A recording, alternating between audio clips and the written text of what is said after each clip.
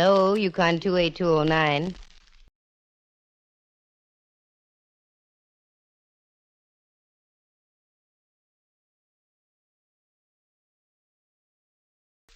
Yes, this is Candy Matson.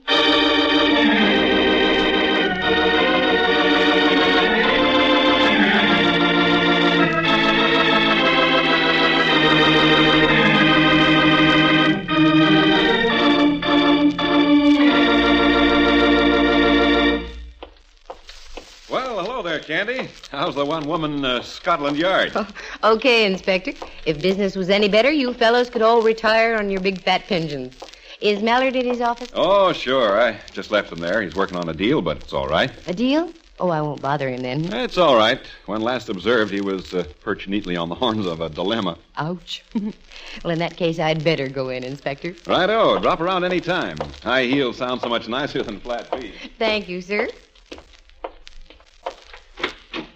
Good morning, Lieutenant Mallard. Candy, for Pete's sake, I wish you'd knock when you come in here. Why? Well, I might have been, What, Mallard, dear? asleep or something. Well, now that you're in, pull up a chair and set a spell. I heard you were busy. You heard I was busy, so you barged right in? I can always barge right out again, you know. No, stick around. I've done all I can for now. What have you got, a murder? In homicide, I'd be working on a purse snatching. Here, take a look. Ever see anything like that before? Nope. Looks like a small medallion of some kind. I don't think so. Near as I can figure, it's the symbol of an order or a cult. You recognize the characters on it? Well, they seem to have an Egyptian flavor. That was my thinking, too. However, I'm not an Egyptologist. You can always take it over to the University of California. University of California? What's wrong with that? Well, it'd be like cutting off my own nose. I've got Stanford and 6 points in the big game. After what UCLA did to them? Oh, no, sorry. From now on, I will knock before I come in here. And if I get an answer, I'm going to leave. You've got a point there. I know I have. I mean about taking this over to the university. Hey, wait a minute. Why didn't I think of it before? What? Rembrandt. He has a brushing acquaintance with the Egyptian language and writing. Rembrandt? Rembrandt Watson? Oh, you're kidding. No, I'm not. He spent quite a bit of time in Egypt before the war. Come on, get in the car and we'll drive over to his place. I've got to see him anyway. I'm sorry, Candy, no can do. I got to be in Judge Wallach's court in 10 minutes. Well, let me have it and I'll take it over to him. If Rembrandt comes up with anything, I'll report right back. Okay, just don't lose it, that's all. Why? Can't you get another one? Well, not this particular one, we can't. We took it off the body of a woman they found floating last night in Stowe Lake. Stowe Lake and Golden Gate Park? Mm-hmm. What a charming place to take your last bath. Oh, I almost forgot what I came here for to begin with. Here's the book I borrowed from you, Mallard, dear. Book? Which book is that? Latest facts and figures on the rise and fall of crime throughout the Western Hemisphere, plus a comprehensive digest on criminal trends in the United States as compiled by police departments of major cities throughout the country. Oh, thanks. Did you get anything out of it? The book? Heck no, I just barely managed to get through the title.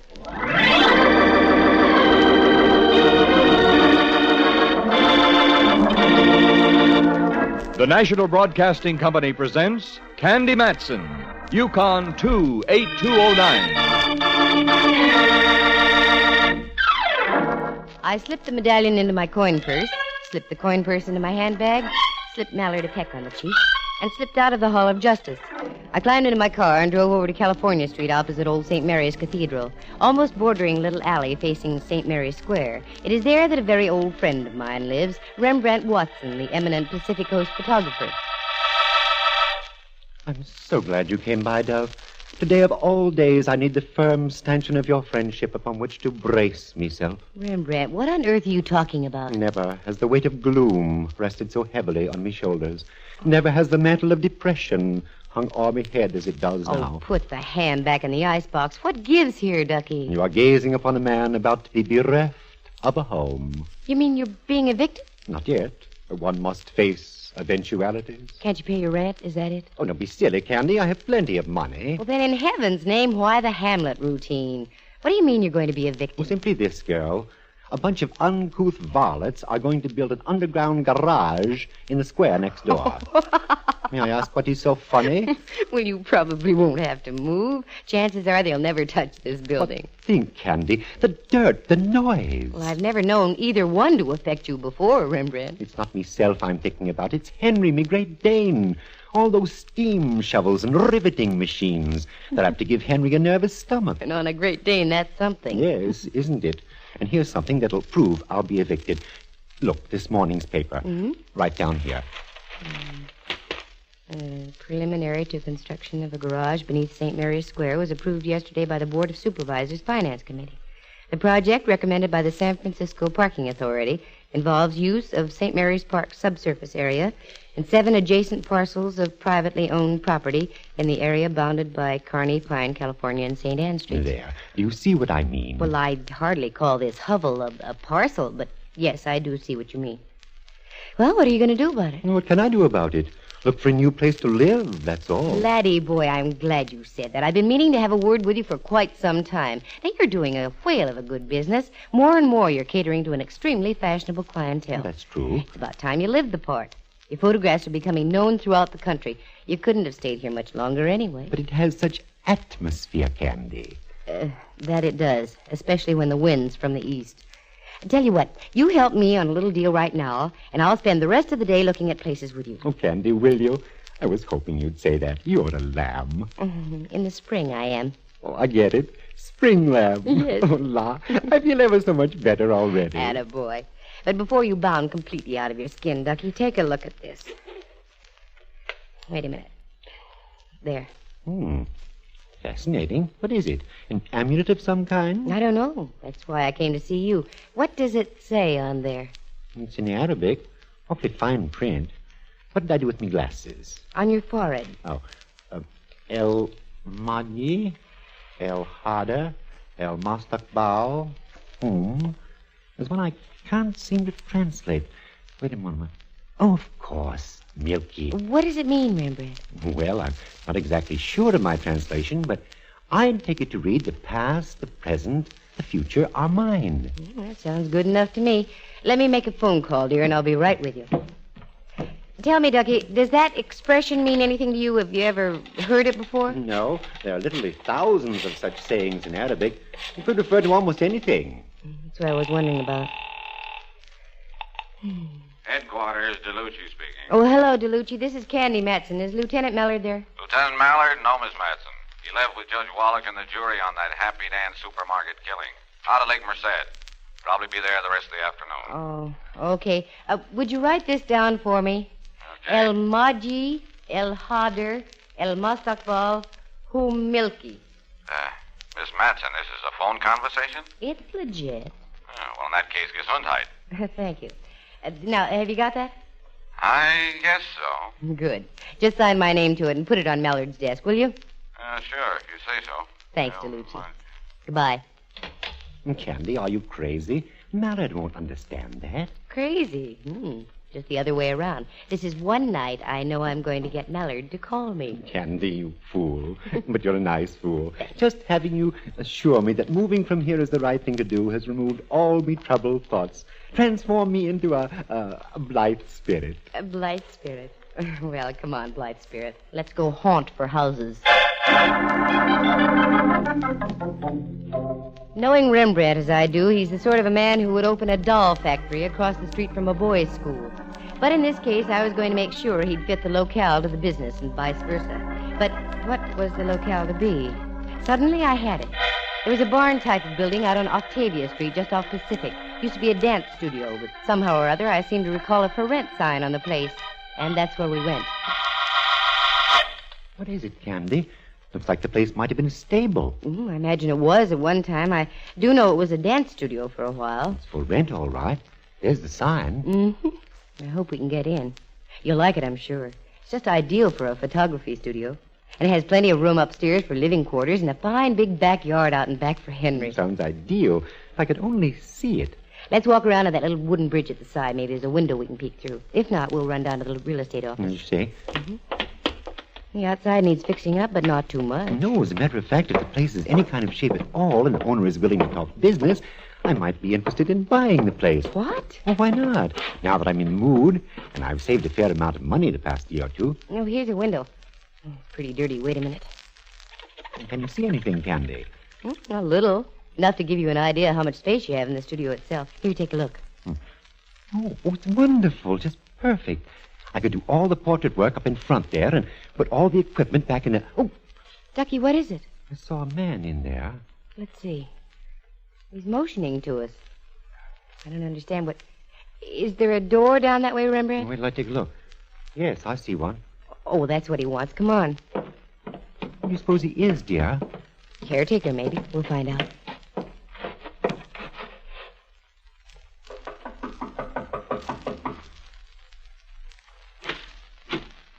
Was there something you wanted? We're just looking around. We saw the sign out in front. Are you the caretaker? No. I am the owner. Oh, then you live here. Again, no. There was a fire here last night. I came over to investigate. A fire? Yes. There wasn't much damage done. One of the neighbors saw it, and the fire department arrived almost immediately. Lucky for you. How much rent are you asking? I'm afraid you'll have to take that up with the real estate people. I let them handle all my transactions. Would you be willing to sell? I might, but that's something you have to discuss with them, too. That sounds odd, does it not? But much better off if I don't transact my own business. Sure. Would you mind if we looked around? Mr. Watson here is rather interested. I'm afraid that is out of the question. You see, the electricity has been turned off. You would have to use matches. We'll be very careful, sir. I've got matches right here in my purse. No. It is impossible. After what happened last night, I'm afraid things might be misunderstood. I should be accused of... Accused? Accused of what, Mr. And what did you say your name was? I didn't, and neither did you. We have a quaint custom here in the United States. I am not interested in custom. I'm only interested in keeping my appointment. You'll keep your appointment, I assure you. Do you remember high-low, Rembrandt? Oh, yes. A quaint little device used with a great deal of success on the gridiron. Yes. Would you like to take high, and I'll take low? A pleasure, really. Now? Now. Get his arms if you can, Rembrandt. I'm trying to fake this like an eel. I think he needs a little persuasion on the head, like so. Oh, dear. I hope you didn't tap him too hard. No, he just went sleepy by for a little while. May I ask the reason for this unwomanly outburst on your part, Dove? You certainly may, Slugger. Look, up there on that beam above us. Oh, dear. Where are my glasses? Back up on your forehead. Oh. Now, what did you want me to see? Up there, a sign on that beam. Just barely visible, but you can make it out. Annie, no. El Mahdi, El Hada, El Mastakbal, Milky. Sure. I saw it when we first came in. When the boy on the floor mentioned matches, it gave me a perfectly natural chance to open my purse and flash the medallion. He saw it all right. He stopped like he'd been sapped. He was? Twice, yes. Once by the medallion, once by me. I think we've got something, Rembrandt. Come on, let's get to a phone and call Mallard quick. And may I say something, Ducky? Oh, certainly, dear. Well, I shouldn't say it, but that was the prettiest high-low I've ever seen.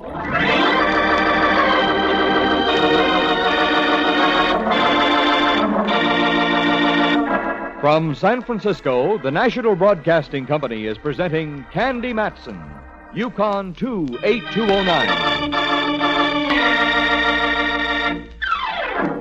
I left my gun with Rembrandt, who by this time was sitting on our little friend. I took off, found a grocery store about 3 blocks down, and placed a call to Mallard. Fortunately, he was in, and after I told him what was happening, he was out again, this time headed for the former dance studio. I ran back to the place, and Sleeping Beauty was showing signs of coming to, with Rembrandt still riding a choppy sea on the guy's twisting chest. I'm so glad you're back, girl. Miss Steed is beginning to buck a bit, and I did so want to avoid smacking him on the noggin again. Yeah, I don't blame you. After a while, it begins to hurt. Here, give me the gun, Rembrandt. Thanks. Now, stand back. If the Joker tries anything, there's going to be badminton with bullets for birds. Did you get Mallard? Yes, he'll be here in a moment or two. In the Hall of Justice? That'll be forever. You don't know Mallard when he has a chance to play with that siren. Oh. Yeah, Tessman's snapping out of it. Oh, I think, miss, you will regret exceedingly what you have done. Maybe so, maybe no. Now, care to tell us about this past, present, and future are mine stuff? I'm not saying a word. Does it surprise you I know the translation? You might as well tell us. You'll have to in the long run. I have nothing to say. And I mean that. I'll bet you do. Wait a minute. See who it is, Rembrandt. It's Mallard and his platoon system. Good. Open the door for them. Well, this is cozy. All you need is a fourth for bridge. Can I kibitz? He's all yours, Footflat. Okay, get 'em, boys. Let's go. Hey, wait a minute. You haven't seen the building. The building can wait. This cookie's hot, and I want to keep him that way. Like I said, boys, take him away. Give him that big hall of justice. 123 O'Leary, and we were at the jailhouse on Washington Street. 456 O'Leary, and our lad was whisked away into the inner sanctums for a pleasant little game called Information, Please. 789 O'Leary, and Mallard was back in his office snorting fire at me. And when he snorts fire, Sister Susie, it's frightening. What are you trying to do? Have the whole city administration down on my neck? Why, Mallard, what do you mean? I'll tell you what I mean. We've arrested a man who's completely in the clear. He can shoot the works at us, sue us for false arrest. Wait a minute. Something's off the beam here. What's his name? Tessman, Al Tessman. How do you know he's in the clear? Because we checked just now. He's been a respectable citizen of San Francisco for over 20 years. Owns a lot of real estate around town. Fine reputation, excellent credit, the works. And you have to stir up a hornet's nest. I don't know what to say. I do. Go home and stay there. I have a hunch the guy's going to press an assault and battery charge against you and Rembrandt. And he's got every legal right to do it, too. Yipes. I wonder how I'll look in stripes. Mallard was just plain out-and-out sore. Judging the mess on its face value, he was entitled to be sore. But I'm not the gal to take things on face value.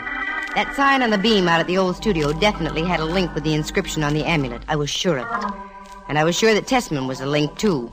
So I fell back on the private eye's first lesson, how to shadow a suspect. The use of doorways, trees, buildings, shrubs, fences, and etc. So hiding behind an etc., I waited outside the Hall of Justice until I saw Tessman leave the building. All he did was snag a cab and disappear into an apartment house on the top of Clay Street. I checked the ground floor and found there were only 3 outlets. The main entrance, the service entrance alongside, and the garage around the corner. I parked across the street where I could see all 3 and waited. And waited.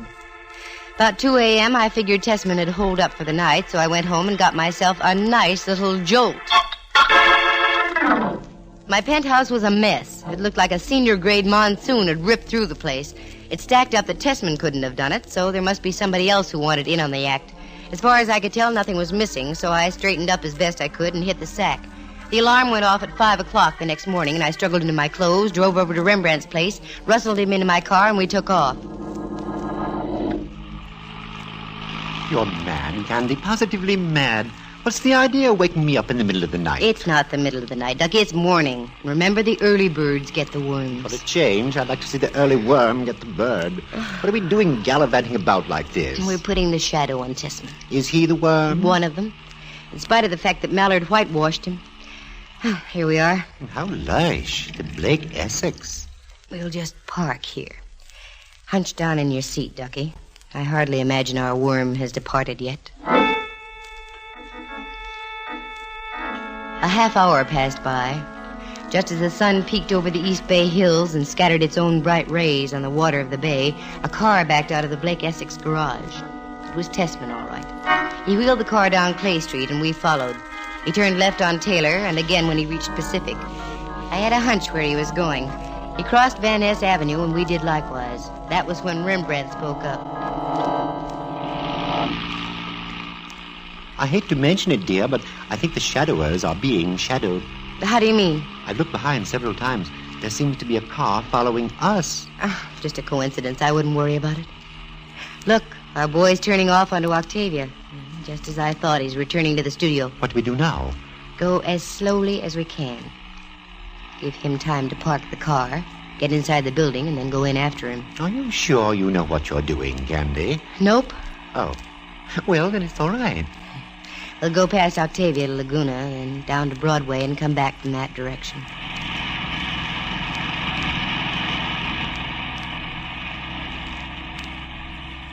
That should do it. Now to double back along Broadway. I dislike being repetitious, girl, but the car's still following us. Well, there's nothing like a showdown.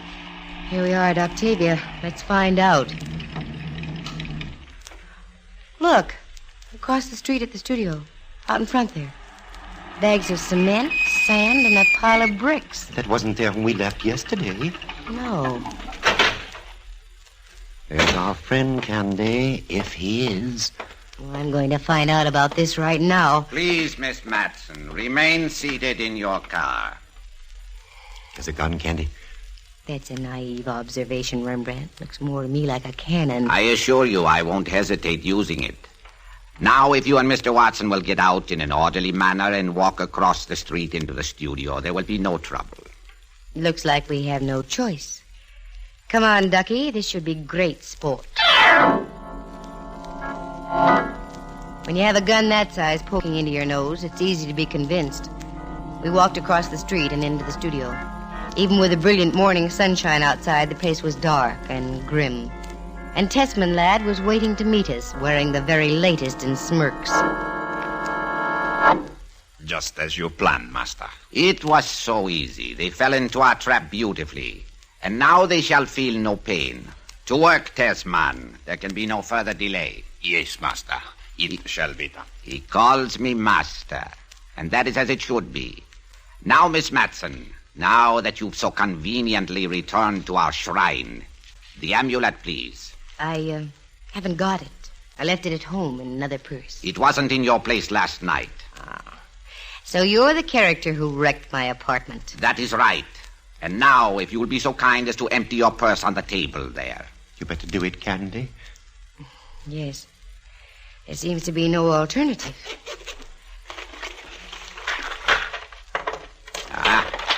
Now the coin purse, please.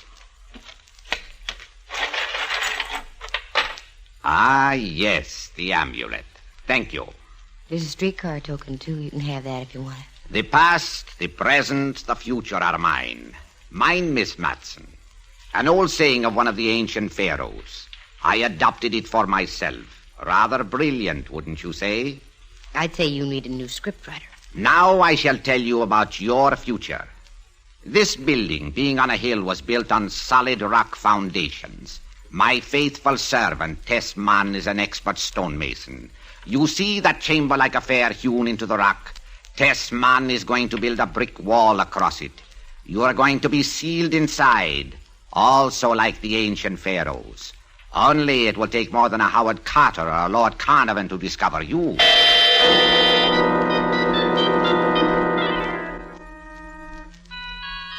The guy was a madman, and a madman usually keeps his word. Tessman went to work. Little by little, the ceiling wall of bricks took shape. Once I pressed my hand against the bricks. They must have been using a fast-hardening mortar mix of some kind. The wall was as firm as the ages. Zoma smiled. Finally, there was an opening just large enough to crawl through. That's when Zoma spoke up.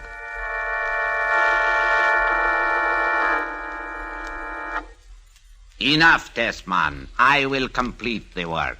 As you will, Master. My mission here is finished.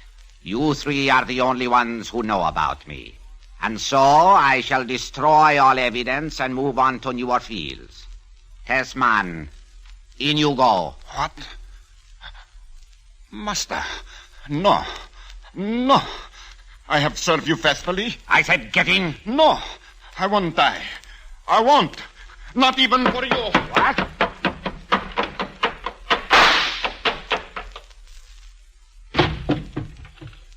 That fool. The future belongs to me. You two, get him. What? Shove him into the tomb. Now. I trust you won't be quite so idiotic. Suffocation isn't too unbearable. I think I shall call this the Tomb of the Wayward Three. Yes, that will be good. Is he in? Yes. Very well. You may follow. Go ahead, Rembrandt. I'm sorry I got you into this. That's all right. And now for the final act. The complete obliteration. Yes. People all over the world have lost their way. They struggle in darkness. It is up to me to bring them the truth. For after all, el hadi, el hader, el mostakbal humilki, all mine. What about that woman you dumped into Stowe Lake, Zoma? A very generous lady. She contributed over $15,000 to the cause. But then the poor thing began to doubt me. Said something about going to the authorities. Most unfortunate. It was then that even I, Zoma, made a mistake. I forgot about the amulet I had given her. She was still wearing it about her neck. I will not make that error again. And now, like the final toast to life, the last brick. Sleep well, foolish ones. Forever. Get your hands straight up in the air, Mac. You desecrator! I said get your hands up. Yes, I will, like this.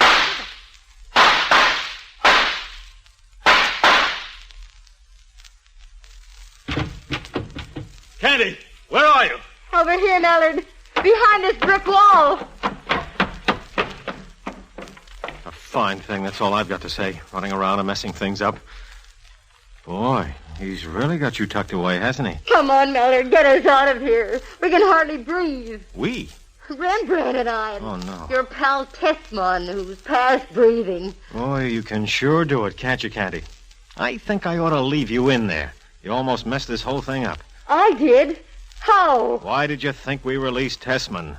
Tessman. Yeah, I know. Ali Tessman. I'll call him Tessman. Because it was the first lead we got on this joker Zoma. We've been after him for months. Why? Playing on the superstitious people with a yen for the occult.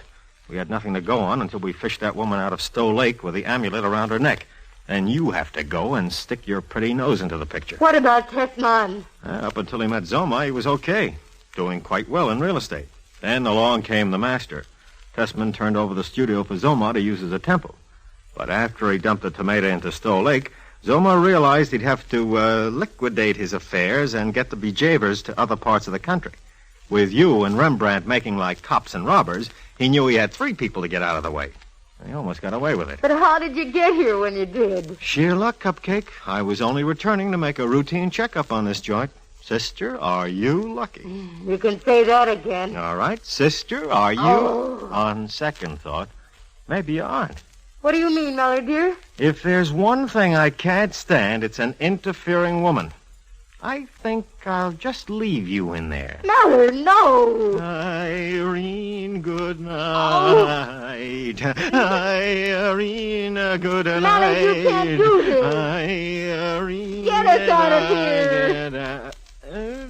Okay, on one condition. Sure. What is it? Promise you'll go to a Roy Acuff movie with me tonight. Roy Acuff movie. What do you think, Rembrandt? A fate worse than death. That's what I thought, too. So long, Mallard. On your way out, just seal in that last brick, will you?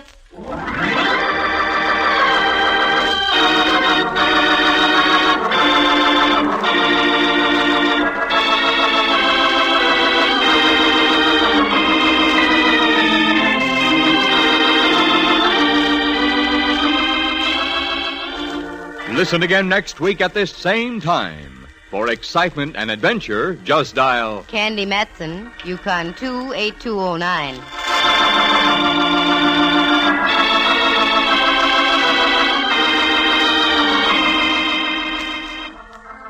The part of Tessman was played by John Grover. Zoma was Lou Tobin. Henry Leff is heard as Lieutenant Ray Mallard, and Jack Thomas is Rembrandt Watson. The program stars Natalie Masters and is written and directed by Monty Masters. Bill Brownell creates the sound effects, and Eloise Rowan is heard at the organ. Our engineer was Frank Barron. Any resemblance to actual people is purely coincidental. The characters in the story were entirely fictitious. The program came to you from San Francisco. Dudley Manlove speaking.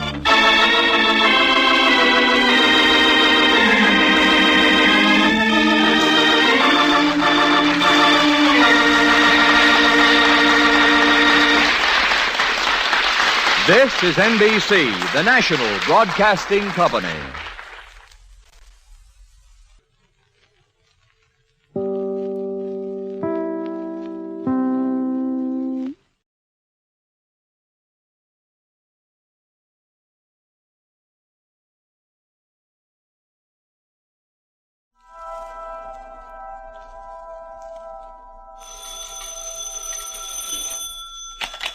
Hello, YUkon 28209. Yes, this is Candy Matson.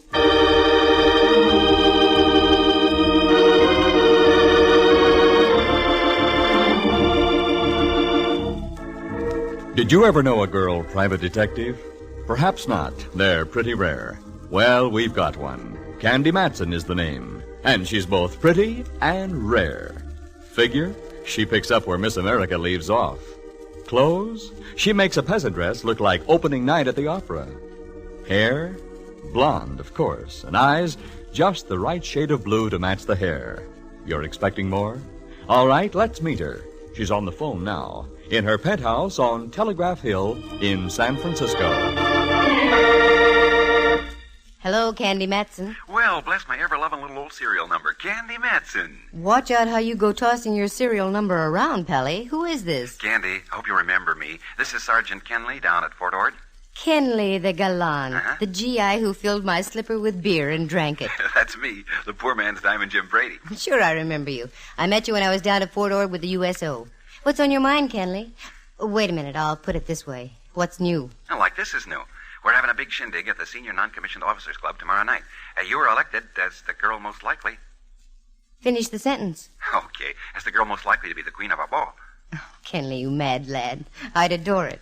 But what would I do for a chaperone? Oh, what? Don't play dull. You heard me. Oh, sure. Well, why don't you bring your mother? Wonderful idea. And I know just the fellow. Roger, Kenley. I'll report to the orderly room sometime tomorrow afternoon at Fort Ord.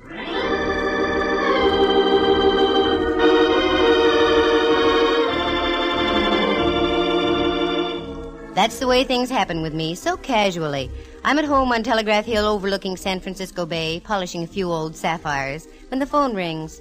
Sounds innocent, doesn't it? But I ran into 2 rather grisly murders in Monterey. Want some details? Listen.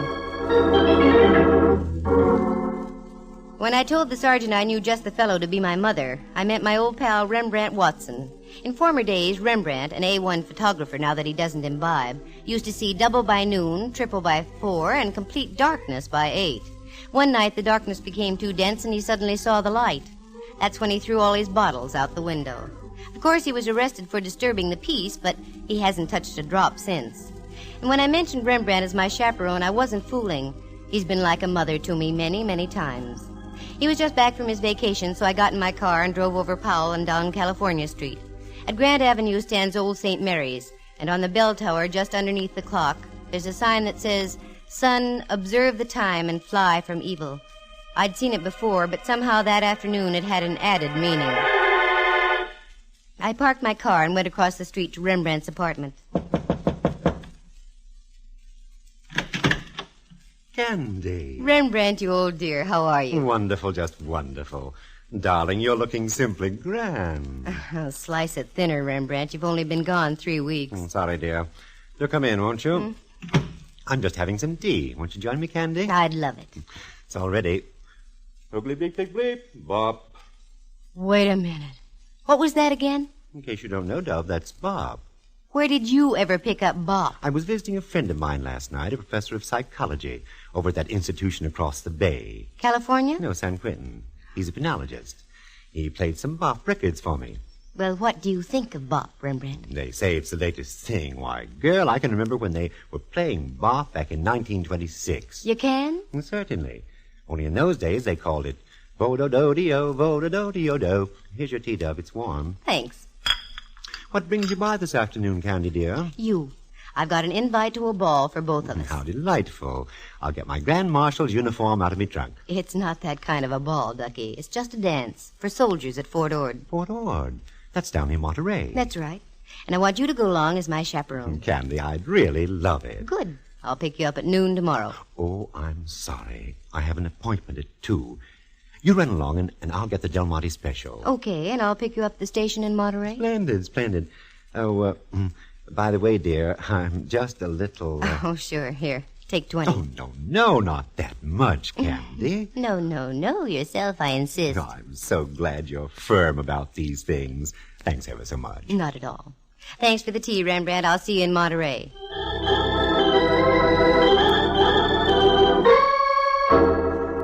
I gave Rembrandt a little chuck under the chin. He quivered his bushy eyebrows, and I left. If I was going to be queen of a military ball, I had to get some royal raiment. I picked up a mantilla and a strapless evening gown you had to hold up by sheer concentration and deep breathing. Then I had a quiet dinner for one, please, James, and went home and climbed aboard the Dream Express quite early. When I woke up, I had the nasty feeling that I had something to do. Then I remembered. I had a date that evening with Mallard. That's Inspector Ray Mallard of San Francisco Homicide. The nomenclature reads 6'2", weight 190, nice features, smart guy when it comes to solving a crime, but when it comes to talking about us and the future, he freezes up completely. I got dressed and whipped down to the Hall of Justice on Kearny Street.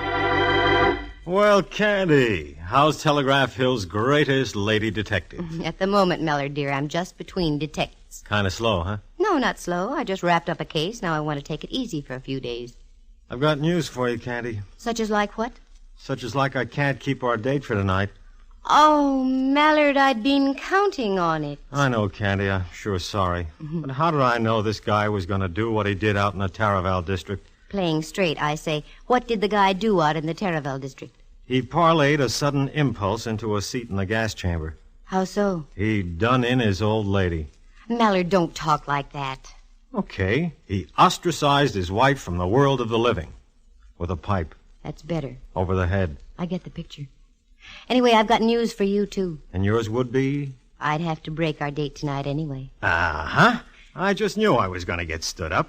And tonight's the night that Tex Acuff is playing in Loves of Laredo. Candy, it's Acuff's best movie. Acuff will just have to keep his chin up. You're busy in the Taraval, and I've got to be at a dance at the NCO Club at Fort Ord. Oh, that's right. I am busy tonight. So you're going to Fort Ord, huh? Mm-hmm. Weren't you there a couple of times during the war? That's right. With the USO. That same sergeant still there? The same sergeant. He's the one who asked me tonight. Now, this calls for drastic action. Come here, Candy. Mallard.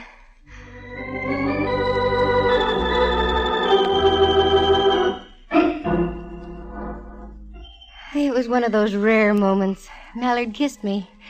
Part of me floated out of his office. Then part of me floated back in and picked up the rest of me. Then all of me floated out again. Then I realized I'd forgotten my hat. I went back and got it. Then I saw I didn't have my purse. I went back and got that. Keep this up and you won't even get past Market Street, let alone to Fort Ord.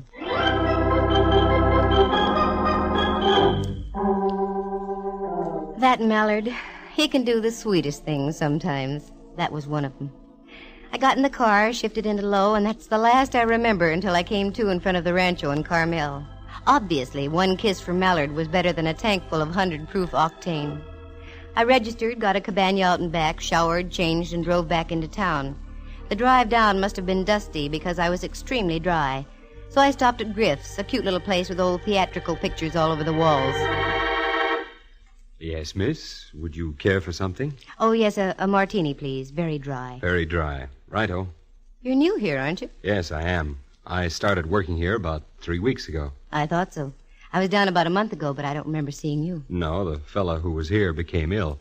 Mr. Griffin hired me. Nice place to work. Oh, yes. It's very enjoyable. Here you are, miss. Thank you. I know you don't know who I am, but I'm a very good friend of Mr. Griffin's, and I came away without any money. Could you cash a check for me? Well, I don't know. I'd like to, but do you have any identification with you? Oh, yes, of course. Here, my driver's license. Matson. Candy Matson. Mm-hmm. Now I know why I thought I recognized you. Aren't you presiding over the dance tonight at Fort Ord? Well, yes. Why? I saw your picture in the paper yesterday. Yesterday? What? I only knew about it myself Oh, that Kenley, what an operator. I'll be happy to cash your check, Miss Matson. Good. I'm going to need it. A queen has to scatter a little gold amongst her subjects. The lad cashed my check, and I left for the fort. I drove out past Seaside, then on past Ord Village and onto the reservation itself. The guard motioned me through the south gate with a wave of his hand and a... Yep, still the same old Fort Ord. I wove my way through the streets and finally pulled up in front of the senior NCO club. As I got out, there was my pal Kenley coming down the steps, in his fatigues yet. Oh, Candy, you beautiful thing, you. Don't you beautiful thing me, Sergeant Kenley. What's the matter? You know what's the matter. They printed a picture of me in the Monterey Herald yesterday. Well, what's wrong with that? What's wrong? When the paper came out yesterday, I hadn't even heard about your wing-ding tonight. Oh, don't be mad, Candy. I've never seen you say no to a worthwhile cause yet. This is a worthwhile cause? That's right. Every cent we take in, we're turning over to the community chest. Oh, well, that puts a different light on it. Oh, I knew you'd see it that way. Mm-hmm. Wait a minute. You don't charge for these NCO dances? How are you getting any proceeds out of it? Oh, I didn't tell you, did I? Every half hour we're having a raffle. The highest bidder gets a free dance. With you. Oh, that Kenley. Well, it was getting dark, and the Del Monte special with Rembrandt aboard would soon be pulling in. So I went back to Monterey. All of a sudden, I decided to play games. About a mile from town, the train stops at Del Monte itself. I thought it might be cute if I went back, got on the train there, and met Rembrandt that way.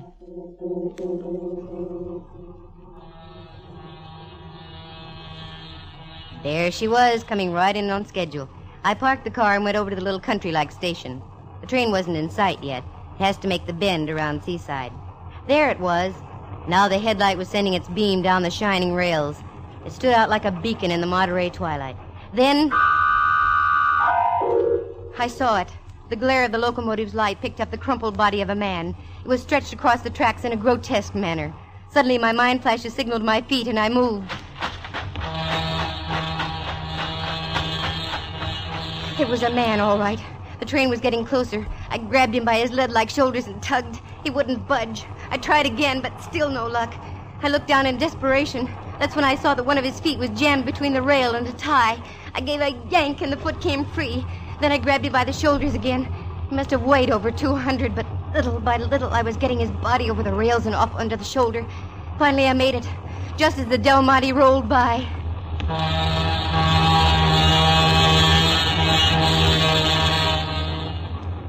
The body had fallen over on top of me as I pulled him away from the rails. I shoved him to one side, and he flopped over.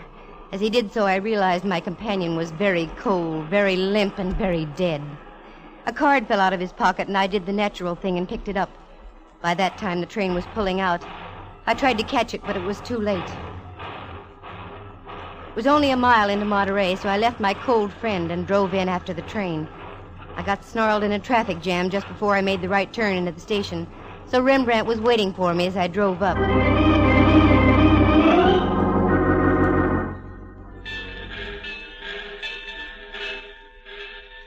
Dove, how nice of you, right on time. Never mind the salutations. Come on, we've got work to do. Don't tell me I'm supposed to take your place at the ball tonight. No. I've discovered a body. Candy, dear, how occupational. How irritational. Come on, let's go. Where? Monterey Sheriff's Office. But you'll miss the ball, girl. Not tonight, I won't. I darn near got killed myself. Tonight I'm going to have fun. Let's go. I went over to the sheriff's office. They have a staff of 9 men. I placed everything in their capable hands and drove Rembrandt over to one of the local hotels. I went back to the rancho, climbed into my strapless queen outfit, and went back to pick him up. He came out with a bewildered look on his face.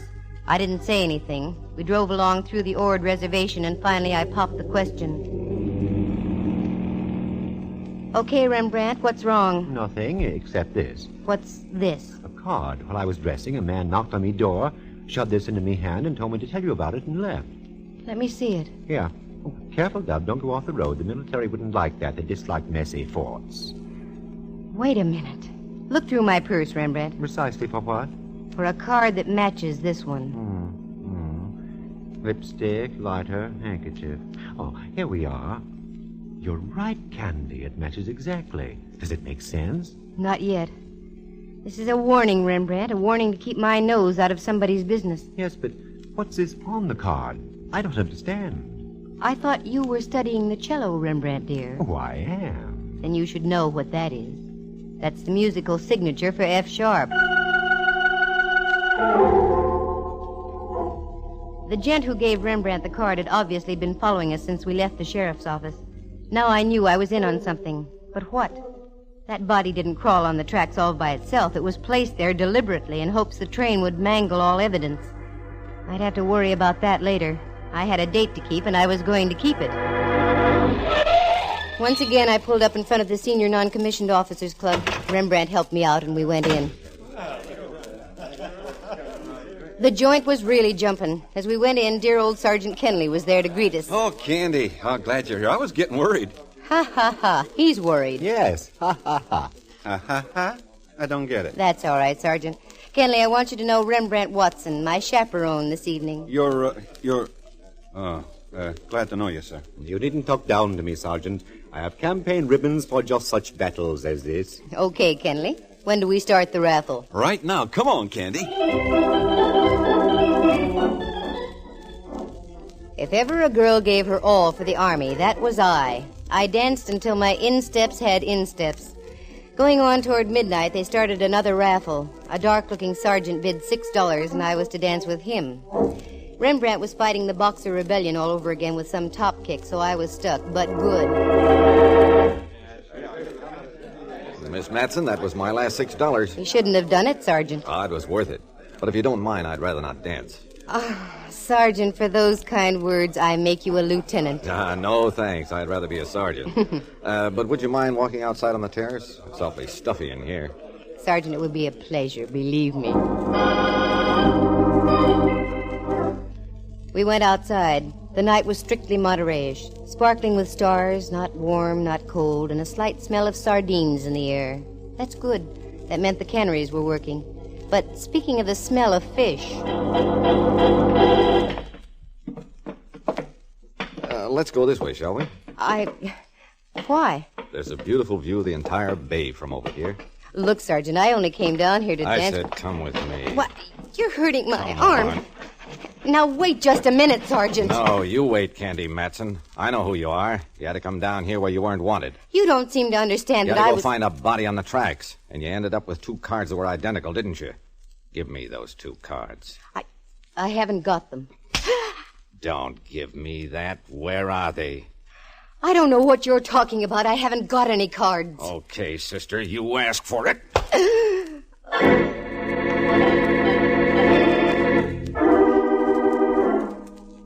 The sky was whirling. Time was nothing. I was in China. I was in Cuba. I was nowhere. Suddenly, things came into focus. I was out in back of the club, and Rembrandt and half a dozen GIs were standing over me. There, Ducky.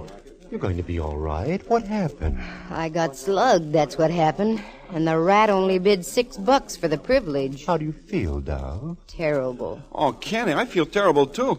I don't know how this could have happened. Hi, Kenley. Oh, my head. Oh, gee, I just can't apologize enough. That's all right. I came down here to be queen of the ball. I got crowned, didn't I? I thanked Sergeant Kenley for the party. It was a nice affair. After all, it was no fault of the NCO club or Fort Ord that I got rapped over the head.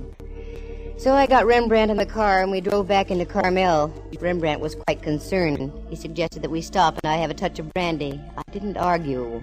We went into Griff's. Good evening. You wish something? Yes, please. Brandy for the lady. Lemon Coke for me. Brandy and... what was that again? A glass of water. A glass of water again. Hold it. You weren't here this afternoon. No, I work the evening shift. Frankie's here during the afternoon. Frankie? That's right. Frankie Sharp. That's when Roman candles went off and bells started to ring. Thinking back to the afternoon, the guy who cashed my check had one slight characteristic. I remembered as he handed me the money, his cufflinks were stamped musically, F sharp. I must have had a funny look on my face because Rembrandt spoke. What's the matter, dear? Doesn't the brandy agree with you? No, it's not that. I'm trying to put 1 and 1 together to make 2, but it doesn't add. Uh-oh. Looks like we're going to have company. Pardon me, Miss Matson. I hope I'm not intruding. Not at all, Corporal. Everybody's getting into the act tonight. Sit down and make yourself comfortable. Oh, thank you. I just heard the regrettable news. You getting slugged at the club. I left just before, I guess. How did it happen? He was a sergeant. He outranked me. Oh, incidentally, my name is Case. Dave Case. 4th MP Company at the fort. Glad to know you, Case. This is Mr. Rembrandt Watson. Oh, how do you do? How do you do, sir? Where's your accoutrement? What? Your billy club and pistol, your armband, and so on. I don't wear them when I'm not on duty, Mr. Watson. You're in good hands, Candy. I've got to leave. Can't stand a place where they only serve you water. That's what you asked for, Rembrandt. I know. Yield not to temptation, I always say. I'll do a bet you, Corporal Case. Yeah. Good night, Candy, dear. See you in the morning. You two just stay and talk over the Battle of the Bulge, that knob on Candy's head. Good night, Rembrandt. Does he always duck out on you like that, Miss Matson? He's a man of whims. That's why I like him. This brandy isn't doing anything for me. What I need is some air. Corporal, do me a favor and walk me down to the beach and back, will you? Why, I'd be delighted. We left Griff's and walked down Ocean Avenue to the beach. There was a half moon shining down from the east and hitting the waves. It made the ocean look almost luminous.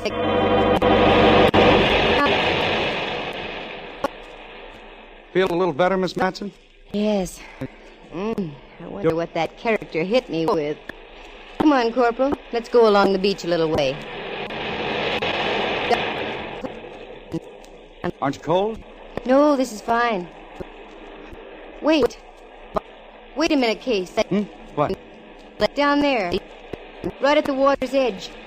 Looks like the body of a man. Why, you're right. Let's go.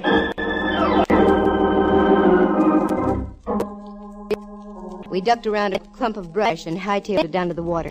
Sure enough, it was the sprawled figure of a man. Every time a wave came in, the body would change position, setting new patterns of crumpled legs and oddly shaped arms. Give me a hand, Case. Help me roll him over. Okay. There. Hey, look at this. What, Miss Matson? Do you know who this joker is? This is the lad who flattened my skull at the dance tonight. Yeah, I'll bet he's awfully sorry he did it now. He's quite dead. The corporal and I pulled and tugged and finally got the boy high and dry up on the beach. Then we ran up to my cabin. Operator. They must have closed the switchboard for tonight. Well, you wait here, Miss Matson. I'll run up into town. There's usually a prowl car there at this hour. Okay, but hurry, Corporal. Case slammed out the door and I was left alone. I walked over to the cabinet, got a cigarette and lit it. Thoughts were going through my head like a roulette wheel, but none of the thoughts were dropping in the right slot. Then suddenly... Did you ever get the feeling you weren't alone? That a pair of eyes was watching your every move? I wheeled around. There he was, standing over by the closet door. Good evening. My bartender friend of the afternoon. Enjoying your cigarette, Miss Matson? Yes. Yes, I am, Mr. Sharp. Fine. Drag on it.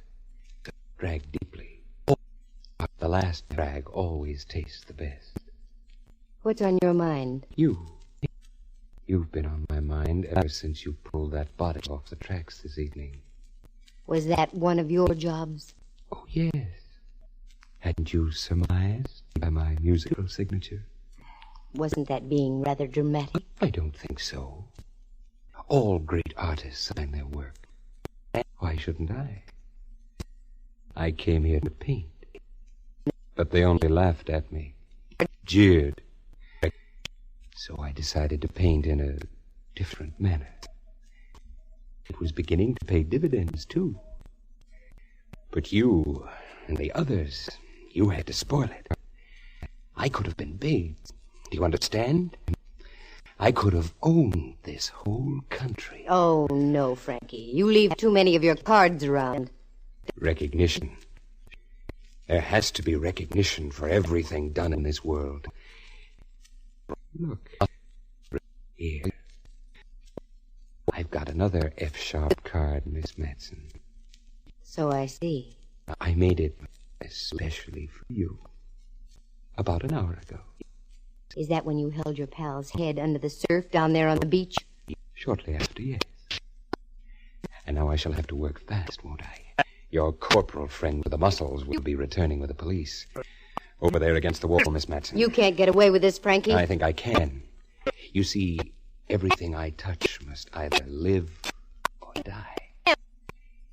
In your case, it's too late for the former. So die you must. Corporal! Get back, Miss Matson. This guy's nuts. Looks like I'll have to add another. Oh, Corporal, you all right? just got me on the shoulder. All right, Mac, try this.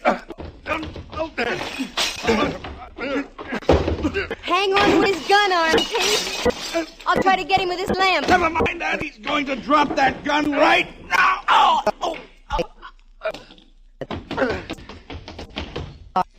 Get Corporal down the hall. You'd better hold it sharp.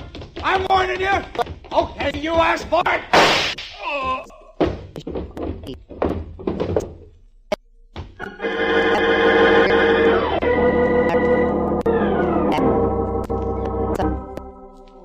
F sharp was quite flat, there at the bottom of the stairs.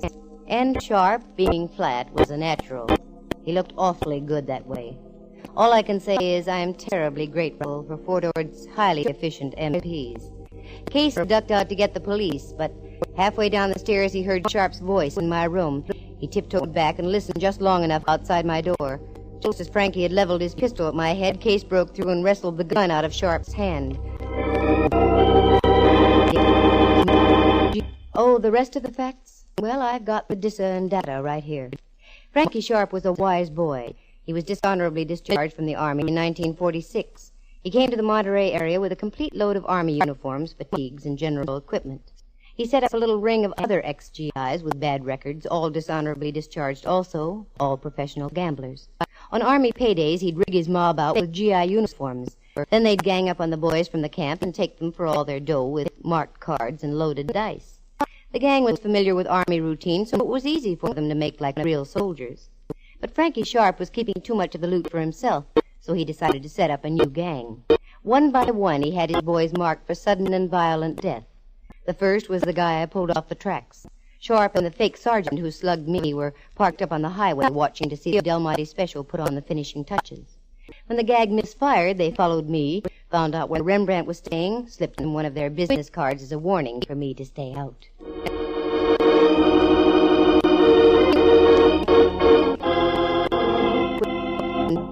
But the fake sergeant turned chicken. He didn't want those F-sharp notes all over the area. So he came out to the NCO club, bopped me over the head, and got them back. When he returned, Frankie knew the fat was in the fire and that the time to strike was then. So he took his pal down to the beach, gave him a finger wave and a permanent, the kind you don't wake up from. Then he went back to my cottage to wait for me. Sharp was his own undoing. The poor guy was a megalomaniac and insisted on signing his works of art. His greatest masterpiece, though, was one he autographed. It was called Picture of a Corpse at the Bottom of a Stairway. Because when we went down to look at his body, he still had his own F-sharp card clutched in his rigid fingers. Corporal Case? Good boy. He's been studying criminology with the United States Armed Forces Institute. He was discharged about a month later, and because of his considerable amount of gray matter, was promised the first opening with the Monterey Sheriff's Office. Oh, me, it's beautiful around Monterey and Carmel. The soft ocean, the gently rising knolls, especially the one on my head. That's the last time I'm going to be queen of a ball.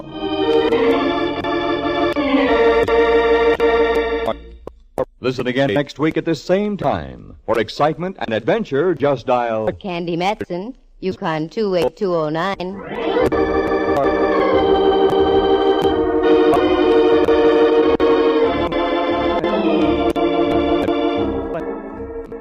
Heard tonight were John Grover as Sergeant Kenley, Lou Tobin as the pseudo-sergeant, Kurt Martell as Corporal David Case, and Jerry Walter as Frankie Sharp.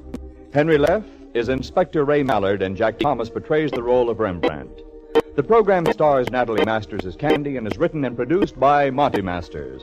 Eloise Rowan was at the organ, and sound effects were created by Bill Brownell and Jay Rendon. Corporal David C. Case is an actual person. Any resemblance to other people in tonight's play is purely coincidental. The program came to you from San Francisco. This is Dudley Manlove speaking.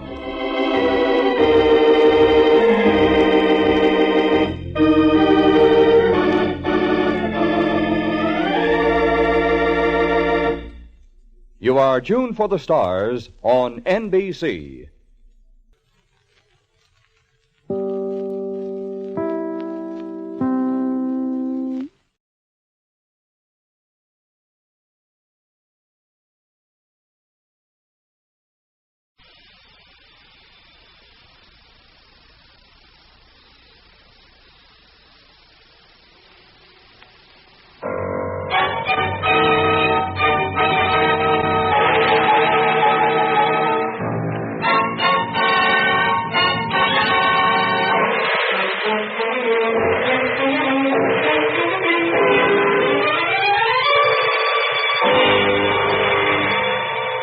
presenting Orson Welles as the Third Man.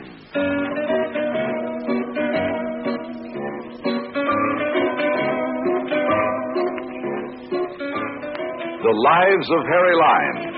The fabulous stories of the immortal character originally created in the motion picture The Third Man, with zither music by Anton Karas.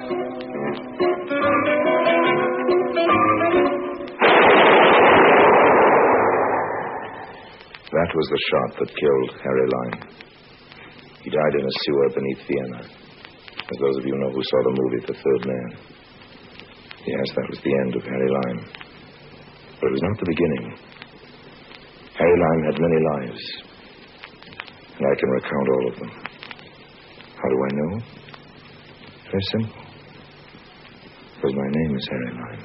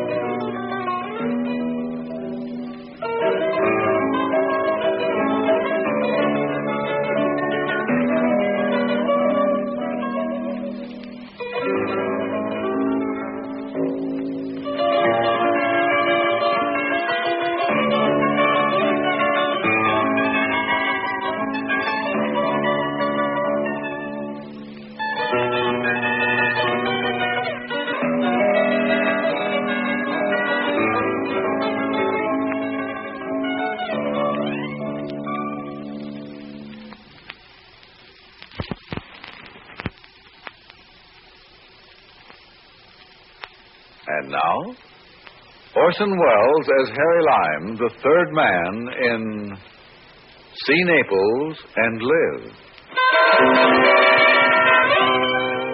Once upon a time, there was an exquisite and huge emerald locket which spent most of its life looking out of the world from the rather fleshy neck of a Mrs. Donaldson as she waddled like a golden duck across the international social horizon. I had a rather strong desire to change the habitat of this particular locket from the neck of this particular lady to my own particular itching palm. It was Naples before the war. Enter. You kept me impatient for an hour, Mr. Lime. I'm sorry, Signor Rubio. I just flew in from London. Forgot to move my watch ahead. It is my knowledge that you have been in Naples for 3 days now, but it does not matter. I am a man with a skill for waiting. I'm going to be very brief. I won't waste any more of your time. Bueno. First, I must tell you that I have made all the arrangements to dispose of the Donaldson Emerald. Oh, yes? As soon as we possess it, there's a small item I forgot to tell you about, Signor Rubio. I have decided to include you out. I do not think I understand. To be brief and simple, I have decided to dissolve our partnership, old man. Oh, you're disposing of me? Perhaps that's a nicer way of saying it. I do not prefer to be disposed. Naturally, you don't, but sometimes we get disposed whether we like it or not. Mr. Lime, we began this enterprise together, and I think we shall finish it together. You have never been more in error, old man. Now, you must forgive me for running off. A moment, Mr. Lime. Yes? You recall Carlos? I do. And that young man from Innsbruck, I forget his name. You mean Mannheimer? Yes, if it were possible, they would be very sorry you were rude to me. I'm now the most well-threatened man in Europe, and you have joined an innumerable caravan. Arrivederci. Don't farewell me yet, Mr. Lime. Sorry, but I really must. Do not force me to shoot you. If you take one more step toward the door, I will fire. Now, don't be a complete fool, old man. If they found a dead man in your room, they'd hang you. I will be easy with you. Just tell me where Mrs. Donaldson is, and I will forgive you your ungratefulness. Rubio, I'm on my way out. If you fire that gun, the police will be here before you can get out of the hotel. Buongiorno. There's a saying in this city, see Naples and die. It only proves that life is very short and uncertain for us all. Goodbye, old man. Believe me, I'm not a professional hero. But I was not at all concerned about Signor Rubio putting a bullet in me, not in his hotel room. I hurried to the pier where the Arcturus was about to dock. She was carrying precious freight, Mrs. Donaldson. I already made arrangements for one of the customs officials to hold Mrs. Donaldson up on a pretext of going through her luggage. A few thousand liras did the trick. Oh, you stubborn man. I tell you there's nothing contraband in my luggage. You've already gone through my clothes twice with your jetty hands. Amy, talk to this man. He doesn't understand a word of English. My Italian is worse than his English. Per incresce tanto, signora, ma è necessario. Ho istruzione di esaminare il vostro bagaglio. Deve aver pazienza. What seems to be the trouble here? Thank heavens, an American. I have no idea why this idiotic official is rummaging through my clothes. What's the matter for him, you know? You think I was a smuggler or something. I've been to Naples many times, and there's never been this ridiculous fuss. I'll talk to the American consul. See to it that this man loses his job. I wonder if you could talk to him. That is, if you could speak Italian. Of course, I'd be only too happy to. Let me see what I can do. Che cosa succede qui? È di regola di esaminare ogni 25 passeggeri. No, questo non è necessario, conosco il signore. Questa è la mia carta. Ah, signore, mi rincresce tanto di aver dato alla signora tutto questo disturbo. No, veramente. Niente. It's all right now, you're cleared. Let me help your bags, Thank you ever so much. I don't know what I would have done without you. Amy, get one of those porters to help us with the luggage. Yes, Mrs. Donaldson. I have my car here. I'll be glad to give you a lift to your hotel. Oh, I wouldn't want you to bother. Oh, no bother at all. One fellow American to another, you know. Thank you. These taxi drivers rob you mercilessly. It's a pleasure. It's a pleasure. My name is Lyme. Harold Lyme. I'm Mrs. Frederica Donaldson. I'm so glad we ran into you. A wonderful piece of luck. Well, let's say we're well met.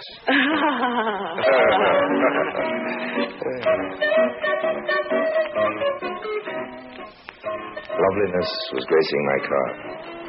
Loveliness in the form of the emerald locket around Mrs. Donaldson's neck, and loveliness in the form of Amy Collins. She was Mrs. Donaldson's hired companion. She had red hair and eyes to match the emerald, and she liked me. I think she liked me. Every so often I'd catch her eye. And she'd turn away, as if she were guilty of something. Really, Mr. Lyme, I've never been so humiliated. Just standing there with that man poking away at my underthings, messing up all my clothes. Absolutely no regard for our feelings. Something should be done about this. He was only following instructions. I don't think he meant... Doing anything of the sort. He was just being malicious and perverse. If it weren't for Mr. Lyme, I don't know what would have happened.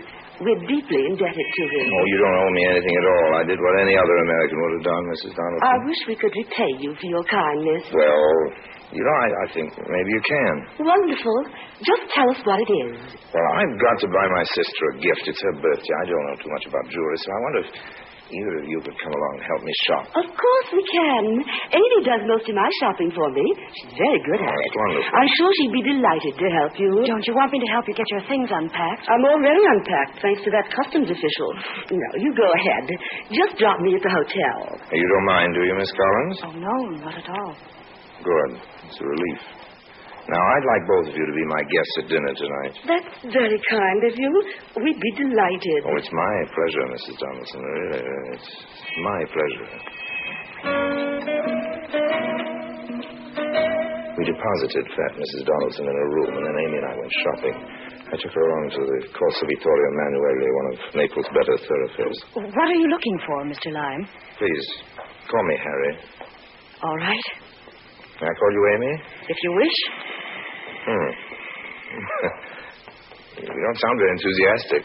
Please call me Amy. That's much better.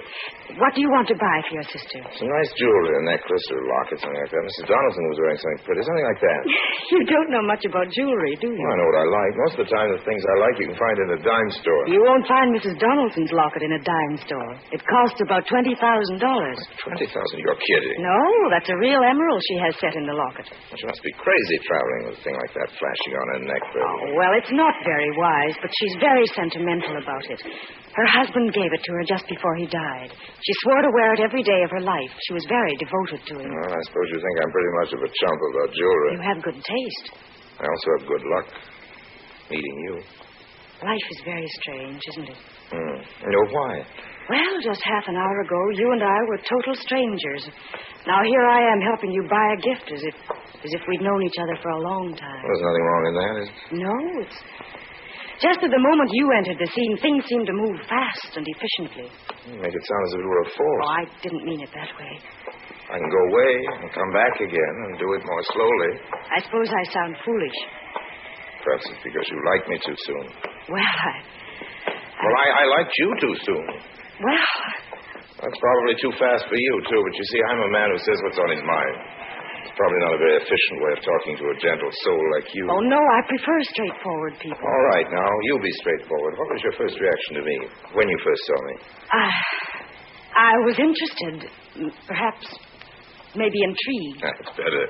You have a way of condensing relationships quickly. Well, if people like each other, they don't need a calendar full of time to tell them about it. Good things grow slowly. Here's a shop.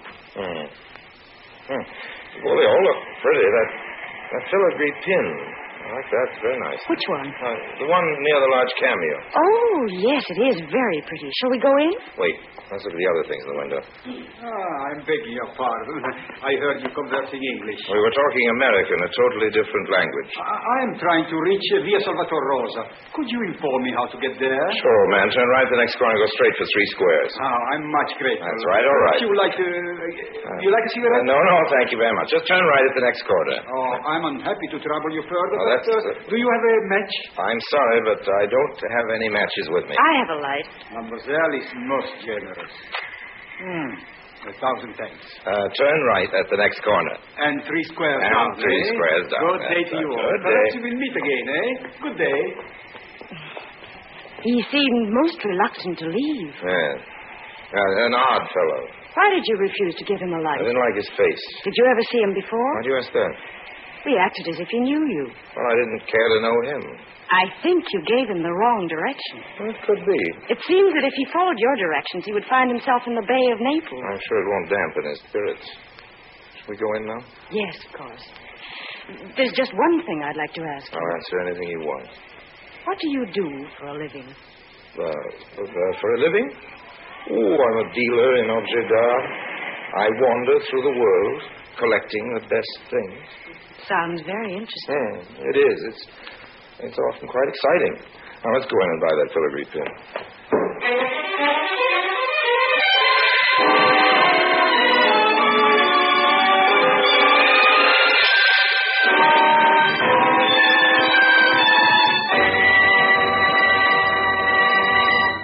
Orson Welles returns in just a moment as the third man.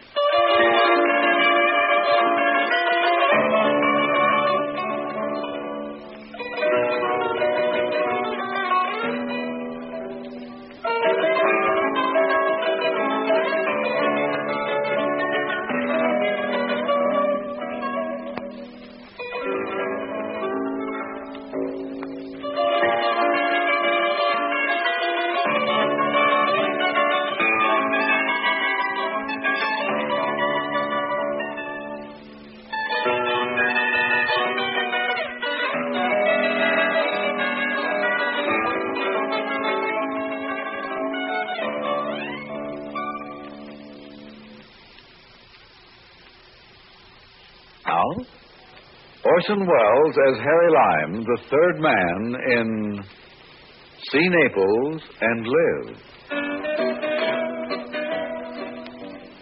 I bought a pin for 2,500 lira. On the way back to Amy's hotel, she was thoughtful and not much inclined to do any talking. I took her by the hand. She didn't object to that, but she didn't react to the touch. Put it simply, she just let me hold her hand, nothing more. I suspected that Signor Rubio had made too strong an impression. It was essential now that I work fast. The emerald would have to be in my pocket tonight or not at all. However, I wasn't worried about Rubio. Strange enough, it was Amy. It bothered me. I was beginning to be a little too fond of her. And that was bad. I always make it a point not to be too fond of anyone in this world. This is a lovely romantic restaurant. I'm glad you like it. Discovered it, Miss Lime. I just asked the porter in the hotel. They know everything in Italy. The portiers are the best informed people in the country. Isn't it delightful? Oh, good. Don't you think so, Amy? Yes, I do. It's charming. Won't you have some more spumante? Well, just a drop. I declare, just like champagne. Yes, it's the Italian version. It's so kind of you to give so much time to us, Miss Lime. Really, it is. Amy, isn't Mr. Lime just a dear? I think he's most generous. Oh, I'm having such a delicious time. I feel so happy. Happier than I've been since... I wish poor Benjamin were here with us. You would have liked him, Mr. Lime. I'm sure I would. Poor Benjamin. No, Mrs. Donaldson. Let's not be sad. Here. Just have a little more spumante. Oh, I really don't think we should. I'm afraid you're going to make us all drunk, Mr. Lime. Oh, Amy.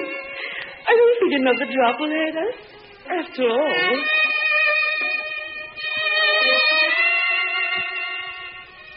By this time, Mrs. Donaldson was becoming thoroughly relaxed. Spumante is a fine relaxer. I stirred the champagne with a wooden swizzle sticks, the bottom of which was well laced with phenobarbital. My keynote for the evening, as you can see, was relaxation. Before the evening was over, my emeralded guest was going to be the most relaxed woman in all Italy. The spumante bubbled and frothed over as I stirred it. I know I shouldn't have another glass, but Perhaps you had better stop, Mrs. Donaldson. never. I just feel so wonderful. How about you, Amy? All right. A toast to us. May we always be as happy as we are now. A toast to you, Mr. Lyme. You wonderful, wonderful man. I patted her neck. I wanted her to get used to the touch of my hand against her neck. She withdrew a little. Her neck had become super sensitive about the locket. As we drank, I studied the clasp on the locket. It was a simple device. You turned a tiny wheel, and it released the catch. Just a twist of the wrist. The musicians are going to play again. Come here. Please, Mr. Lyme, no more spumante. No, I have a special surprise. Yes, Signora? Have the musicians come over here. Yes, Signora. Oh, isn't that sweet? That's a lovely gesture, I Harry. thought you'd forgotten my first name. Here they are, Signora. What would you like them to play? What would you like, Mrs. Donaldson? Oh, I can't think of a thing. How about some Neapolitan songs? Per favore, a monastere Santa Chiara. Cantatelo.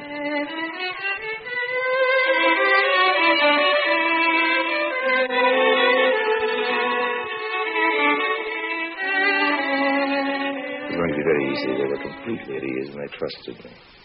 Amy stole her hand into mine as they played. It was really quite pleasant. I leaned back and relaxed.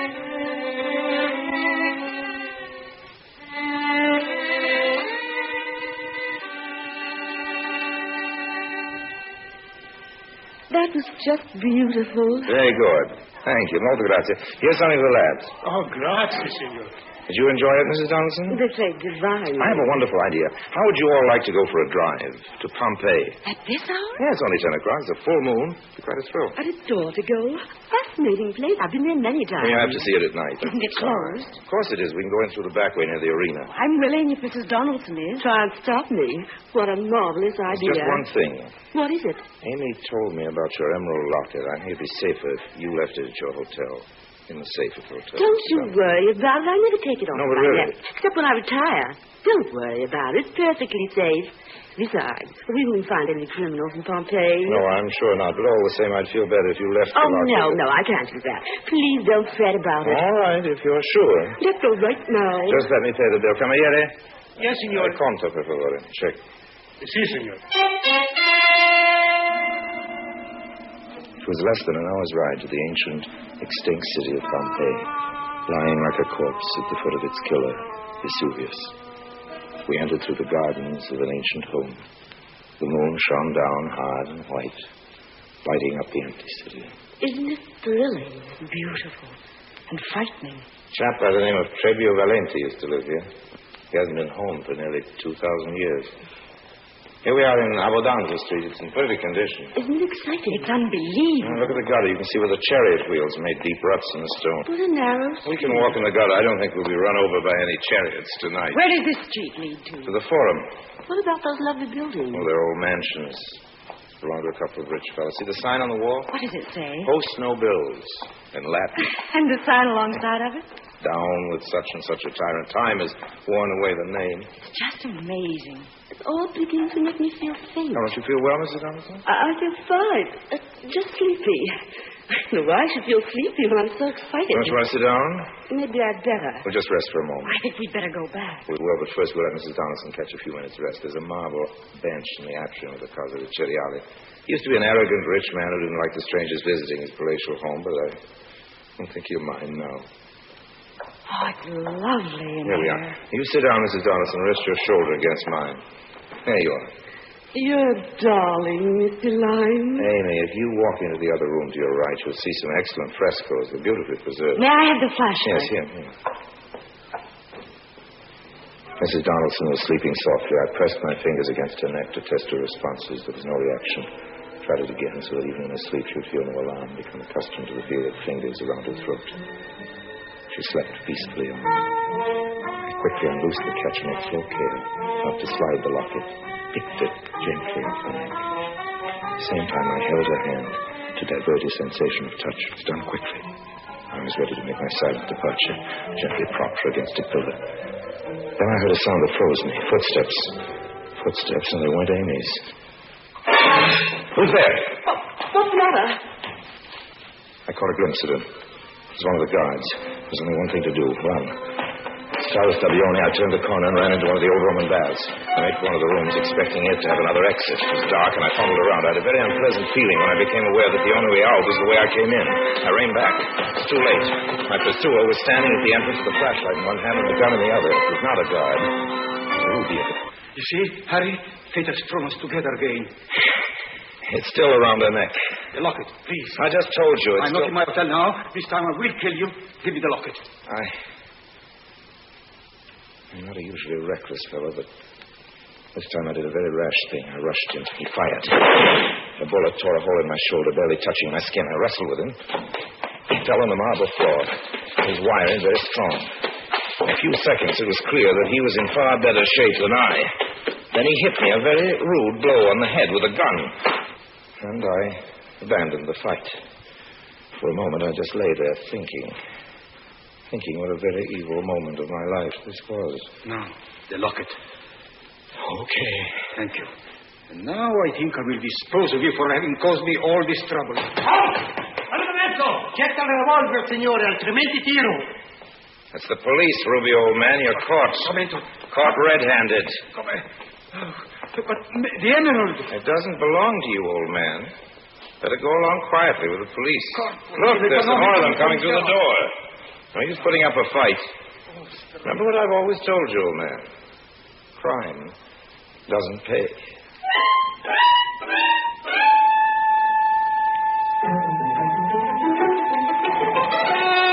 I don't know how to thank you, Mr. Lang.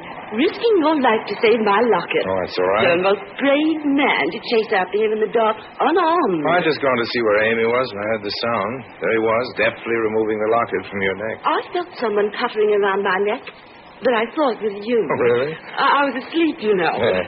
Now, I had my suspicions about this Rubio from the first. Does the wound hurt much? Oh, it's nothing. It's a hole in my suit. And a bird bump on your head. You poor boy. You're the hero. Amy, you haven't said a word to our hero since they arrested that Rubio man. I'm just stunned. Oh, I'm sorry we got you into this. I never should have taken you to Pompeii. It's all my fault. Of course not. That terrible man would have tried to snatch the locket wherever I was. It's just a lucky thing I met up with you. I'm going to give you a gift. You just must take it. £100 note. Oh, I wouldn't think of it. You'd make me very happy if you took it. Oh, no, I absolutely... Please, Mr. Lyon, please. Well, if it means so much to you, I'll give it to my favorite charity. Well, here we are at the hotel, safe and sound. Thanks to you. I must run upstairs. The whole thing has given me a severe headache. You will call me in the morning, won't you, Mr. Lyon? Indeed, I will, Mrs. Donaldson. Good night. Good night. Oh, Amy, can I have a word with you? I'll be up in a moment, Mrs. Donaldson. Of course, dear. Good night again. And bless you, Mr. Lyon. I'm sorry about this evening, Amy. So am I. Let's meet for lunch tomorrow. No, Harry. Why not? I never saw the frescoes on the wall. You didn't? No, I didn't find them, and I walked all the way around. I saw you from the front entrance. Oh. Besides, a man who deals in fine arts would know an emerald locket from a dime store trinket. Yes. Should have thought of that. I was beginning to like you very much, Harry. Oh, I'm sorry. I'm not the kind of man you'd like to begin to like a little more. It's a pity. You want to see me again, ever? It'll never be any good. Well, you might as well have the filigree pin. What about your sister? I haven't spoken to my sister in 10 years. She doesn't approve of me. Supposing I give it to you. No, thanks. You mean you wouldn't take it? No, I couldn't. Supposing if you didn't take it, I just threw it away. Oh, but you shouldn't do that. Oh, I won't. We were just supposing. Now, goodbye, Amy. There's no supposing about that, I suppose.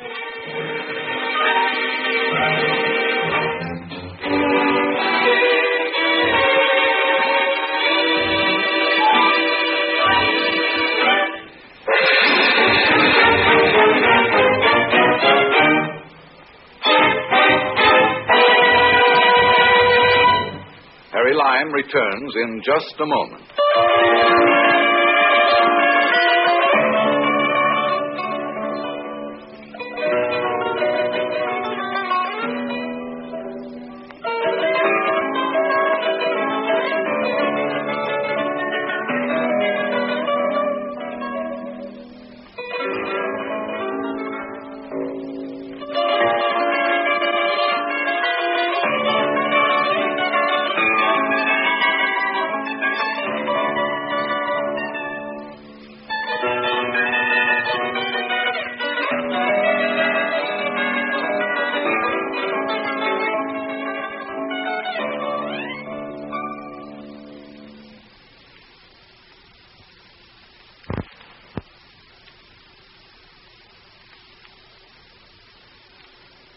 And now, Harry Lime. As I walked to my hotel, I thought about Lafayette Emerald. It cost me about $100 to bribe the custom official with champagne and the gold filigree pin. The reward left me with a profit of $270-odd plus a bump on the head and a hole in my suit. I'd lost the lovely green emerald and the lovely green eyes of Amy. The emerald didn't bother me too much, but Amy. Amy. She nearly interfered with the great romance of my life. My love for Harry Lime.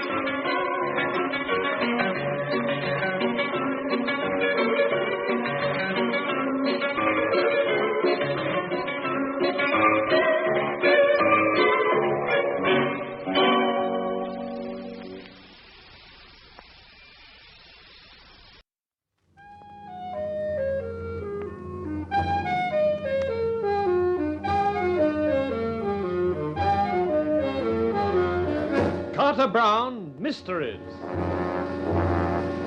Adventures in excitement and suspense, based on the best-selling novels by the slick storytelling sensation, Carter Brown.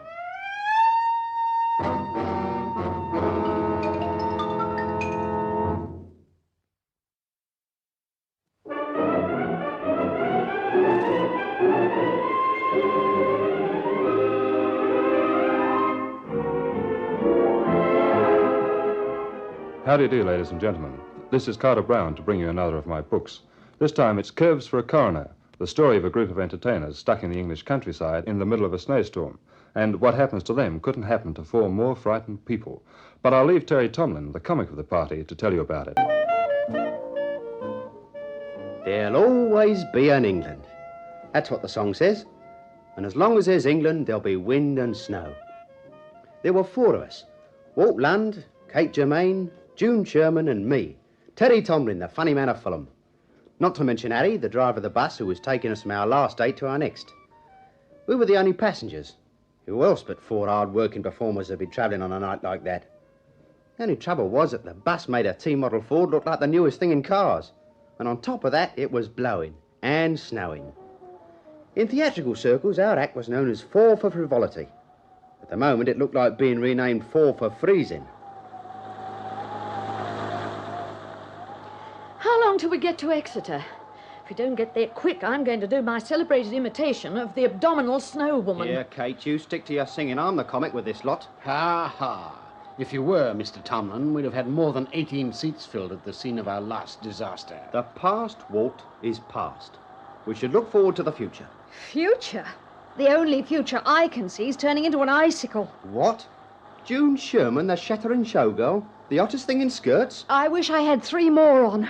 Oh, one over the other. Cheer up, infants. We'll get there by 11 tonight, Harry says. Oh, 11 tonight. By then I'll be just right for the deep freeze. Hey, we've stopped. What's the matter? Harry, what's wrong? Why are we stopping? We've had it, Gav. Had it? Burned her parents out. I shouldn't be surprised. Well, what do we do now, Harry? Walk.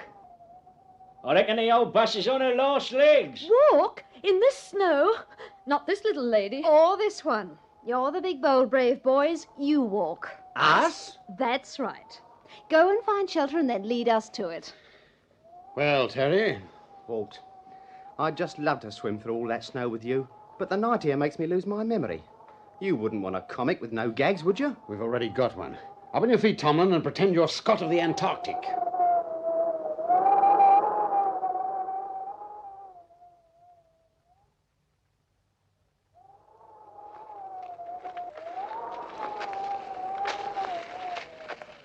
Walt, where are we?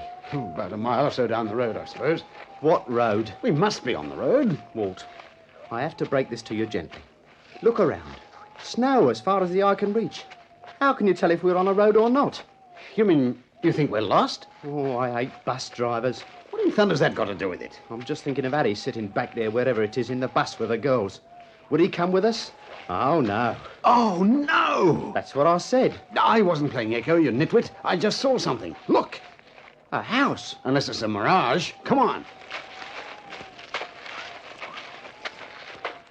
That's not a house. That's a castle. Complete with moat and drawbridge. Tomlin, let us storm the fortress.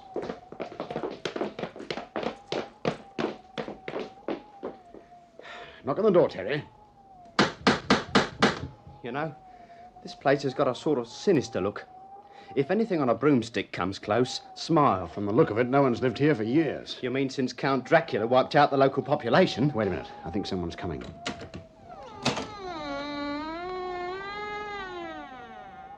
Yes. Ah! What's the matter with you, Terry? Oh, can't you see? Boris Karloff. Don't be stupid. Look, we're sorry to worry you, but our bus has broken down and we're stranded. Why call here? Because this is the first house we've come across. Back there is a bus with 2 women and a man in it. You wouldn't let them spend the night there and freeze to death, would you? Very well. Come in and speak to the master.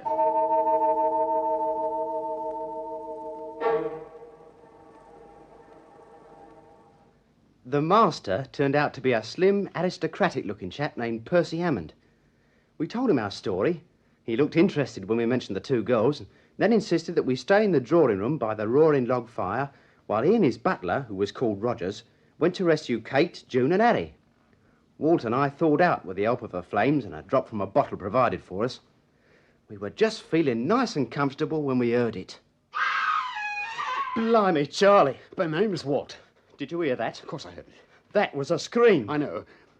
Terry, I think you ought to go and investigate. What, me? By myself? Well, you're always talking about what you did in army intelligence during the war. Here's your chance to be warlike and intelligent. Oh, no. Not me, chum. What are you, a man or a mouse? I haven't looked lately. Sounds like our host is back. With the others. Oh, what a relief to be out of that storm. House, a real honest-to-goodness house. Come along, ladies, this way. There's a lovely fire waiting. Well, gentlemen, here we are. Well, you boys really did find shelter for us. I could kiss you both. Well, just skip Walt and concentrate on me. Mr. Hammond, where's our driver? Oh, my man Rogers will look after him, don't worry. And it's not Mr. Hammond, Walt. It's Sir Percy. He's a baronet. Ah, the pocket-sized edition of a baron. Oh, that's jolly good. Jolly funny. Well, Sir Percy, you're the only audience he's ever had who thinks so. Hello. What's all this? Ah, Sylvia. Ladies and gentlemen, let me introduce my cousin, Sylvia. These poor people were stranded, my dear, and we've come to the rescue, so to speak. Oh, that's splendid, Percy. Let me introduce you. This is Miss Kate Germain. How do you do? And Miss Sherman. You would be worth a lot of money, Miss Sherman. Me? Oh, you mean this leopard skin coat? I'm afraid it's only imitation. Don't let it fool you. I wasn't. And these are Mr. Lund and Mr. Tomlin. How do you do? Hello? Please ignore him. He thinks he's a wolf, but he's just a mouse with extra long hair. Yes, Sir Percy. Just before you arrived, Walt and I heard a terrible scream. Scream? Oh, dear. I'm afraid that must have been our poltergeist at it again. Well, can't you lock him up? He makes me nervous. I'm afraid you don't understand, Mr. Tomlin. A poltergeist is a supernatural being, an elemental spirit which makes noises and sometimes throws things about. It's harmless, but rather unnerving until you get used to it. This castle's been haunted by one for hundreds of years. It has? Oh, just don't pay any heed to it, Mr. Tomlin. And if you'll all take a piece of advice, once you've retired, stay in your rooms. It doesn't come into the bedrooms, only the hall and the galleries. As long as you stay in your rooms, you're perfectly safe.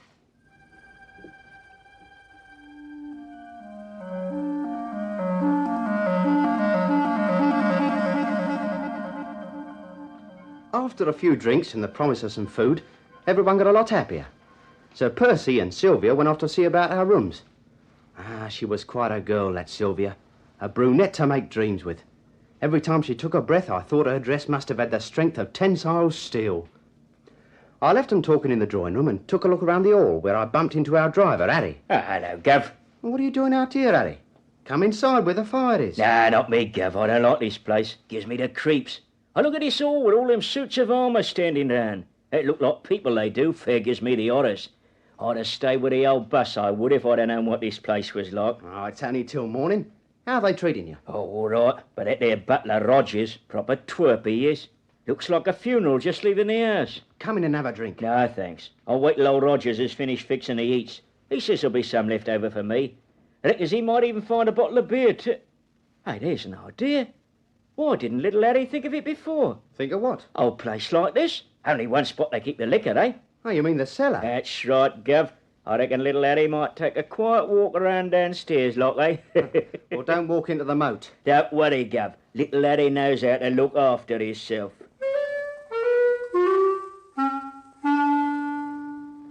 I left Harry to pursue his quest and rejoined the others. Shortly afterwards, we all moved to the dining room for what you might describe as a playful meal. Kate was making a play for Sir Percy, and I was thinking of a game or two to play with the smashing Sylvia. Why are you looking at me like that, Mr. Tomlin? I was just steeping myself in the liquid beauty of your eyes, Sylvia. Why is it? This magnetism that passes between us. What have I got that attracts you so much? A bird brain. Ah, now it's no use trying to resist me. You're fascinated. Admit it. Like a rabbit by a rattlesnake. Lord preserve us! What was that? Oh, I'm afraid the poltergeist is working overtime tonight. I am really most terribly sorry, everyone. Please try to ignore it. Ignore it? Ignore a disembodied scream around the place? Well, I think we should, as Sir Percy says. After all, everybody knows old places have peculiarities. Like old comedians. I'm 32. That's what I mean. Please, everyone, go on with your meal. Rogers, pour another glass of wine for our guests.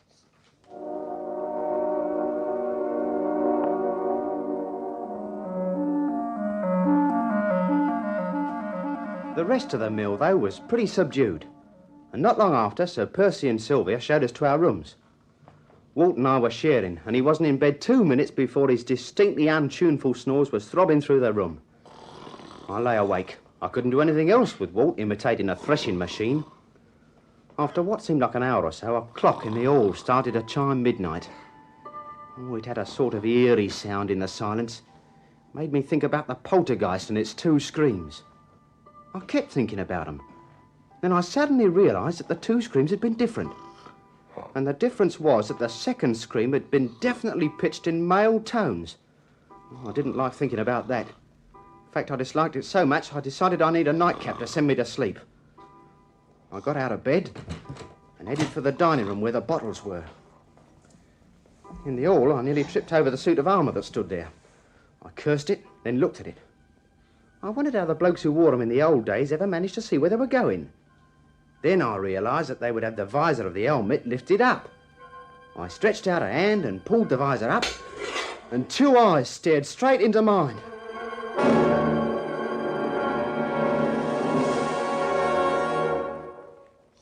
Walt, wake up. What's the matter? Walt. Terry, what's wrong? Walt, I just found the second scream, the male one. It's wearing a suit of armour. What are you talking about? A corpse. A corpse which is using the suit of armour at the foot of the stairs. Don't tell me that corpse looks like a poltergeist. No. It looks remarkably like a bus driver by the name of Harry.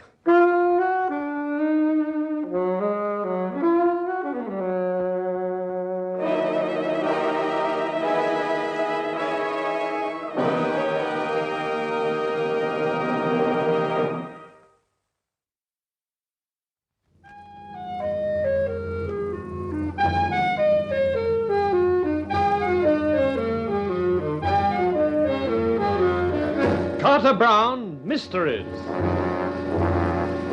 Adventures in excitement and suspense, based on the best-selling novels by the slick storytelling sensation, Carter Brown.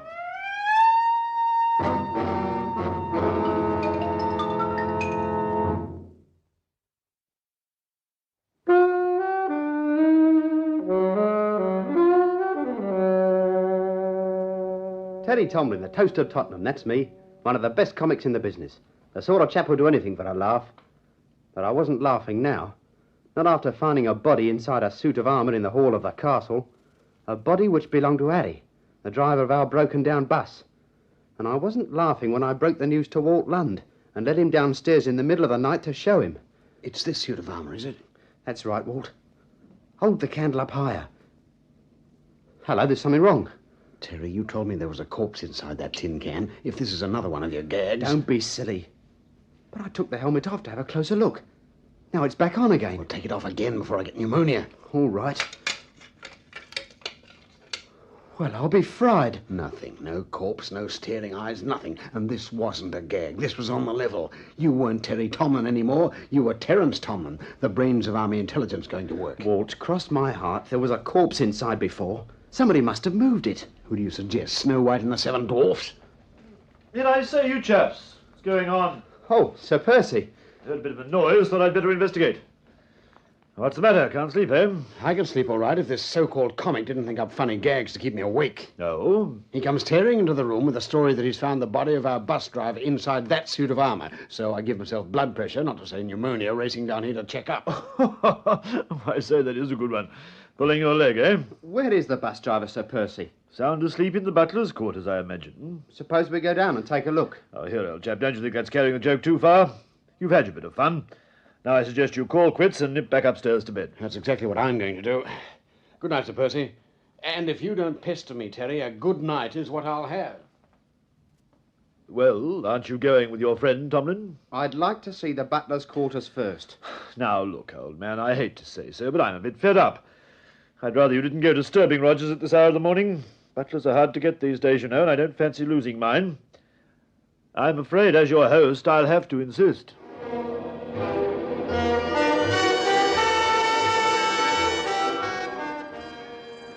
He stood there watching me go up the stairs and didn't move until I'd turned at the top and headed for my room. Just as I reached for the doorknob, a thought struck me. It hurt, too. Sorry, can't resist a gag. But I suddenly realised that under his dressing gown, Sir Percy had on not pyjamas, but shirt and trousers. Ah, so you decided to be reasonable and come to bed, have you? Walt, listen. Did you notice that Hammond was fully dressed under his dressing gown? What about it? Well, what's he doing still dressed at this time of night, when everybody else is sound asleep, or ought to be? Maybe he's got insomnia. Or maybe he's got ideas. That's just it. What sort of ideas? That's Kate's business, not yours. Come to bed. Kate? Well, didn't you see his aristocratic features focused on her all through dinner? Oh. Oh, I get it. Miss Germaine fancies herself as Lady Hammond, eh? Oh, I don't know. All I know is I fancy some sleep. Now, leave me alone.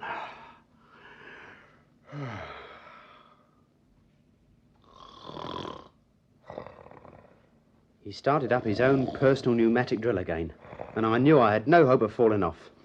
So I lay in the darkness thinking about the body and the armour and its disappearing trick. And finally I decided that since I wasn't going to get any sleep, I might as well nose around a bit.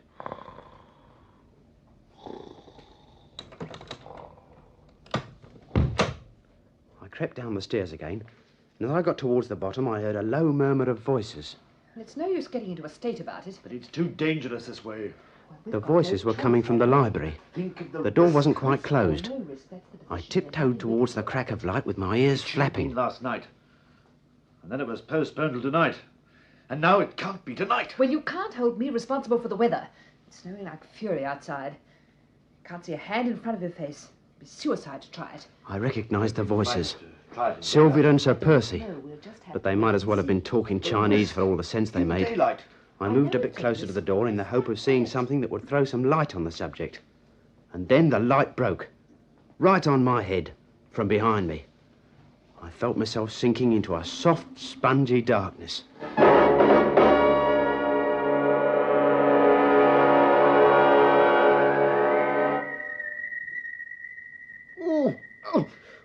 Oh, that light. Well, what do you expect? It's morning. Morning? Walt, what am I doing here, in my own bed? A fine guest you are. After you had me running around for nothing, peering into suits of armour last night, you had to end up blind drunk and get carried to bed. What? It was a pretty embarrassing situation, I can tell you, when Sir Percy and Rogers carried you in here and dumped you on the bed. I had to apologise with you reeking of liquor. Now, wait a minute. Sir Percy and Rogers carried me in here and I reeked of liquor? That's what I said. For goodness sake, cut out the funny business and behave yourself. We're guests here, remember? Now, I'm going down to breakfast. If you'll take my advice, in future stick to food instead of drink. He went out of the door and I sat up in bed trying to make sense out of the situation. Obviously, Rogers had crept up on me while I was eavesdropping, slapped me on the scone, and then I'd been sprinkled with liquor. So one thing was clear. Nobody was going to believe me now. But I was wrong. After breakfast, I got into a corner with June Sherman. June's the best thing in our act, barring yours truly, of course. She's a green-eyed blonde with curves. And can you think of anything better to get into a corner with? She was receptive, too, to my story, I mean. After I'd told her all about the goings-on, her green eyes were even wider. But, Terry, if that bus driver's dead, murdered, we ought to tell the police. How? There's no phone to my knowledge, and the snowstorm's still raging. In any case, we haven't any proof. To cry murder, you've got to produce a corpse. Yes, and the corpse has vanished. All we can do is to try and find out what's going on. I'd like a chance of seeing all over the castle. The only reason the bus driver could have been killed would be because he saw something he shouldn't. Wait a minute. I remember. He said he was going to have a look in the cellar to see if he could find any liquor down there. Then what we've got to do is find the cellar. It's not as simple as that. That's what Harry did. And look what happened to him. Hey, you two, come on, we're waiting for you. What for? We're having a meeting in the library. Come on, shake it up. All right, we're coming. Not a word to Bessie about this, June. Nobody told me anything about a meeting. What are we going to do, elect the poltergeist of the year? Yes, all right, kids, we're all here. And our good host, Sir Percy Hammond, has a few words to say. The situation is this. We are about 7 miles from the village, and the snow is still thick outside. And my suggestion is that we put you good people up here again today and tonight.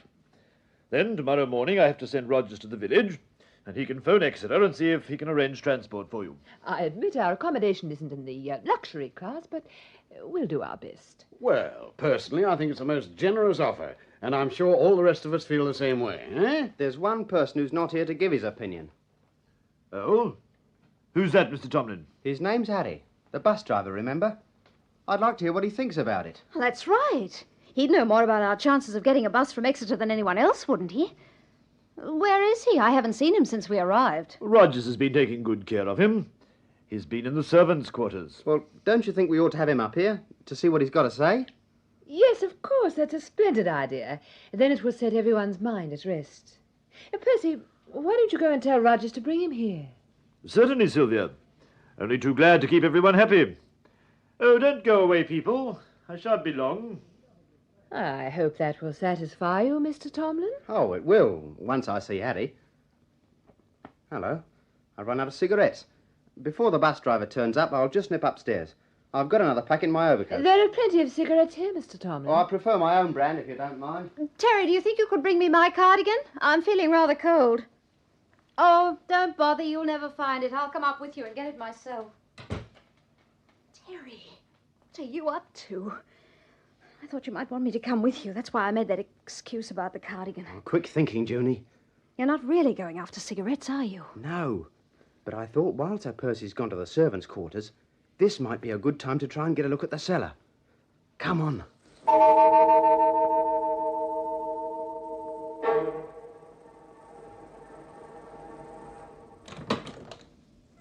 Look, stairs leading down.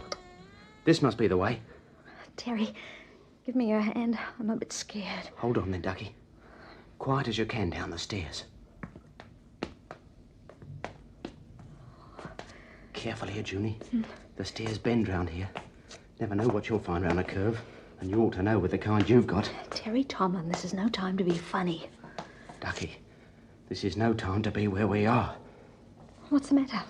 Why have you stopped? Look, can't you see? Straight ahead. A grill. An iron grill blocking the passage. And that's no gorilla sitting in front of it. How can you crack gags at a time like this? And such horrible gags. Gorilla. Well, we might as well die laughing. Because that's a guard down there. And he's got a gun. I can see it. Terry. Careful. You knock me off balance. Terry, he hasn't moved. I think he's asleep. Would you like me to yell boo and find out? Don't be silly. But Terry, if he is asleep... Then I hope he has pleasant dreams. I know I won't. That's if I ever get out of here. Listen, this is the time for you to be a man of action. All you've got to do is creep down towards him, take the gun out of his lap, hit him over the head with it, and bingo, we're right. And if he wakes up while I'm doing it, bingo, we're left, dead on the floor. Well, if you won't do it, I will. All right, I'll try it. Come on. Stick right behind me. I'll try and inch round to his side. Terry, I think he's waking up.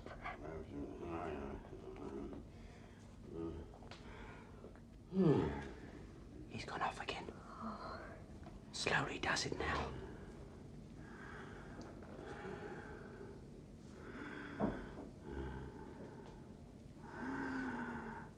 Now, Terry, get the gun now. Done it. Now, go on. Hit him. All right. What? Too late. Oh. Well, what's Alan Ned got that I haven't? A good scriptwriter. Hey, Junie, look. The keys are in the grill. So all we've got to do is open it, and we'll find out what's the secret in the cellar. Oh, Terry, what was that? That's what Walt and I heard when we first arrived here. What they said was the poltergeist. But if that's a poltergeist, I'm Prince Ali Khan. That's a girl's voice.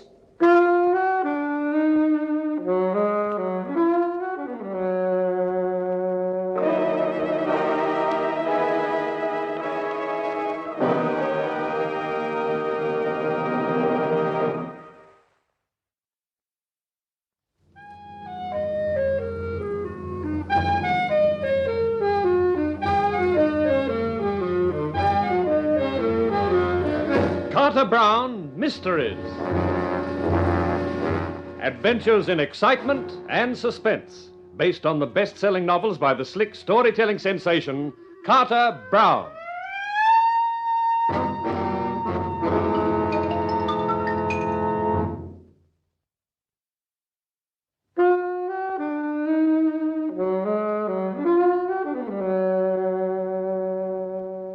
Usually I'm a pretty quick man with a comeback. After all, I'm Terry Tomlin, the pride of Pimlico, the comic with a corny catchline. But this was one time when I couldn't crack a smile, let alone a gag. Standing there in the castle cellar with that horrible scream still ringing in my ears. A scream which belonged to a girl. And the girl wasn't the green-eyed blonde in my arms. That was June Sherman. Terry, you're right. It did sound like a girl's voice. Come on, Junie. We're going to take a look.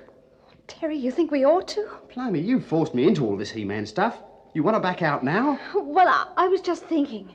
Sir Percy must have come back to the library by now. If he gets suspicious, if anyone goes up to our rooms and finds we're not there... That only means we've got no time to waste. Come on. The keys are here. All we've got to do is to open the grill. Like that. Now we'll take the bunch of keys with us and forward, stalwart Sherman.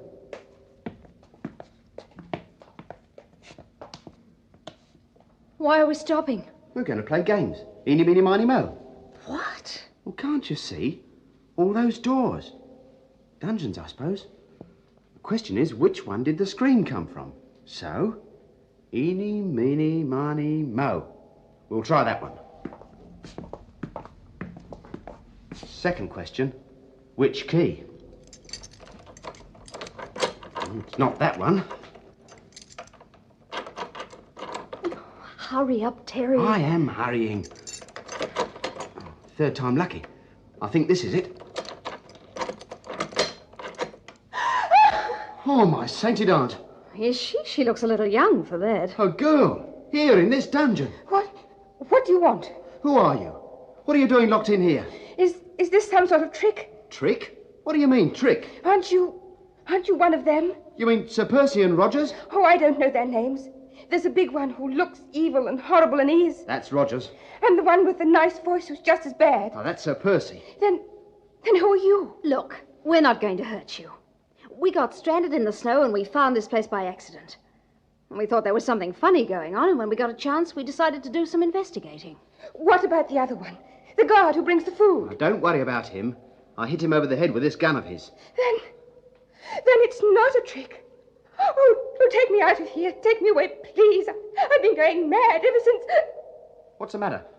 So, it was a joke. Oh, very funny.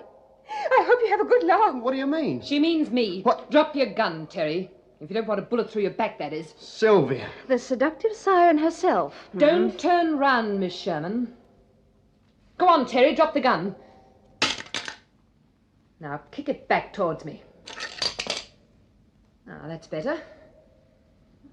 And now, just in case you have any ideas about trying anything, both of you come out backwards. What a way to make an exit. Now, shut the door. And lock it. So, you finally stuck that awkward nose of yours too far into other people's business. How did you know we were down here in the cellar? I didn't, Miss Sherman. And while Sir Percy rushed up to your rooms to check, he'd been gone quite a while, far longer than necessary to fetch some cigarettes and a cardigan. I thought it wouldn't hurt to take a look round here. Now what? Move over to the next door and open it. The biggest key on the ring will do it. Come on, do as you're told.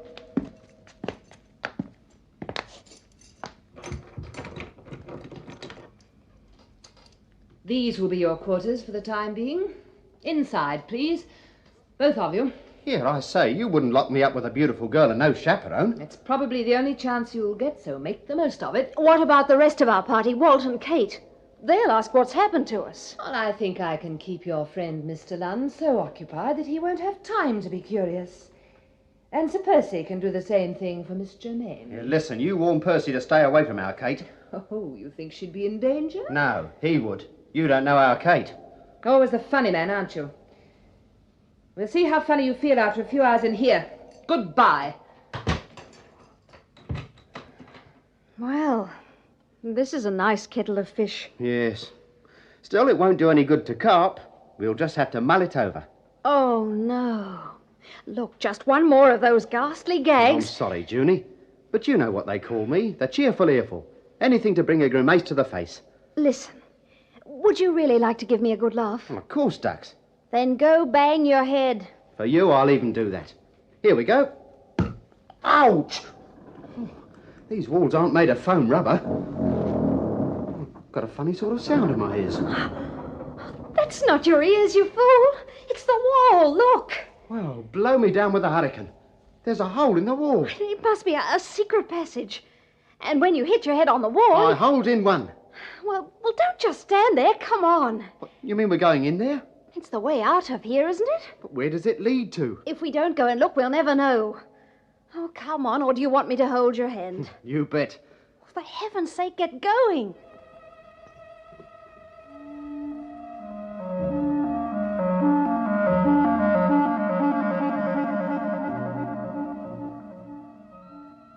We crept along the passage in darkness and silence. June was just behind me, and our progress was pretty slow. We seemed to be going up a gradual slope, and as we went, I was puzzling over in my mind by what it all meant. The girl kept imprisoned in the dungeon, the armed guard, and especially that conversation I'd overheard between Sylvia and Sir Percy about the risk they were taking. Then suddenly, June dug me in the ribs. Terry. What? Look, up ahead. Some sort of light. Yes, 2 pinpoints of light. Come on. There's a wall here.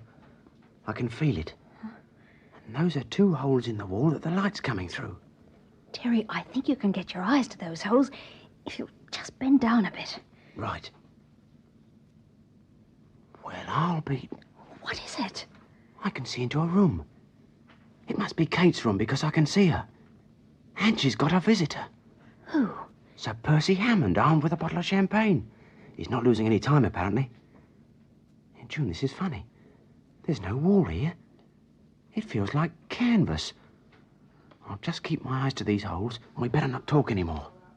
I thought you might care for a spot, Miss Germaine. Why, Sir Percy, how sweet of you. Champagne's always such a jolly sort of drink, I always think. I just love champagne.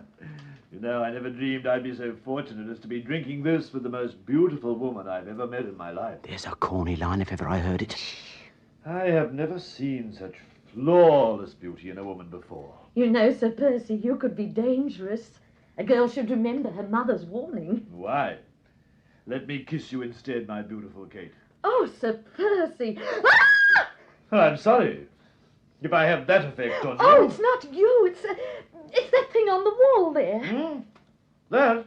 Oh, you mustn't let that worry you. It's only a portrait of a dog, after all. Oh, but it's such an evil-looking beast.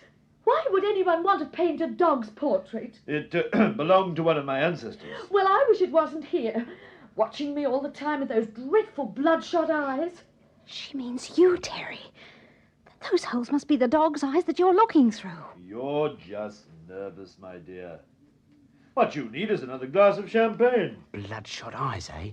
I'll show her. Ah, here you are, Kate. What is it now? It's eyes. They moved. Oh, nonsense. A drink up, it's just your nerves. Oh, yes, I suppose so. Oh, that is better. Ah, now all you have to do is relax, my dear. Relax while I... Oh, really? If I am so repugnant to you... Oh, no, it's not that at all. But that dog, he winked at me. Winked at you? Deliberately winked at me with an awful look at his eyes. But it says it's just a portrait. I know it's just a portrait, but there's something wrong with its eyes. They can move. Very well. I'll prove to you that its eyes are just painted like the rest of it. Now, get up on this chair. Now, I'm right in front of its eyes. You know, I must admit they are lifelike. Except that no living thing could have such dissipated eyes. But we'll soon prove that they're just paint. I'll give them a sharp jab with my 2 fingers. There. Ow! What's the matter? It bit me. Something bit me. I'm falling. Help! I'm going too. What on earth? Oh! Thanks for breaking my fall, Sir Percy.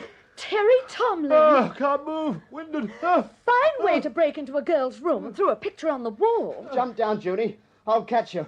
Right, coming. Got you. Well, hello, Kate. What are you two doing in here? How did you get there behind the picture? Well, it's a long story. But I'm afraid that you won't have time to tell it. What? Oh, Sylvia, not you again. And not alone. Come in, Rogers. Do you take your wolfman everywhere with you? Now, you won't be so cheerful after he's finished with you, Mr. Terry Houdini Tomlin. In fact, you just won't be. You're going to join the late lamented bus driver whom you were so concerned about. Rogers, take him away and get rid of him. Once and for all. It will be a pleasure.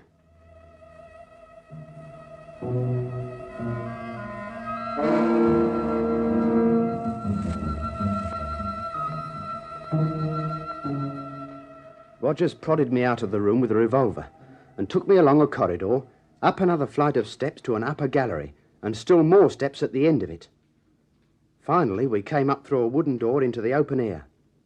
The snow had stopped now, but an icy wind had sprung up, and the whole world looked grey and bleak, like my future. This is the western battlement. Directly below us, Mr. Tomlin, is the moat. That's where the bus driver is? That's right. Keep going, please. Towards the parapet. Ah, that should do nicely. Don't try turning around, Mr. Tomlin. It's much better the way we are, with your back to me. I'm going over the battlements into the moat. Is that the idea? Precisely, Mr. Tomlin. I trust you're going to enjoy your fall.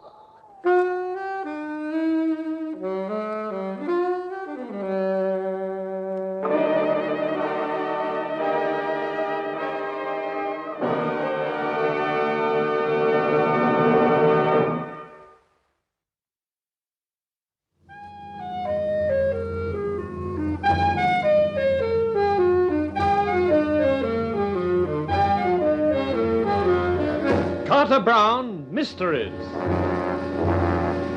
Adventures in excitement and suspense, based on the best-selling novels by the slick storytelling sensation, Carter Brown.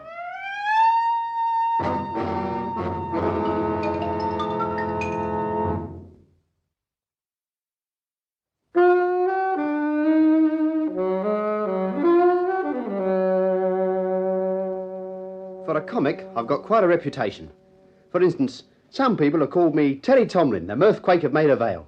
While on the other hand, other people have called me... But we won't talk about that. In fact, I was finding it pretty hard to talk at all. Standing on the battlements of the castle with my back to the gun held by the butler Rogers, the junior Frankenstein who'd been ordered to get rid of me once and for all. It's a long way down to the moat, isn't it, Mr. Tomlin? Still, you'll be nice company for your bus driver. Why was he killed? Like you, he stuck his nose into the cellar. He was looking for a drink, poor blighter. He saw a lot of things he shouldn't have seen. Bad luck for him, the grill was open, and when Joe found him there, he... Joe's that guard down there, I presume? Yes. Unfortunately, Joe got slightly nervous, pulled a gun, and let him have it. So, Harry's body was in that suit of armour last night, and it was gone when I came back with Walt Lund. That's right. We put him there to keep him out of the way until your lot had gone to bed. Then we brought him up here, and he went the same way you're going. What was it he saw, Rogers, that he shouldn't have? What's going on in that cellar? Never mind. We're wasting time talking. You're going into that moat, and we might as well get on with it. I'll do the decent thing for you. I'll let you have a bullet before you go over. Thanks very much. There's one thing you might as well have before I go. What's that? My wallet. There's £200 in it. Seems a pity to let it go waste. All right. Hand it over your shoulder. Righto. There you are. While we've been talking, I've managed to get the sole of my foot up against the parapet. And as I handed the wallet over my shoulder, I pushed with my foot, thrusting myself backwards. Terry Tomlin, the human bullet. I was waiting every second for him to pull the trigger, but instead... Oh, my turn, Rogers. You think you're clever. Drop the gun or your wrist will be... Oh, you... Good boy. I'll get you. We'll see. Table's turned. You're against the parapet now. Now for the big push. Oh, no. No. Don't. The moat. The moat.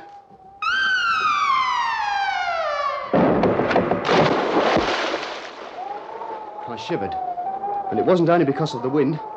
I looked down at the subsiding water of the moat and realised that if I hadn't caught hold of the parapet just in time, I'd have gone over with him. Then I picked up my gun and made my way down into the castle.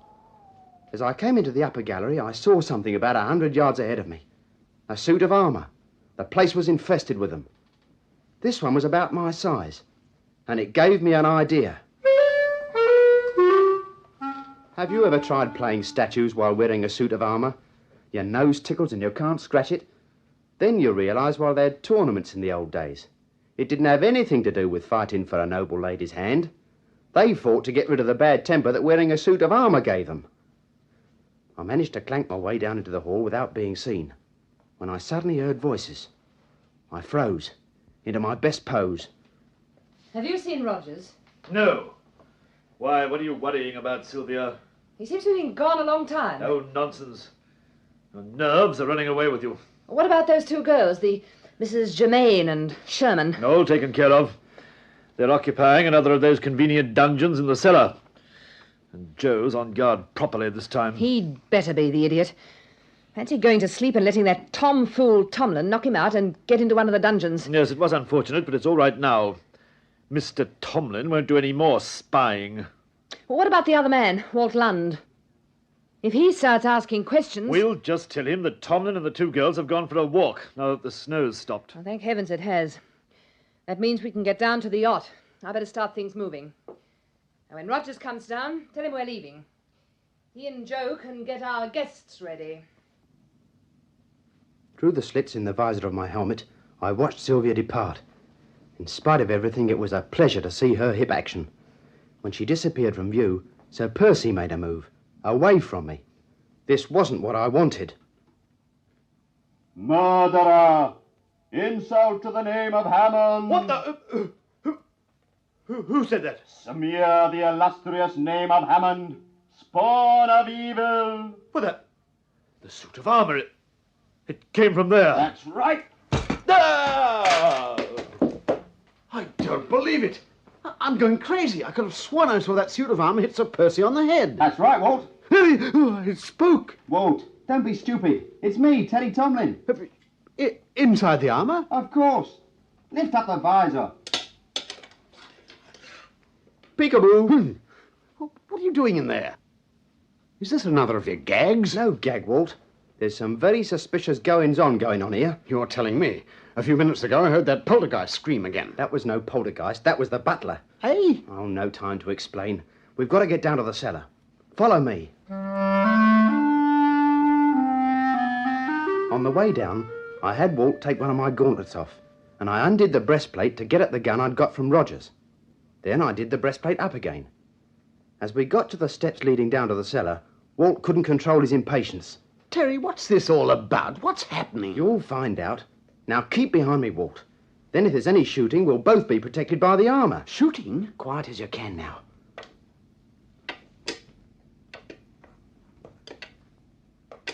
That man down there, who's he? The guard.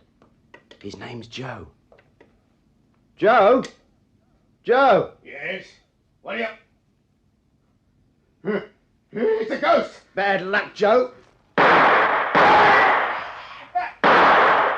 Hey, that's nice shooting, Terry. Now, Walt, grab his keys and we'll get the grill and the dungeons open. Once we got the grill open, I headed straight for the cell that June and I had found the girl in. I unlocked the door, then handed Walt the keys and told him to open the other doors and look for Kate and June. I wanted to ask the imprisoned girl some questions, so I opened her door. Relax, Ducky. It's me. What are you doing? Dressed up in all that old iron. What do you want? Listen, I want to know what you're doing here. Why are they keeping you prisoner? I don't know. That woman, Sylvia, the one who caught you when you were here before. Yes? Well, she gave me a contract to appear in a show. Then she brought me down here in a car. She gave me a drink, and the next thing I knew, I was in this place. I pleaded with them to tell me why and what was going on, but... What's that? Don't ask me. Terry, the place is full of girls. Every door I opened had a girl behind it. Well, aren't you lucky? But what the blazes does it all mean? That's what I'd like to know. Blimey, look at them. Blondes, brunettes, redheads, a wolf's paradise. But I still don't see Kate and June. There's still one door I haven't tried. Give me the keys, I'll look. And you see if you can do something with those girls. Quieten them down. I'm just the boy to do it. Now then, ladies, everything's all right. And if you just calm down, we'll soon get to the bottom of everything. Oh! June, what is it? It's a zombie, one of the walking dead. Don't be silly. It's me, Terry. I was right the first time. Terry. Oh, Terry, you found us. You saved us. Oh, you're wonderful, and you look so handsome in that suit of armour. You look a perfect knight. You mean a perfect fright? Terry, I thought they'd killed you. They had a good try. What was all that noise out there? Sounded like a lot of women. That's what it was. You two weren't the only girls they dumped in a dungeon. You mean there were others besides that girl we spoke to? A lot of others. Terry! Terry! What's the matter, Walt? All those girls too much for you? Terry, it's Sylvia. Hey, I've forgotten all about her. She appeared at the top of the cellar steps, and then when she saw all the girls and me, she turned back into the castle. She's got a gun. I'm going after her. I owe that girl a thing or two. So do I. I'm coming with you. Don't be silly, Junie. I've got this bulletproof suit on. You've got everything, but, well, it isn't bulletproof. Well, I can stay behind you. Oh, come on, she'll get away.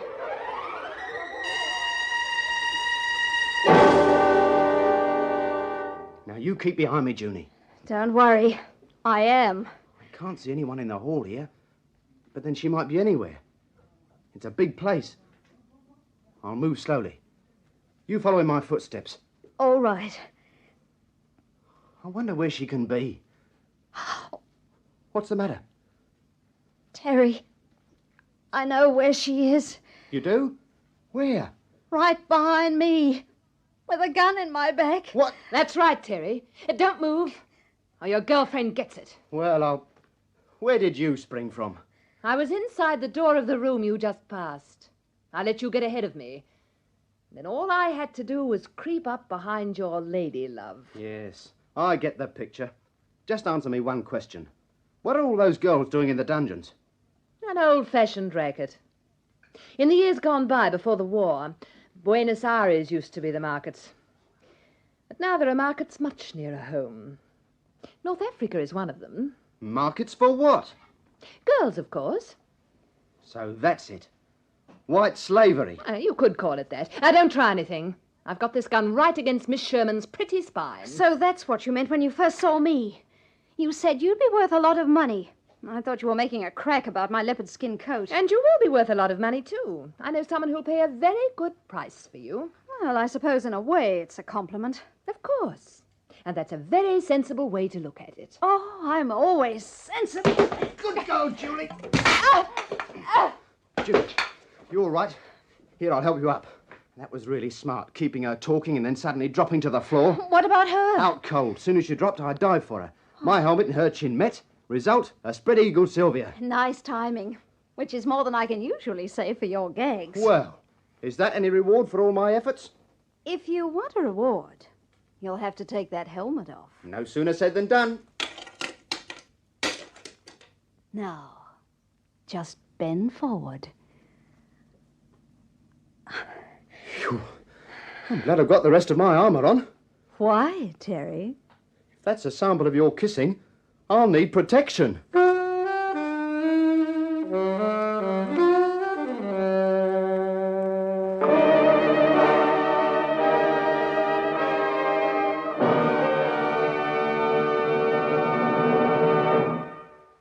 This is Carter Brown. I hope you enjoyed that story. I enjoyed writing it.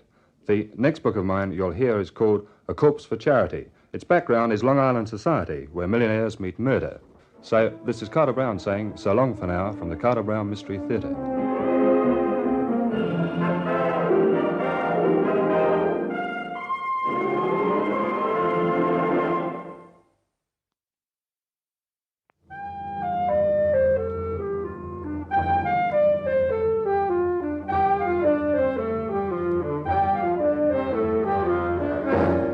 In Curves for a Coroner, you heard Myrna Dodd as June Sherman, and as Terry Tomlin, you heard our star, Anthony Wager.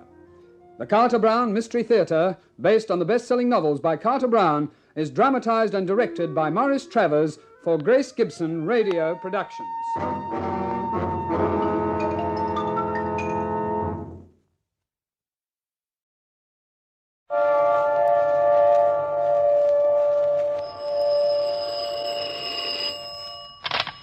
Hello, YUkon 28209. Yes, this is Candy Matson.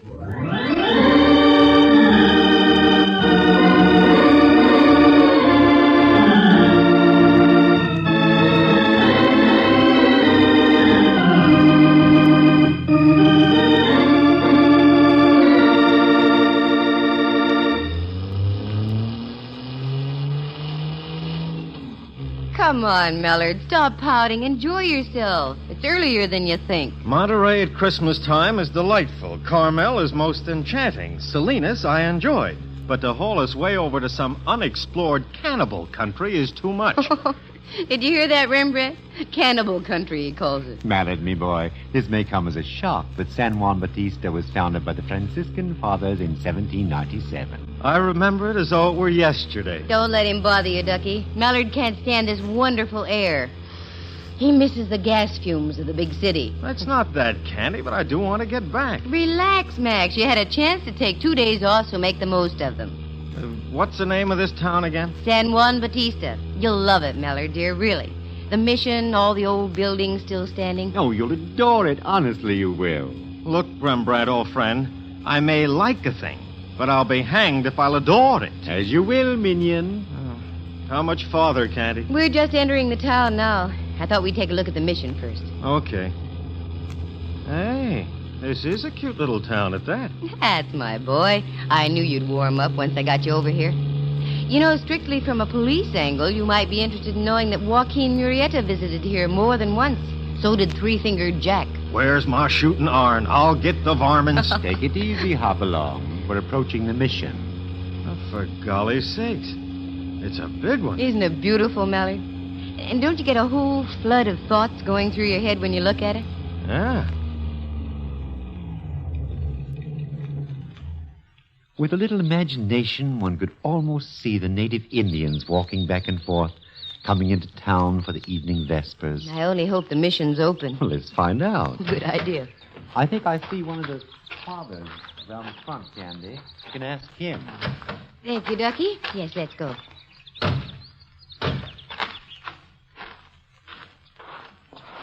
Good afternoon, Father. Mm-hmm. Oh, good afternoon, young lady. Can you tell me if the mission is open this afternoon? Oh, yes, most certainly.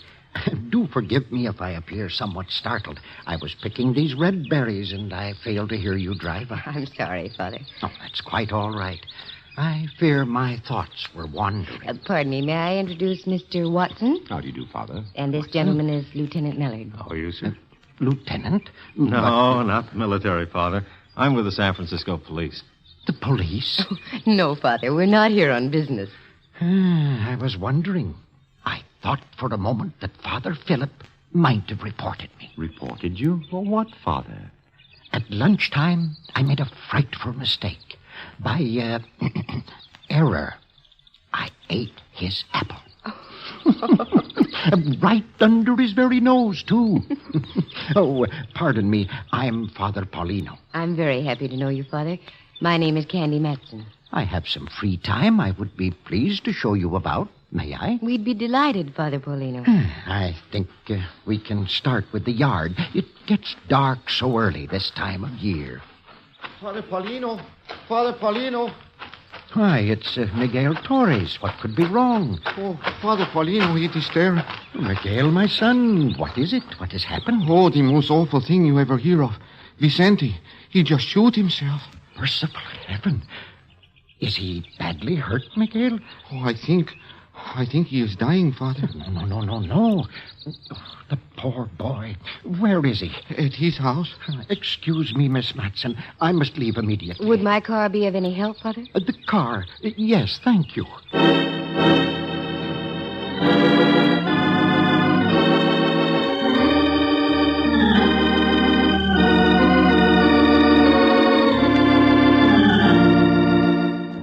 From Studio A in San Francisco's Radio City, the National Broadcasting Company presents Candy Matson, YUkon 28209.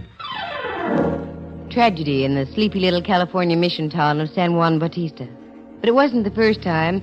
If you look around the side of the mission, you'll see that the place marks the mass grave of 12,000 Indians who died in a smallpox epidemic years ago. San Juan had seen knifings, too, and other shootings. It had lived a rowdy life in the dim years gone by, and obviously the rowdiness was still alive in a minor sort of fashion.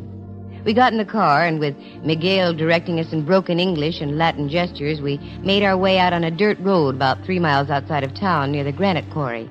We finally pulled up in front of a one-story wooden house that must have been built before the turn of the century. We went inside, and there was the prone form of a Mexican boy of about 21 or 2. There he is, Father. Is he all right? I don't know, Miguel. I'll have to see. He's gone, isn't he, Father? Yes. May his soul dwell eternally in peace. He is dead? Miguel, listen to me. His flesh is cold, yes, but his soul still lives. Do you understand what I'm saying, my son? Yes, Father Paulino. Wait a moment. Mallard. Look. Here, where he was shot. Well. If Vicente knocked himself off, he certainly did it the hard way. You're not kidding. Miss Matson, would you mind very much if we brought the body back in with us to the mission? I'm afraid we can't, Father.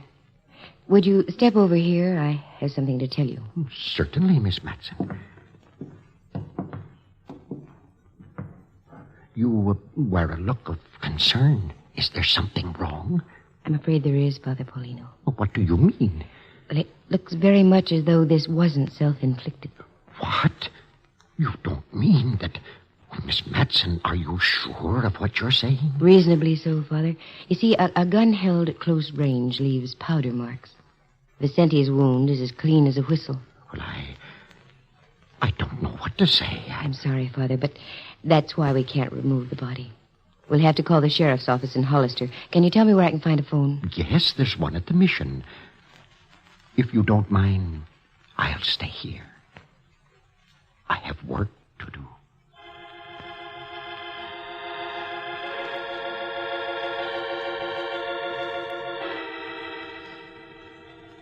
Father Paulino was right. He had work to do. The ecclesiastical kind. And he did it in a simple and impressive way. San Juan Bautista, with a population of a little over 600, and we run plop into a murder. Mallard said he'd go back to the mission and make the call, and left. 45 minutes later, the undersheriff of San Benito County drove up with Mallard. He asked the standard questions, but learned nothing. We went over the house with a fine-tooth comb, but we came up with a blank. There being nothing else to do at the moment, the men put the body in the sheriff's car, and he drove back to Hollister, and we returned to the mission. Would you care to take a stroll about the gardens, Miss Matson? It's most peaceful. Makes a wonderful place for clear thinking. Well, yes, Father, I'd love to. Mallard? You go ahead, Candy. I promised the sheriff I'd take a look around town for him. Oh, sure. Want to come along with me, Rembrandt? Yes, I believe I will. If you don't mind, Candy. No, not at all. One thing before you go. You will be my guests for dinner, won't you? That's most gracious of you, Father. What do you think, Candy? I think it would be charming. Okay. We'll see you back in a little while, then. This is a tragic thing, Miss Matson. Vicente was a splendid lad and a good Christian. I know how you must feel, Father. I never could understand why there must be things of this sort in the world. Not only between individuals, but countries and nations as well. It is hard to comprehend. The more I try to reason, the more confused I become. About Vicente, Father, who do you suppose could have done it? I don't know. I really don't. How about Miguel? What? Oh, no, Miss Matson. Why, he and Vicente were like brothers. Brothers sometimes quarrel, you know. Not in this case. Miguel is a good boy. Why, he works here at the mission.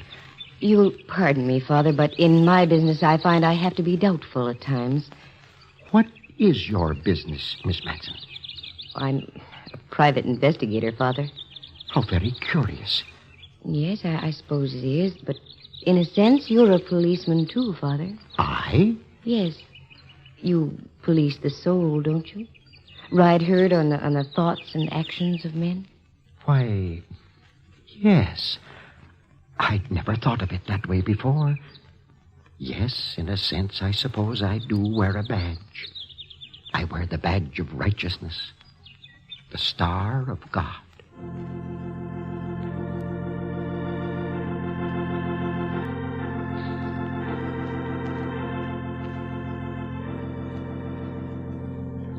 Father Paulino was a wonderful man.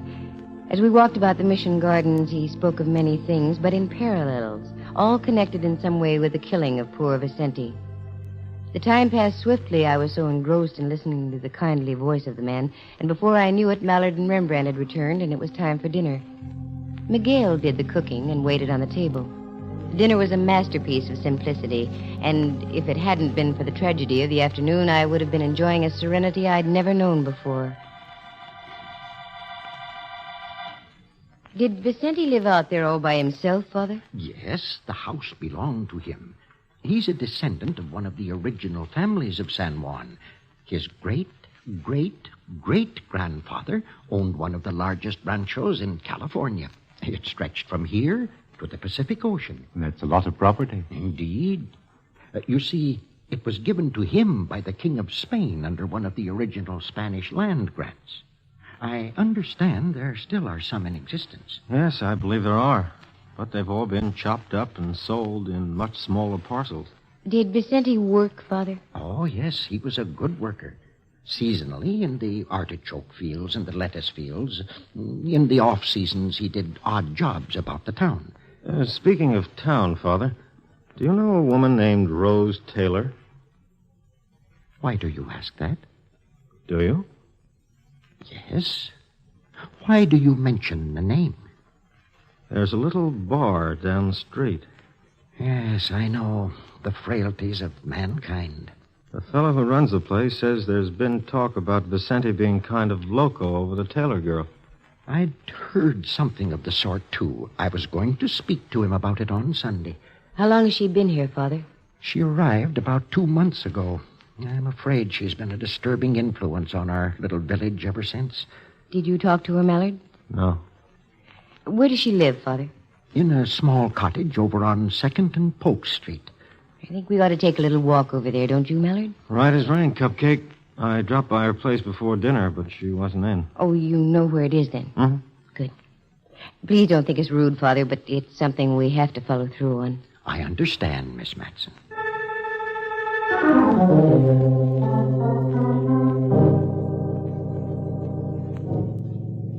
We got up from the table and went outside the mission. We pulled our coats closely about us, and little jets of steam came from our mouths as we breathed the crisp evening air. We'd only gone about a dozen steps or so, and we were stopped by a voice from behind. Please, Senorita Matson, senor. Huh? Why, it's Miguel.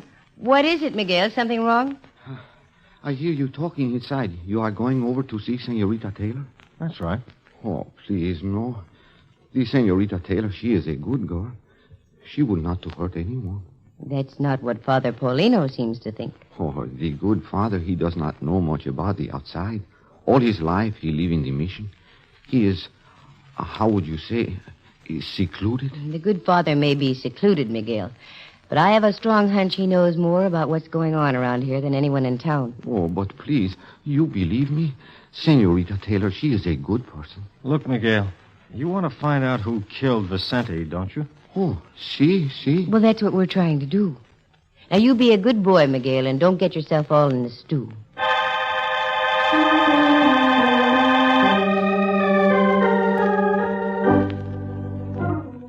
We left Miguel and walked over a couple of blocks to 2nd and Polk Street. We found the cottage and saw a light in the front window. Mallard knocked. And what opened the door would have been a delight on any movie screen, if you like your beauty the hard way. Rose Taylor, it was obvious, could raise an awful lot of havoc with the local swains. Something you wanted? Yes, we'd like to talk to you for a moment, if you don't mind. Yes, I do mind. I'm kind of busy. I'm sorry, Miss Taylor, but you'll have to unbusy yourself. This is the police. Police. Always the police. Why can't you let me alone? You've been in trouble before? Nothing serious. Might be this time. You know a kid named Vicente? Yeah, I heard what happened. These crazy kids. They have a yen for knifings and shootings. Don't they just? This is Lieutenant Mallard. He tells me he was by here this afternoon and you weren't in. That's right. I went into Salinas to do some shopping. We can prove that, can we?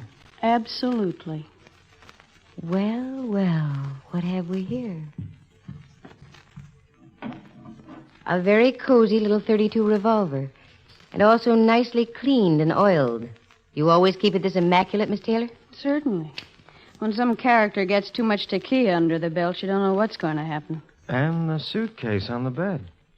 Are you getting ready to go somewhere? Wait. If you're trying to make out that I knocked off Vicente, you're just whistling Dixie in 4 flats. Look, a telegram. If you'll take the time and the courtesy to read it, you'll find that my sister in Los Angeles is a very sick girl. I was going down to spend a week or so with her. What is this, a convention hall? Come in. Buenas noches, senorita. Miguel, beat it. I'm busy. I am sorry. I am sorry. I have a message for Senorita Matson and for you, senor. Father Paulino sent me. A message? What is it, Miguel? The sheriff in Hollister just called on the telephone. He said to tell Senor Mallard that the bullet that killed Vicente was from a .32 caliber gun.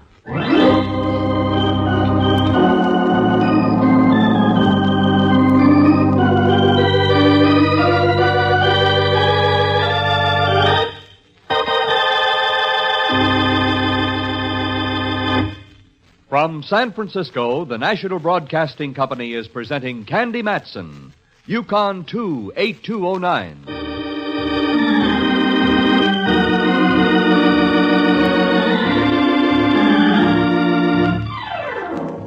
Well, now, a .32 slug had killed Vicente, and Miss Taylor owned a .32 gun. It looked practically tailor-made. However, I've seen coincidences like this before that have gone up in thin smoke. Mallard plucked the rose and asked her to return to the mission. And right there, I got me a king-sized idea. I excused myself, went to the little bar, and from the owner, I found out where the local banker lived. 5 minutes later, I was in his living room talking to him, a gentleman named Banter. Yes, it's terrible. I only heard about it a half hour ago. Vicente was a splendid lad. That's what I've heard. Well, the reason I'm here, Mr. Banter, is to inquire about his financial status. Did he do any banking at all? Oh, yes. Up to about 5 or 6 weeks ago. Uh-oh. Can you tell me more? Well, he had a savings account of approximately $2,800. Suddenly, he began making withdrawals. 200, 300 at a time. Yesterday, he made another withdrawal. He'd left a total of $400 in his account. Well, what do you know about that? Well, he said he was having trouble with his crops this year. The rain and all that. Mm-hmm. What about Miguel Torres? Now, that's a very strange thing. He had an account of $900. That's practically gone, too. I assumed he was helping his friend Vicente. I smell a very well-shaped rodent. Name of Taylor. Thanks, Mr. Banta. You've been a great help.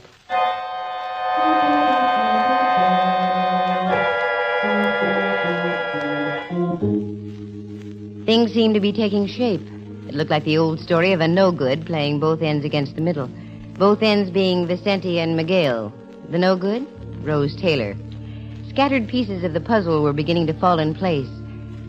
Father Paulino. At first I couldn't believe it. And I wondered what his reaction would be. Next step, the bartender at the village pub. I walked in and caught him at a good time. The place was empty. Good evening. What can I do for you? A package of cigarettes, please. Sure. How are these? No, the others, if you will. All right. Thank There you are. Anything else? Mm-hmm. Information. Yeah, what do you want to know? Miguel Torres and a kid named Vicente. Did they come in here often? Who are you? Private investigator. Here. My merit badge. Yeah, that's a new one, a lady cop. Ah, the world is ever-changing, Buster. Now the answer.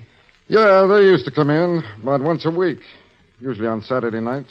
Drink much? Nah, good kids, both of them. When were they in here last? Well, let's see. Yeah, night before last.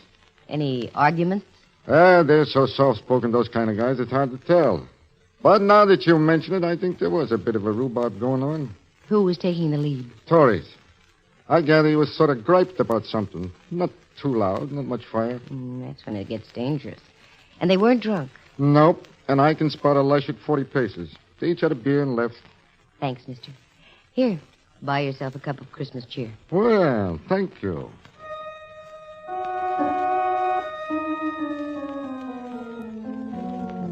click, another piece of the puzzle in place, and all roads led right back to the mission.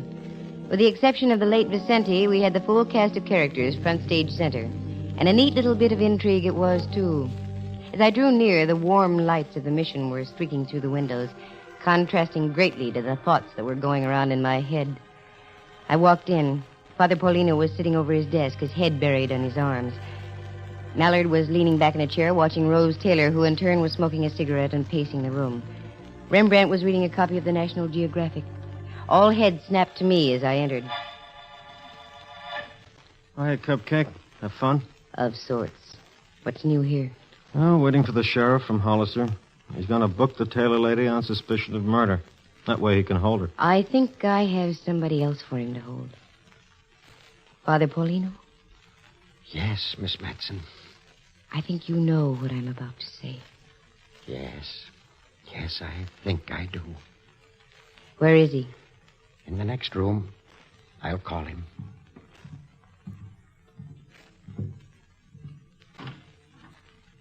Miguel, my son. Si, Father. Come in here, please. Si. Miss Matson wants to talk to you. You're here in the mission now, Miguel. You're standing right under the cross.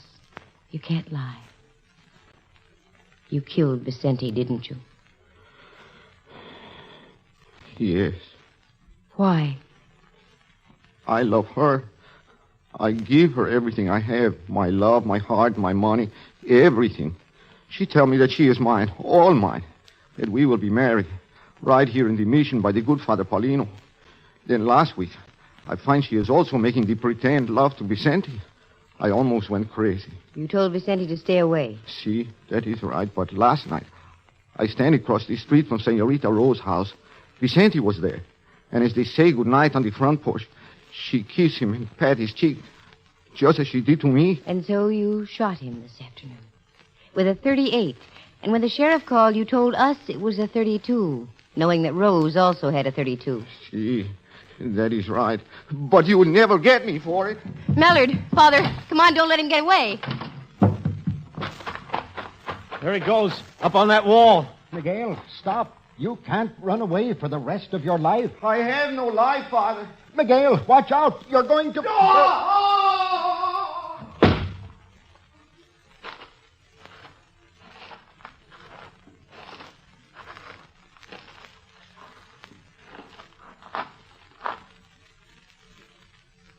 He's done for. Broken back.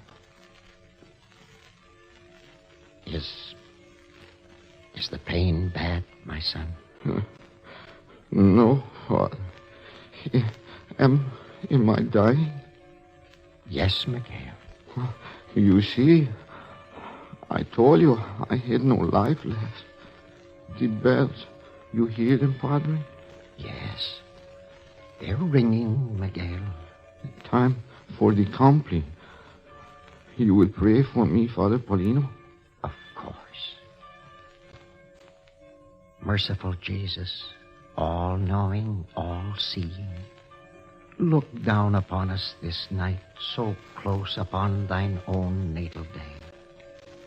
This boy I'm holding in my arms, Miguel Torres, he has trespassed upon thy commandments. In thine infinite mercy, I seek his forgiveness. Thank you, Father. Thank you. He's gone, Father Paulino. Yes. Requiescat in pace. May his soul rest in peace. Amen. Where is she, the Taylor woman? I'm right here, Father. Look upon this boy I'm holding here, the second death in a matter of hours, and all because of you. I know. In the eyes of the law, you are guiltless. You pulled no trigger to cause the death of Vicente. Miguel fell off a wall to his death. But it was because of you. I realize that now. Do you? Really? Yes, Father. And perhaps in this hour of dark tragedy, something has been salvaged after all. This is the Yuletide, the anniversary of the birth of Christ. In his infinite wisdom, the Almighty is charitable. Rose Taylor, seek his forgiveness. Leave San Juan Bautista. I'm sure Miguel and Vicente would want it that way. Start anew. Lead a penitent life. It is not too late. Tell me, child, do you recall Mary Magdalene? I do, Father. Need I say more? No. Someone help me with Miguel. We will carry him back to the chapel and finish the compline there. I will, Father. Thank you. Yes.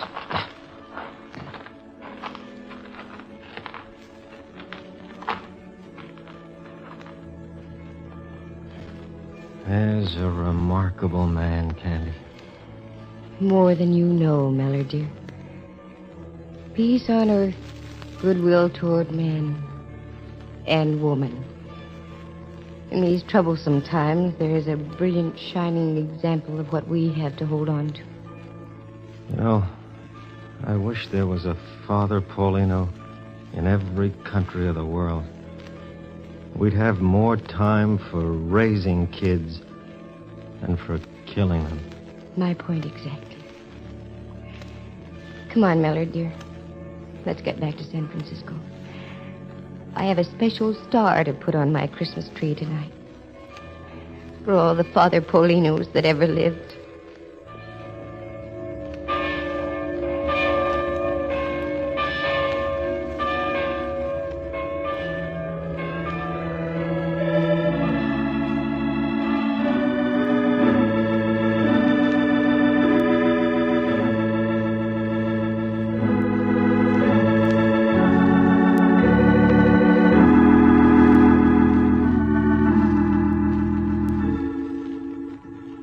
Listen again next week at this same time. Just dial Candy Matson, YUkon 28209, and a very Merry Christmas to you all.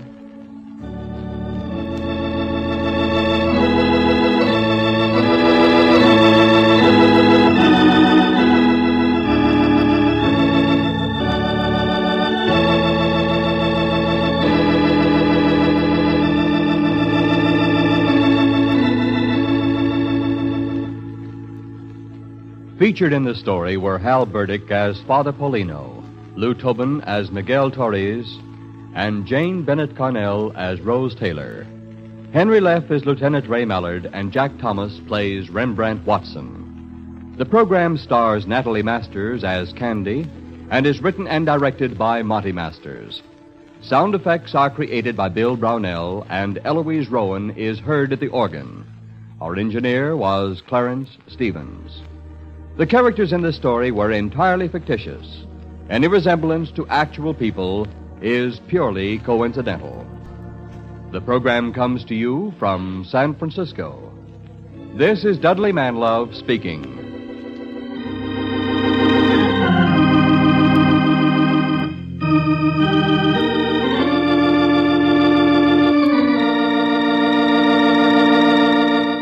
This is NBC, the National Broadcasting Company.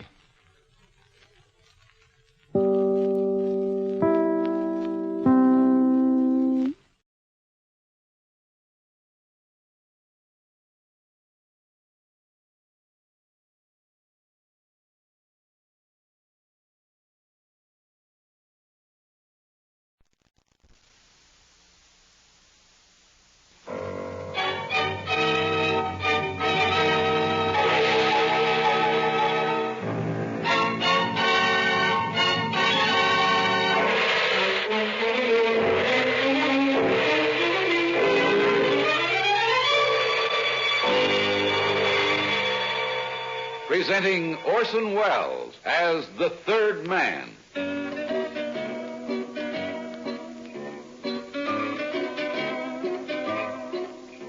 The Lives of Harry Lime. The fabulous stories of the immortal character originally created in the motion picture The Third Man, with zither music by Anton Kara.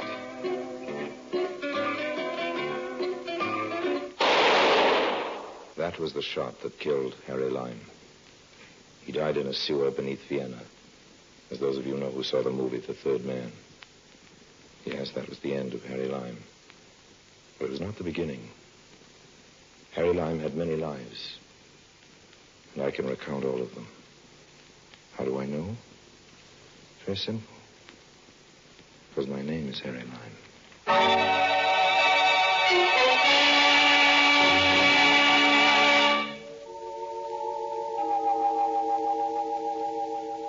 Friends, the story of my marriage. My first marriage, and believe you me, my last. It all began in the funny little city of Beccarata. There isn't much to do there except get married. Principal local occupation, of course, is getting rich, and that's what brought me to Beccarata. It's hidden away, as you probably know, in a remote corner of Saudi Arabia. Mines of black gold, oil derricks dot the landscape as far as you can see, and huddled beneath these modern steel skeletons lies a city as old as the East. Curio dealers hawk their wares in the narrow winding streets. Beggars doze in shadowed doorways.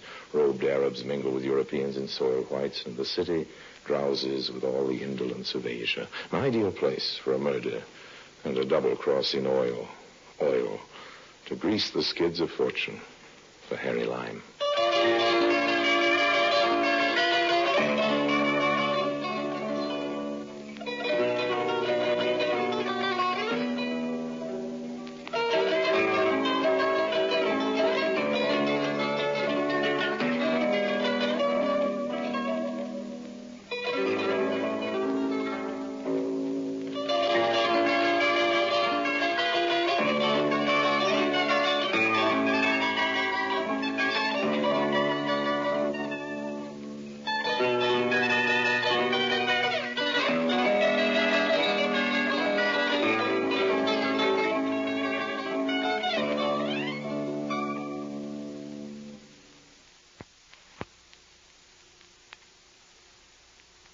And now, Orson Welles as Harry Lime, the third man in Love Affair.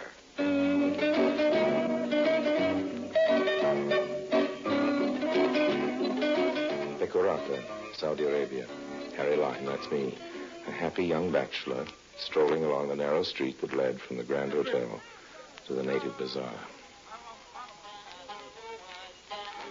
Oh, noble one, a moment of your time. I'm sorry, friend. I am not a beggar, O heaven-born. I am teller of fortune. Yes, but I'm... The past, the present, the future. I see all, I tell all. Very interesting, Oh, I'm sure. greatest of great lords, may your back never bend. Oh, thank you. May your beard never grow white. Well, I'll try not to. Thank you. A little backsheesh, and I read your fortune. Thanks very much, old man. I'm busy making my fortune. I don't need to have it told. Show me your palm, noble one. Let me but see the line of your destiny. Okay, friend, but make it snappy. Ah, the hand of the wanderer, the seeker. It is difficult to tell your fortune, my lord, because you have no fortune. Oh? You have many fortune. Well, that's nice to hear, old man, but let's get down to cases. When am I going to get rich? You will always be near to wealth and see many women. Oh, that's good. Beautiful women. Well, that's better. Dark women. I like blondes, too. But only one wife. Also redheads. What's that about a wife? Noble one, you will only be married once. And once is too much. To put it mildly, I'm afraid you've got your fortunes mixed up. You will travel, great one, quickly and across many lands. And you travel with a wife. Okay, now you've had your fun. I'll say goodbye. Wait, you have not paid me. Why should I, friend? I'm Harry Lime. But you don't know about me. It'd fill a book, and nobody's going to write it without paying me royalties. So long, old man. Still the same sweet, generous Harry Lime. Schweig, what are you doing, Beccarata? Just exactly what you think I'm doing. Checking up on you. The same sweet, lovable Carl Schweig. Where can we talk, eh? Almost anywhere. It's the time for salat. No one will bother us. Come on. Go into this cafe here. It doesn't look very clean. It'll answer your needs, don't you think? You follow me?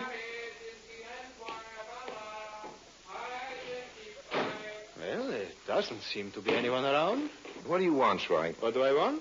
I want to know whether you've obtained the oil leases. That is what you're being paid for, isn't it, Mr. Lyon? Not too well paid. Quit toying with me, Harry. I'm not toying with you. What do you expect? Everything in this city moves by inches. I've made friends here. I'm real chummy with the elephant. I think I've got him in a receptive mood. Actually, I'm sure he doesn't realize how important oil is going to be here in a few years. If I can't force him to sign the minute, things don't work that way. I know. We have perfect confidence in you. And why did you come here? To make sure that our confidence wasn't misplaced. Oh, I see.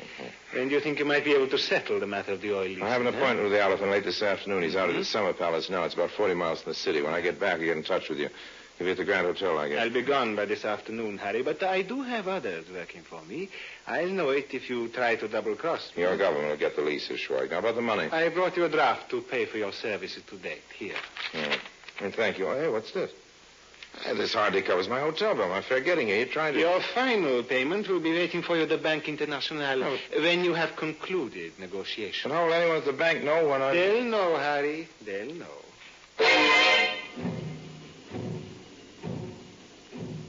I was still burning about the size of the check as I left Schweig and headed for the Banque Internationale. I hadn't been surprised to learn that Schweig's government had other agents in Beccarata, but I wondered how it was possible for someone employed by the bank to know when the elephant had acceded to my requests. As I entered the shabby monument of finance, I searched the bland, inscrutable faces behind the cages, but they told me nothing. Well, I'd come to cash the check, not play charades. I slid the infuriating little piece of engraved paper through the opening of the window of the chief teller, a lovely-looking lad, if you care for the pockmarked, beady-eyed, murderous type. He glanced down at the check and then up at me. You are Harry Lyon? Yes, I have my credentials. That won't be necessary. You are already well known in this city. That's very flattering. How did you want this, Mr. Lyon? I don't care about the denominations, but I wanted American money. American money? Yeah, you see, I'm an American. I'm sentimental about American money. Very well, Mr. Lyon. Here you are, sir.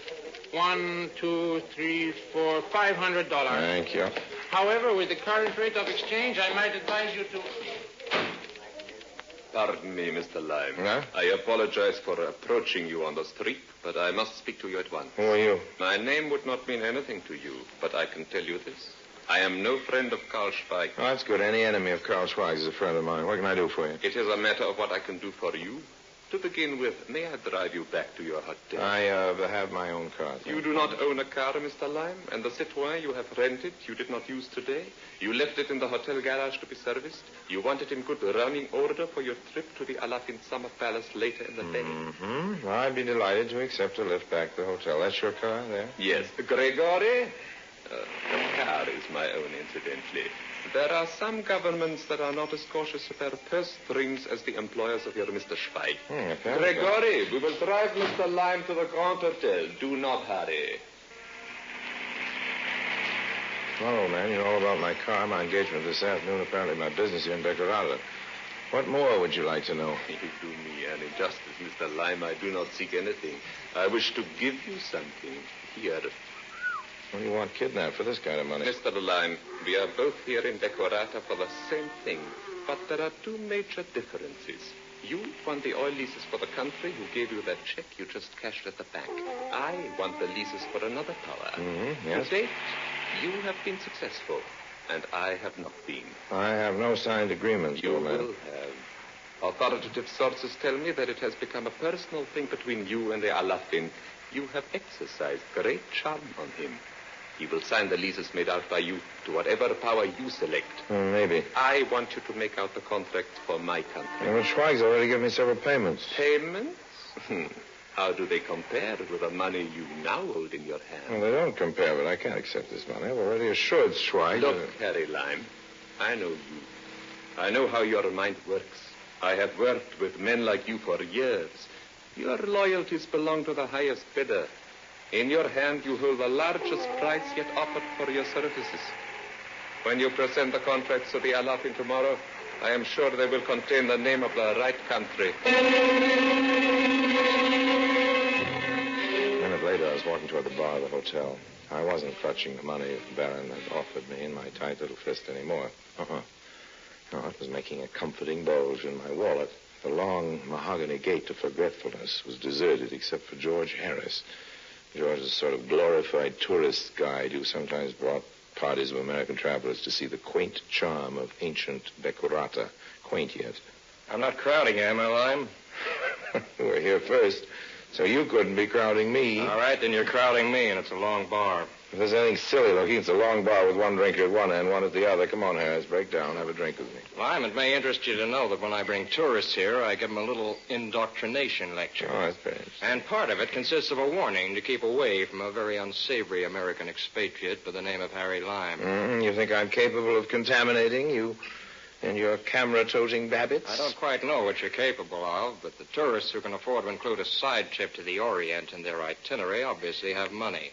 There's no sense in waving a branch of honeysuckle in front of a bee. No, I guess that's my cue to buzz off, Mr. Harris. Don't worry about my trying to get even with you for all the nasty things you said. I'd much rather have my revenge when you're not prepared for it. I wasn't hungry, but I walked into the dining saloon. George Harris followed me, headed for a table festooned with his party of tourists. Usually his party consisted of bicarbonate of soda addicts, fugitives from board of directors meetings, and generously proportioned dowagers enjoying the money their late husbands had worked themselves to death accumulating. But this time, there was a new note. A lovely, fresh-looking girl. She had the sort of innocence that only a Reynolds could have captured, or a Harry Lime. When she got up from the table, I followed her to the piazza. There wasn't a hovering mother, a chaperone, or a tourist guide in sight. I say, you didn't drop your handkerchief. What? If you had, I could have picked it up and returned it to you. We could have started talking. I would have offered to show you the city. I have a guide, thank you. Yes, I know, but I could show you places George Harris wouldn't dream of taking a 17-year-old girl to. I'm 19. Oh, I've been wondering. Now, I've been wondering about a few other things, too, as a matter of fact. You must be the Harry Lime Mr. Harris was telling us Oh, about. surely I'm not the only man in Beckerata capable of speculating a bit about a beautiful American girl. I'm terribly sorry, Mr. Lime, but the others will be coming out from lunch soon, and I mustn't be seen talking to you here in broad daylight. But it won't be broad daylight forever. Well, perhaps we'll meet this evening, Miss... Perhaps. The girl was a real looker. But with all the looks, she was pushed to the back of my mind as I got to the summer palace, the Elephant, later that afternoon. I rented Citroen. I was behaving nicely, and I guess I wasn't watching the road too carefully because suddenly the ordinarily deserted strip of pavement became crowded, and I had to pull to a stop. Arabs riding burros crowded about the car. There were some half-castes on foot climbing on the running boards. In front of the car were 3 or 4 Bedouins, pretty fierce-looking customers with old-fashioned muskets slung over their shoulders. Hey, what's all this about?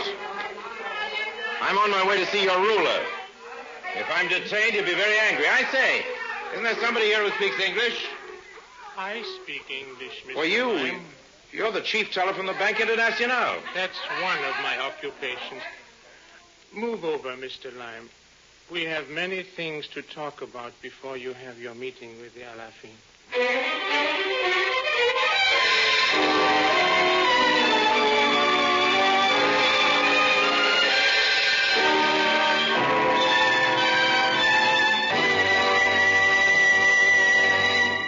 Orson Welles returns in just a moment as the third man.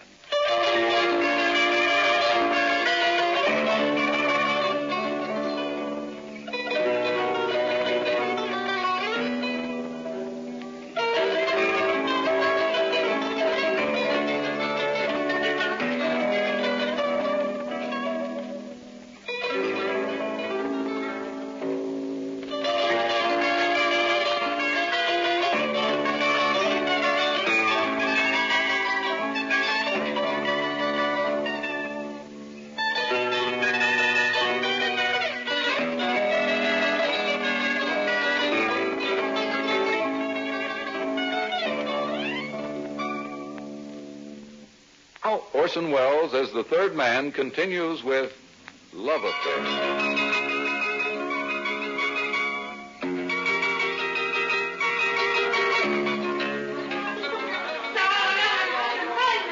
The beady-eyed, pockmarked Arab was sitting next to me on the front seat of my rented Citroen.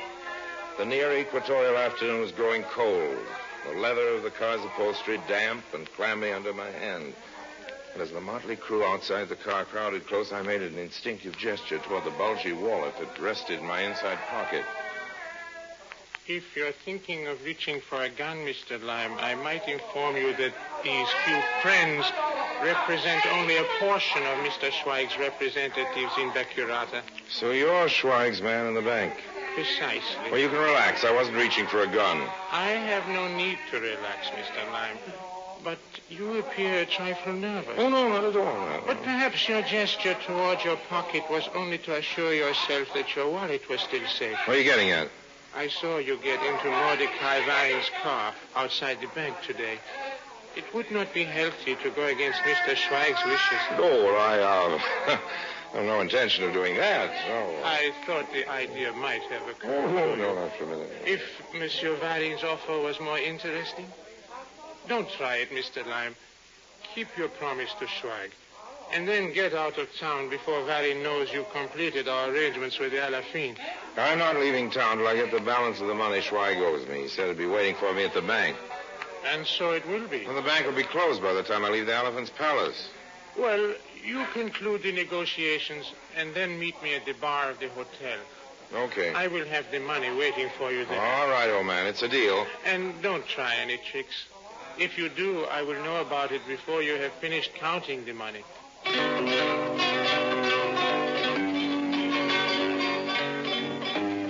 meeting with the high potentate of Becurata was an infuriating ordeal of delay.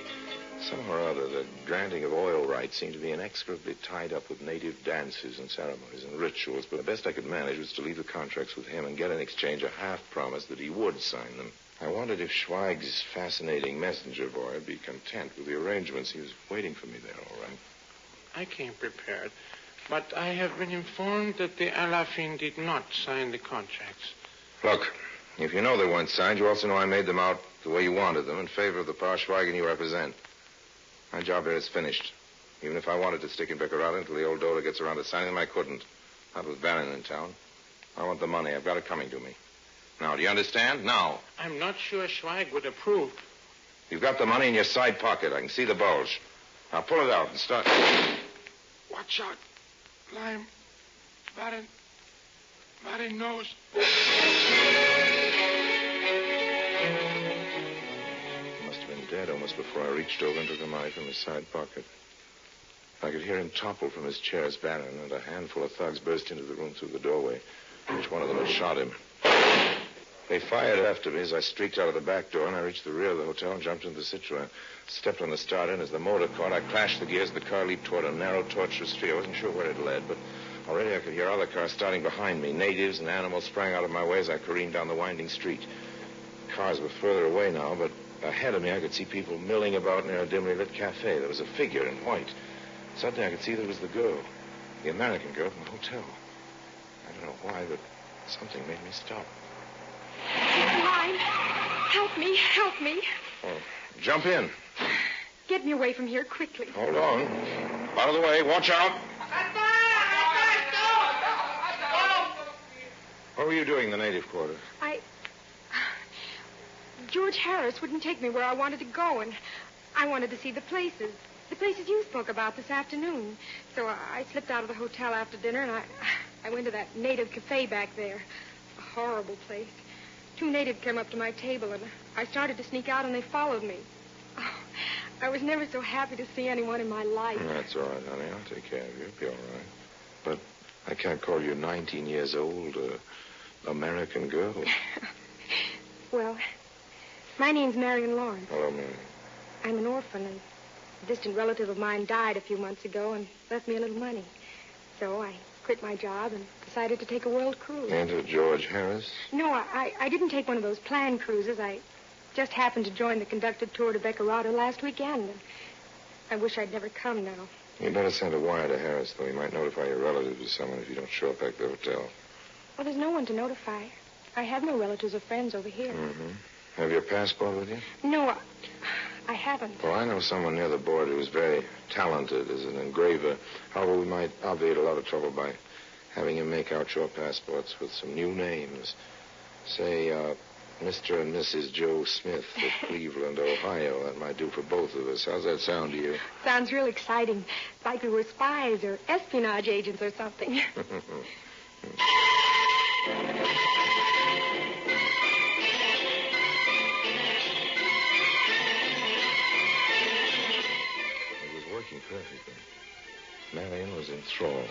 excitement and the romance of our adventure. It would take time for Vera and whoever else might be following me to pick up the trail. But by the time we'd crossed the border, all of that was changed. Marion and I were Mr. and Mrs. Joe Smith of Cleveland, Ohio, USA. Oh, yes, it was working perfectly because, as far as I could tell, Marion was the perfect bride, adoring, starry-eyed, and really in love with me. Because she was in love with me, she asked no embarrassing questions.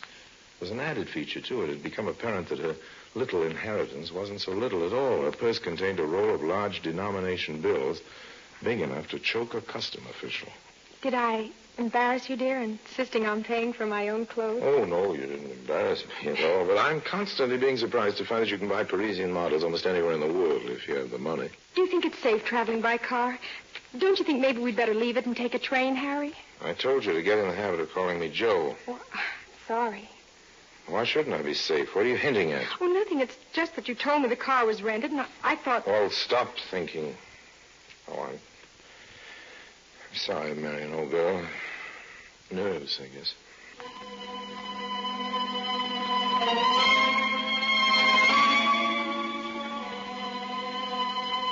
The nerves lasted all that week as we crossed border after border.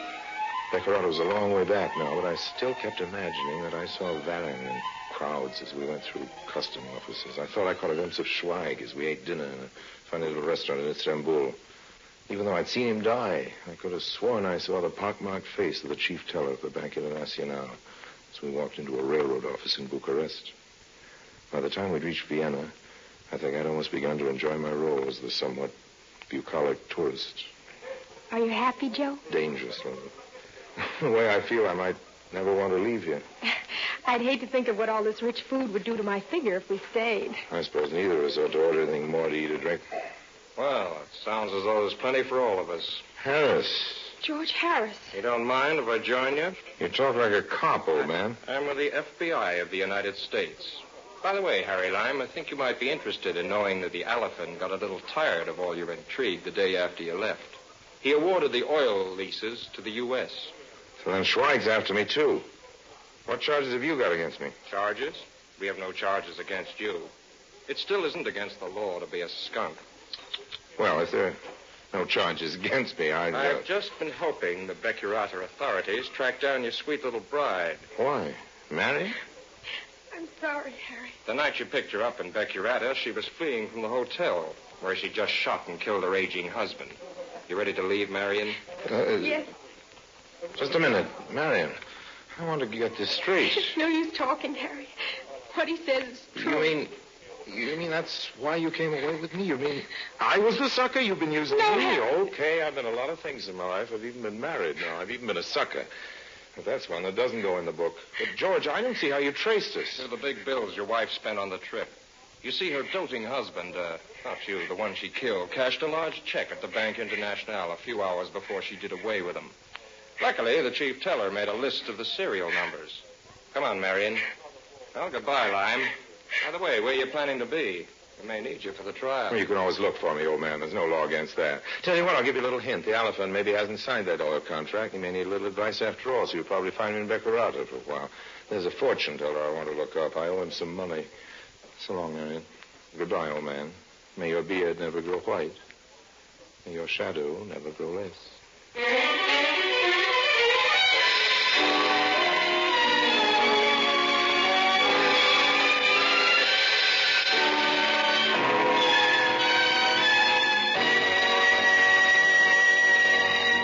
Harry Lime returns in just a moment.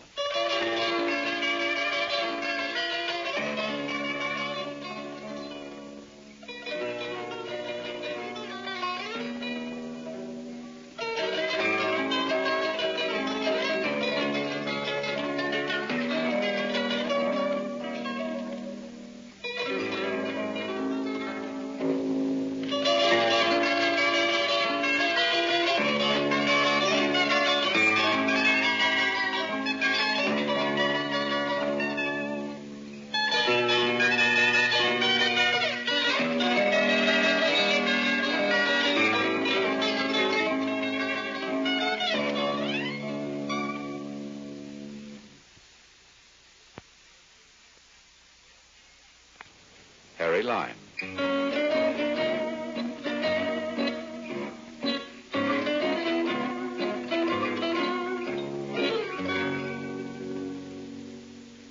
friends, it was a short marriage, but a very pleasant one.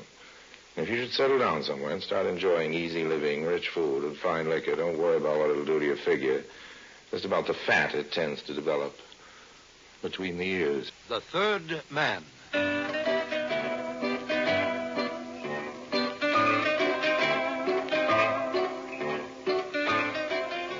The Lives of Harry Lime. The fabulous stories of the immortal character, originally created in the motion picture The Third Man, with zither music by Anton Karas.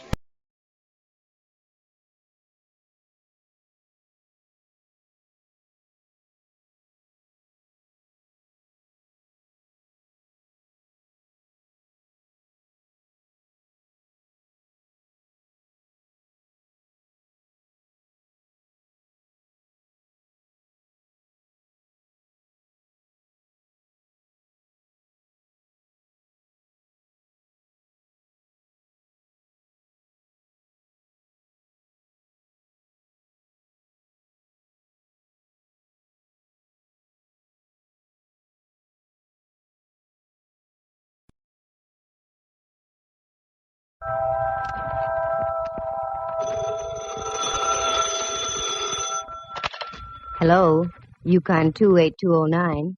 Yes, this is Candy Matson.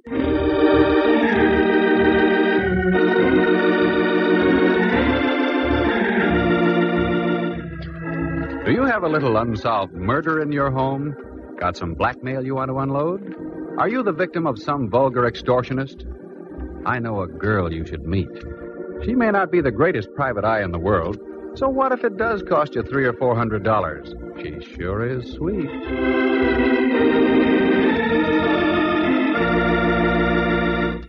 She's Candy Matson. Like to meet her? Hello. Candy Matson? Well, I wasn't sure when I looked in the mirror this morning. Had a rough night, eh? Oh, there have been rougher ones. Look, voice, before you get caught with my receiver down, who are you and what do you want? As to who I am, you'll find out very shortly. What I want is you. How romantic, and over the phone yet. Let me finish. What I want is you to lay off that cable car business. Oh, that. Well, I'm afraid I can't. You see, I was sitting beside him when they discovered his transfer had been punched sort of permanently.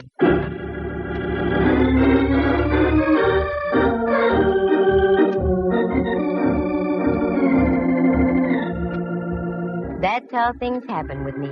I get into the craziest routines. You see, I used to be a model.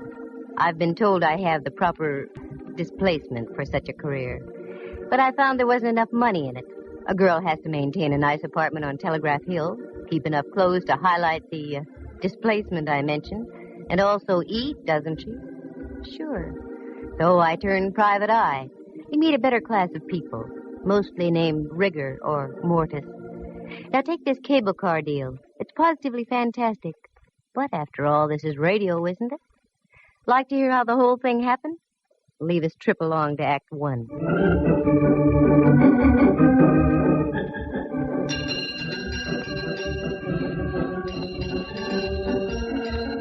I wanted to get downtown that morning, but I couldn't take the F car on Stockton. They were ripping up about 87th Street, which is par for the course. So I walked down Telegraph Hill and up to Mason. That's where the Bay and Powell cable car stops. All aboard! Come on, Lana, show that shapely ankle. We gotta make the Fairmont by Whitsuntide. The car was loaded, and so was the character next to me. I tried to budge into the seat between him and a fisherman's wharf dowager, but I couldn't quite make it. I'd forgotten my shoehorn. Say, pardon me, but would you mind reading your Wall Street Journal over that-a-way a bit? I'd like to sit in here. Oh, if you insist. A knight of old. He budged his hips a quarter of an inch, and I slipped in, ready for my rocket ride over the hill and down into town. The trip, as usual, was uneventful. 3 smashed fenders and several choice words I'd never heard before, but I wrote them down. By the time our prairie schooner reached the turntable at Market Street, the crowd on the car had thinned out. But Buster was still beside me, his head buried in common and preferred. Market Street. I started to get down. Hey, lady, take your boyfriend with you. We're heading back up the hill. Boyfriend? I'll sue. He looks like the advance man for Lewis and Clark. How do you like that? He fell asleep over his stocks and bonds. I looked again. Hipsy wasn't asleep. Hipsy was stone cold dead on Market.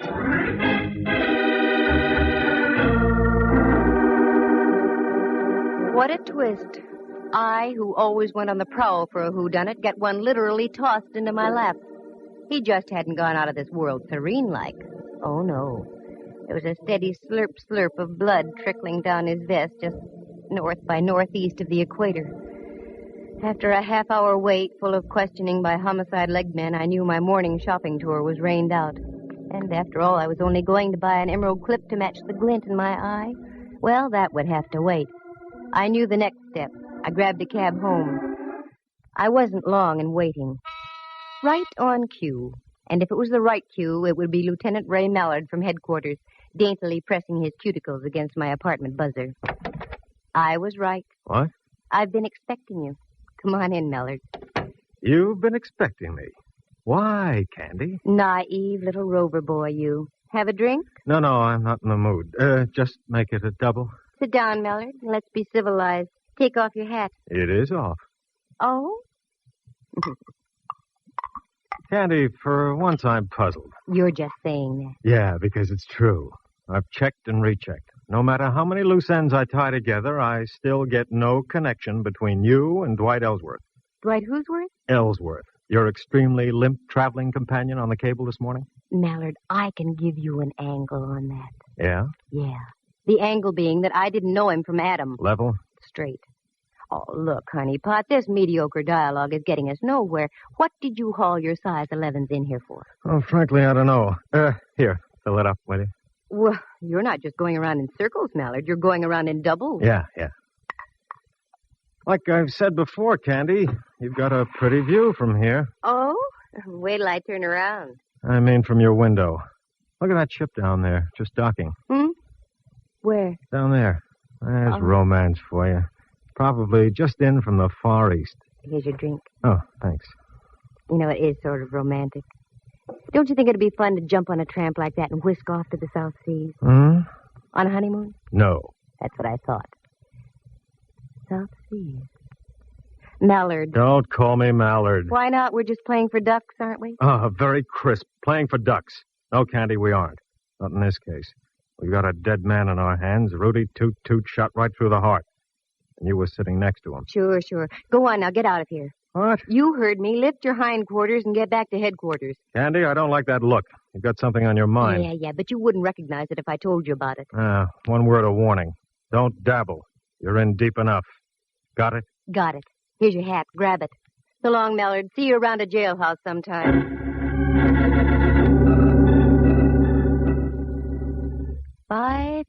Femme. 'Twas then I smelled a big fat fee. That great, big, kind of attractive Mallard. He missed the boat. Oh, he saw it, but he missed it. It was that ship he saw docking. That was the first time I came out of the dark since my Tunerville ride down the hill in the morning. I needed help, so I called an old friend of mine, if you can call that help. Rembrandt Watson was his name. He was a photographer and other things. He spent most of his life in the darkroom dabbling with bottles. His negatives and prints were sharp. His thought processes, not quite. But he'd given me assistance in the past, so I called him. Rembrandt Watson speaking. Photography, portraits, and camera work. Yes, Rembrandt, I know. Also available for gardening, janitorial service, and babysitting. Rembrandt, it's Candy. Especially if they're over 21. Who? Candy? Now you're tuned in. How dare you, baggage. I was experimenting with a new type of formula. 90 proof for 100. 100. And Candy, it works beautifully. There's a delightful little pixie in a pink ballet skirt in my living room. Well, leave her there and get over here immediately to my place. Take a cab. I'll pay for it. I'd much rather have a handsome carriage with a brace of chestnuts. You've got 'em in your head. Now just do as I say and get over here.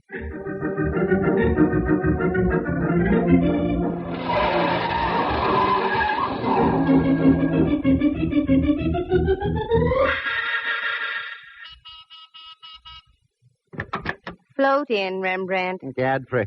Where's the man to take me cloak, gloves, and topper? You're wearing a sport coat and slacks, and you know I have no man. And therein lies your basic trouble, my dear.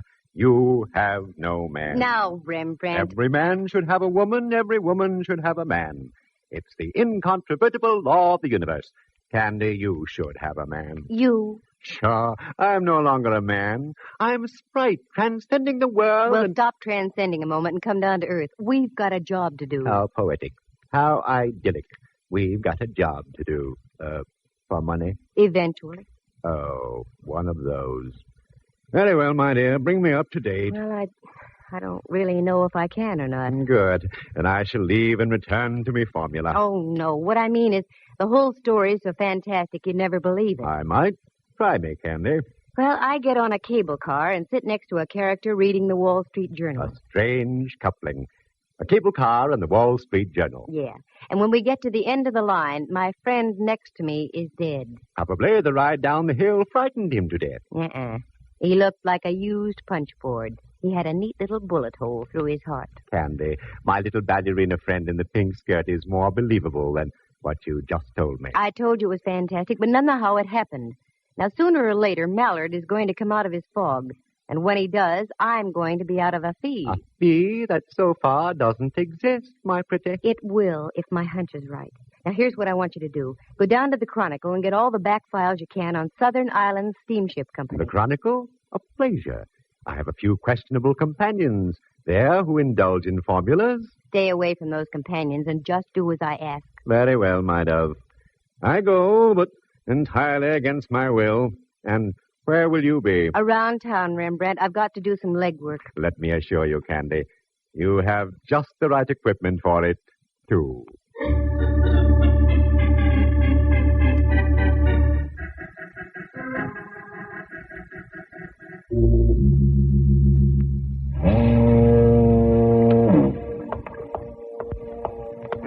What a joint.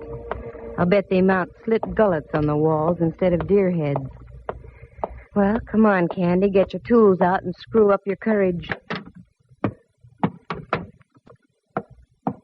Yeah, miss, what'll it be? Nothing right at the moment except information. Information, water, both free. What do you want to know? Well, I'm looking for the purser off the Dwight-Sonia. I hear he does his shore duty in here. That's right. Name Campbell. That head on the table over there belongs to him. Thanks.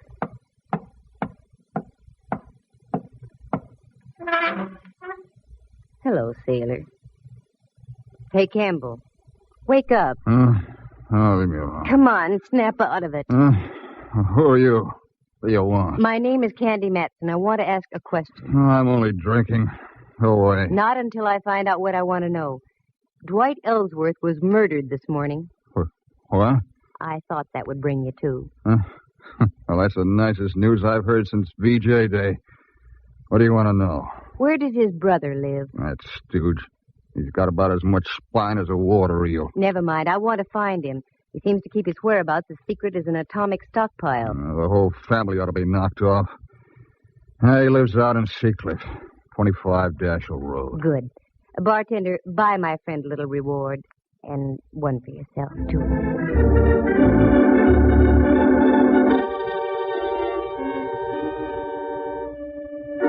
Well, so far, so good. Oh, how did I know about Campbell, the purser? Well, you see, I have quite a few friends, most of whom my pal Mallard doesn't approve. So I grabbed a cab and navigated the driver out toward Seacliff. It was so foggy I couldn't see the meter. But I paid him anyway, gave him a neutral tip, and dismissed him. There it was, 25 Dashel Road. An austere-looking cabana, one that dared you to ring the front doorbell. I dared.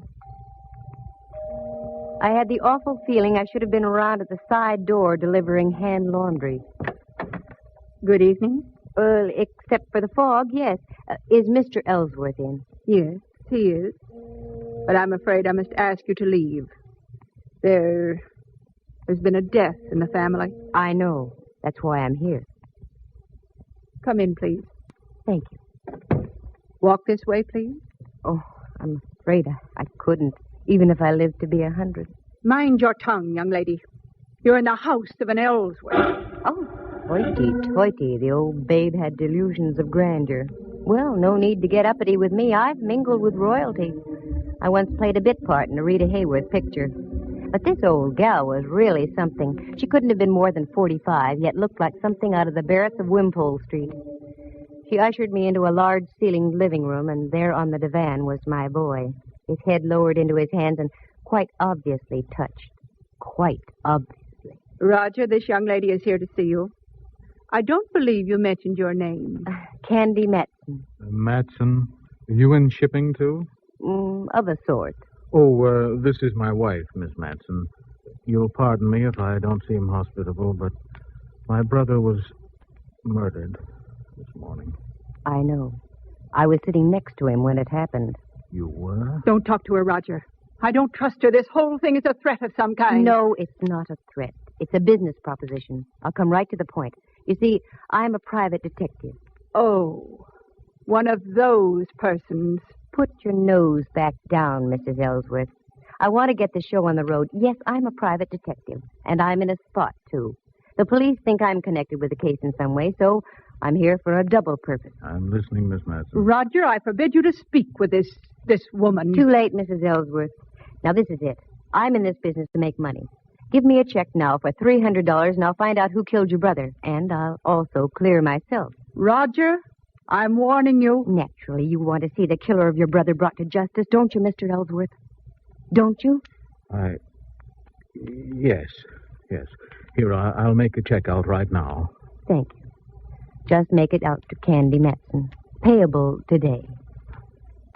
A lovely collection of guns you have, Mr. Ellsworth. You hunt much? Oh, yes. My wife and I are quite fond of shooting. She's an excellent shot. There you are. Thank you. I'll be in touch with you sometime tomorrow. Mr. Reed didn't say a word. She just stood there against the fireplace and shot sparks through me. After I waved the check in the air a few times to dry the ink, she showed me to the door. Very clever, aren't you? Taking advantage of a weak-willed man. I wonder who made him that way. Don't cash that check. I mean it. Don't cash that check. Mrs. Ellsworth, $300. I need the money, badly. I need some new rolls for my player piano.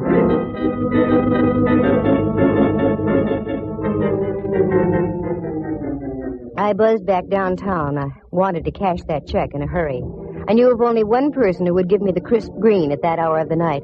Uncle Charlie, the honest miller who ran the chase room. Uncle Charlie, in the strict sense of the word, was a gentleman. So with a tender little pat on my cheek, he cashed the check, and I went up Telegraph Hill and home. All of a sudden, my eyes did a couple of inverted loops. Oh, my lights were on. Who's in here? All right, speak up. Oh, Candy, the light of my life. Come join our party. Oh, Rembrandt, you gave me a scare. You don't scare easy either, Candy. Got something on your mind? And Mallard. Well, how ducky, a midnight soiree. What goes on here? Well, that chicken you had in the icebox is delicious. Was delicious. Looks like you've done everything but eat the bones. Your vintage is superb, too, Candy. Have a little formula? No. Now, come on, what gives? That's my line, Candy. What gives?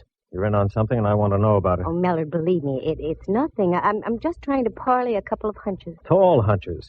Look at all those clippings on the South Sea Island Steamship Company. What are they for? I meant to tell you, Candy, I had remarkable success down at the Chronicle. There's everything you want on that steamship line. Oh, Rembrandt, did you have to tell the whole world? Candy, you chide me unnecessarily. I merely had the clippings on the table when Hawkshaw here walks in on me.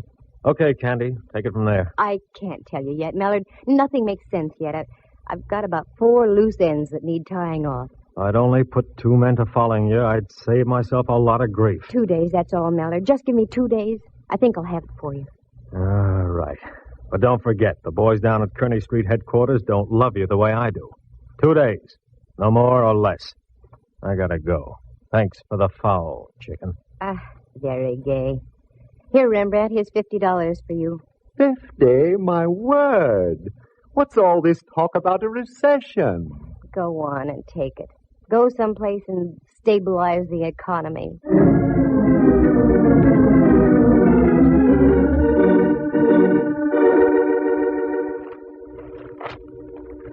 I whipped through the old newspaper clipping. It was all there. Fire at sea on Ellsworth's ship. 2 seamen lost off Ellsworth's ship near Honolulu. South Sea Island line ship loses rudder in storm. On and on it went over a period of 3 years. I threw the papers back on the table. Helped myself to some of Rembrandt's formula. Turned down the lights and went out on the porch. The bay was dark, except for an occasional path of light from a passing freighter. I sat down to think and think. Then, quick, just like that, 2 little tumblers in my mind fell into place. Only one thing to do, and that was to do it the hard way. The next morning, just as the ferry building siren was announcing 8 o'clock to downtown San Francisco, I got Rembrandt on the phone. Candy, what on earth are you calling me for at this hour? Can't help it. There's work to be done. I did my work last night so extremely well that I'm just going to bed now. Sorry, you'll just have to delay your sack time. Meet me at the corner of Mason and Union in 10 minutes, right where the cable car stops. Now, what are we going to do? We're going to take a cable car ride. What? One of those bouncing, jerky little contraptions? Not the way I feel this morning. Oh, yes, you are. Union and Mason in 10 minutes.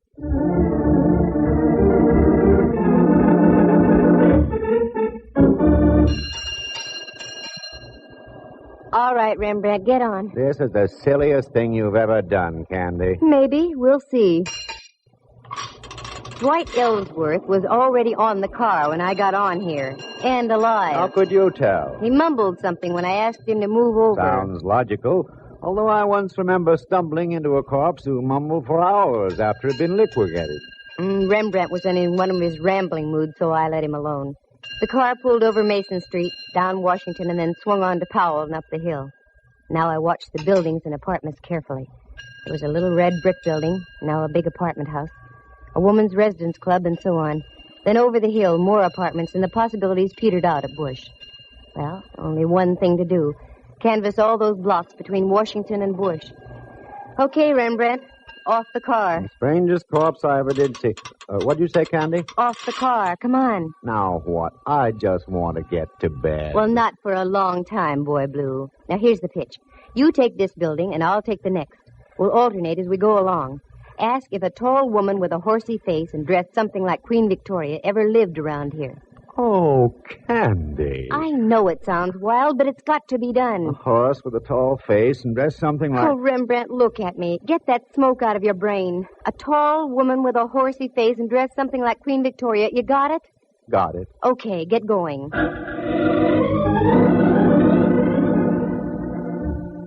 It was slow and tiresome. And the answers I got. A tall gal dressed like Queen Victoria? Oh, sister! That was about par. Nope, nobody like that ever lived here. Are you positive? A dame who fits that description? Yeah, I'm positive. The morning wore on, and so did we. We were over on the other side of California Street now, so we stopped and had a bite to eat. I had pickles with mine, and Rembrandt had olives on toothpicks in a glass. And again, we picked up the hunt. My heart was suddenly making with a rumba. There, just on the other side of Clay, in front of a 3-story red brick house, was a police squad car. There was a little knot of people gathered around. Daintily lifting my crinoline, I did a Mel Patton down the block and up the front steps. I didn't have any trouble finding the room. The door was wide open, and there was a body on the floor. 4 representatives of the law were buzzing back and forth. One of the buzzees was Mallard. Well, my little ambassador of violence. Why is it you're always around the extremely dead, Candy? I've got no time to brandy the ad-libs, Mallard. Who is it? I don't know yet. No identification. Let me see. A pen pal, maybe. I was right. I knew it. Knew it? Knew what? You're right, he was a pen pal. He wrote me a check last night for $300. His name is Roger Ellsworth.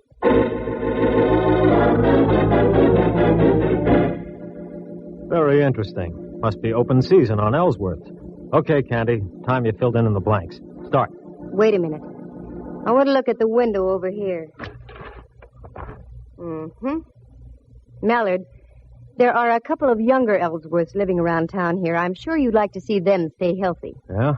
Get out to 25 Dashiell Road and pick up an old crone also named Ellsworth. 5 will get you 20. She's the one you're after. All right. But you get back to your place and stay put, understand? I want to have a more illuminating chat with you. Oh, Mallard, I'm just like putty in your hands.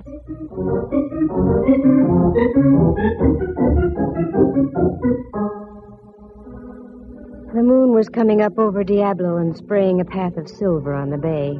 Still no Mallard. I wondered what could be wrong. Well, this was it. This was the showdown. Have you seen a tall face with a horsey woman? Oh, Rembrandt. Candy, I'm so mad at you I could... Oh, what's the use? Now what's the matter? What's the matter, she says. I've been roving all over Powell Street ringing doorbells. Where did you go, you traitor? Oh, Rembrandt, I'm sorry. And in the excitement, I forgot all about you. What excitement? There's been another murder. In a moment, there's going to be another. I'm looking right at you, Candy. Oh, cool off. Have some formula and stop snorting steam. What was that? Your window, Candy. It just shattered. What? Oh, wait a minute. That window didn't shatter by itself. Quick, get the lights, Rembrandt. Now duck down here. What sort of a silly game are we playing now? This isn't a game, believe me. Candy! Candy, are you all right? Yikes, it's the gumshoe. Yes, I'm all right. Where are you, Mallard? Over here, 2 houses over. We've got your girlfriend trapped on the roof next to you. Don't move and stay covered. Okay. All right, Mrs. Ellsworth. Are you coming down peacefully, or do we have to play cops and robbers? I'm not coming down until I get that Candy Matson. She did it. She forced me to kill my own brother-in-law. Have it your own way. Okay, loosen her up a bit, boys. Better than the 4th of July. Keep your head down, Rembrandt. Oh, is that what was up? Ready to come down, Mrs. Ellsworth? No, I'm not. That hateful woman. She's ruined my whole life. All my plans. Just because of her snooping and prying. She's going to die, I tell you.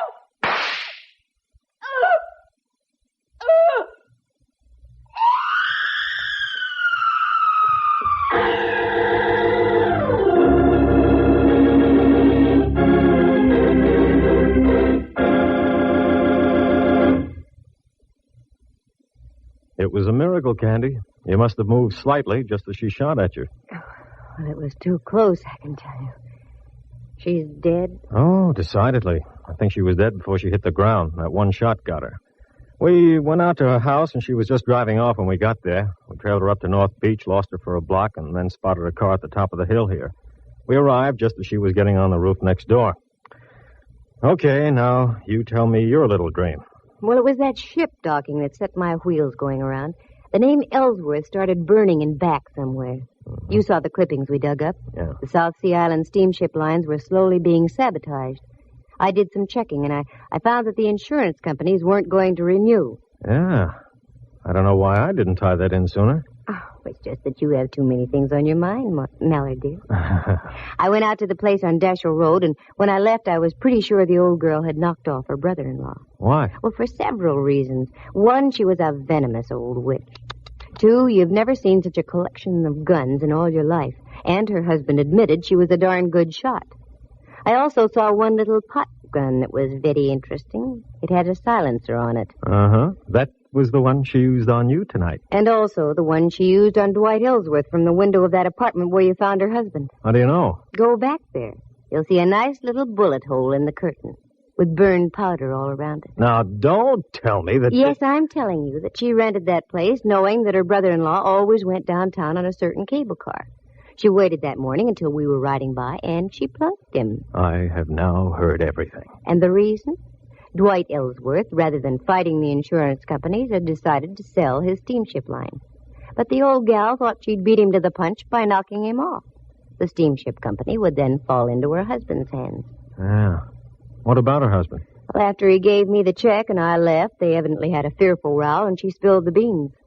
Somehow she lured him down to that place on Powell and gave him some lead poisoning, too.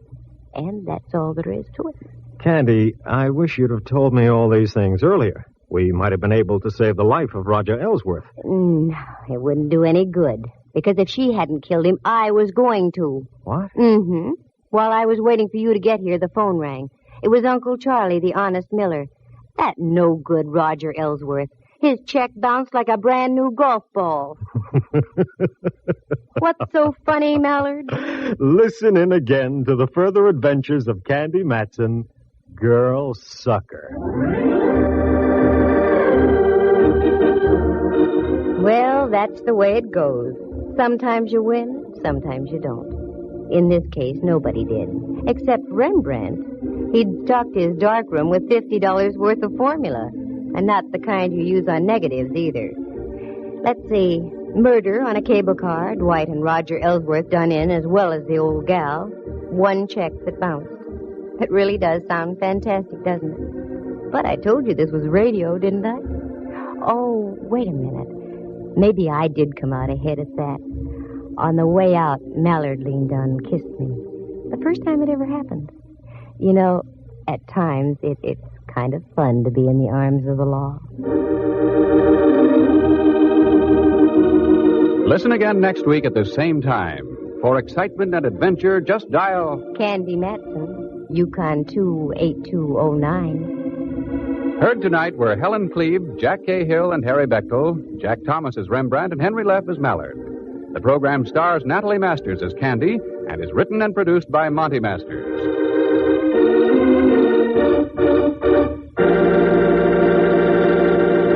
This has been a presentation of NBC, the National Broadcasting Company.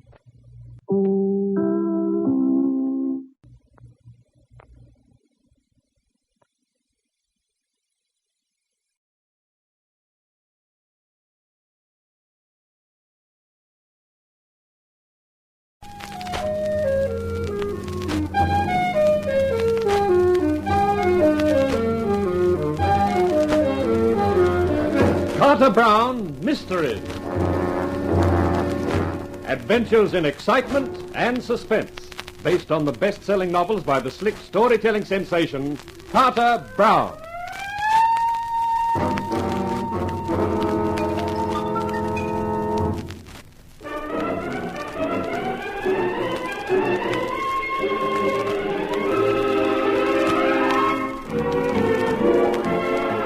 We take pride in bringing you the first of a new series, a program drawn from the celebrated books by Carter Brown, which have sold more than 10 million copies and continue to sell at the rate of over 1 million copies a year.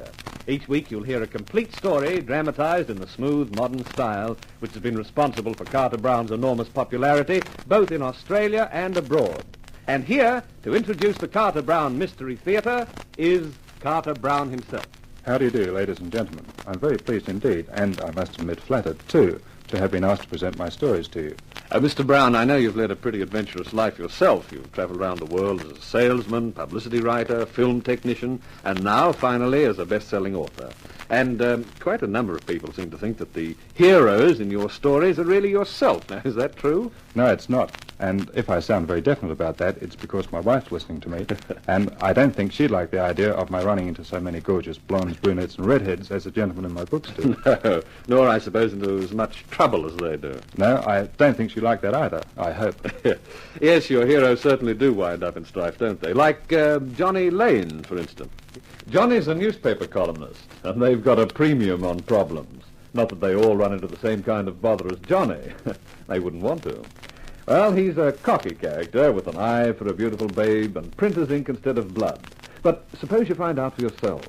Here's Johnny Lane to tell the story which we've titled Call for a Columnist.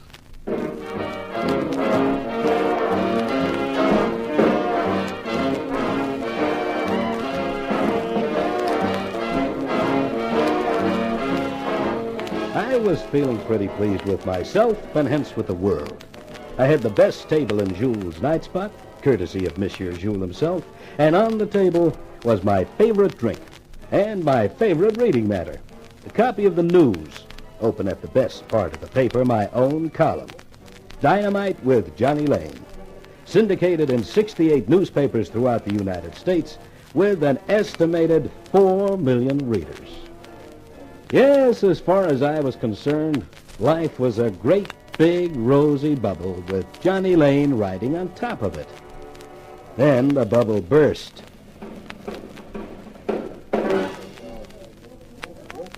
Excuse me, Monsieur Lane. Yes, Jules, my friend, what is it? There are 2 gentlemen to see you, monsieur, in my private office. Jules, I never see anyone in your private office, you know that. These gentlemen are from the police. Oh, well, that makes a difference. Monsieur Lane, I would not like any trouble. Don't worry, I'll handle them. You stick with your customers. Thank you, Monsieur Lane.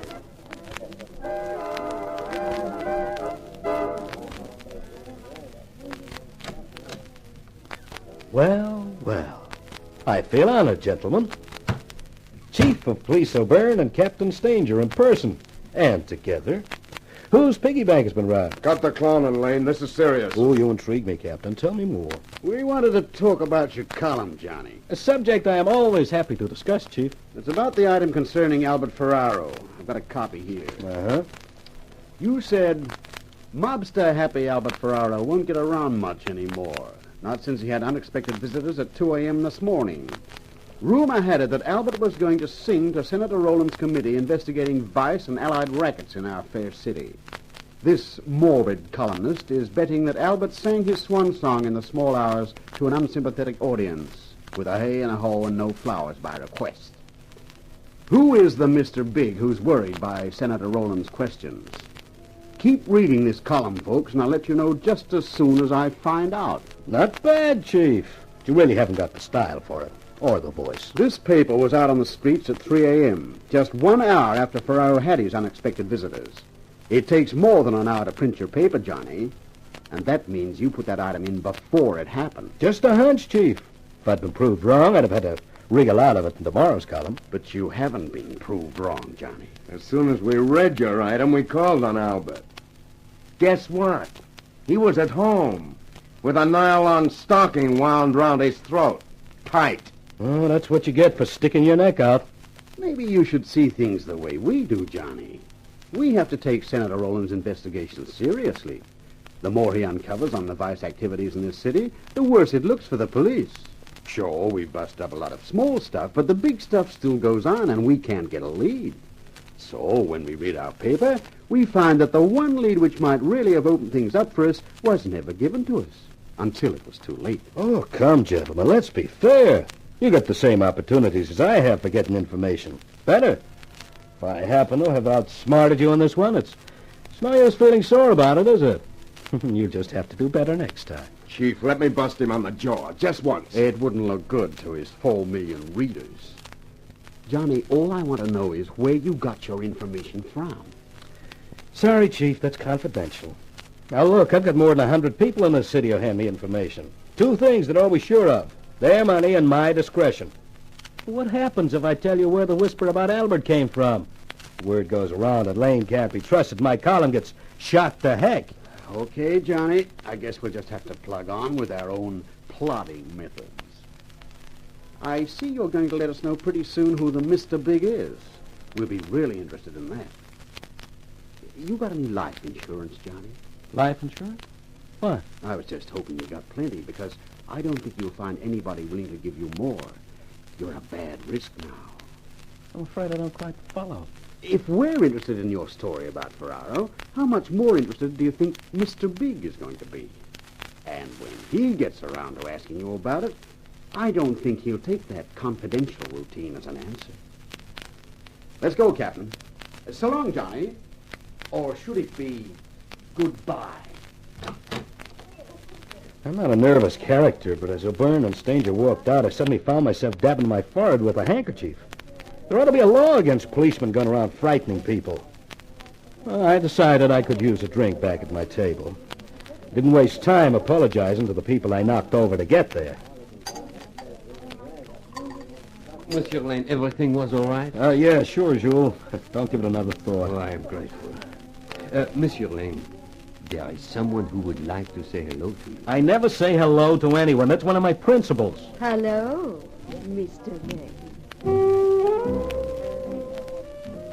I turned to look at her, a startlingly beautiful face framed by close-cropped black hair and a set of curves that'd send a racing car driver dizzy. My principal shot through the ceiling. Well, hello. This is the feminine half of the new act I am presenting. The Adagio dancers, Simon and Simone. You saw them last night, Mr. Lane. Oh, yeah. Did you like it, Mr. Lane? You bet. Especially the end of it, where he throws you across the floor and you spin out of sight on your, where you spin out of sight. Effective, isn't it? Yeah, and it's a good way to test the floor for splinters. Will you join me? I'd love to. You will excuse me, aren't you? I hope your husband isn't going to take exception to you having a drink with me. My husband? Oh, Simon, he is not my husband. Oh, that makes it worse. He is just my partner. That makes it better. I want to say how much I admire you, Mr. Lane, for what you're doing now. You mean holding your hand? Of course not. I mean in exposing the criminal elements in the town. helping Senator Rhoda. Oh, that's nothing. I'll pour you a drink. I think you are a very brave man. I imagine you carry your life in your hands this very minute. Well, what makes you say that? It's obvious. I'm sure that most of the underworld must get mad at the mere mention of your name. Their only logical solution to stop you printing these revelations is to remove you, isn't it? No! I can't see any other alternative. Well, I guess you can't. Still, you must know all this, Johnny. I shouldn't be worrying you with it. But I just wanted you to know how much I admire your courage in doing it. Oh, I'll have to go. We're on in 15 minutes. Maybe we could continue this conversation after my act is over. Well, I've got to get home and get out my column. Can I take a rain check for some other night? Any night, Johnny. Say, tomorrow? My customary cab was waiting outside the night spot. Part of the service for a celebrity. I got in, gave the driver the address of my penthouse. It made about 2 blocks when I noticed he was studying my face in the rear vision mirror. What's the matter, driver? Have I got smallpox? You're Johnny Lane, aren't you? Newspaper guy. Yeah, that's right. Want my autograph? No, I never get past the funnies. But my wife reads your column. Oh, she like it? Well, I don't know whether she likes it. She don't ever say, but remember they published your photo a couple of months ago? Oh, I believe they did. I asked them not to, but they told me they were sick and tired of the letters demanding to know was I as handsome as they imagined me to be. Yeah, well, the old lady sees it, and she don't believe it. It happened to be a good likeness, that's all. That's what I'm going to tell her when I get home. She said she didn't believe any guy could look as dumb as that. Here we are. How much do I owe you? We got 98 cents on the clock, Mr. Lane. Here's $1. You can keep the change. Hey, what do I do with the 2 cents? Endow an orphanage.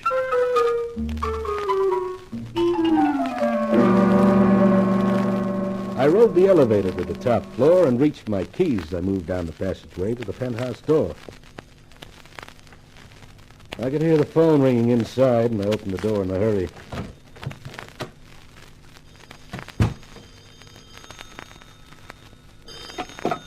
Hello? Is that Johnny Lane? No, but who's that? I'm so glad you published that item I gave you about Albert. Yeah, well, it's got me into a lot of trouble with the police. They want to know how I knew what was going to happen before it happened. Did you tell them? Well, how could I? I don't know myself. All I know is you keep calling me up. You won't tell me who you are. All you do is give me tips for the column. Think how it impresses your 4 million readers. I have no ambition to spend a few years behind bars for the sake of impressing my readers. Don't kid me, Johnny Lane. You'd dive off the Statue of Liberty into the Hudson wearing a bikini if you thought it'd get you another 10,000 circulation. I'll let that pass. I've got another news item for you if you're interested. I'm interested. There's a honky-tonk down on Sloane Street called the Blue Diamond, run by Lou Prager. If the good Senator Rowland would like to know, that's the distribution center for goofballs. So long, Johnny. Hey, wait a minute. It's time you tell me who you are. How can I tell the police my information comes from an anonymous phone call? They just as soon believe people go to see Marilyn Monroe because they like to hear her sing.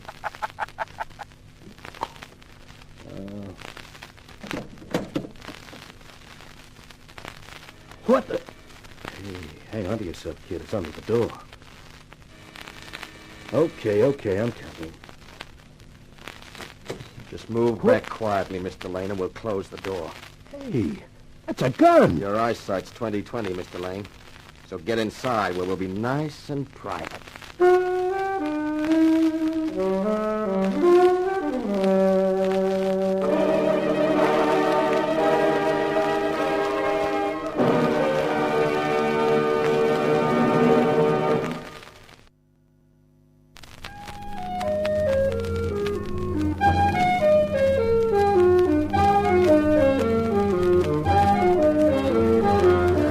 Carter Brown Mysteries. Adventures in excitement and suspense, based on the best-selling novels by the slick storytelling sensation, Carter Brown.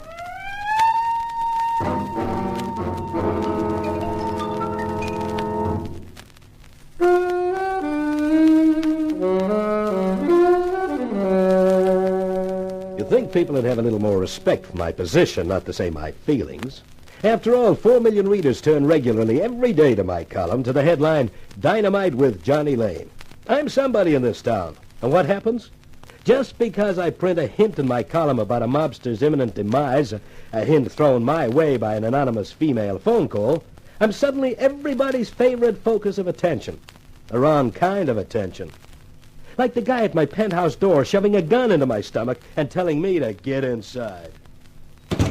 That's better, Mr. Lane. Now we can get down to business. Now, look, I got no business with anyone like you. I'm just a newspaper columnist. You printed that item about Albert Ferraro's murder, didn't you? Before it happened. Yeah, but look, O'Byrne, the chief of police, and the captain of his Stanger, they wanted to know about it, too. But I didn't tell them anything, so you and your friends don't need to be nervous. No, but you do. You're going to need protection, friend. I just proved it. What? You're a sitting duck, Mr. Lane. I could have blown your head off, and who was to stop me? But who are you? My card. What? Leon Arts, private detective, missing persons, trace bodyguard supply. And that's just what you need, a bodyguard. Now, I can supply one. Our rates are $35 a day and expenses. That's not too much to save your life, is it, Mr. Lane? No, I guess not, but... No buts, Mr. Lane. Now, suppose I'd been one of these criminals you've been ridiculing in your column. You would have been dead by now. Okay, you sold me. Oh, fine. Now, got one of our standard agreements here.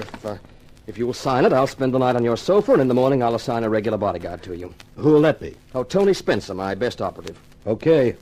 I don't know that I approve of your methods, Mr. Arch, but you got a deal.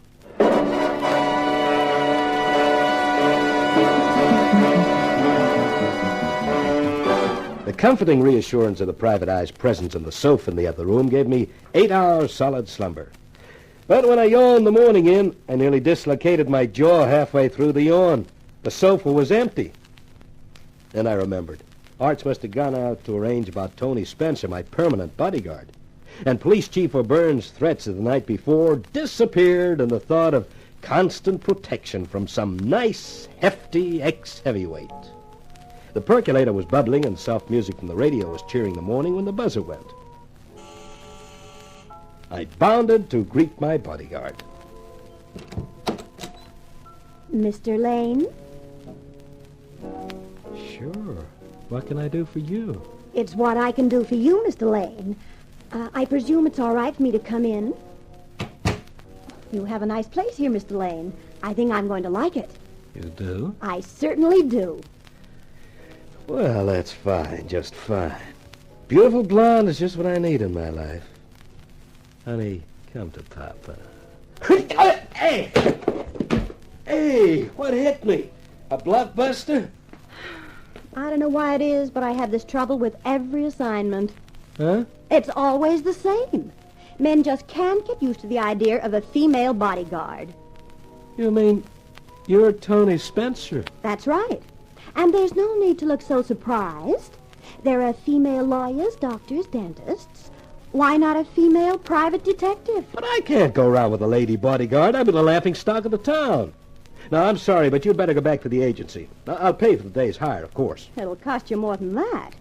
Didn't you read the penalty clause in the agreement? I didn't read it. I just signed it. Your agreement calls for a bodyguard for a minimum of 2 weeks. If you break the contract, the full premium is due immediately, plus compensation of $500. That's blackmail. That's business. Well, do I stay? Who am I to argue with a beautiful girl? Especially when she's a jiu-jitsu expert.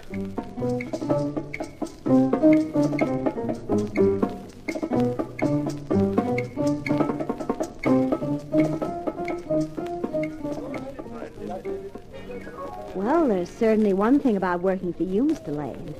A girl gets taken to the best places. Oh, I'm here every night. Jule and I have an understanding. You know, I can't get over it. What? That dress. Why is something showing? Nothing that shouldn't be. Johnny! Oh, you remembered. Oh, I didn't realize you had company. Simone, sit down. This is Tony Spencer. Simone. She's half the Adagio team in the floor show. Simon and Simone. Yes, I've heard about you. Especially about that intriguing finish to your act where you spin off the stage. Tell me, do you have to take your meals off the mantelpiece afterwards? You must wait and see. Unfortunately, not tonight. Simon is ill, so we do not perform tonight. What a pity. I'm just dying from curiosity. Just so long as it's from something. Mr. Lane, will you excuse me? I want a part of my nose. It's obviously not wanted here.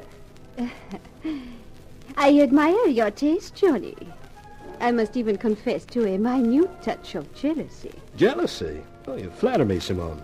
I thought we had a mutual interest in each other. I was even hoping that as I had a night off tonight... Oh, you don't have to worry about Tony. She's only a buddy. Well, that isn't exactly a nice way to describe a girl. I mean, she's only a friend. Simone, how about we fade quietly away while the opportunity's rife, huh? And teach your girlfriend? Oh, she won't care. Come on, let's get while the getting's good. All right, Johnny. And I know just the place. Yeah? Where? My apartment.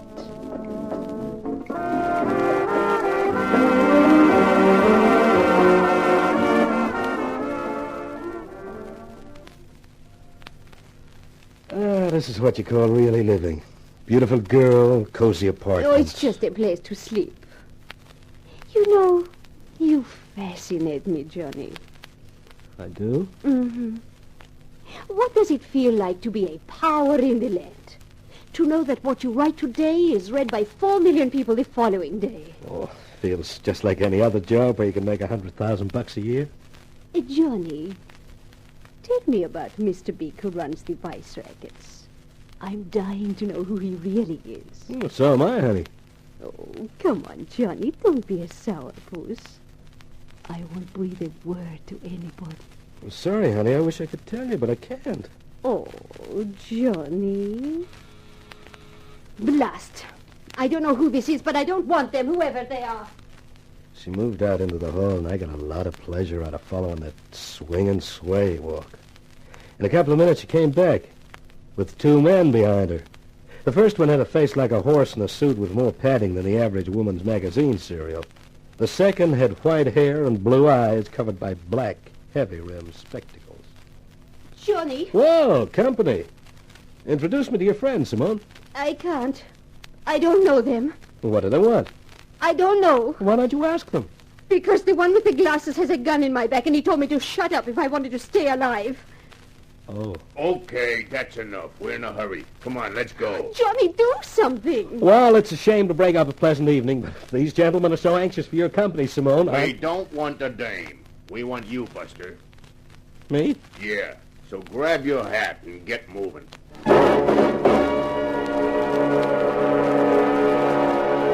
I had to put up a struggle, but I was outnumbered. There were 4 of them. 2 men and 2 guns. I was bundled out of the apartment into a car. About an hour later, after more twists and turns than a roller coaster with hiccups, we pulled up outside a dilapidated shack off the main highway. 2 hoods shoved me inside. By a roaring log fire stood a ravishing redhead. When she saw me, she smiled. When I saw her, I blinked and did a double take. Hello, Johnny. Hey, weren't you a blonde last time I saw you? Could be. I really forget. Oh, the world suddenly gets to be a small place. I remember. You're a piece of dirt I wouldn't use in my column. You use such nice language, Johnny. Senator Rowland's girlfriend. Ex. That's important, Johnny. Ex-girlfriend. Thelma, as I live and breathe. Which you will for a long time. I hope. Ah, aren't you going to say thank you? I gave you some good stuff for your column, didn't I? The best. Lyle the mystery, the anonymous phone calls, and this kidnapping. If you'd called me, I'd have come. Oh, we'd have preferred it this way, Johnny. Maybe we got a peculiar sense of humor. Okay, so I'm laughing and now the gag's over. Can I go home now? Sorry, Johnny, the gag isn't over. Not yet. You're staying right here for 2 or 3 days. What for? Well, we thought the peace and quiet would give you a chance to write your column without any interruptions. Now, don't be crazy. How can I write my column here? I can't get in touch with any of my contacts. I'll be isolated. Well, you don't have to worry about that, Johnny. You see, we've written your column for you. What? That's right. To cover 2 issues and asking a few interesting questions, like, do people know that the learned Senator Rowland made his money out of slot machines in the first place, setting up the wires for bookies in the second place, and dope from call girl rackets in the third place? Also, that Albert Ferraro was bumped up not because he was going to sing to the Senator's investigation committee, but because he was trying a double cross. And finally, asking whose influence got Police Chief O'Byrne his job. Holy cow. And all you've got to do is copy the stuff out in your style and handwriting so we can deliver it to the news. If you think I'm sending that sort of stuff to my paper, you're crazy. If you think you're not, you're as good as dead. Yeah, but insinuations like that about Rowland and O'Byrne, I'll be shot. You'll be shot either way. So what do you got to lose?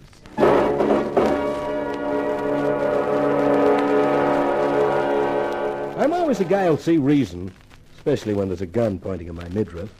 Thelma stood over me while I batted out the column on a ramshackle typewriter. I presume she just wanted to check on my spelling.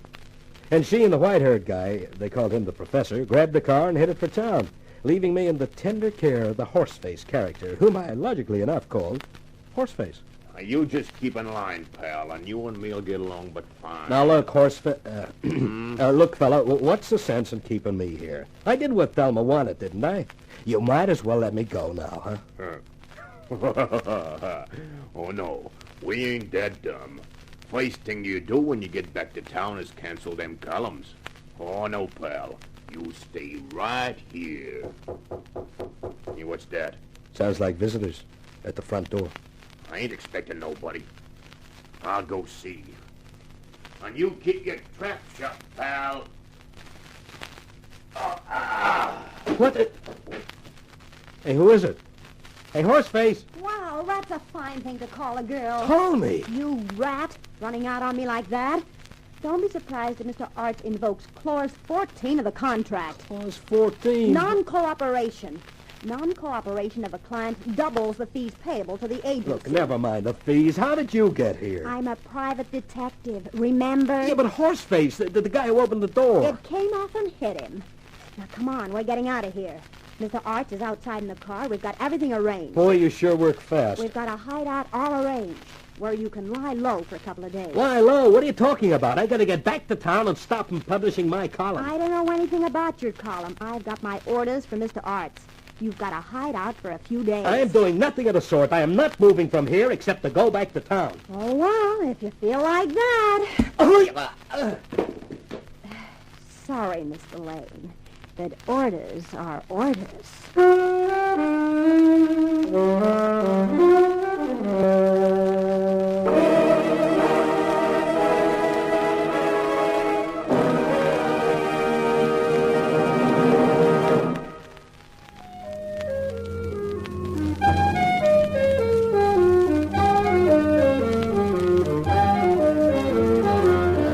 Carter Brown Mysteries.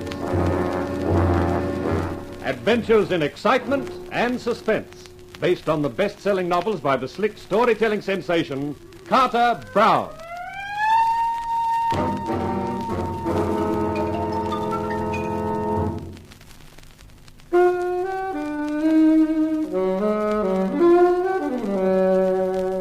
People have often told me how much they envied me. Well, I can't blame them. Who wouldn't envy a guy who writes a column like Dynamite with Johnny Lane, which has a 4 million readership?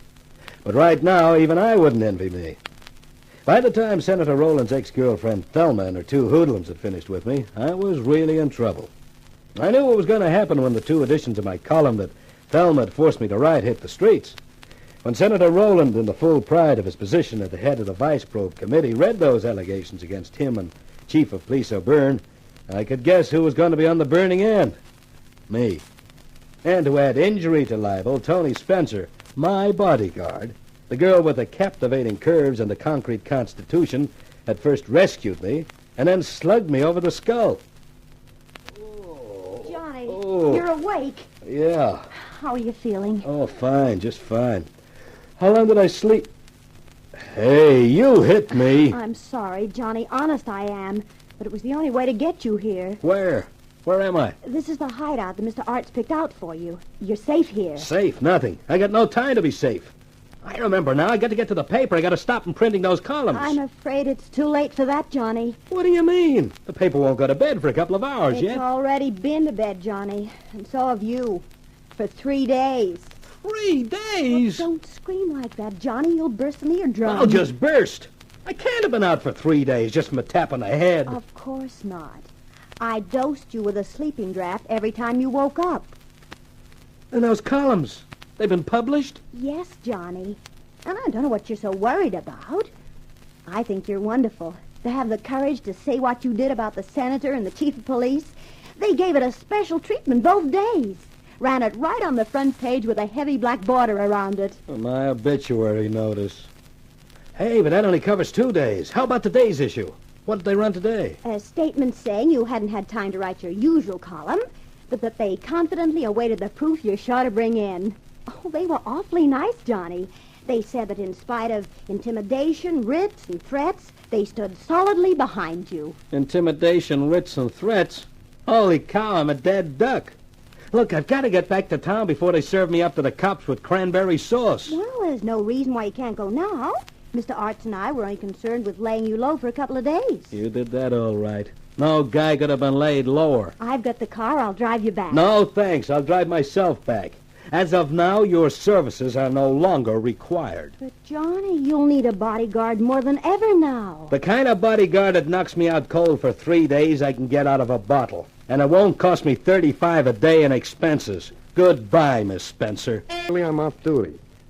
And officially, I don't even know that you're wanted. I just dropped in for a friendly chat. I don't get it.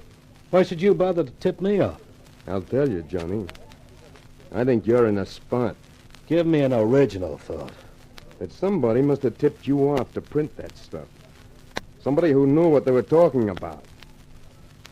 After all, they were right about Albert Ferraro's killing, weren't they? You mean they could be right about Senator Rowland and Police Chief O'Byrne? No, did I say that? I just figure that if I were you, Johnny, I'd find out and find out fast before you haven't got a chance of finding out. Before you got bruises where your body used to be. I'd think it over, Johnny. And you don't have much time. Well, be seeing you, Scribbler. I watched him go, wondering whether he was crazy or me.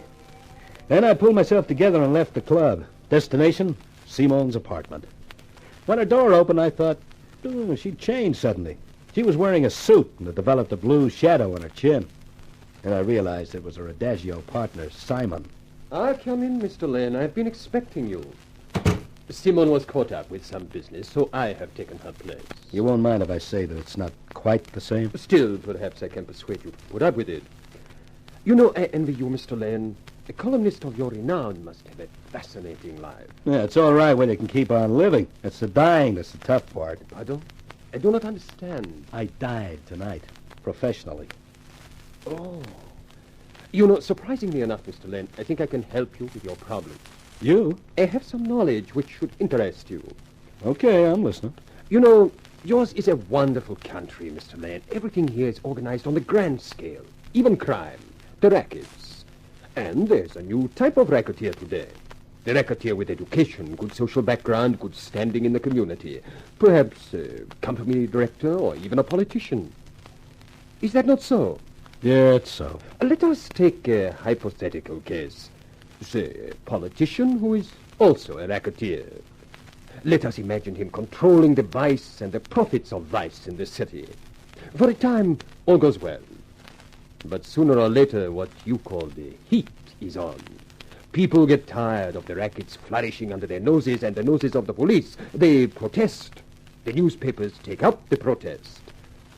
Obviously, something must be done. What? What would you do in a like situation?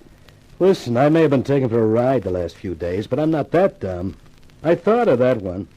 You have yourself elected head of an investigating committee inquiring into vice in the city so that you can cover yourself. And at the same time, crush any opposition that might need crushing. Exactly so. I congratulate you, Mr. Lane. But this opposition you speak of is, of course, part of the politician's own crime organization. Oh, I didn't know that. Why should you? It is that part of the organization that is being squeezed too much, bled just a little too much by the politician. They are not organized, and they are alarmed by the politician's coming activities with the investigation committee. But they lack the means to positive action. And then the politician does something very stupid. He throws over his girlfriend, Thelma, whom he had confided in too long and too much. Precisely. And Thelma has some knowledge of events to happen. In particular, she knows that one member of the opposition is still working for our politician. Let's just call him Roland, huh? I'm getting tired of this hypothetical case. Very well. So, Thelma knows that Ferraro, who is supposedly one of the opposition, is still working for the senator. He is to give evidence at the first hearing of the investigation committee. He will reveal the activities of all the people in the senator's organization whom the senator wishes to get rid of. So Roland didn't have Ferraro killed? On the contrary, the opposition had him killed. Ah. Just where do you fit into the picture, Simon? I am a member of the opposition. It was handled cleverly, I think. Ferraro's death served a double purpose. It prevented him giving information, and it served as a warning to the senator. And then what? And then we used our master stroke. We needed widespread publicity for our scheme to work. And what could be better than a columnist with a readership of 4 million? You, Mr. Lane. Don't you feel flattered? I feel slightly sick. So I was taken for a ride. All the way. First, you were given several items to publish. Then all that was needed was to move you out of the way, persuade you to write what we wanted you to write, and make sure it was published. At first, it seemed as though our plans came unstuck when your friends rescued you. But fortunately, they hid you away as well as we could have done ourselves. What happens now? Now? It is a sad thing, Mr. Lane. But you will appreciate that the situation cannot remain static. At the moment, the police and Senator Roland are allied against you. Your own newspaper will discredit you.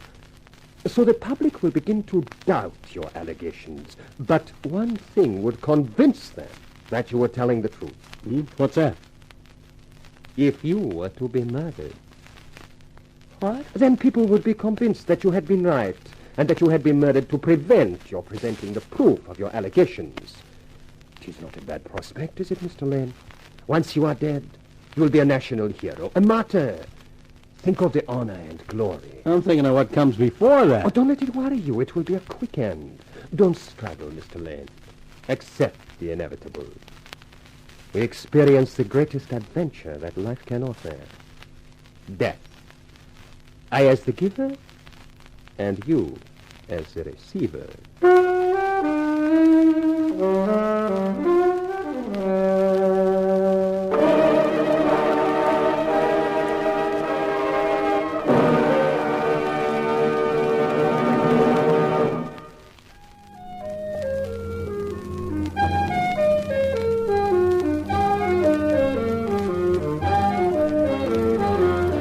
Carter Brown Mysteries. Adventures in excitement and suspense, based on the best-selling novels by the slick storytelling sensation, Carter Brown.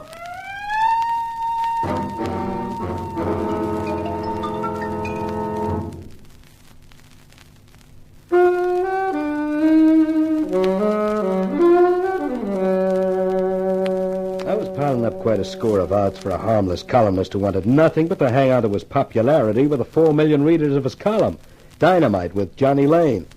As if it wasn't enough to be kidnapped and forced to write statements libeling the chief of police and Senator Roland, head of the Vice Investigation Committee, statements which brought a $2 million damage suit against my paper and just incidentally looked like putting me behind bars. As if that wasn't enough, I had to walk into the apartment of that heavenly hunk of humanity, Simone, the Adagio dancer, only to find her partner, Simon, proposing to make a national hero out of me by murdering me. I sat there, hardly believing my eyes, as he slowly took off his tie. Just relax, Mr. Lane. It will be all over in a moment. A tie makes such an excellent weapon for a man like me. You have seen our act, mine and Simone's, how I throw her across the stage. It is all in the wrists and fingers, you know. No, I didn't know. And the same thing applies to strangling. It is all in the wrists and fingers. So you took care of Albert Ferraro? Of course. Just as I am going to take care of you. Ah, the situation is well in hand, I see, Simon. Simone! Well, my poor little Johnny, It seems that we shall never get around to having a quiet evening to ourselves. You're part of it, too. But of course. You are just in time, Simone, for the climax. Yeah, just in time. Oh! Well, what do you know? I knocked him cold. I don't believe it. A rabbit like you. I don't believe it either. But I like it. Come here, baby. No, no. Yes, baby. I don't know why I never thought of this before. What are you going to do? What no gentleman ever does to a lady. For a moment, I just stood there, looking at the pair of them, laid out on the floor like fillets of fish on a slab. I didn't know what had come over me, but whatever it was, I was enjoying it. I employed my newfound personality in a number of phone calls, and half an hour later, the door opened and my ex-bodyguard, Tony Spencer, walked in. Well, Johnny, so you decided you couldn't get along without me after all. Well, you could put it that way. Actually, I called your boss, Mr. Roch, because I need someone to look after a couple of people for me. You mean bump them off? No, just keep an eye on them. Where are they? In the bath. Both of them? That's right. Do you mind if I go and take a look? Not at all. Help yourself. Thanks. I don't get this. Jumping catfish. Recognize them? It's that adagio act. Who tied them up and put them in the bath for you? I did. You? Me. I'm a changed man since you last saw me. You know, I can almost believe it. There is something different about you. I've decided I'm really the masterful He-Man type. In fact, I've decided that I'm going to call Captain Stanger at police headquarters, get him to come over and take charge of these characters, and then you and I... Yes, John? You and I will go out for a little celebration, and I'm not taking no for an answer. I'm not saying no, Johnny.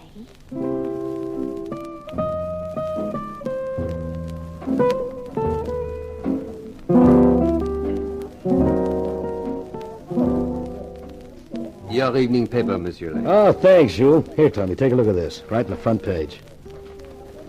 But, Johnny, this says that you're going to prove that every allegation you made about Senator Rowland and the chief of police was true. Mm-hmm. And that you're going to do it tomorrow at the hearing of the investigation committee. Uh-huh. I thought I'd have trouble with my editor getting him to run that, but I convinced him that since the paper was being sued for $2 million already, he may as well be hanged for a sheep as a lamb. Johnny, you're amazing. I think so, too. Oh, excuse me, Monsieur Lane. I could not help overhearing. Yeah? What is it, Jules?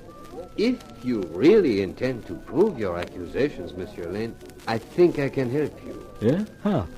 We are not immune to racketeers here. We have to pay our tribute to stay in business. But if you have the courage to defy them, I feel I should have the courage to support you. And I have receipts in my office that would interest you immensely. You have? If you could spare a few moments and come to my office, I will give them to you. Well, thanks, Jules. Thanks a lot. You'll excuse me, won't you, Tony? Oh, there is no need why the young lady should not accompany us. Oh, okay. Come on, honey. This way, Monsieur Lane. Mademoiselle. Here we are. Please go in, Monsieur Lane. I have a gun at your back, and I would not like a corpse littering my corridor. Jules, what is this? Inside, Monsieur Lane. You too, mademoiselle. Hello, Johnny. Thelma. That's right. Pleased to see me? In 2 words, no. Thelma, it is true. What it says in his column. He threatens to prove his accusation. The accusations you made me right, baby. I wish you'd kept your nose out, Johnny. If Simon hadn't bungled his job, you'd have been dead before you could have written that. Yeah, but he did bungle his job. And he's now tucked away quietly waiting for the inquiry to start tomorrow when he's going to do a little talking. But you're going to tell us where to find him. I don't think I am. That's one for the books. Johnny Lane, a tough guy. You're a lily, Johnny. Why, you'd faint if anyone swatted a fly in front of you. Would I? Don't! Let her go, shoot. No, you won't. Nice work, Tony. Would you like me to break his arm, Johnny? No! Not yet, honey. Now then, I'm at the business end of the gun. I'll have a few answers. You, Jules, where do you fit in? You're the leader of the opposition that Simon told me about, huh? Yes, I handled the distribution angle for Roland for a long time, but it got too good as far as he was concerned. He switched some of it to Lou Prager at the Blue Diamond. My takings were cut by half. Then when Thelma came along and put me in the picture, I thought it was time I did something. You'll do something, all right. A nice long stretch. As for you, Thelma, you'll fry. What are you talking about? The Ferraro killing. The nylon stocking that strangled him was a sure clue that a woman killed him. It's a lie. I never killed him. It was Simon. Well, I think he'll say it was you. And his partner, Simone, will back him up. That's 2-1. But I didn't kill him. I swear it. Oh, I believe you. I know Simon did it. He likes strangling. But I don't think anyone else will believe you. Johnny, I'll talk. I'll tell you everything I know about the senator and about O'Byrne, but don't send me up on a murder rap. I'll talk, Johnny. I'll talk.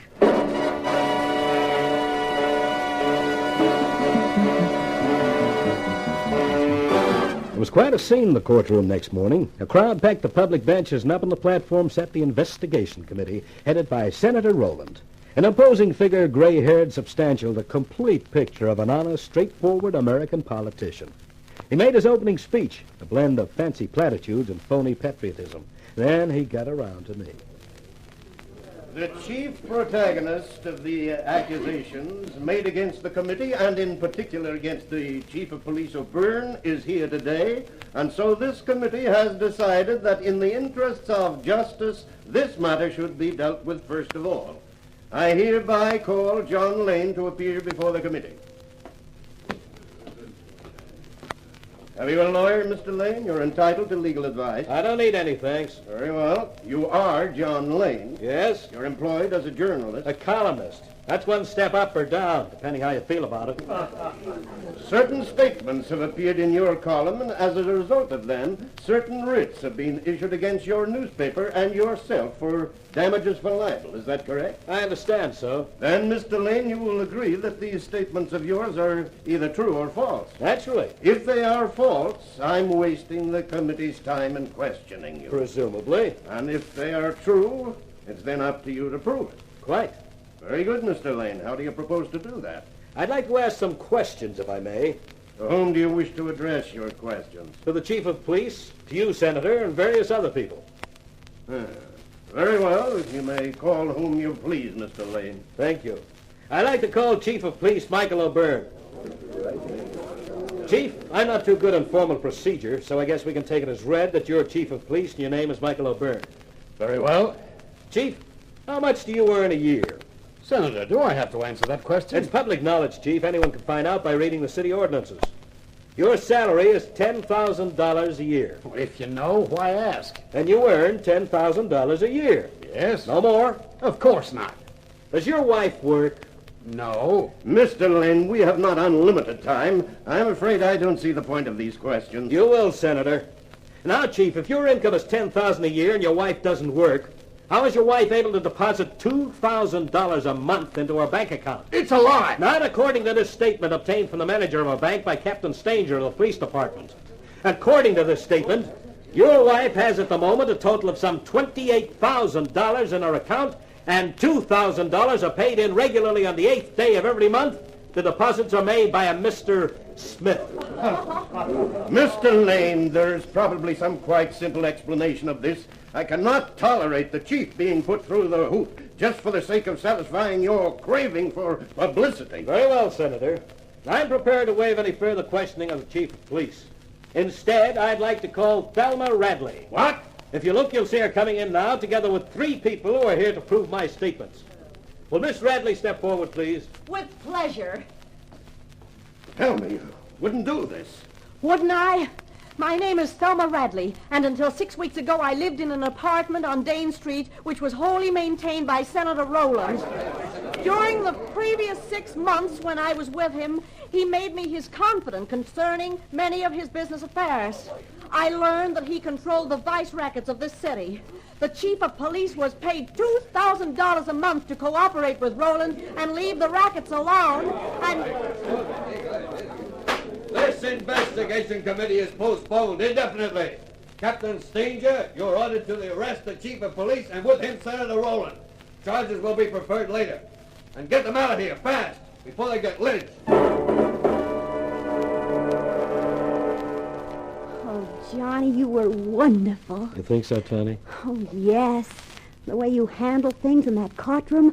Why, they ought to make you district attorneys. Hey, that might be a bad idea at that. I don't see why I shouldn't run for DA. I've got a better proposition. Yeah? What? How'd you like to be my bodyguard permanently? Miss Spencer, is this a proposal of marriage? Uh-huh. What do you say? No. I was afraid of that. I hate to do this, Johnny, but I've made up my mind. Don't worry, honey. By the time you come to, it'll be all over, and you'll like it. That's a promise.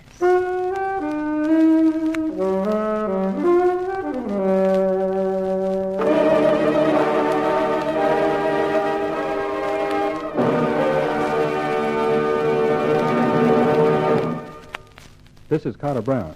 You know, there are some stories that you get a real kick out of writing. Call for a Columnist was one of them. I only hope you enjoyed it as much as I did.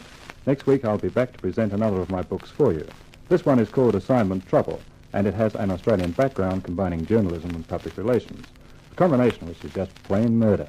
So for now, this is Carter Brown saying, be seeing you, I hope.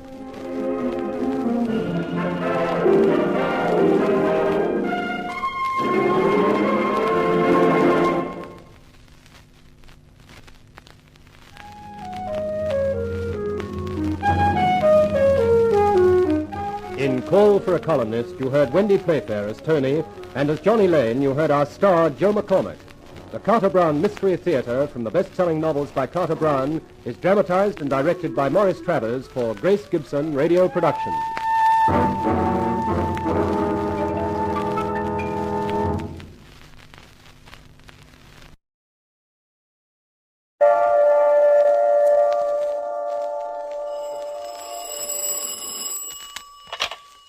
Hello, YUkon 28209.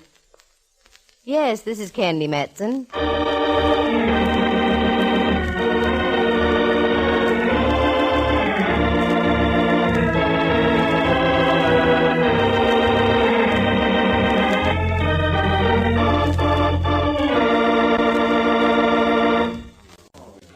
Eat that baby on the tree. Fix those dolly tracks. And look out for that cable, it's hot.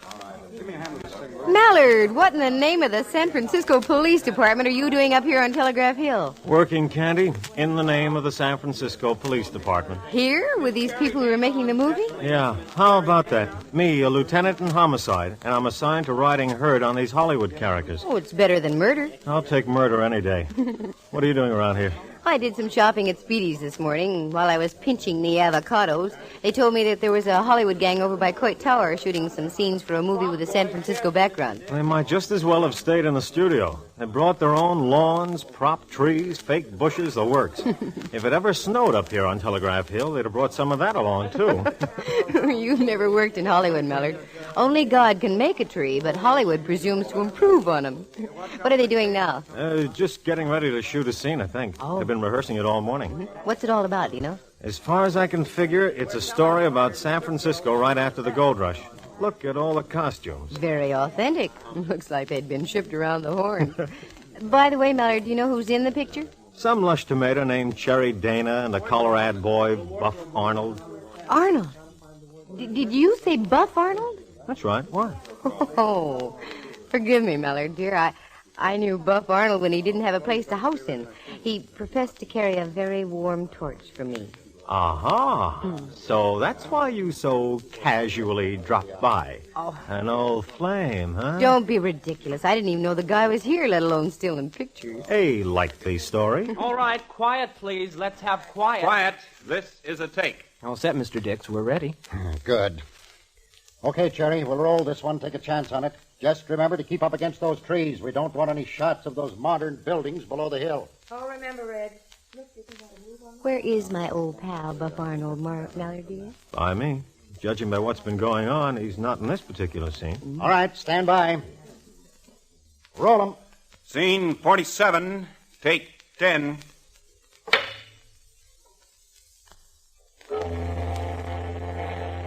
Wait a minute. Cut.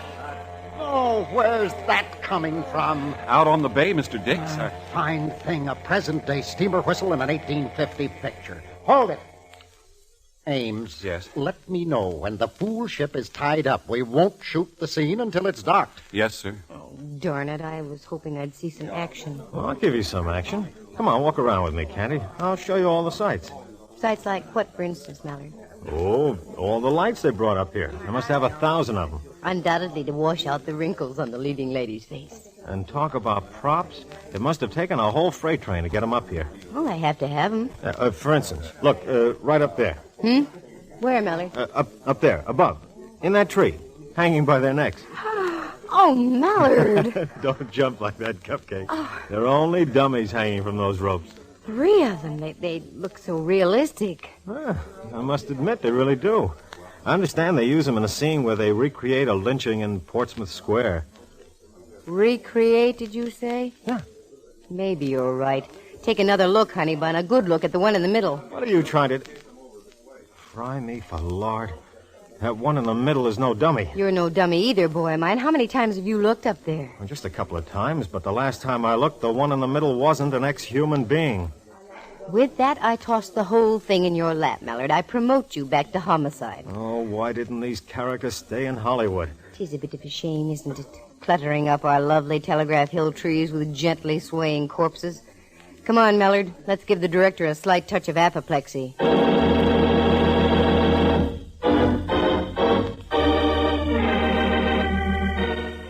The National Broadcasting Company presents Candy Matson, YUkon 28209.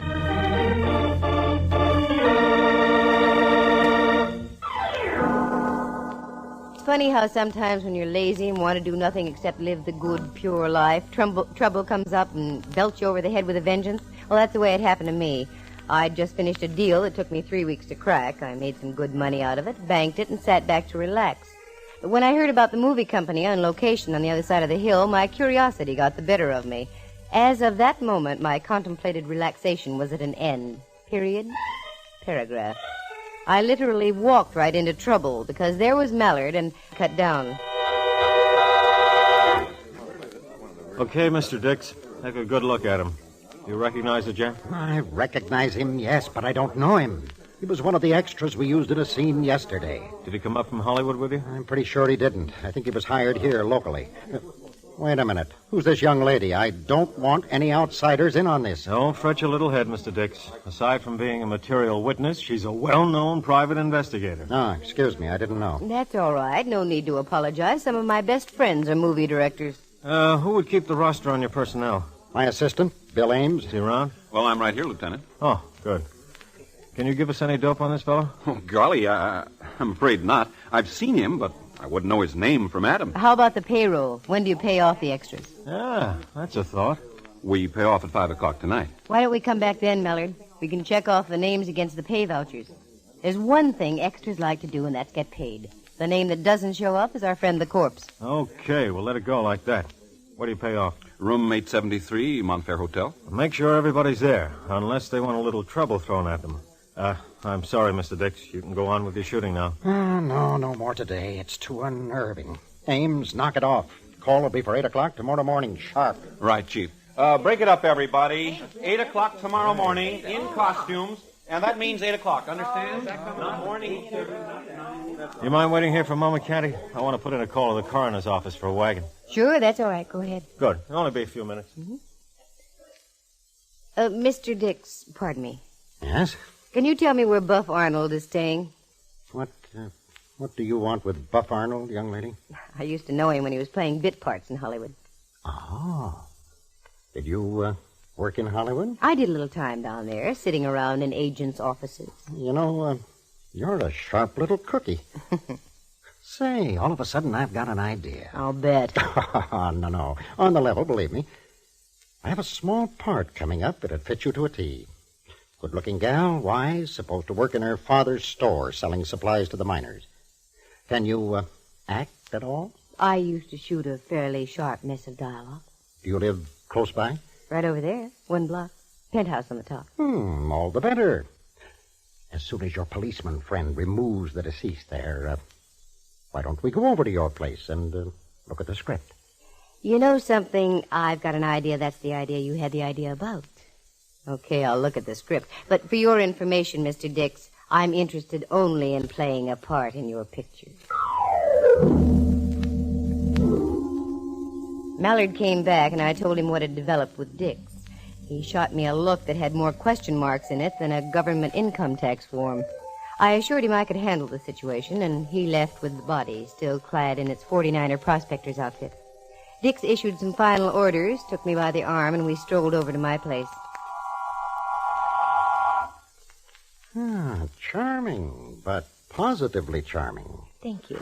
What a gorgeous view. How long have you lived here, Miss... Oh, now, isn't that silly? I don't even know your name. Matson. Candy Matson. Candy Matson. Never have I heard a name match a personality so completely. I'm Reginald Dix. Just call me Reg. As you say, Reg. Would you like a drink? Oh, splendid. Soda highball? I think I can scrape one together. This is absolutely enchanting. I'm going to ask to make all my pictures in San Francisco from now on. I don't think you'd go wrong. Of course, it'd be a little rough if you were making a picture with an Indian background and needed shots of the Taj Mahal and the Himalayas. Oh, simple. I'd change it to the Ferry Building in Twin Peaks. Very good. Here you are, Reg. Thank you. I can use this after that messy discovery up there on that tree. Well, here's to crime. That's a charming toast. Now then, about this part you were speaking of, I don't even belong to the Screen Actors Guild anymore. Oh, a mere detail. I'll call the studio tonight and have them arrange your membership. As simple as that. You know, I think if some of your bright boys got together, you could win the war in Korea without half trying. Oh, let's not be snide, my dear. Mm-hmm. Oh, excuse me a moment. Someone at the door. Certainly. Whoever it is, though, send them away. Yes, master. Hi. Hi. But now that we've established our highs, is there something I can do for you? I'm Cherry Dana. Is Mr. Dix here? Oh, why, yes. Would you wait here, please? I will not wait here. I want in. Now, just a minute. There you are, Red. You have a short memory, haven't you? Cherry, what are you doing here?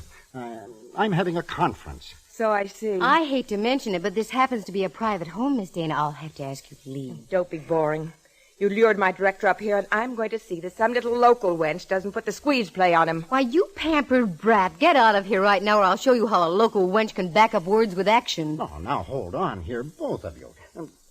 Cherry, I resent this intrusion just as much as Miss Matson does, I'm sure. I'll bet. What about me?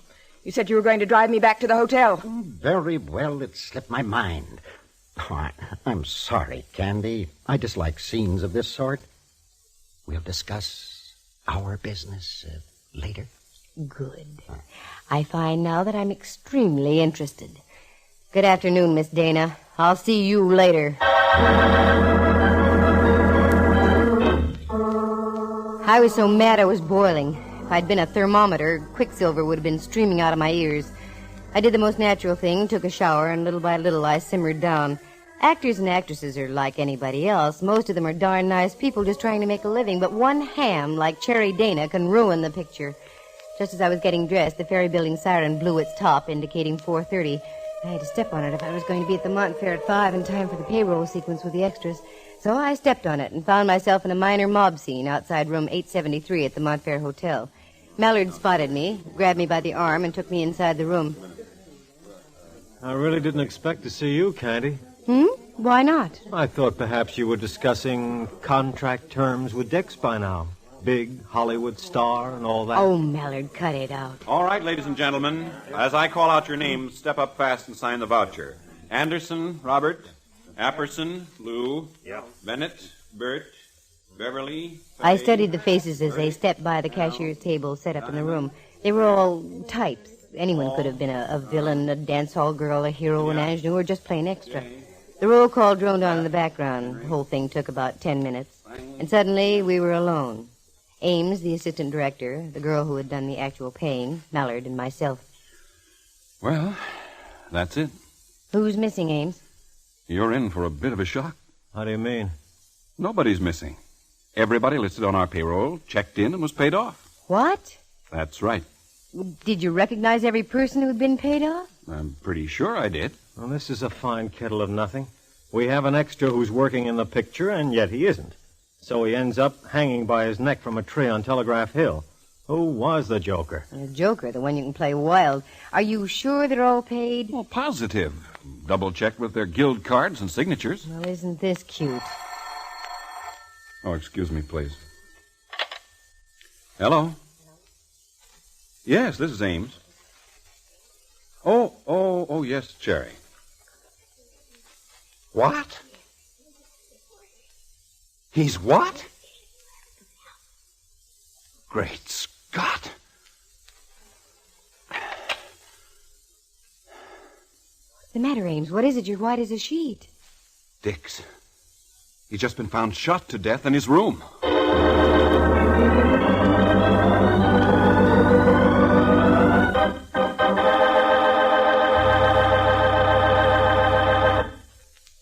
From San Francisco, the National Broadcasting Company is presenting Candy Matson, YUkon 28209.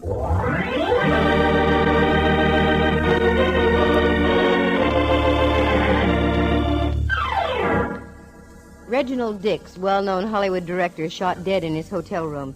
We were looking for developments. We got them, but not the kind we expected. Mallard led the way up to the suite that Dix had been occupying on the top floor. There was a mob around the door, and my boy Mallard soon dispersed them and instituted some semblance of order. Dix was sprawled out on the balcony overlooking the bay, and an ever-widening pool of blood showed that he'd been hit in the chest. Cherry Dana was pacing the room, smoking a cigarette. Ames stood in the middle with his jaw flapping. And who should be in the room, too, but my old pal from my days in Hollywood, Buff Arnold. Candy Matson. What a place for a reunion. Yes, isn't it? How are you, Buff? Ill. Terribly ill. If I have to step into the other room, I hope you'll understand. Reg was a great friend of mine. Sure, let's go in the bedroom. You look sort of green. Besides, I have a few questions I'd like to ask you, Buff. It's a deal. Anything to get out of here. Let's go. Wait a minute, Candy. Who is this guy? Buff Arnold, Mallard, the fellow I was speaking about. Where were you going? In there, he doesn't feel too good. The closest he's ever been to blood is a bottle of ketchup and color. Okay. Don't let him out of your sight. I have a flock of questions and need a flock of answers. As you say, Mallard, dear. And don't get carried away yourself. This the bedroom? Yeah.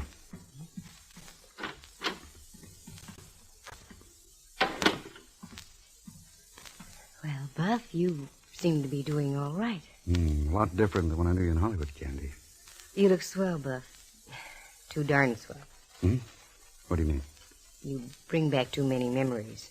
You look mighty good yourself, Candy. You're no longer a plump little kid just out of high school. You're downright pretty, gal. In the good old days, I'd have jumped through hoops to hear you say that. Got any hoops handy? I'll say it again. No soap.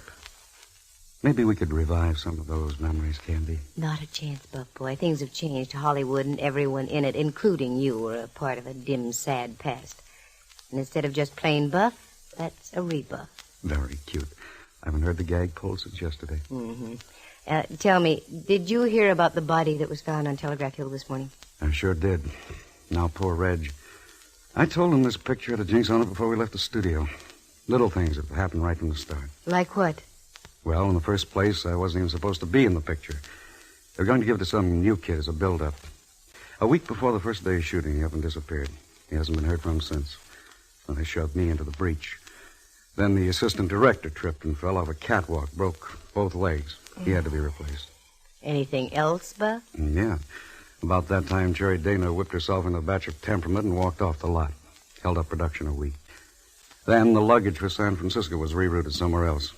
Never has caught up with us. Now the body this morning and Dix just now. Certainly sounds like a jinx. By the way, how do you and the great Cherry get along, Buff? Fine. I try not to see her except on the set. Come here, Candy. Just let me hold you in my arms once. Just once. I want the feel of someone who's truly genuine. You're still just a little boy, aren't you, Buff? Okay, Arnold, I'd like to, Well, pardon me. I hate to break this up, but I want to talk to you, Mr. Arnold.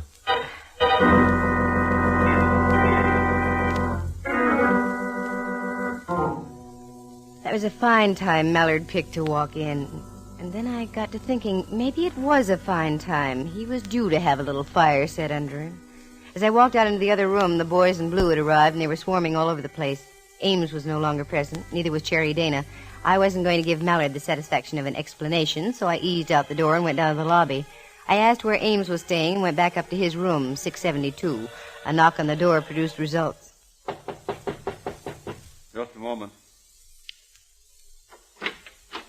Oh, Miss Matson. Something you wanted? Yes, may I come in? Why, yes. I was just lying down. This thing about Reg has knocked me for a complete loop. It seems to be quite a shock to everybody. You've been with Reginald Dix for a long time, haven't you, Ames? Well, off and on, yes. A good number of years. How about La Dana? Cherry? Well, I've known her extremely well, even before she became a top-flight star. Can you give me any idea who might have had it in for Dix? If you can, you better spill. The truth will come out sooner or later, Ames. It always does in things of this sort. I've only one little thing I can tell. I've already told it to your lieutenant friend. Oh? And what's that? As I got back from Telegraph Hill, I dropped by Reg's suite. Wanted to talk about tomorrow's shooting. As I drew near his door, I heard loud arguing. Arguing? Who were the opponents? Reg and Cherry Dana.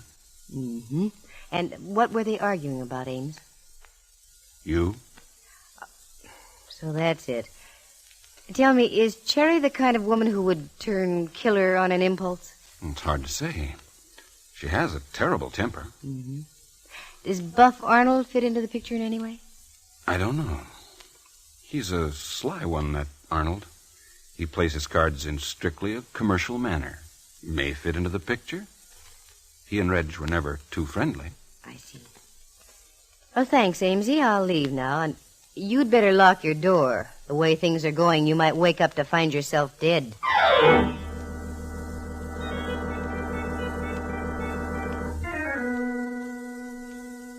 I went up to Cherry Dana's suite, but I drew a blank there, no answer. So I went back to the scene of the murder, Dix's room's on the top floor. Mallard was just leaving. He shot me a look that would have knocked out a North Korean tank at 1,000 yards and started to brush on by me, but I would have none of it. Now, just a moment, Boy Blue. Come on back to that over 21 level. Just because Buff had his arms around me is no sign we were playing a scene from Romeo and Juliet. I don't think I've seen that close a grip even in professional wrestling. Oh, cut it out. What'd you turn up in there? Anything at all? No, not a thing. Can't even find the murder weapon. Got any ideas? Lots of them. We've already taken Miss Dana into custody. I had a hunch it was leading in that direction. Incidentally, did you ever hear of a Christopher Seema? He's been a bookie around town here for several years. Christopher Seema? No, can't say I have. Why? He was the boy who was hanging from the tree. Oh. According to our files, he dabbled in everything from gambling to blackmail. Seema. Seema, that name rings bells somehow, Mallard. One other thing. This isn't personal, you understand? Yeah. But stay away from Buff Arnold. We've got our eye on him, too.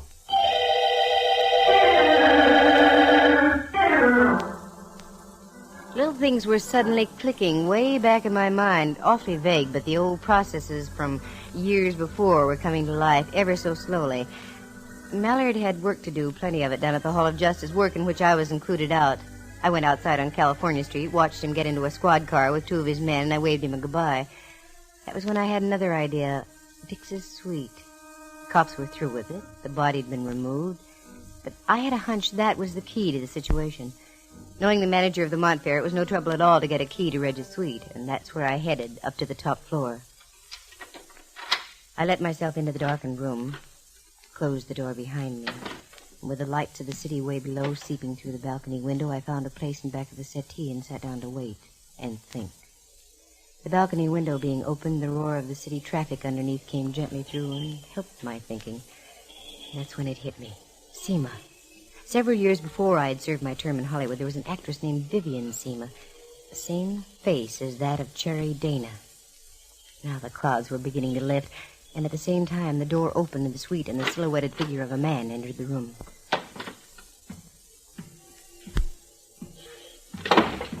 Blast the luck. Okay, Buff. Relax. What? This is Candy. Come on over here by the settee. Hurry. I'm expecting company. you doing here, Candy?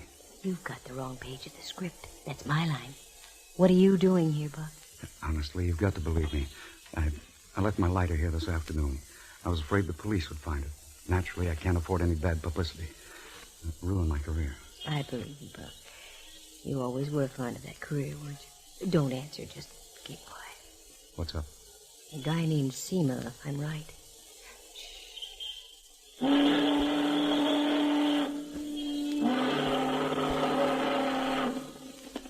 Since Reginald Dix didn't like him. Wait a minute. I think I hear someone coming along the hall.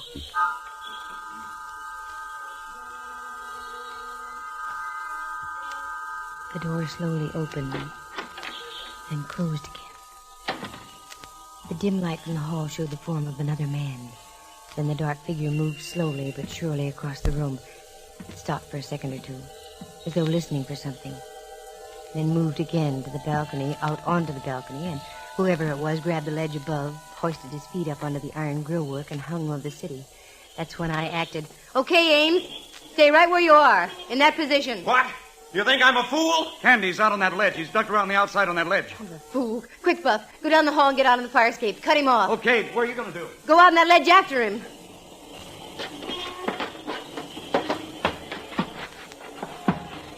You better come back, Ames.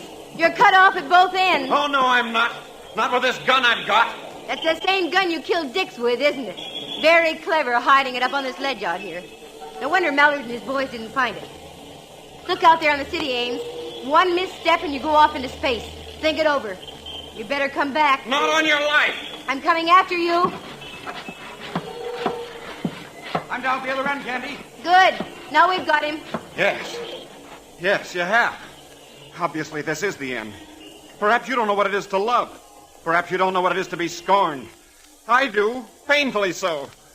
This is the end. But I'm not going to go alone.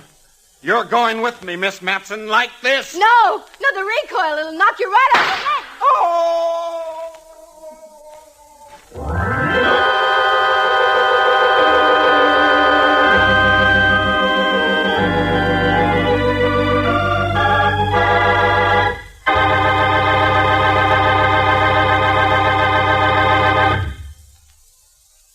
So it was just a matter of jealousy. Is that right, Candy? That's right, Mallard, dear. The same thing you developed when you walked in on Buff Arnold and me. Okay, so I was burned up. Tell me more. It was the name Seema that did it, Mallard. Do you know what that is? All right, I'll play quizzies with you. What's the name Seema? Seema is Ames, spelled backwards. Uh-oh. You see, that was Ames's real name. At one time, he had married Cherry Dana under the name of Seema. When she began to be big in pictures, she divorced him, but he carried the eternal torch. Silly, she wasn't worth it. Of course not.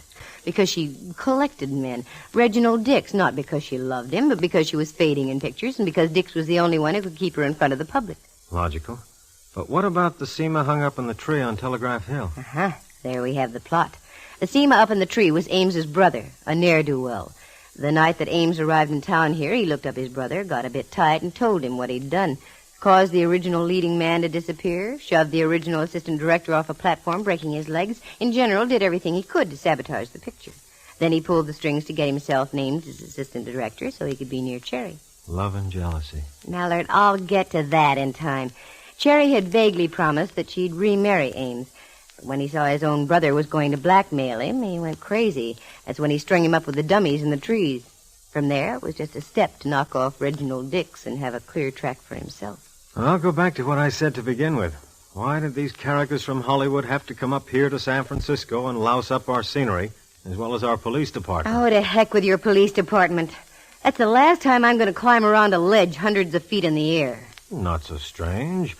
Buff Arnold was out on that ledge, too, wasn't he? Oh, Mallard, sometimes you make me so... That reminds me, I have a date tomorrow night. Sure, with Buff Arnold. No, that's tomorrow morning. I'm driving him down to the railroad station. Date for tomorrow night? With you, Mallard, dear. We're going to see a Roy Acuff movie. Oh, Candy. Roy Acuff. Monarch of all the cowboys. Yeah, monarch of all the cowboys. I'll see him with you. And if that isn't love, I don't know what is.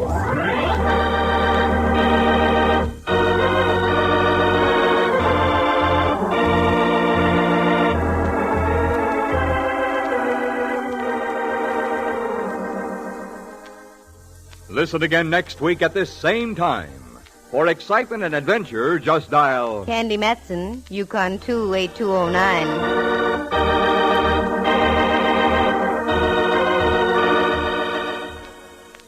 Heard tonight were Hal Burdick as Reginald Dix, John Grover as Ames, the assistant director, Mary Milford as Cherry Dana, Kurt Martell as Buff Arnold, and included in the cast was Ken Langley. Henry Leff plays the part of Lieutenant Ray Mallard. The program stars Natalie Masters as Candy and is written and directed by Monty Masters. Sound effects are created by Bill Brownell, and Eloise Rowan is heard at the organ. The characters in tonight's play were entirely fictitious. Any resemblance to actual people is purely coincidental. Tonight's engineer was Clarence Stevens. The program came to you from San Francisco. Dudley Manlove speaking. This is NBC, the National Broadcasting Company.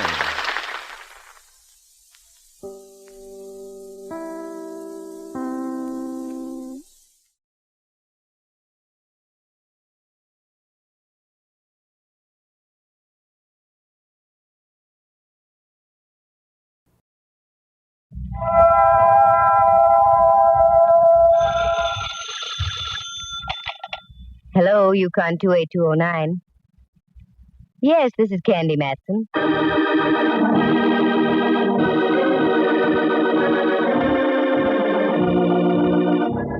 The National Broadcasting Company presents Candy Matson, YUkon 28209. This is the start of a mystery. Our main character is a San Francisco girl detective, Candy Matson. There are others in the show, too. An Inspector Mallard, a gent who calls himself Rembrandt Watson, a cowboy, a dude ranch owner, and a gal the casting agency assured us was a dowager, slightly boozy. There are a few other voices along the way, too. I think that has all the makings of a good mystery show, don't you? Well, let's go on from here and find out. So, here's Candy Matson.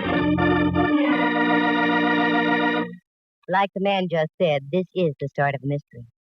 Christmas had me completely tuckered out. No one had invited me to the Rose Bowl game or the East-West at Kezar, so I decided to make like a bear and hibernate over New Year's. It worked out perfectly because, as my old friend Rembrandt Watson put it... You wish to greet 1950 in some remote spot? Is that the idea, Dove? That's the idea, Ducky. I have the perfect place for you. A dude ranch, reasonable, just on the other side of Sonoma, in the Valley of the Moon. Valley of the Moon. New Year's Eve in the Valley of the Moon. Rembrandt, that sends me. Good. Maybe it can send us both. I have a commission to take some pictures up there for a brochure they're putting out. I have to be there tomorrow afternoon. Yes? I see you're nibbling at the bait. I shall be blunt. Why don't you drive me up? You've won your point. I'll pick you up tomorrow at what time? Let us be spectacular and say high noon. High noon. And do bring some cash, will you, girl? I'm a little short. I thought you were going up there on a commission. Yes, I am. But they have some simply divine one-arm devices. And there goes me commission. Naturally, a girl has to look right to welcome in the new year.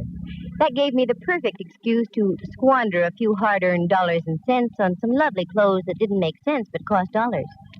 The afternoon was aging gracefully, a little gray here and a wrinkle or two there. So I stopped for a parfait, very dry and no olive. With that mission accomplished, I headed back over Kearny Street, and as I wheeled past Portsmouth Square and the Hall of Justice, I realized I hadn't seen my chum Mallard in quite some time. Inspector Ray Mallard of San Francisco Homicide. A very smart cop who can smell a clue a mile away. But when it comes to me, he very conveniently carries his own fog around. Well, Candy, my little cupcake.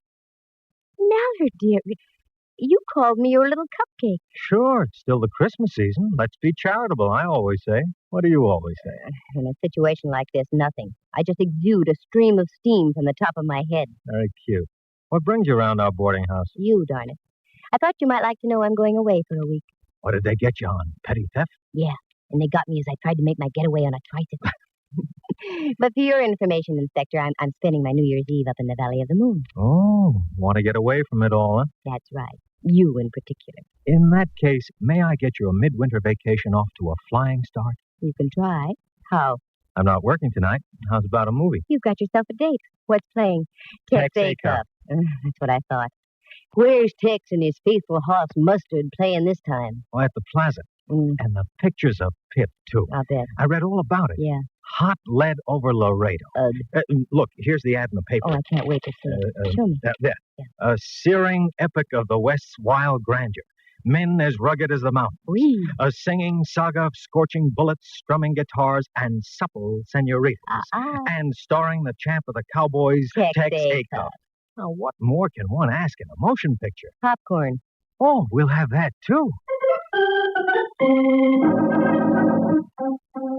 I went home, did some packing for the trip the next day, fixed something to eat, and then changed into my spurs that jingle jangle for Tex A Cup. Mallard arrived, we took off. We got to the early show, so we managed to get some good seats. Of course, he wasn't kidding about the popcorn. He got a great big bag of that. We fumbled our way down the darkened aisle and found a place to sit.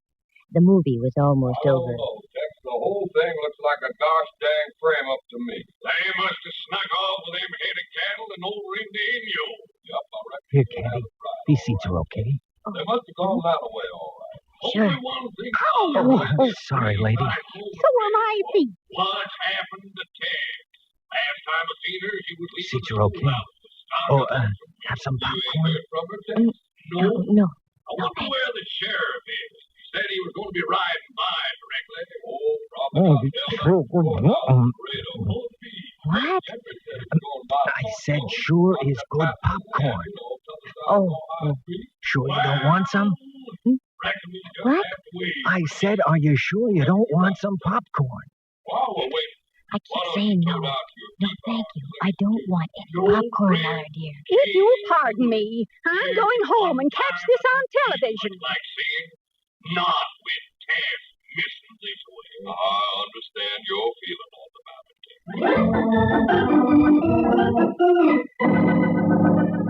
After Hot Lead over Laredo, I suffered through 6 reels of a bouncy college picture. The freshmen looked like holdovers from the early days of the war. Then a newsreel, then a cartoon, then the trailer, then again Tex A Cup. So we got out about midnight, and I drove Mallard back to the Hall of Justice. As he got out of the car... Oh, well. Oh, now that's what I call sharp dialogue. On leaving the lady, all he can say is, oh, well. Oh, nothing personal, Candy. Now he laughed at me. Well, I was just thinking. You're going up to the Valley of the Moon for a rest. Is that the idea? Well, yes. That and trying to get away from Tex A Cup. I know you too well, Candy. You're not going to have any rest. Look at the headline on that paper in the newsstand there. Man missing in Sonoma mystery. And Sonoma can have it. Mallard, dear, if I so much as step inside the Sonoma city limits, you can come and lead me away quietly. You know something? I'm going to remember that. Mallard waved goodbye and went inside. I didn't like the way he said that. But I had other things to think about, such as getting home and getting some sleep. So I did. And in the morning, I drove over to California Street, picked up Rembrandt. We headed out across the Golden Gate Bridge up toward Sonoma. The Valley of the Moon wasn't too far, a couple of hours of leisurely driving with time out for readjustment. And you're there. Then another 8 miles north and east, and there was the Dude Ranch.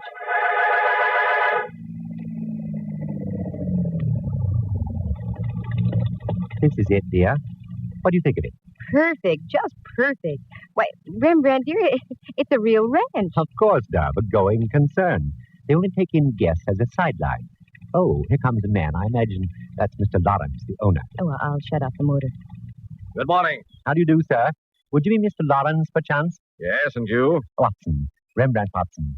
I'm here to take some pictures for you as we discussed via the Bell system. Oh, yes, Watson. Right on time. That's good. Oh, Candy, may I present Mr. Lawrence, owner of the Double L, Miss Matson. How do you do? Miss Matson was wondering if she could get accommodations for about a week, Mr. Lawrence. What? Now, wait a minute, Watson. I'm paying you a substantial fee for this job, and I won't get stuck with non-paying guests. Oh, I think you're laboring under a misapprehension. Hold it, Rembrandt. Look, Mr. Lawrence, I'm here as a commercial guest. I'm not asking for any favors. And I doubt if I'd stay here now if you got down on your bended knuckles. Oh, now, wait a second. I didn't mean it just that way. I apologize. It's only that, I've had some tough luck with people lately who seem to be only too intent on beating me out of their bills. please, Miss Matson, excuse me. I just jumped to conclusions, that's all. I think you set a new record for the jump. Oh, forget it, Dove. Do. Okay, I'm sorry. Do you have room for me, Mr. Lawrence? Why, yes, of course. A delightful cabin just in back of the ranch house. Not being prepared, it'll take about an hour to get it in shape. Will that be all right? Yes, sure.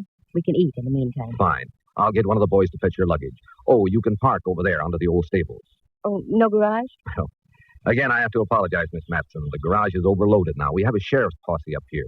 The owner of the ranch next to mine disappeared yesterday afternoon. The sheriff is searching the entire vicinity around here. Dove, are you all right? Well, speak to me, girl. What is it? I'm all right. I just happened to think of something Mallard once said last night. I pushed my assembled horsepower into the stables where they belonged, and Rembrandt took me by the arm and steered me into the ranch house.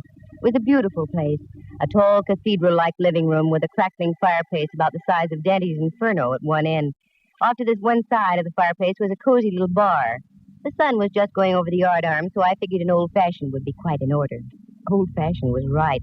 Behind the bar was the personification of an old-fashioned cowboy. Real chaps, a leathery face, and little squint wrinkles around his eyes. Well, howdy, Tex. It seems like as if I done saw you in a movie last night. Howdy yourself, ma'am. Nope. Must have been two other cowboys. I've been working here at the Double L for almost 5 years. My mistake, partner. Matson's the handle. What's yourn? Is that the way cowboys talk, ma'am? Yeah, Hollywood and Vine variety.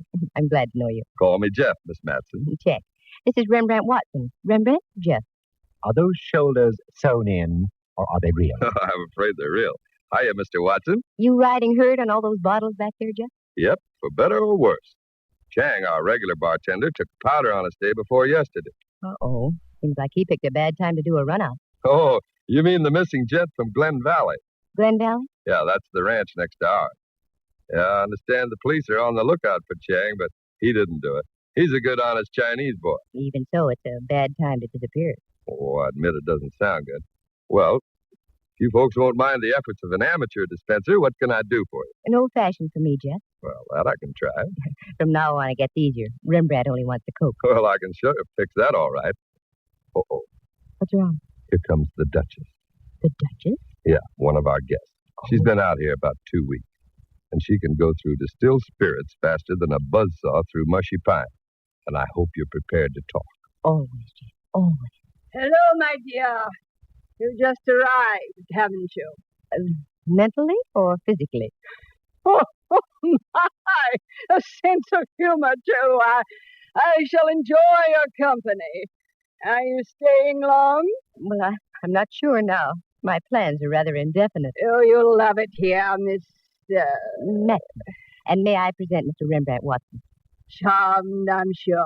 As of now, me life has commenced. Oh, you delightful lad. Jeff, dear boy, make me just a little nip for the old favorite, will you? Sure. One painkiller coming up. Here's your old-fashioned, Miss Matson. Thanks. Mr. Watson, your coat. Thanks, sir. Young lady, you must be an actress. You look like one. Well, no, I'm not. I used to be an actress, a famous one. I toured all over the continent with the greatest of stars, the finest of plays. I was the toast of London, Berlin, Vienna. Yes, but I had kings and princesses worshipping at my feet. Oh. I was once the vortex of an international incident. But no matter. Those days are gone forever now. And here's your tonic, Duchess. What? Oh, thank you, Jeff. Well, as we used to say, here's to crime. What was that? It's a perfect toast. We have quite a mystery in this part of the country, young lady. And so I keep hearing. I can't understand. Mr. Ferguson had everything to live for. Mr. Ferguson? The man who owned Glen Valley. Wealthy, good-looking, in the best of health. You seem to know quite a bit about the gentleman, Duchess. Only what I read in the newspapers, and I can't understand it. Well, as I said, here's to crime. We dallied at the bar for a few more moments. Then Jeff informed me that lunch was ready, and Rembrandt and I ate. We managed to duck the Duchess. I don't think I could have taken her with food. After lunch, Lawrence showed me to my cabin. It was, as he said, delightful, with a warming flame in the fireplace. It was cheery and comfy, and I felt completely at home. Lawrence left to talk to Rembrandt. They were going to discuss the pictures he wanted taken. I felt like going riding, so I changed into my jeans and started to leave. But as I did... Oh, sorry, Miss Matson. I didn't mean to frighten you. Oh, well, you did, Jeff. I was just about to knock when you opened the door. Oh, that's okay. Was there something you wanted? Well, you're in riding clothes, and that answers my question. The question being? Well, were you going riding? You see, the boss wanted to know if you were going riding, and if so, did you want some company? I usually show the guests around the acres. Well, yes, that'd be wonderful. And how long do you want to be out, Miss Matson? About 3 hours or so. Sure. In that case, we'll take the deluxe tour, over across the back 60 and up through Manzanita Canyon. You know, when we get up to the top of Iron Mountain, you can see the whole Valley of the Moon. That's for me, Jeff. Let's hit the leather. Jeff was obviously born to the saddle and came into this world teething on a tether rein. You couldn't tell where the horse left off, and Jeff began, a real rider. We nosed out through the clump of ranch buildings and on into open space. I had a fine horse under me, and I really felt like I was living. We'd been riding about an hour when we came across a little stream. Jeff indicated we should stop and water the horses.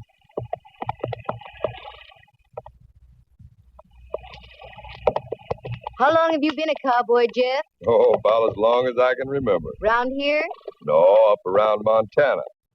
Then little by little, I gradually drifted further west. Hit upon the Valley of the Moon about 5 years ago. Fell in love with it. I've been here ever since. Reckon I'll stay here, too. No, I don't blame you. Excuse me if I seem to be full of questions, Jeff. Well, that's what I'm here for, ma'am. Good. Because I've got a couple more. What's up that little draw there on the other side of the creek? Nothing but a tangle of manzanita. Scrub oak and brush.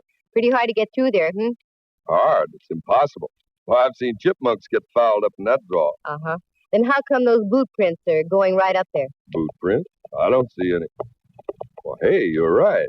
Either boot prints or the result of shoes with Cuban heels. Well, now, there's a strange one. Exactly what I thought, too. Say, you know, something just dawned on me. Matson. Didn't I see your pictures in the Frisco papers a couple of weeks back? San Francisco. Beg pardon? San Francisco. Oh, yeah, San Francisco. Excuse me. Oh, sure. You know, the way you was asking those questions just now, it hit me. You're a detective. I'm afraid you got me, partner. Uh-oh, wait a minute, Miss Matson. Listen. Let's duck, Jeff. Too late now. What's that? Well, whoa there. What are you doing over this way, Jeff? Hi, boss. Well, say, you give us quite a little start. You haven't answered my question. Oh, we just stopped to water the horses, Mr. Lawrence. Miss Matson here's a mighty fine rider. She wanted to make the big circle of the ranch. Well, you certainly picked a fine time to do it. The sheriff's posse is out around this way. You're liable to get shot. Now get back to the ranch, pronto. Just a moment, Mr. Lawrence. You've been uncivil ever since I got here, and I don't like to be dictated to. It's like being on board ship, Miss Matson. The captain is the law. I'm the owner of this property, and you'll do as I say. Now get moving, both of you. And if you don't like my attitude, you can leave any time you want. Leave? Now? Yes. Oh, no, Mr. Lawrence. I'm beginning to find your ranch extremely interesting.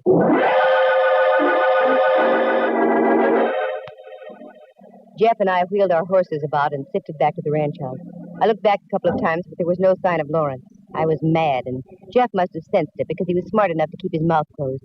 As I dismounted at the stables and headed for the house, he waved me a forlorn adios and disappeared. Just as I went through the door, I was greeted by Rembrandt. Oh, there you are, Dove. I was about to institute a searching party for you. Oh, I was safe enough until I came to grips with a thing called my own temper. What have you been doing, Ducky? I've had a most delightful afternoon, Candy dear. I've been playing canasta with the Duchess. Canasta? Ooh, you don't know how to play canasta. Well, I know that, and you know it, but I don't think the Duchess does. She celebrates each hand with a hefty pull on her bitters. How'd you manage to make any sense out of the game? That has me puzzled, too. All I do is put down some cards, any cards, and she'd congratulate me. Maybe you've got a green thumb for the game.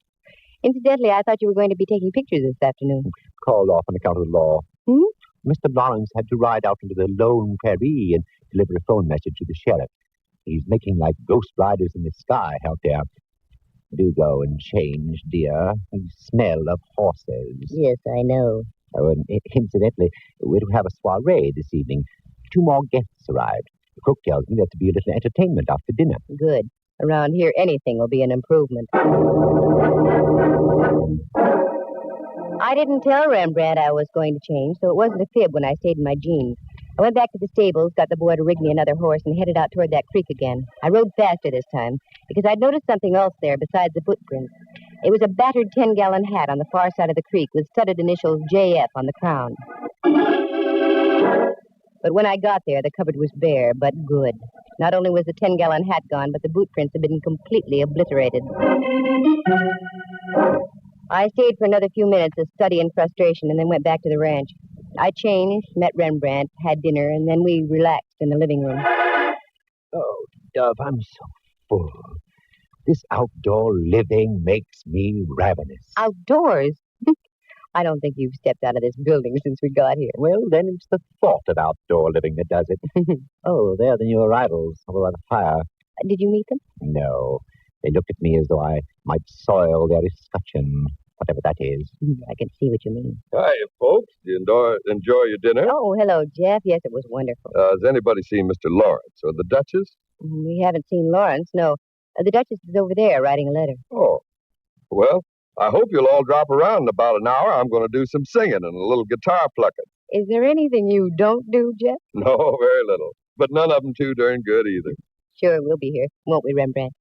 What? Oh, yes, I go with 3 diamonds and a joker. Jeff left, Rembrandt snoozed, and I threw a wrap around my shoulders and took a stroll around the patio. The air felt good. I went over to my cabin, picked up some cigarettes, and started back. But as I came close to the cabin opposite mine... Oh! It was the Duchess. I'd recognize those tones and groans anywhere. Duchess? Yes? This is Candy Matson. Are you all right? Yes, I'm all right. Touch of indigestion, I should imagine. Oh, is there anything I can do? Can I get you something? Oh, what a dear thing you are. No, I'll be all right. I have these attacks all the time. You run along and enjoy yourself. Jeff is going to sing. He's such a dear boy. But you're sure you'll be okay? Yes, dear. We'll go along. Oh, here. Now, let me put a blanket over you. Here, and take off your shoes. You'll be ever so much more comfortable. Oh, you're so sweet. So pretty. You remind me of myself when I was young. Thank you. Thank you so much. I tucked the old girl in and left her to dream of the past and went back to the ranch house. Jeff was just pulling up a chair in front of the fireplace. Now, you'll have to understand, folks, I'm not a singer. I don't pretend to be. I just warble along the way I feel. Now, is there any particular kind of cowboy tune you'd like to hear? No, Jeff. Why don't you just sing a favorite of yours? Good idea. Just do what comes naturally. Okay, you asked for it. Let's see. Here's one I think you might like. Oh, bury me not on the lone prairie where the coyotes howl and the wind blows free in a narrow grave just 6x3. But bury... Oh, hiya, boss. Oh, I'm sorry, Jeff. Go right on with what you were doing. No, Mr. Lawrence. You arrived just in time. The entertainment's over. What? What are you talking about, Miss Matson? I said the show's over. Is the sheriff around? Yes, he and his men are outside. They're just leaving for the night. You better call him back, right now. The Duchess is dead in her cabin. What? Poisoned. Wait a minute. Sheriff! Sheriff Hobbs! Is that you, Lawrence? That's right. Can you and your men come back for a spell? Seems we have more trouble. Okay. We'll be over as soon as we tie up the horse. Now then, what's this all about? Well, I could tell you, Lawrence, but I think it'd be more proper coming from the star himself. Don't you think so, Jeff? Looks like this is it, doesn't it? You know, you're smart, Miss Matson. Like they say in that ad, never underestimate the power of a woman. That's right. That letter the Duchess wrote proves your point. What? How'd you get hold of that letter? I thought she wrote a duplicate. Is that it? Like you say, never underestimate the power of a woman. Wait a moment. I don't understand what's going on here. Go ahead, Miss Matson. You tell me. Looks like I'm not the star any longer. Well, Lawrence, up to about 2 weeks ago, you had as nice and gentle a cowpoke working for you as there ever was. Then the Duchess arrived. She wasn't kidding when she claimed to have mingled with nobility, important people. As a matter of fact, she had an inside tip about your ranch and the one next door, Ferguson's place, Glen Valley. Didn't you receive a fantastic offer for your property from a big wine company just recently, Lawrence? Why, yes, I did. So did Ferguson. They were going to merge the two places and make it one of the world's largest vineyards. I didn't know about that part of it. But the Duchess did. She wanted in on the ground floor. That's why she came out here. She tried to talk business with Ferguson, but he'd have none of it. So, in one of her boozy moments, she hit upon the idea of doing away with Ferguson. But she didn't have the nerve to go through with it. That's when she approached Jeff here and cut him in on the deal. Jeff was tired of the poor but honest cowboy routine, saw a chance to make some heavy sugar, and went along with the gag. Right, Jeff? She's got it straight so far, boss. Jeff, I can't believe my ears. Oh, that's nothing. Just wait a while. Jeff and the Duchess were out riding one afternoon when, by chance, Ferguson rode up, too, just where the boundaries of the two ranches meet. While the Duchess talked to Ferguson, Jeff sneaked around and back and bashed in his head. They hauled him up to that draw where you bumped into us this afternoon. I know now why you ordered us out of there. On the other side of that snarl of brush and manzanita, there's a quicksand pit. That is now Ferguson's permanent residence. This is terrible. Terrible. In a hurry to dispose of your late neighbor, they left shoe prints along the bank of the creek. And they also overlooked Ferguson's hat with his initials on it. I'm mighty glad you came by when you did, Lawrence. After I had noticed the boot prints, I think Jeff was going to dump me into the quicksand, too. You're right again. After the boss sent us back in, I sort of figured to get you tonight instead. And then, Lawrence, you were going to be next. Because in your will, you would name Jeff as your sole heir. Is that right? That's right. I loved him like a son. Then the Duchess and Jeff could have swung a hard bargain with that wine outfit. All very smooth, except for one thing. One thing? I'm kind of curious about that one thing, Miss Matson. Alcohol, Jeff. It's not only lifting to begin with, but also acts as a depressing agent. The Duchess had been imbibing all day, and after dinner she arrived at that point of depression, realized what a horrible thing she had done, and she wrote the full story about the wine company and Jeff's duplicity, and made a copy. You were afraid of that yourself, Jeff. That's when you went out and slipped the old girl a lethal Mickey. I heard her groaning and went in to investigate. She said it was indigestion, but I knew differently. Her breath. And I knew, too, that she'd be dead within 5 minutes. Then I saw her shoes, Cuban heels with mud caked on the inner side of the arch. That's when I had a hunch the letter she was writing had a definite meaning. You overlooked it, Jeff. I found it. Where only a woman would think of looking. Tucked inside her bosom. I'm sorry, Lawrence. I had you figured wrong from the start. I was the one who was wrong. You aren't hard at all. You're soft as putty. Well, Jeff, here comes the sheriff. Yeah, so I see. Well, I'm ready for him. You can't beat a royal flush with a pair of deuces. Or should I say, dunces. Go. There won't be any fuss. And all of a sudden, it dawns on me. People should accept their lot. If you're born to be a cowboy, just stay a cowboy. And if you're born a millionaire, don't fight that either. Well, goodbye, Miss Matson.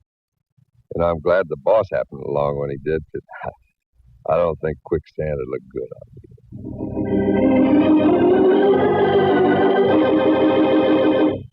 Like Jeff said, he went quietly. No trouble. Too bad he wasn't content to be just a ranch hand, simple and unspoiled. Because as Rembrandt had noticed, he did have wonderful shoulders. He played the guitar, he sang, and he made fine old fashions.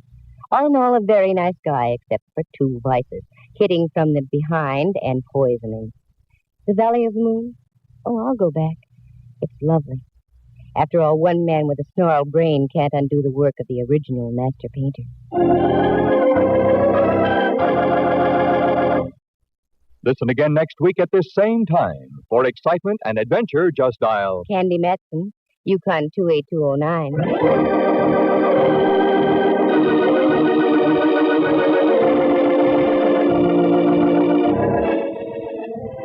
Heard tonight were Helen Klebe as the Duchess, Lou Tobin as Lawrence, and Clancy Hayes as Jeff. Henry Leff is Inspector Mallard in Jack Thomas's Rembrandt. The program stars Natalie Masters as Candy and is written and produced by Monty Masters. Sound effects were created by Bill Brownell and Jay Rendon. Eloise Rowan is heard at the organ. The characters in tonight's story are entirely fictitious, and any resemblance to actual people is purely coincidental. The program came to you from San Francisco. Dudley Manlove speaking.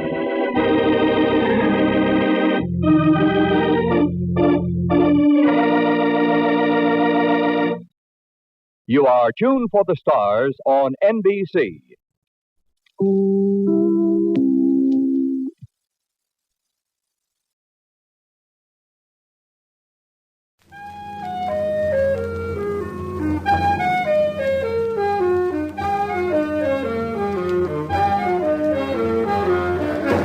Carter Brown, Mysteries. Adventures in excitement and suspense. Based on the best-selling novels by the slick storytelling sensation, Carter Brown.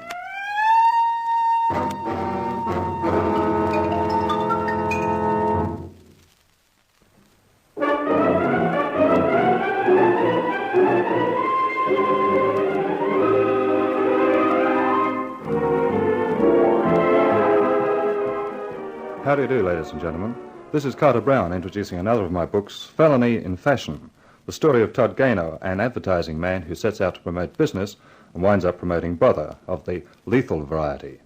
Of course, when a man's mixed up with fashion, he also finds himself mixed up with females of the lovely variety. So, with that combination of dames and disaster, Todd Gaynor has more than enough on his hands, and I'll leave him to describe it to you.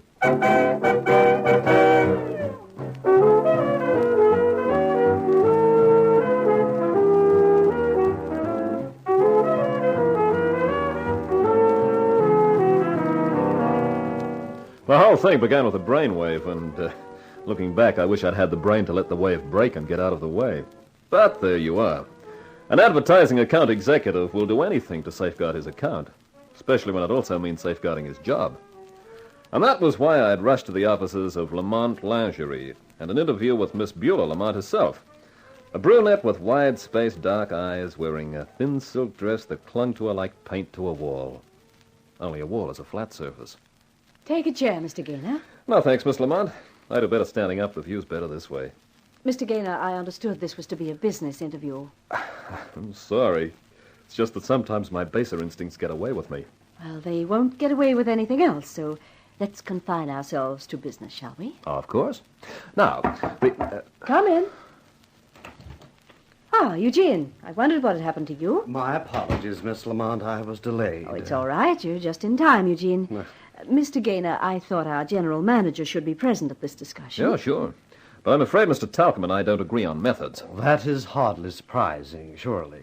As Miss Lamont knows, I have always disapproved of the distasteful modern methods of advertising lingerie. Yeah, so what do we get? No impact. Now, listen, Miss Lamont, how would you like to make $100,000 in increased sales? Oh, naturally, I'd like it very much, but how? Your product is good, but your merchandising stinks. Really, Mr. Gaynor? Please, Eugene.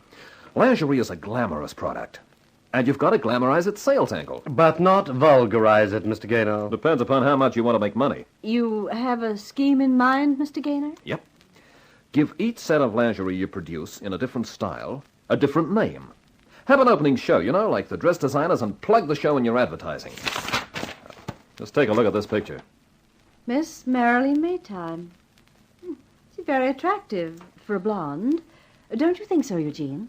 I'm afraid I consider her a common type. Well, 9 men out of 10 wish that type were more common. Marilee Maytime is an up-and-coming starlet. Her first film's not too good, apparently, and she can use all the publicity she can get. So, there shouldn't be much difficulty in getting her to act as a model for your showing.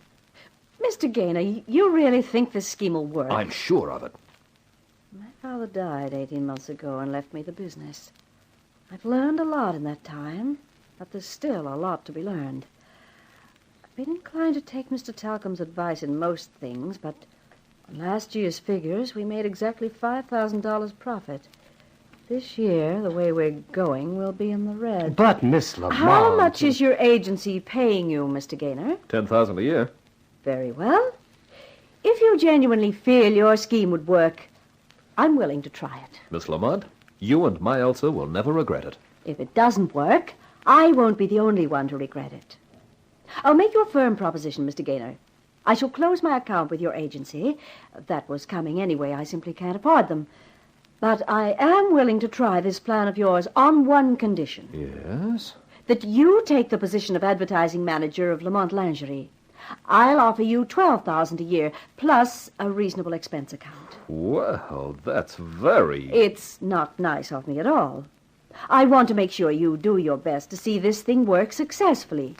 At the end of the financial year, if we are not in the red, I shall confirm your appointment. If we are, I shall terminate your services abruptly. If I take the job, what is my relationship to Mr. Talcom? You will answer to me and only me, Mr. Gaynor. But, Miss Lamont, you can't do that. I've made up my mind, Eugene. Well, Mr. Gaynor? I'm ready to start, boss. Everything worked like clockwork. Merrily Maytime agreed, the invitations went out, the press was organized, and when the night of the showing arrived, I was feeling pretty pleased with myself. An hour before the show was due to start, I was down at the Carlton Hall checking the arrangements. Lamont's designer, Paul, an excitable Frenchman with an excruciating accent, was there too. Todd, all is prepared. We start with the negligee, yes? By all means. Then the nightgowns and the sets, the slips and the panties. Fine. I have the most wonderful sets. I give them the most wonderful names. I try one on you. You think I'd look cute in a slip and panties? Imbecile, I try the name on you. Midnight in Paris. How do you like it? Not bad. Ah, it is magnifique. It is in black satin with the scarlet lace trimming. Pablo, I have it. We will not start with the negligee. First, we give them Mademoiselle Merrily in the Midnight in Paris. It will be more dramatic, eh? Whatever you say, Paul. Bien, I go to make the arrangements. It will knock them for the loop. Now, let's see. Chairs all set up. The bar... All ready for your big night, Gaynor. Talcom, why don't you take a powder? I just thought I'd take a look around. If there is anything undesirable about this show, I shall consider it my duty to report it to Miss Lamont. Why worry? She'll be here. Did you know, Gaynor, that Miss Maytime has a very dubious past? And just what do you mean by that? I've made it my business to inquire. I thought it my duty to make sure that there was no danger to Lamont's in associating their name with Miss Maytime. And you found some dirt? Plenty. I suppose everyone has a skeleton in their closet. It would be a pity if Miss Maytime's were revealed tonight. We intend to reveal a lot of Miss Maytime, but we hadn't gone as far as the skeleton. Still, that's an idea. I hope for your sake that everything runs smoothly. Come on, Alfonso, ask someone.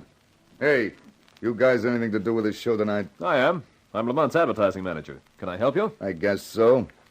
You can get me 2 seats in the front row. That's impossible. Alfonso. Sure, boss. Now listen, you. Hey, put me down. What do you think you're doing? Alfonso's a strong boy, as you can see. He only needs one hand to lift you off the floor. There ain't nothing impossible when the boss wants it done, Buster. Just let him drop, Alfonso. Okay. What are you trying to do? Jar every bone in my body out of place? I got a personal interest in Merrily. I want to see this show tonight. You wouldn't want any trouble, would you? I let Alfonso get annoyed, and before you know what's happened, he'll take the place apart. 2 seats in the front row, you said? In the center. In the center. And what names? Duke Reinhardt and friend. You just got yourself 2 seats in the center of the front row, Mr. Reinhardt. You're a sensible guy. What's your name? Todd Gaynor. I remember you. Let's go, Alfonso. That was rather unfortunate, Gaynor. Yeah, but I'll bet you enjoyed it, seeing me manhandled by that oversized gorilla. You shouldn't have let him have those seats. Shouldn't have let him? When I was being waved about in midair like an Indian club? Nevertheless, you made a great mistake allowing Reinhardt to be present tonight. Why? Because Duke Reinhardt is a dangerous racketeer. He is also Merrily Maytime's ex-boyfriend, except that he does not consider himself ex. By around 7:30, the band had put in an appearance, and shortly after that, Merrily Maytime arrived, complete with a short, fat character who I guessed was her agent, and her maid, a delicious dish with half-closed eyes. I figured a guy could have fun opening them. The maid, her name was Elise, and I registered that, went off to the dressing room, and the blonde starlet turned to me. You're Mr. Gaynor. How are you, honey? Hmm? I said hello. Hello. This is my agent, Abe Schlinkel. Hi. Are you sick or something? Or something. I don't think my blood pressure is going to be able to stand a combination of you and Midnight in Paris. Is that some sort of crack? Oh, no, it's some sort of satin with lace edging. Listen, you can talk to Mr. Gaynor after the show, baby. You better go get ready. Never keep the paid customers waiting. Oh, you might have to wait for your 15%. Is that what you mean, Abe? I never wait for my percentage. I take my cut, then you get the rest. You know that, baby. I know it, and I'm getting tired of it, Abe. What the heck? You've got to have an agent, so why not stick with a good one? I intend to. That's why I'm going to ditch you. I'll go and get ready. See you after the show, Mr. Gaynor. I'm looking forward to seeing plenty of you during it, Miss Maytime. You don't want to take no notice of the way she merrily talks, Mr. Gaynor. Mr. Schlinkel, when she's in front of me, I'm too busy looking even to hear the words. Yeah, I know what you mean. I better go see everything's all right with her. Yeah, you do that. Todd, is anything wrong? You look as though something's hit you. Yeah, a blonde with twin fenders. That, I presume, means that Miss Maytime has arrived. She has. And the band's there. Everything's organized. How about you, boss? Well, I'm not very happy with this idea of my having to introduce the show. Look, what's wrong with having two gorgeous girls on the program? With you out there fronting, we'll get that much extra publicity, especially from the male reporters. I suppose that's a compliment, but I only hope nothing goes wrong. I wouldn't like to see you unemployed, Todd. You have the gift of the subtle hint, I see.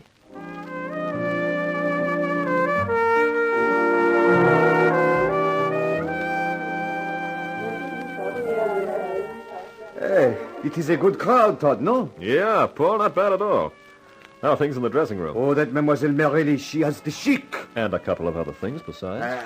She's ready for the first number when you are Todd. Okay, I'll go tell Miss Lamont. The lights, they have gone out. The fuse must have gone. Ladies and gentlemen, please keep your seats. The electrician, we must find the electrician. No use trying to move in this darkness. Please keep calm, everybody. The light should come on again any minute. There we are. Signal the band quickly.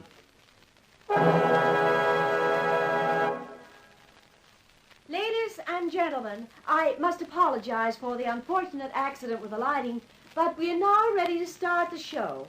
And without more ado, let me present the celebrated Miss Merrily Maytime to display the first of the month's latest creations, Midnight in Paris.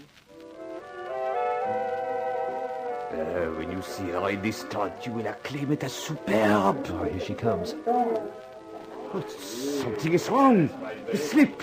It should not have scarlet lace on the bodies. She's not walking properly. She has fallen. Yeah, that wasn't scarlet lace, Paul. That was blood.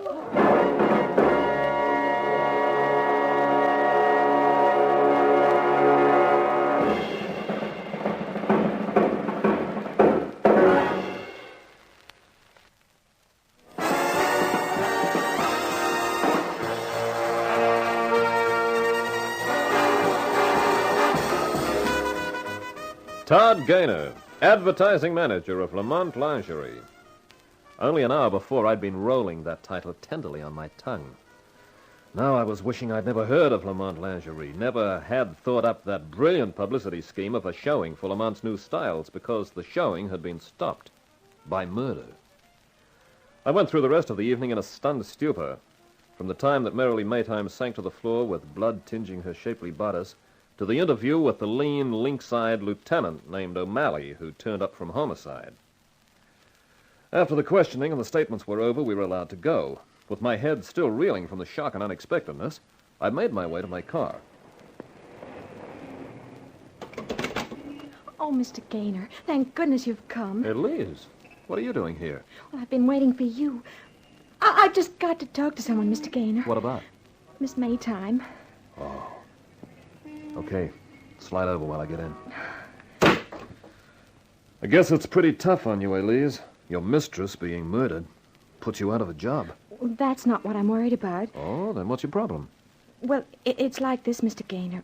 This morning, Mr. Schlinkel called, and he and Miss Maytime had a furious row. I couldn't help overhearing. Uh-huh.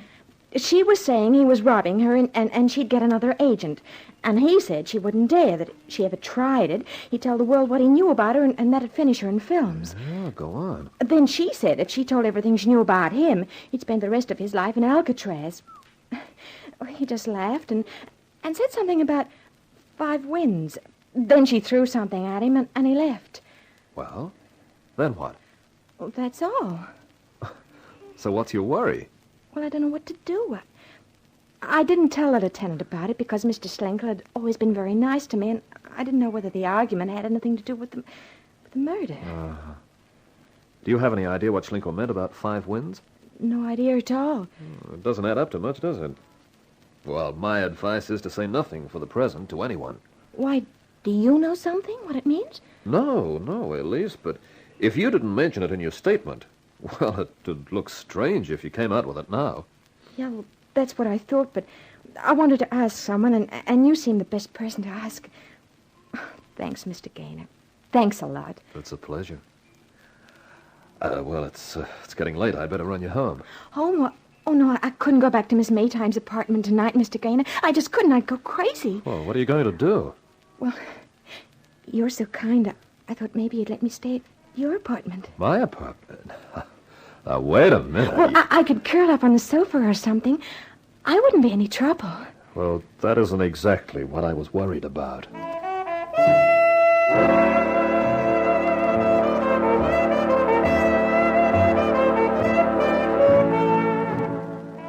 When I got into the office next morning, the atmosphere was rather subdued.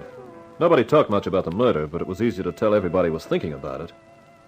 In answer to a summons from the boss, the beautiful Miss Beulah Lamont, I went into her office for a conference. Eugene Talcum was there, too, and he wasted no time saying his say. I told Miss Lamont, and you too, Gaynor, that I was against this whole idea from the beginning. Now, look where it's got us. Mixed up in a murder. Highly undesirable. For the dead girl, sure. But callous as it may sound, not so undesirable for Lamont Lingerie. In what way? I figure it's made us about $1 million worth of publicity. Publicity? Just a minute, Eugene. Todd's right. It may be horrible to say, but it's true. All we have to do is to make sure that we get our ads for the new styles in the papers. And you'd better start the factory working double time.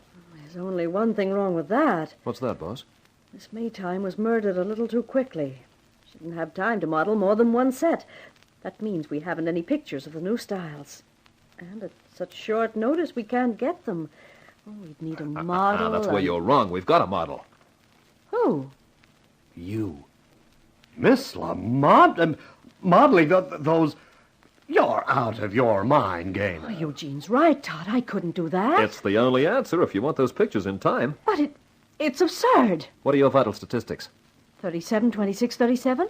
If you call that absurd, you don't look in your mirror. I won't hear of it. The owner of Lamont Lingerie, descending to modeling the garments manufactured in her own mills, it's sordid and disgusting. If we have to close the mills down because we can't sell our product, it would be even more sordid and disgusting. In your father's time, Miss Lamont, the business always prided itself on being a conservative concern, thinking only of the good quality of its products and its prestige in the business world. Already, in less than 24 hours, you have turned it into a dime store novelty with business methods straight out of a comic strip. I am to take it then, Eugene, that all you can do and intend to do is offer criticism of the way I run my business, whilst everyone else is left to do the work? I will not associate with these cheap-jack methods of merchandising. Then your usefulness as general manager seems to have terminated. I'm afraid, Miss Lamont, that isn't quite as easy as all that. Your father had different ideas of my value to the organization. I might remind you that I have a contract with Lamont Lingerie, a watertight contract. That was how Mr. Lamont wanted it. You never know, Eugene, he said. You never know what may happen if I should die. An inexperienced girl will take my place. She will need the support and advice of a capable executive who understands the business. Unfortunately, you have consistently ignored my advice, Miss Lamont. Should you change your mind, I am, of course, at your disposal. Good morning. Good morning. Oh, it's you, Lieutenant. Excuse me. Did you want to see me, Lieutenant O'Malley? No, Miss Lamont. I wanted a word with Gaynor. They told me he was in with you. I called on him at his apartment this morning, but does he answer the door? No. A babe answers the door. And what a babe. Really? Is there somewhere I could talk with him in private, Miss Lamont? You can have this office, Lieutenant. I have to go and make arrangements about some photographs anyway. I leave word that you're not to be disturbed. Thank you. You know, Gaynor, you could call me surprised when that maid Elise opened the door of your apartment. Yes, Lieutenant. So surprised that I had a talk to her. Quite a talk. She told me a few things I didn't get around to hearing last night. Yes, Lieutenant? All about the good advice you gave her, about not telling me about the row between the Maytime dame and her agent Schlinkel. Yes, Lieutenant. So after I left her, I went around to see Schlinkel. I thought we should have a heart-to-heart talk. But we didn't. No? No. He found it hard to talk with his throat cut. What? That's right. Somebody had walked in on him and lacerated his larynx. Schlinkel? Yeah. So you can understand why I was so anxious to talk to you. You second cousin to a cretin. If it wasn't for the fact that the doctor established the time of death as around 5 this morning, when you were in your bedroom with the maid on the sofa outside, I'd book you on a double murder charge. I have an alibi? Yeah. And that lets me out? Yeah. Well, in that case, kindly don't raise your voice to me, Sergeant. As a taxpayer who contributes to your salary, I don't like it. I might remind you, patrolman, that you owe your job to people like me, ordinary, decent, tax-paying citizens. I hadn't finished, Mr. Gaynor. I wouldn't dream of booking you on a double murder charge in view of your alibi. But there are plenty of other things, like withholding vital evidence, for instance. That's a Lulu, worth about 7 years in the pen. Now, Captain, I spoke hastily. Please forget every word I said. Sure, Mr. Gaynor. On one condition. You just name it. All you have to do is get down on your knees in front of me and say, Lieutenant O'Malley, I'm very sorry for all the trouble I've caused you, and I promise it won't happen again. What? After that, you say, as a tax-paying idiot of a citizen, I am not really worthy to lick your boots, Lieutenant. No, I won't do it. You can get down on your knees, or you can have the withholding evidence charge thrown at you, Mr. Gaynor. Take your pick. Do you mind if I wipe the floor first? This is a new suit.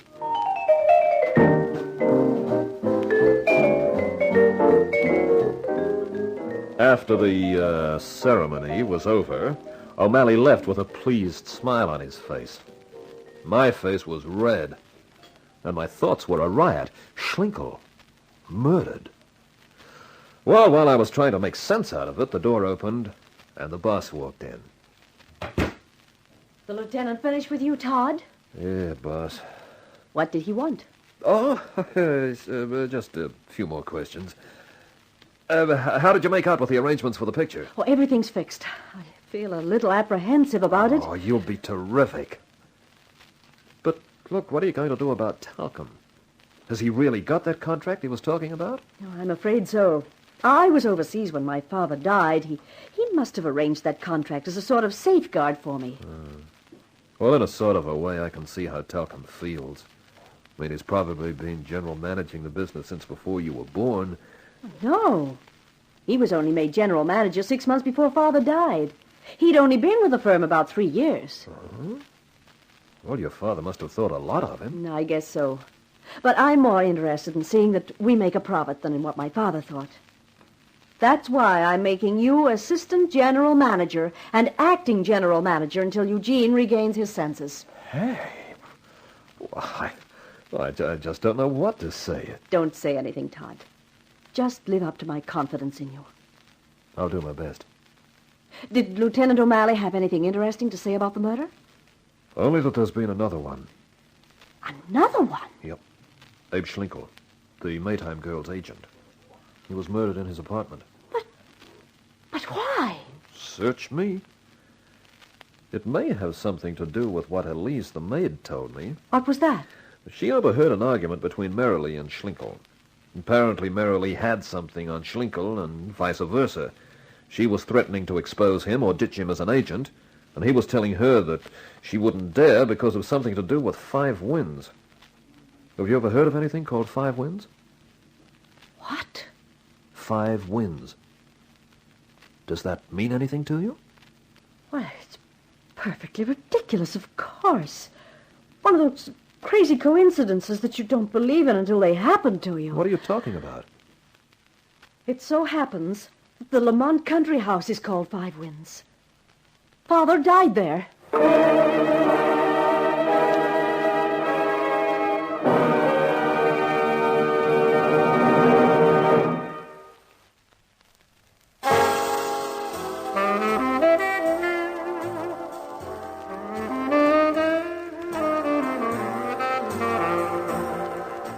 It had been quite a day.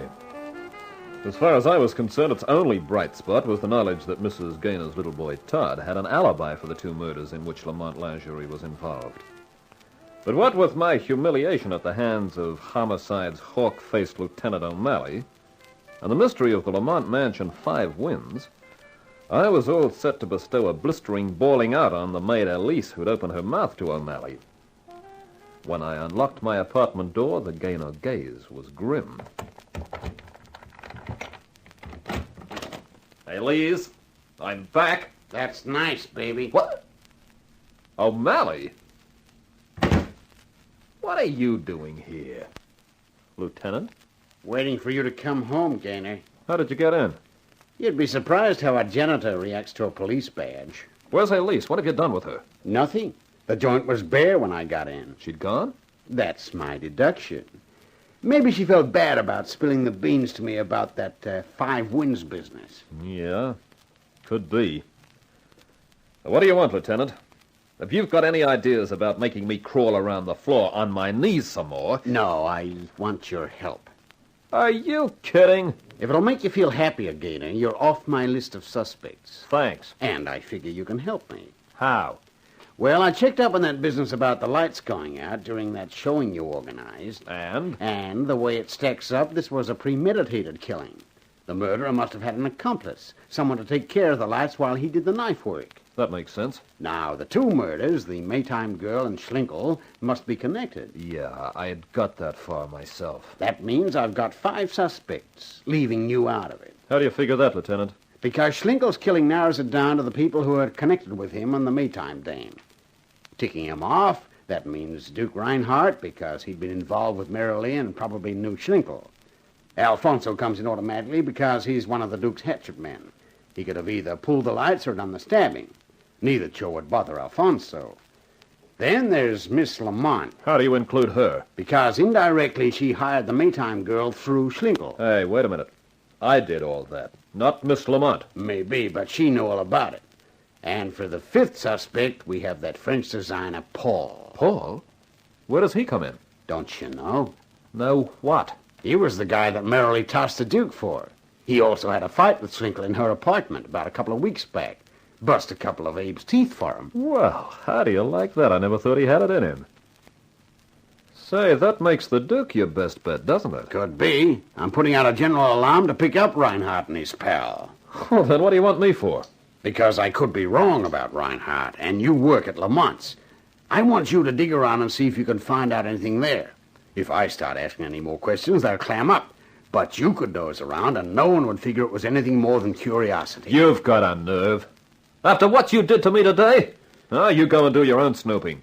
You know, when I mentioned the Lamont dame, I thought it kind of upset you, thinking that she might be a suspect. What if it did? Well, here's your chance to help prove she's in the clear. And a good-looking doll like that might be grateful, too. Lieutenant, you have a point there. But definitely. Okay. You got yourself a hound dog. I didn't realize you knew yourself so well. That is a perfect description. The lieutenant left me with a lot to think about. I was sitting with a cigarette and a short drink trying to make sense out of the setup. O'Malley had hit on a sore spot when he'd mentioned the lovely Miss Lamont. I shied away from the thought that she was really involved with the murders. Then my phone shrilled. Hello? Todd? Yeah, who's that? This is Paul. Oh. What's the matter, Paul? Having trouble with your slips and panties? No. I'm having trouble with my conscience. Well, what have you done? Snipped the wrong slice out of your satin. Todd, I must see you. It is important. You mean now? Please, Todd. Okay.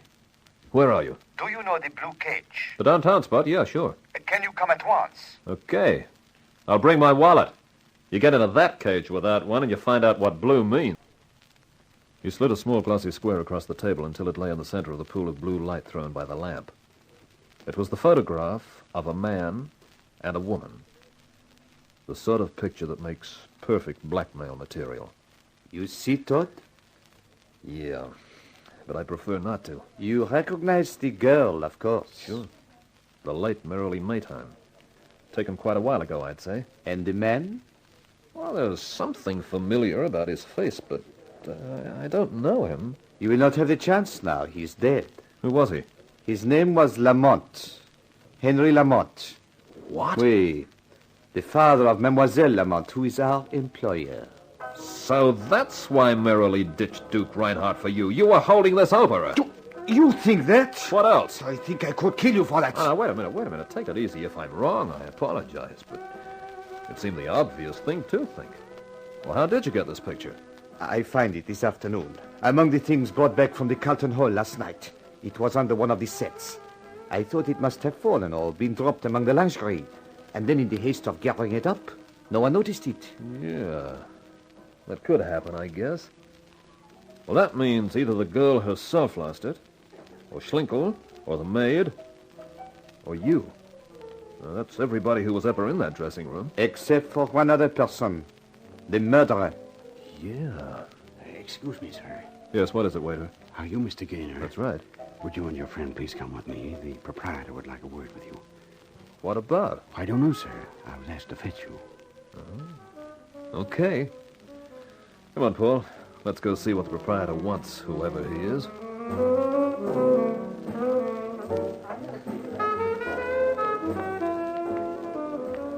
That's the door there, Mr. Gaynor. Thanks. Now, look, what... Oh, no. Oh, yes. Duke Reinhardt. Nice of you to drop in tonight.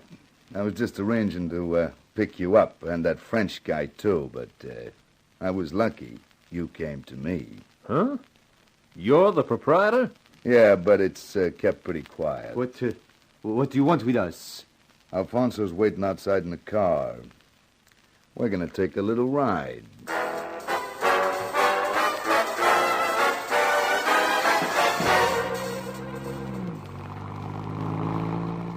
Look, what's the idea, Reinhardt? Where are we going? Button your lip, Gaynor. I'll have Alfonso do it for you. He'd enjoy it. You won't get away with this, you know. Todd, please, do not anger him. The cops will be right on your tail, Duke. They're on it now. That dumb O'Malley put out a general alarm to pick me up. Then you're only making things worse for yourself. No, pal. This way I'm making them better. This is the place, Alfonso. Pull up here. We're getting out here, Gaynor. What for? You'll find out. Come on. Yeah. I figured I didn't have to tell that French character to sit still. One look at Alfonso and he nearly fainted. Well, you tell me what this is all about. Where are you taking me? Don't you know this house? It's where your boss lives, the Lamont dame. What do you want with her? The pleasure of her company. All right, ring the bell. And don't try any funny stuff. There are half a dozen guys who could tell you I'm a good shot. If they could talk, that is.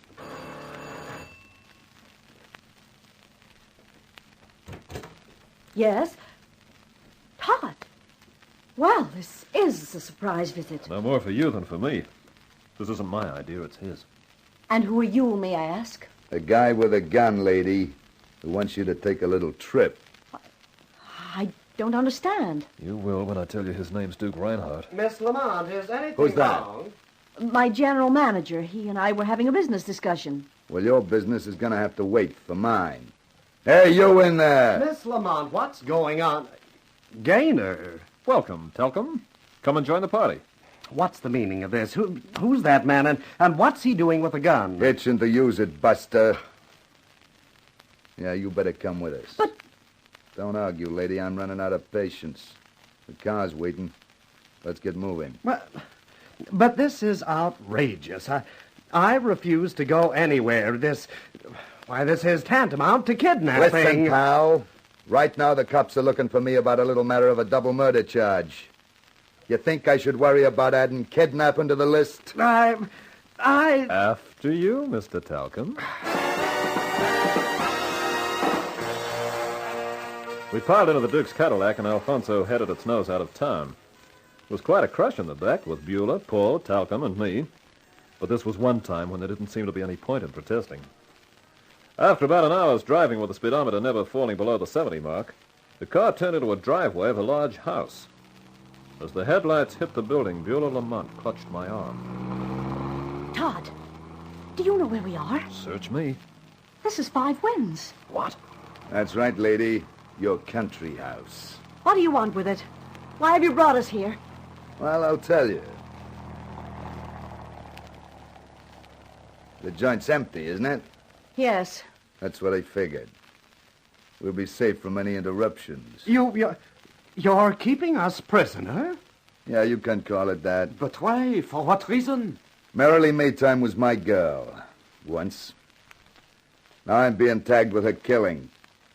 And that jerk Schlinkel's. So I decided to handle things my own way. But why bring us into it? Because one of the people in this car is the murderer.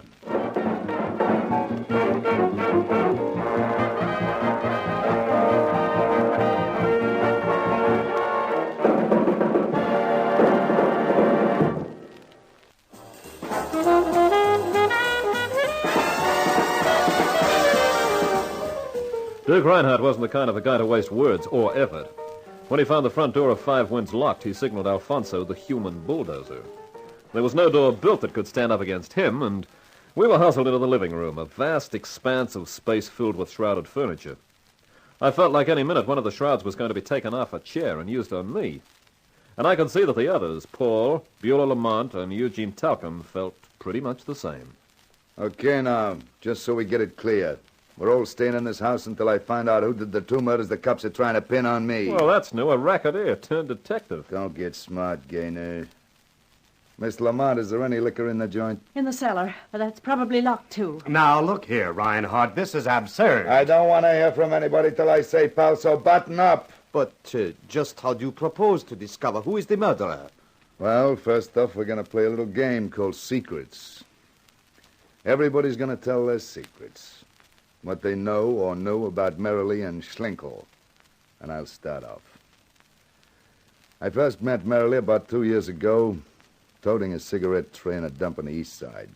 You know, she was the first dame I ever met who said no to the mink and a cozy apartment routine. She wanted a career, so I introduced her to Schlinkel.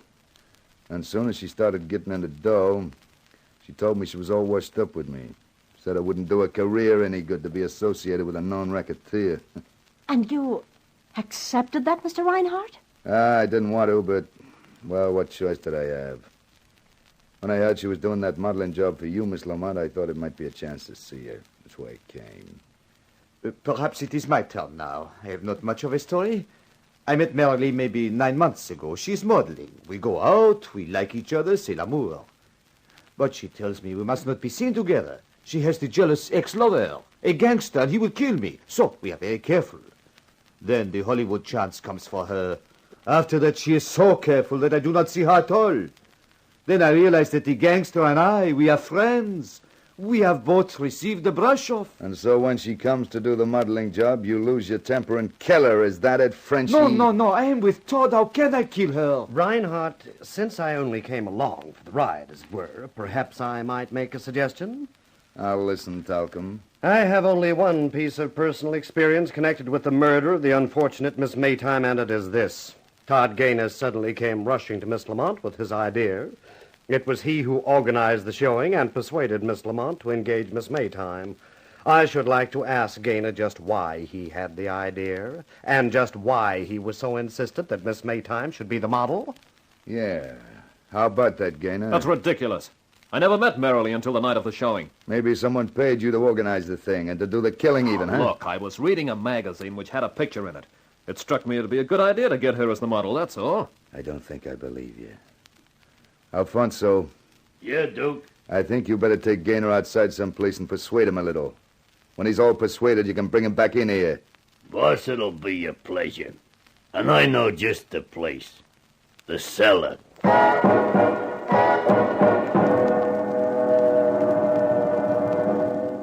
Nice place for a little exercise, huh, Buster? It's big enough, all right. All these bottles. The guy who owned the place did himself proud. Well, I guess we'd better not waste time. The boss says persuade you, and that's just what I'm gonna do. Only do me a favor, pal. Be obstinate. Okay, I will. With this bottle! You're a scream, pal. You think a bottle's gonna stop me? I ain't even gonna use my gun on you. I'm gonna take care of you with my bare hands. Guess you're just a one-bottle man, Alfonso. No, I didn't shoot him. I just figured a shot in the cellar might worry some of the people upstairs. Then I started for the living room, moving as quietly as I could. The living room door was half open, and I could hear the conversation. That was a shot, I tell you. That ape might have killed him. Oh, relax. Alfonso wouldn't kill him. That shot was probably only to frighten him. Well, it didn't. What? Drop the gun, Reinhardt. You heard me get rid of Alfonso, didn't you? You want to go too? Drop it. Thank you. Good work, Gaynor. Now, Pipe down. And that means everybody. Duke, I'm going to short-circuit your search for the murderer. Yeah? Yeah. I've got a few ideas of my own. Like the accomplice. The guy who turned the lights off for Merrilee's murderer. No one seems to have thought of Schlinkel. You mean... Sure. Why else would he be murdered, except to keep his mouth shut? But why would he be an accomplice? Why would he help to kill Merrilee? Well, I've been doing a lot of thinking about that, and here's how it seems to me. Elise, the maid, told me about the quarrel between Merrilee and Schlinkel, where they mentioned 5 Winds. That's the name of this house. That's right, Duke. And I think I know what 5 Winds meant to the girl and her agent. What, Todd? A photograph. The type of picture that's usually touted around the waterfront dives, a man and a woman. The woman was Merrilee Maytime. Hey, you're lying. She wouldn't do a thing like that. I saw the picture. I figure the murderer was showing it to Merrilee just before she was killed and must have dropped it in his hurry to get out. Paul found it later. What's that got to do with 5 Winds, this house? Well, I'm sorry about this, Beulah, but the man in the picture was your father. No. No, Todd, you must have made a mistake. It can't be true. I wish it wasn't, but the whole story's in that picture. Somebody wanted that picture to blackmail Henry Lamont. So, he went to Schlinkel to find the right girl. Schlinkel produced Merrilee. I figure the client was probably a good amateur photographer and took the pictures himself. But why, Todd, why? I'm coming to that. Well, Merrilee gets a Hollywood break, decides to get rid of Schlinkel. He threatens her with the exposure of her part in the blackmail. Comes the Lamont showing, and I think Merrilee's got a bright idea. She wanted to get rid of Schlinkel, so she told him that unless he gave her a signed release that he was no longer her agent, she'd tell the press exactly what she'd done to Henry Lamont. Yeah, but you don't know that for sure. No, it's the only way it adds up. So, Schlinkel rushes to his old client, the guy who wanted the pictures in the first place. Because the client would see that if Merrilee blew the works, he'd be in strife too. And that was when the murder plot was cooked up. And when Schlinkel signed his own death warrant because he not only knew about the pictures, he also had the murder to hold over the client's head. So Schlinkel went the way of all flesh. Yeah, it figures. Only why was this stunt worked on the Lamont guy at all? Miss Lamont, didn't you tell me your father died while you were abroad? Yes. And when you came back, you found that someone who'd been quite a small fish in the firm was a senior executive with a watertight contract? Yes. How do you rate as an amateur shutterbug, Eugene? If you are inferring that I'm the murderer, Gaynor, you must be even more of a maniac than I thought, which is saying a great deal. Now, drop your gun, Gaynor. Hey, that's my... Your gun, Mr. Reinhardt, yes. Nice of you to let it lie on the floor, Gaynor. Now, drop yours. That's better. One last thing. The keys to your car, Reinhardt. I've got them. You? How did you get them? I went through Alfonso's pockets in the cellar. He was driving, remember? I took his gun and the car keys. That was very thoughtful of you. Throw them to me. That's being sensible. Now I'll say goodbye. Too bad your game of secrets didn't work out quite as you planned, Reinhardt. Todd, we must do something. He will be 100 miles away before we can get the police. Relax, Paul. He won't get any further than the front drive. What? I was wondering what you were pulling. You've got the keys to your Cadillac? Yeah. Yeah, I threw him the keys to my Jaguar. If those keys fit the caddy, the two manufacturers are going to feel insulted. Let's go get him. I owe him something for merrily. Hold your horses, Duke. By now, he'll have found the keys don't fit. What do you think he'll be doing? He will come back here, perhaps? No. He'll realize the only way out is the car. If he can't use it, he'll make sure we don't. He'll be sitting in that car with the headlights on to prevent us getting to him. You're right, Todd. But what can we do? Only one thing. Go look for a rope. It took a few minutes to explain my idea. The house had 2 stories. With a rope, I figured I could let myself down from one of the front windows onto the top of the car. With Paul making sure the rope held, I slid down it and landed on the roof of the caddy with a thump. Then I took my courage in both hands, wrung it dry, and slid down the back of the car, wishing they'd never thought of widening the back windows. There seemed an awful lot of glass to slide over. I hit the gravel with a scrape, reached for the extra piece of rope in my pocket, and undid the cap of the petrol tank. Fed the rope into the tank, gave it a few minutes to let the petrol soak in, and then lit the end. As soon as the rope flared, I started running. I made about 12 feet and hit the gravel, hugging it like a blonde who felt lonely. The tank exploded, and as the flames bit around the back of the car, the door opened and talcum came plunging out. At the same time, a figure came diving down the porch, Duke Reinhardt with a gun in his hand, the gun I'd taken from Alfonso. You're not getting away with it, talcum? No!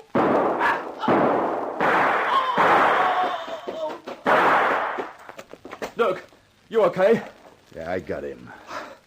I got him for merrily. Hooray! What did he do for you? He couldn't hurt Duke Reinhardt. Him, an amateur. Why, he only...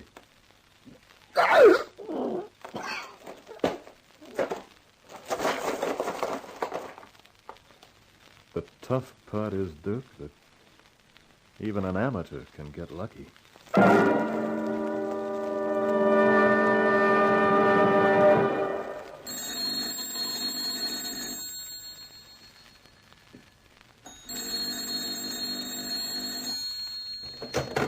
Hello? Well, fine general manager you are, not even coming to the office. You should see the orders pouring in. Yes, boss. The newspapers want an interview. I thought I'd better say yes, so they're coming to the house at 7 tonight. Would you come and protect me? Protect you? What from? The newspaper men. I thought you meant me. And I was going to say I couldn't guarantee anything. I'm not asking for any guarantees, am I? Now, wait a minute. I've always believed in close cooperation between a general manager and his boss. You have? Well, just you stay right where you are. I'm coming to prove just how close that cooperation can be.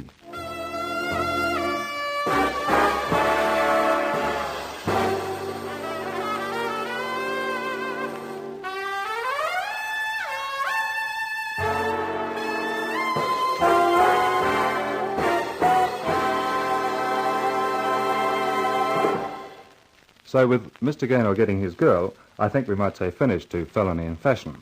I'll be back again to bring you another of my stories. The next one's called The Widow is Willing, and she's some widow, as Mark Hunt, an insurance investigator, finds out. So this is Carter Brown saying so long for now. Be seeing you.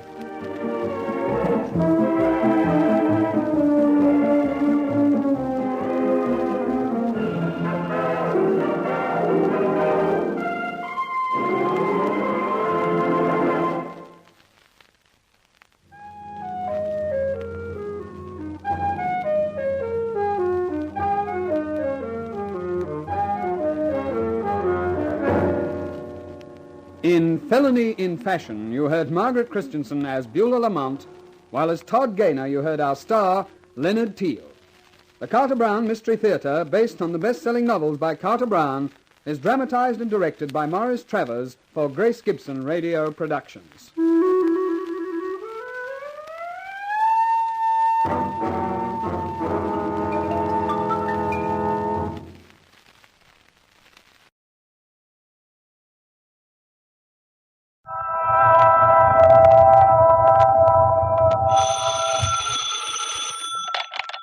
Hello, YUkon 28209. Yes, this is Candy Matson.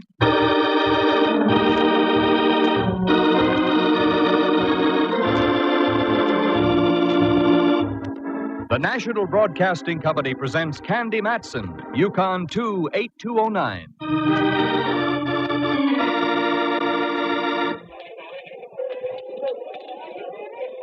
Candy, over here. What? Why, Myra Fisher. What are you doing here in a department store with your work clothes on? I work here, dear. I'm a wage slave. Well, I must say on you it looks good. What do you slave at? I'm head of advertising and promotion. Well, quite a spot, hey, girl? Well, it was until this morning. Oh? Now my neck is in the fire. What'd you do? Forget to proofread one of your ads? Nothing so trivial, dear, believe me. But am I glad to have bumped into you? Maybe you'll change your mind when I tell you I've been shoplifting. No, I'm serious, Candy. Could you spare a moment and come on up to my office? Why, sure. And wipe that frown from off your brow. It's wrinkling your makeup. Well, yours would wrinkle, too, if you had a missing Santa Claus helper on your hands. Well, now, there's a situation. And it almost broke Candy Matson's heart when someone told her there was no Santa Claus's helper, one Jack Frost. Listen, here she is now to tell you about it. That's right, what the man said. I ran into a deal where we had a missing Santa Claus helper, Jack Frost. The gent with the icicles was supposed to talk to the tiny tots at the Brownstone, one of San Francisco's larger and classier department stores. I'd gone down there that afternoon shopping. I wanted a bow tie for my old pal, Inspector Ray Mallard of the San Francisco Police Department. A bow tie that lit up and spelled Cossack when you pressed the button on the battery. That was when I bumped into this gal, Myra Fisher. We went up to her office on the 6th floor, and she sat me down. Cigaretted me, too. You think I'm fooling about this Jack Frost thing, don't you, Candy? Well, now, look, dear, we all have our little peccadillos. Yours just merely happens to be a missing Jack Frost. You'll get over it. I refrain from hurling this ashtray at you, Candy, only because of our long acquaintance. Good. Now listen to me. We've had a Santa Claus helper here for almost a month, and a darn good one. The kids were crazy about him. This morning, he didn't show. You don't suppose Jackie boy got in the mood and caught the Christmas spirit, do you? The kind that comes in pints? No, he wasn't that sort of Joe. Well, your answer's simple. Hire a new one. They're hired through an agency. I called the one we do business with, and they're fresh out of Jack Frost. And I've got to get one, Candy. Otherwise, I come down 10 notches in the opinion of the brass. I don't want you to think I'm unsympathetic, Myra, but what can I do? Well, you get around, you know people. Find me somebody, anybody, who'll take over the job of being Jack Frost. Well, okay. I'll do the best I can, Myra. Candy, you're a dear. Yeah, one of Santa's dears. Okay, I'll try and find you a Jack Frost, Myra, but don't hold it against me if he turns out to look more like Humpty Dumpty.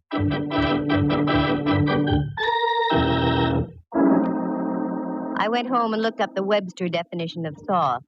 It said soft, easily yielding to pressure. That was me, Candy Matson, girl dope. Here I had all my Christmas shopping to do, and I agreed to find a substitute for Jack Frost. I had no idea where to start. So I changed into something red and green for a stop and go, also for Christmas, and went over to see my friendly advisor, Rembrandt Watson. Rembrandt is a photographer, and excellent, too, now that he doesn't have the sherry shivers or the pork palsies. He lives on California Street, just kitten rompers from Old St. Mary's, with a statue of Sun Yat-sen for company in a park next door. Candy doll, how delightful. Do come in, won't you? Thanks, Rembrandt. Oh, Pet, you're acquainted with my friend Diogenes Murphy, aren't you? Oh, yes. Hello again, Mr. Murphy. Well, good afternoon, lad. You look prettier than you did the last time I saw you. Uh-oh, here comes the blarney. Young lady, Diogenes Murphy, the honest Irishman, never says a word he doesn't mean. Now, how do you think I managed to sell so many used cars at my place out on Venice Avenue? Because you're an honest Irishman. Oh, you're so right, lad. Incidentally, if you need a good car, I can get you one at a very reasonable... Diogenes? Oh, sorry, I got carried away. I didn't mean to barge in on you like this, Rembrandt. Oh, don't be ridiculous, dear. No, don't be. Think nothing of it, lad. I'm on my way now. Rembrandt and I were only discussing the situation of the world. And to what conclusion did you come? It stinks. The bottom of the afternoon to the both of you. Oh, he's quite a boy. Yes, I'm very fond of Diogenes. What brings you around this way, dear? Jack Frost. Yes. Now, getting on with our conversation, what brings you around this way, dear? Jack Frost. Maybe the needle's bad.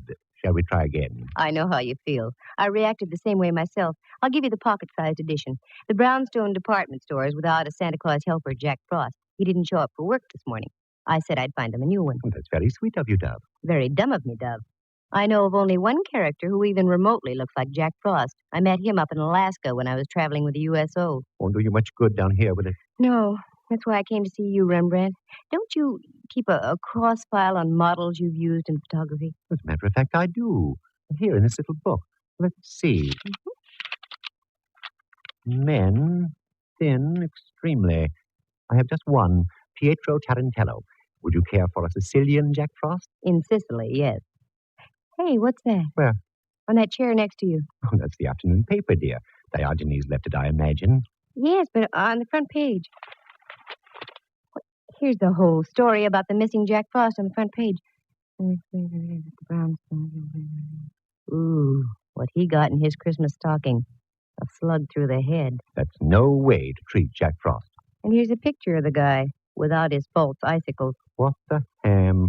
Looks like he stepped right out of an 1890 Shakespearean play. I hate to say this, Rembrandt, but he resembles you. I take back what I said. Rembrandt. Divorce yourself from that tone of voice, Candy. I don't like it. Rembrandt, I've got an idea. You usually do. You like little children. Can't stand them. You like to talk to people. I abhor conversation. You like to be charming. Lost me charm. Gay. Lost me gay. With the help of a few icicles, Ducky, you're going to be Jack Frost.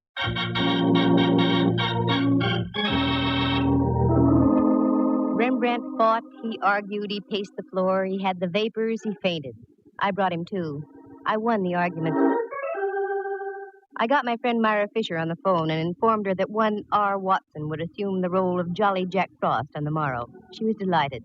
I couldn't say the same for Rembrandt. Then I went home. I was greeted by a sound very much like that of a phone ringing. Using my keen instincts, I figured it was the phone. It was.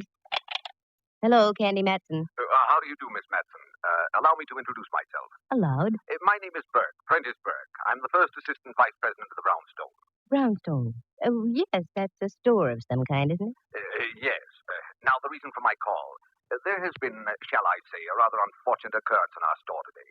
So I read. I need the help of a professional sleuth. You were highly recommended by the head of our advertising department, Miss Myra Fisher. Aha, the thick cotton. I beg your pardon. Oh, no need to. You didn't do anything. Okay, care to talk to me now, Mr. Burke? I'd much rather have you come down to my office, Miss Matson. This matter is of an extremely confidential nature. I'm your girl, then, figuratively speaking. How long will you be there? As long as necessary. That's up to you. Very well, I'll be there in half an hour if I can find a place to park. I only had time for a fast change, so I made it from Andescray to Taboo. I sniffed at it and felt I was on the right scent. Then I climbed into my car, drove down Kearney Street, waved a crisp single under the nose of a hotel doorman, and had my car taken care of. Then into the brownstone and up to Mr. Prentice Burke's office. I flipped a hip past the girl's secretary and walked on in. Burke was waiting for me. That was obvious. I could tell by the expression on his face. It was worried look number 12B. How do you do, Mr. Burke? I'm Candy Matson. Sit down, won't you? Thank you. Now, our subject is what? A man named Jordan. That's on another network. I beg your pardon? Oh, that's all right. Now about this Jordan. Yes, Ralph Jordan, to be exact. Well, that's a relief. For a moment, I thought you wanted to talk about Jack Frost. That's just it. He was Jack Frost. Oh, me and my big mouth. He was working here up until yesterday afternoon. Maybe you read about it. He was found shot today. Yes, I read about it. That's the reason I've called you. Why didn't you have your own store detectives take over, Mr. Burke? No. That would never do. I want no one in the store to know what's going on. Ah, intrigue. Quite possibly. I have reason to suspect that Jordan was killed by someone in our employ. I want to find out who that someone was before the police do and get it splashed all over the front pages. Publicity conscious, eh? Business has been off all year, and any bad breaks in the press would hurt us that much more. Maybe you've got a point there, I don't know. I know I have. Okay, I'll take the job. You say you have a suspicion. What is it? Well, nothing tangible. It's just a feeling I have. Oh, that's a big help. Well, I'll mush around and see what I can pick up. I'll bill you tomorrow for my first day's work. It's much easier to sustain a friendship on a daily basis. I left Burke looking as though someone had just called his store a bazaar. It was closing time, so I hefted my way through the crush and retrieved my car from the doorman. The Hall of Justice is right on my way home, so I decided to drop in on my old pal Mallard, Inspector Ray Mallard of San Francisco Homicide. A nice guy to serve coffee to on Sunday mornings if you could ever lasso him. I never could get strong enough rope. Candy, what brings you around here? I hate to have my Christmas ruined so early. What about that Jack Frost character? Oh, yeah. Poor guy got it good. Where'd you find him? In his apartment over on 17th. He lived near Seal Stadium. Why so interested, Candy? Rembrandt's a dead ringer for the guy. I still don't get The gal who's head of advertising for the Brownstone was going out of her head for another Jack Frost. I talked Rembrandt into taking the job. Does sound funny, doesn't it? Bring me up to date, Mallard. Did you get any dope on the killing? Nothing but a .45 slug out of the guy's wall. Ballistics is checking it now. Nothing else? If I did, I should tell you. No, I guess not. This goes beyond just a normal curiosity, Candy. What are you drilling for? Oh, it's only that I'm worried about Rembrandt. I got him the job. I'm responsible. I wouldn't want anything to happen to him. Ask a silly question, Mallard, and you get a silly answer. Okay, let's forget it. How's about dinner tonight? I've fought this thing long enough. Okay. Candy. Yes, Mallard. We've known each other a good long time, haven't we? That's right. Ever since the fair on Treasure Island. We've had our little quarrels, little misunderstandings. Oh, but they never seem to last long, though, do they? No. That's why I feel I have every right to ask you a question. Wait, yes, I'd say you do, Mallard. Maybe I'll ask you tonight. No, go ahead. Now's as good a time as any. Perhaps it is, Candy. You get around a lot. You meet people. Do you know where I can get a couple of tickets to the Rose Bowl game?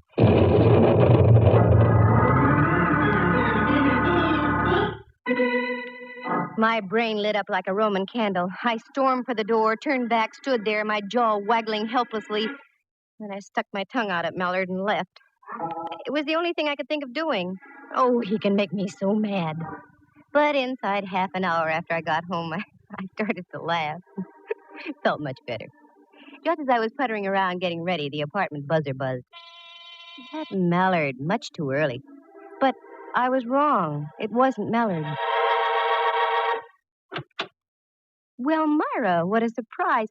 Do come in, won't you? No, thanks, Candy. A friend of mine's waiting in his car outside. He's driving me home. Oh, I'm sorry. You can't stay for a moment? So, my dear, I just dropped by to leave this. Merely a little token of thanks for getting me off the hook.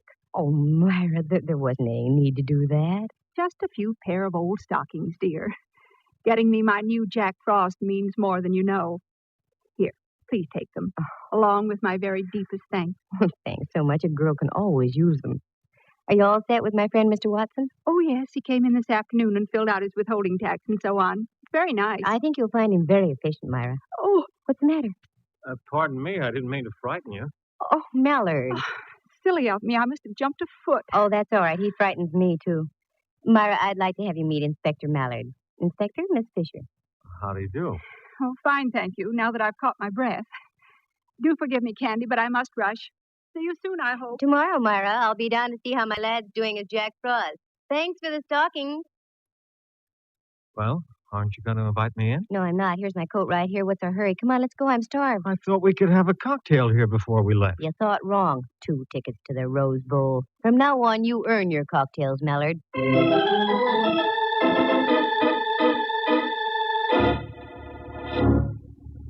We went downstairs, and as I locked the front door, a car was just driving off. It was Myra, and she waved.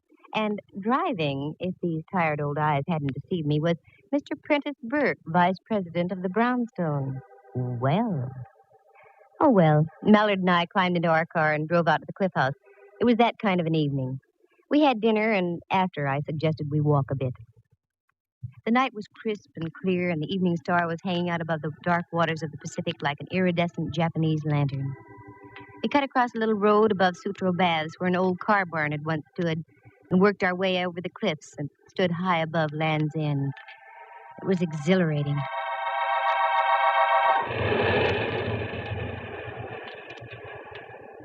Penny for your thoughts, Candy. Inflation is still here. All right, make it 2 pennies. Well, I was just thinking, Mallard, dear, when you see a star in the sky, soft water below, feel Christmas in the air. How can there be violence in the world? An age-old question, pal. One I can't answer. I'm too small. Hey, you're cold. I better put my arm around you. Mallard, no. What's the matter? The headlights from that automobile are shining right down on us, and we... Mallard. Sandy, what's wrong?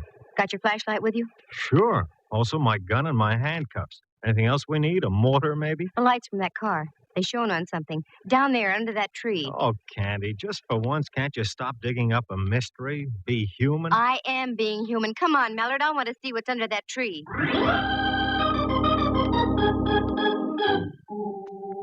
We scrambled around through the brush, slipped into some sliding sand, and rode the crest down to the tree. It wasn't easy to get around some of those brambles, but get there I fully intended doing because what I saw was red, bright red.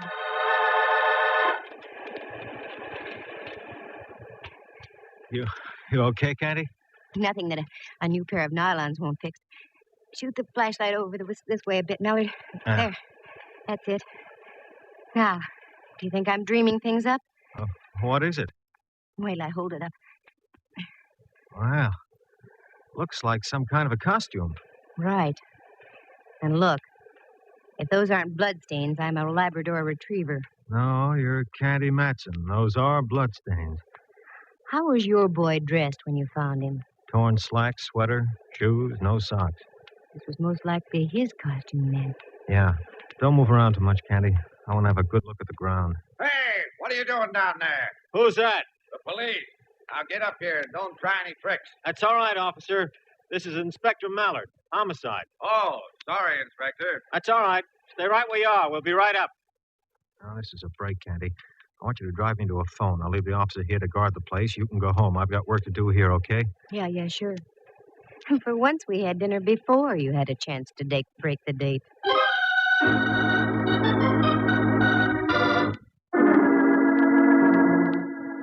This baby was hard to reconstruct. Was the guy knocked off out there at Land's End, or was he bumped off at his apartment? The killer driving way out to the beach and hiding the costume. Only time would tell. I went home, climbed into bed, and logged about 8 hours, enough to give me fuel for the next day. In the morning, I went down to the brownstone. The shoppers were already swarming through the place. I spotted a floor walker and strolled over to him.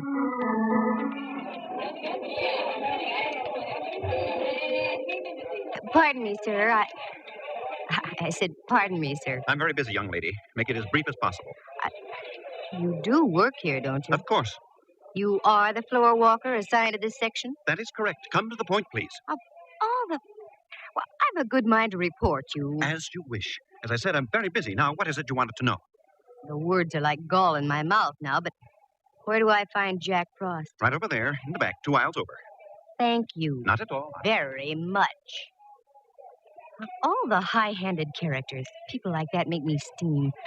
I was getting up a full head of dander, but it simmered out before I had a chance to boil over. Because as I rounded a corner, I saw Frosty Boy, or Rembrandt, if you choose, up on his platform with the cutest little blonde kid sitting in his lap. Well. Look who we have here. A great big boy. Hello there, son. Hello, Jack Frost. What is your name? Topper. Topper. My, what a fine name. How old are you, Topper? 5.5. 5.5. Well, you must go to school, Topper. Which one? Garfield. Garfield. That's a good school. Now, tell me, what would you like to have me tell Santa Claus to bring you for Christmas, Topper? An electric train and a baseball bat, and I like to be in the seals for Lefty O'Doul. Well, I'll see what I can do to arrange that, Topper. I'll tell Santa Claus. Bye now. Goodbye, and thank you, and Merry Christmas. I hope you can make the boy's wish come true. O'Doul could use him. Candy, I'm so glad you're here, Dove. Duck around into the back room for a moment. I've got to talk to you. Aren't you working, Frosty Boy? I got 10 minutes off every hour. I'll take the break now. Right around there, Candy. Okay. I'll see you in a moment.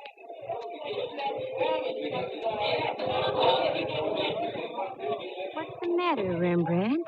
Even under those icicles, you look warm under the collar. Here, look at this. Every now and then, one of these moppets toddles up to me with a Christmas letter in its hand.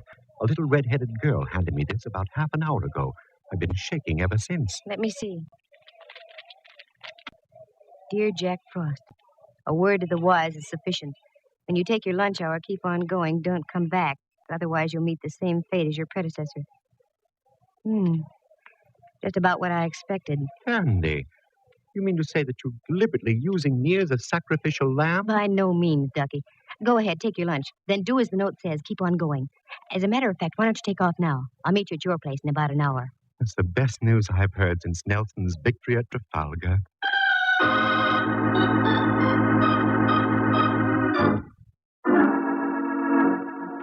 I whipped upstairs, reported to Prentice Burke, got my first day's check, and on my way out told his secretary she better get Burke some smelling salt.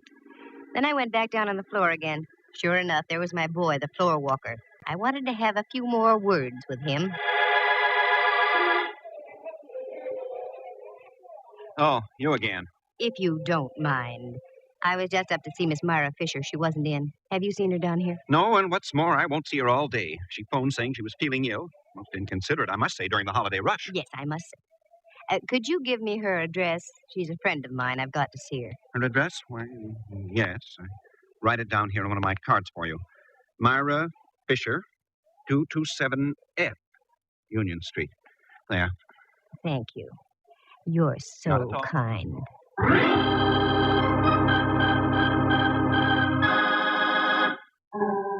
I had all the ammunition I wanted.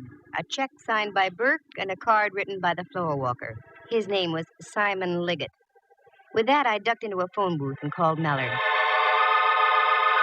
Homicide, Mallard speaking. Good boy. This is Candy. What did you find out at Land's End last night? A couple of very juicy footprints. They give us nothing. Did you make any casts of them? Why, sure. Mind if I borrow a couple of them for a few hours, Mallard? Well, I don't see how it will hurt. Sure, okay. Thanks, Mallard, dear. I'll be by in a moment. And I want to borrow you, too.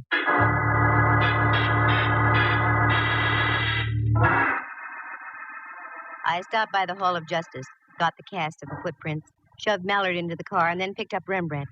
The thing was only a hunch, but my hunches have paid off, so I never ignore them. First, we went out to an address on 5th Avenue near Clement. We got in the back door and went to work. Nothing made sense there. So we drove over to Reseda Way in the marina. Again, we got in and did some sleuthing. This time, we hit the jackpot. A pair of shoes in the closet matched the casts we had brought with us. Rembrandt, go out in the kitchen and see if this place has any ketchup. I'm not hungry, Dub, but look. What are you up to, Candy? We've got enough to swing a case here. I'm working for a voluntary confession, Mallard. Tell me, what was the position that the Jack Frost was in when you found him dead? In a chair, like that one. His head slumped down on his chest. Good. Here's the concept, Dove. When are you putting it on? You. What? Without the bun or relish, Ducky. Sit down there, will you, Rembrandt? Now, just go limp and let your head hang down. That's it. Now for a little seasoning. Oh, Candy, you're smearing me with this sticky stuff. All for the sake of art. Hold still. There. How does he look, Mallard? Why, Candy, it looks like the same guy, the real thing. Good. Now, Rembrandt, you just sit like that. Don't move. Mallard, you duck into that closet over there, and I'll hide in here. We've got a good view of the front door from both places, okay? Okay. There are times, Candy, when I admit I admire your genius. Genius, schmenius. Come on, let's hide.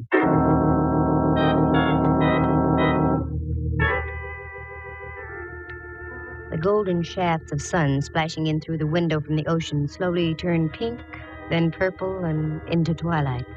The minutes ticked on. Once... Bless you, but quiet, though, Rembrandt. You'll muss up your ketchup. 5 minutes. 10. Then we heard muffled footsteps coming down the hall and a key inserted in the lock of the apartment door.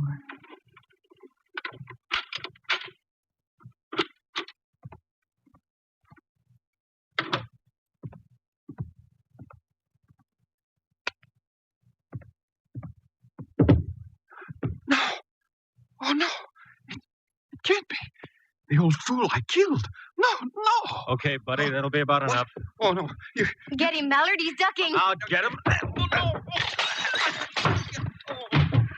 Nice tackle, Mallard. All right, Mac. You going to remain peaceful, or do I have to give you a little tap? No. I'll be quiet. You got me? I did it. I did it to the both of them. I killed them. I killed them.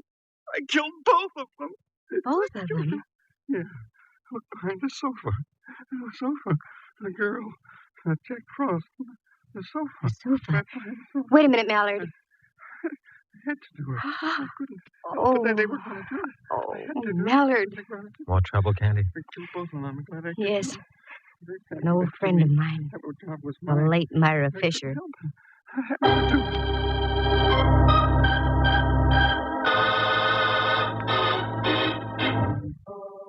The whole thing was jealousy. Not the jealousy of a man for a woman, but the jealousy of a man for a job. Simon Liggett had been with the Brownstone for almost 20 years. He'd worked himself up from the stock boy to a place where he'd been promised the job of head of advertising and promotion. He almost got it, except at the last moment, Prentice Burke gave the position to Myra Fisher. That had only been 2 weeks before. He knew that Myra was on a probationary term, so he did everything he could to undermine her. Little things like changing ad copy, sending out false stories to newspapers. He figured that if he could keep the store without a Santa Claus helper, he'd break Myra's back and get the job by the first of the year. He paid a visit to the first Jack Frost and tried to bribe him into quitting, but the guy would have none of it. There was a struggle. Liggett lost his head and whipped out a gun and shot him. He was still in his costume, so Liggett stripped him, put some old clothes on him, drove out to Land's End, and ditched his costume. Then he felt sure there would be no Jack Frost the next day. But that's when Myra met me, and I talked Rembrandt into taking over. By this time, Liggett was in a frenzy and would stop at nothing. He trailed Myra and Burke to Myra's home, killed her, took her body over to his place, and ditched it behind the sofa.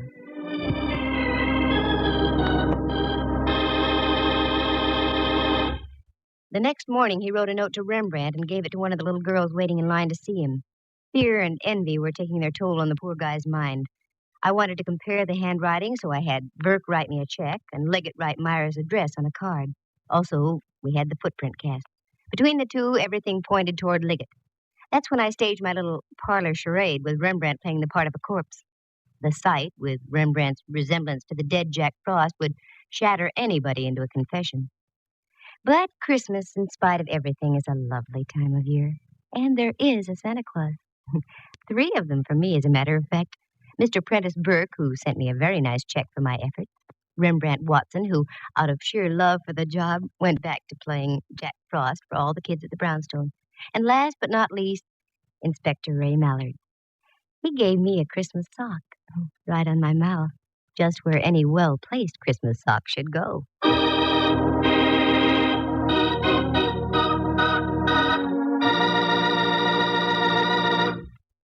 Listen again next week at this same time. For excitement and adventure, just dial Candy Matson, and a Merry Christmas to you all. YUkon 28209.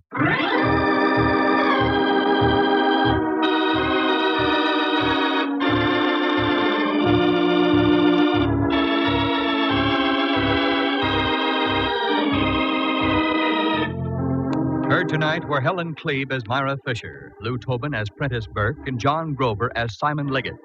Jack Thomas plays the role of Rembrandt Watson, and Henry Leff is heard as Inspector Mallard. The program stars Natalie Masters as Candy and is written and produced by Monty Masters.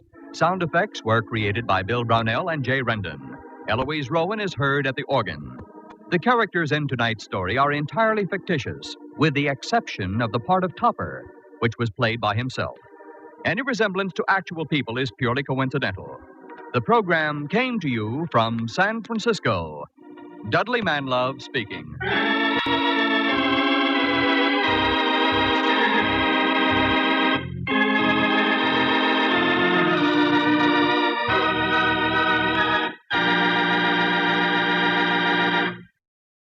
You are tuned for the stars on NBC.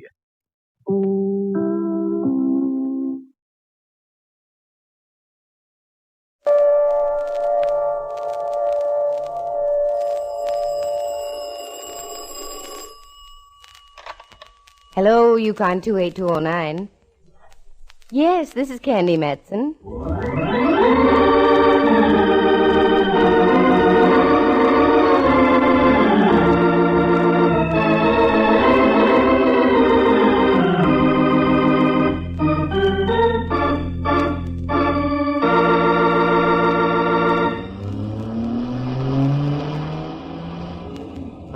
Claire Candy, this is a madder dash than the one made by Paul Revere. Look out for that man. I see him, Rembrandt. I know it, you know it, but does he? What's the reason for this wild scramble, girl? I started to explain, Ducky. Look at that car up ahead about a block. Yes, it's a police car. That's right. And do you know who's driving? Lieutenant Ray Mellor, that's who. Whom? So Mallard's driving. There's no reason to get yourself such a snit. I imagine the lad's driven before. I'm not worried about the mechanical aspects of placing a car in motion and guiding it to a predetermined terminal. It's the reason behind it that bothers me. What's that reason being what? I don't know what the reason is, and that's the rub. For days, Mallard's been avoiding me like the plague. I call him on the phone, all I get are muffled sentences. Nothing makes sense. Last night I waited in front of the Hall of Justice and followed him when he left. And where did he lead you, dear? Into a pool room or some such thing? No, pool room I wouldn't have minded. I shoot a pretty good stick of snooker, you know. That's beside the point, Candy. Come now, concentrate. Where did Mallard lead you? To a small hotel on Ellis Street. He met a man in the lobby who was wearing dark glasses. They huddled in a corner and talked for a while. Then Mallard left. I didn't duck back fast enough, and Mallard saw me. Oh, brother, what a bawling out I got. How strange. With that, he got in his car and drove away like frantic. That certainly doesn't sound like Mallard. I called to apologize this morning. He wouldn't even talk to me. And now this. He never drives a squad car unless it's absolutely necessary. Now you've got me curious. Something must be up. You're darn tootin', and I want in on it. Yes. Who does Mallard think he is, keeping things from us like this? Oh, he's stopping. I'd better hold it up right here. He's getting out, Candy? So I see. Look, he's waving up at the middle flat. Do you see anyone in the window up there, Ducky? Yes, a man. I can't quite make out his features, though. Yes, he's waving back. What's Mallard doing now? Going up the stairs and in. How do you like that? Rather delicious, isn't it? Oh, I squirm with intrigue. Well, I squirm, too. Come on, Rembrandt, squirm out of the car. This is one time I don't mind doing a shadow job strictly for free.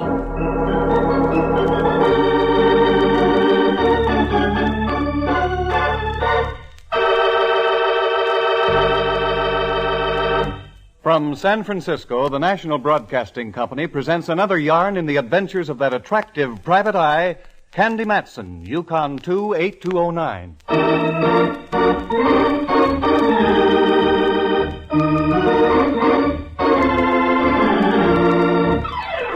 I knew there was something wrong 3 days before. Whenever I walk into Mallard's office in the Hall of Justice, where he lieutenants for the San Francisco homicide, and all I get out of the big guy is an ugh, something's foul in Dixie. You can play that in any key you like. And the ughs kept up, mentally and verbally. Add that situation with Mallard's mysterious friend in the dark glasses, and you've got something. Especially when Lieutenant Boy stops off at an old flat, waves to a gent, the gent waves back, and Mallard goes inside. Now we're all tidy and up to date. We waited for about 20 minutes outside by my car. 2 or 3 other people came and went. Finally, Mallard came out carrying a very small box in his hands. He put it inside his coat pocket. The bulge wouldn't show any more than usual. That's where he keeps his police gun. Then he got in his car and drove off. Rembrandt and I immediately went to work. Object? A social call on our unknown friend in the second-floor window. I must say, Candy, this is most mystifying. That it is, Ducky. In all the years I've known Mallard, I've never seen him act like this before. What are we up to now, Dove? We're going to take a look at the guy Mallard went to see. Find out what he looks like. What sort of a racket he's in. And supposing Mallard hears about it, won't you be even further into the doghouse? Indubitably, faithful old friend. But that's the chance I'll have to take. Here we are. Little flat. This must be one of those babies built before the fire and the quake. Yes, all 1906 conveniences, including a door knocker. Well, give it a blast, Ducky. As you say, this sort of place gives me a galloping case of depressions. Yeah, I know what you mean. All the ghosts of the past half-century. Try it again, Rembrandt. Any harder, and the building will slide off its foundations. What is this? You could have heard that last knock out of the Farallones. Maybe he didn't hear you. Anyone in the neighborhood would have heard that knock. I'm going to try the door. Voila. Except that it only moves about 2 inches. Shove on it, dear. My thought's exact. It gives a little. Help me, Rembrandt. Very well. Hey, look. Under the door. That's blood. I wouldn't call it ketchup. Come on. Once again and harder. Oh, my. My word. That's the polite term. This guy's as dead as they come. And look. What, dear? This is the Joe Mallard was talking to in the hotel lobby, even to the dark glasses. I wonder what Mallard will say about this. I was wondering the same thing. Come on, Rembrandt. I don't think I feel very well. That was an understatement. I felt worse than that. But I had to follow through now. Our next step took us down to the Hall of Justice for a little visit with Mallard. He was in. Just beat us back by about 10 minutes. He was still wearing the same scowl he had on the last time I'd spoken to him. You still mad at me, Mallard? No, I'm mad at myself. Did you stub your toe somewhere along the line, Minion? Is that it? No, but I'm about to. What do you mean by that, Footflat? You'll find out.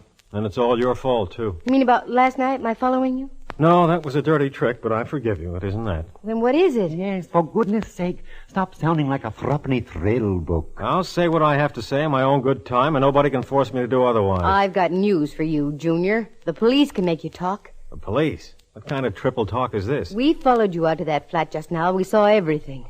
What? Oh, the underhanded... So, you know. Yes, but why did you do it, Mallard? Because I'm a fool. Just a plain fool, and I ought to have my head examined. Also, the poor fellow you left out there. He needs his head examined, too. He sure does. It's got a hole in it about the size a .45 slug would make. Wait a minute. What are you talking about? Don't you know? I thought I did. Now I don't think so. Now, come on, quick. What's this hole in the head routine? He's serious, Candy. I really think he is. All right, I'm serious. Come on, spill. Okay. I'll tell it to you like you don't know. We followed you out there. You wave up to the second story. Man looks out the window and waves back. Check. You go inside. We wait 20 minutes further away. You come out with a small object in your hands. You put said object in the inside coat pocket. Good report. Most efficient. You drive off. We go up to pay a visit. The host wasn't willing. He'd been shot to death. What? Oh, brother. And you thought I'd done it? Well... Well, really, Mallard, I don't see anything to laugh about. That's because you're not sitting where I am. Oh, Sister Susie, did you get your clues all fouled up? Let's get out of here. We got work to do.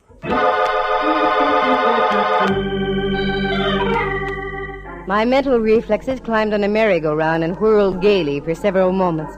I was really confused. I didn't have time to do much about it because Mallard whisked us back to the flat. An hour later, the joint had been carefully gone over, photographed, and the body of the poor guy removed to the coroner's office for an autopsy report. It didn't take long to find out that I was right. It had been a .45 that did the dirty work. Rembrandt had to leave, so I went back with Mallard to his office. Still think I had something to do with this thing, Cupcake? Oh, in my heart of hearts, no. But of course not. But, jeepers, look at the facts, Mallard. You come out, we go up. The guy's stiff as a starched shirt. What would you think? The same thing you thought. The time element is what gets me. Not more than 3 minutes had elapsed between the time you left and the time we got up there. I know. I can account for that, I think. But I'm not going to. As a matter of fact, there are several things I could account for, but I'm not going to. Now who's doing the triple talk? I am, deliberately. I'm going to tell you something, Candy. Listen carefully. You're a cute little old snoop. You've snooped your way into the middle of this thing, and I'm going to toss it right into your lap and let you snoop your way out. And when you come up with the right answers, you're going to get the shock of your life. I am he. I think so. At least it was quite a shock to me. You mean you've got the solution to this deal already? Part of it. You're a much smarter Footflat than I thought you were. I don't know who killed the guy, if that's what you mean. I take it back, then. And now you really got me all topsy-turvy. Oh, this is working out even better than I thought it would.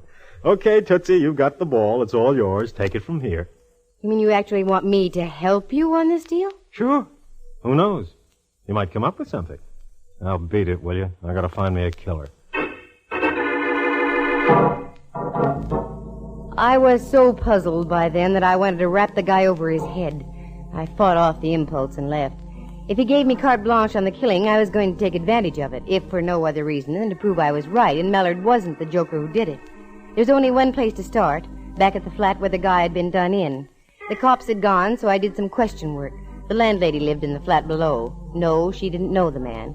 A gal named Jennifer Shirley had leased the middle flat for the past 5 years. I swung a deal with the landlady, got the key to same, not the landlady, the flat, and moved in. I had a good night's sleep and waited all the next day. Nothing.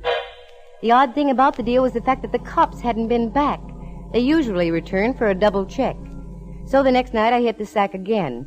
About midnight, my dreams of a vine-covered cottage in the country with Mallard were rudely shattered by a sound. The sound of a key in the lock of the door.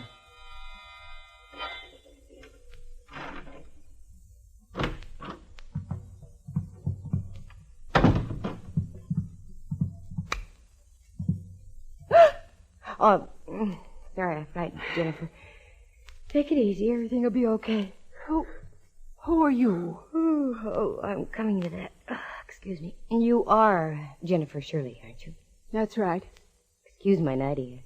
If I'd have known you was coming, I'd have gone formal. Just what is all this? And what are you doing in my flat? Where have you been, Jennifer? Seattle? Why?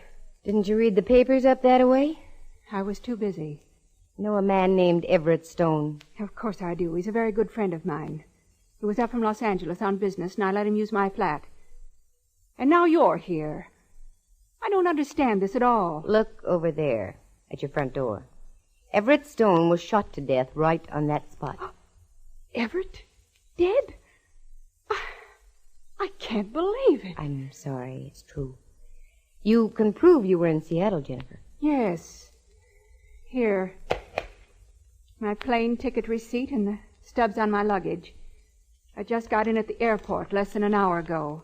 Just for the record, where did you stay in Seattle? At the Olympic Hotel. We can prove that, too, can we? Of course. Now, wait just a moment.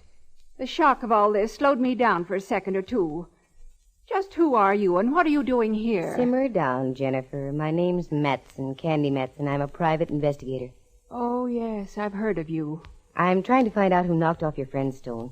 You got any ideas? Several. So have I. One being this. Does everyone around here wear dark glasses?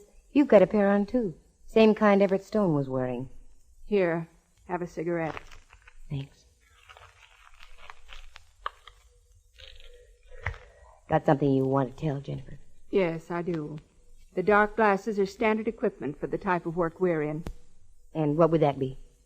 We're gem dealers, precious stones. Whenever we have a valuable piece of property in our possession, we're required by bond to wear these dark glasses.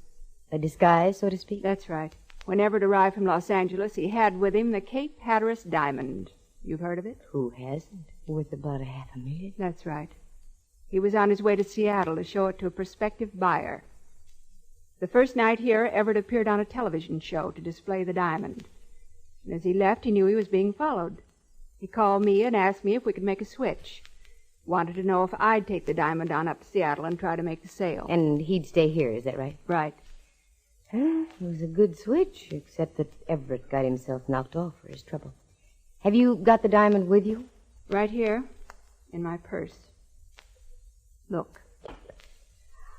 What a little beauty. And not so little at that. No. Oh, it's the most gorgeous thing I've ever seen. And you just carry it around in your purse like that? Certainly. Who'd think to look in a woman's purse? You've got a point. Lipstick, mascara, streetcar tokens, loose change, but not a $500,000 rock. Did Everett say what the man looked like, Jennifer, the one who was following? Yes. He wrote a complete description for me. Have you got it? Also in my purse. Here. Yikes. Miss Matson, you're white as a sheet. What's wrong? Plenty's wrong. This describes a certain Lieutenant Ray Mallard to a T.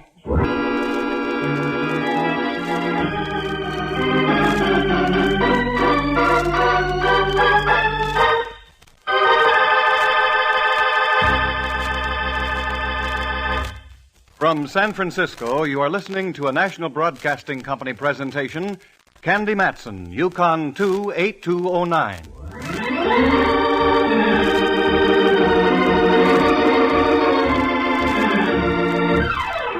I slipped out of my nightie, slipped into my street clothes, slipped Jennifer a wet fish handshake, slipped out the door, slipped into my car, and slipped home to my penthouse on Telegraph Hill, and from there I kept right on slipping. That description was Mallard's beyond all doubt. What made it worse was the fact that Rembrandt and I had seen Mallard coming out of the flat with a small package that could have been a jewel box. I didn't sleep much that night, and that's for sure. In the morning, I put myself together as best I could and once again made the dismal journey down to the Hall of Justice and into Mallard's office. How you doing, Cupcake? Not too well. I have some rather unpleasant news. Such as like what? Mallard Everett Stone was a gem broker. Good for you. You've got clue number 1. You knew that? Don't be ridiculous, Candy. That came out of McGuffey's reader. Number 2. He had the Cape Hatteras diamond with him when he arrived from Los Angeles. Atta girl, you're getting warm. He switched the rock to a gal named Jennifer Shirley. She took the diamond on up to Seattle because Everett thought he was being tailed. Hey, you're getting better and better. What's next? You mean none of this is news to you? Old hat so far. Well, maybe this won't be old hat. Everett wrote a description of the guy he thought was following him. He gave it to Jennifer. It's you right on the nose, Mallard boy. What? It's you, including the little mole you have behind your right ear.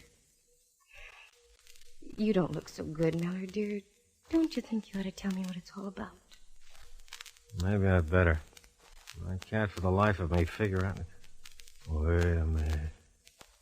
Sure. Of course.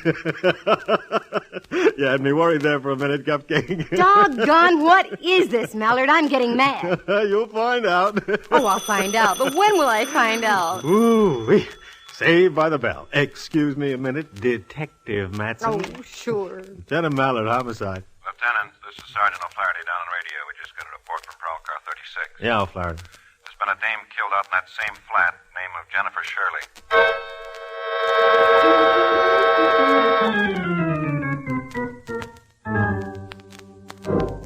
It was then I knew that Mallard was really in the clear. The phone dropped out of his hands and he looked as if he'd been slugged with a belaying pin. Mallard had work to do, so I left. Only this time I didn't go back to the flat. I have, tenderloin connections. So putting 2 and 2 together, I started making the rounds down around Turk Street. Turk, Ellis, Eddie, the whole section where the Easy Street boys hang out. I came up with nothing. Nothing until I stumbled into a little bar near Eddy Street on Leavenworth. I came face to face with an old acquaintance of mine. Name of, Montgomery the Mole.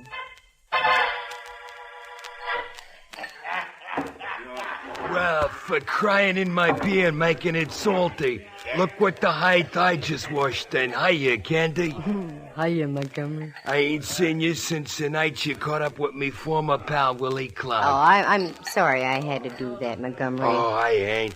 Hanging'd be too good for that crump bum. A little second-story work ain't too far out of line. I can even swallow a well-executed stick-up. But when it comes to kidnapping and murder, us honest characters draw the line. That's why I'm here, Montgomery. Yeah? There have been 2 killings in the last 4 days. The grapevine must be slipping. I don't hear nothing about no rump-outs. They've been kept quiet for a reason. Just what the reason is, I don't know. Have you heard about any of out-of-town icemen dropping in the last few days? Nah, not a one. Now, look, here's a 20, Montgomery. That's all I've got. I'll send you 20 more first thing in the morning. Is your memory improving? Ooh, just like I never lost it. Well, is there a jewel boy in town?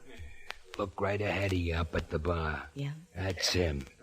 If he ain't a hot-ice juggler, my name ain't Montgomery. Got in just about 4 days ago. Calls himself Finch. Oh, Montgomery, I loves you. I'm moving over there. Do me a favor. Tip the bartender off. Tell him to keep my drinks well watered. It didn't take long. A guy from out of town gets lonesome. I was sitting at the bar no more than 3 minutes, and we were old friends. He kept the drinks coming, and by closing time, he really had a snoot full. He offered to drive me home, and, naturally, I accepted. We got out on the sidewalk, and suddenly he darted back into the tavern. When he returned, he was carrying something in a paper bag. We found his car and climbed in.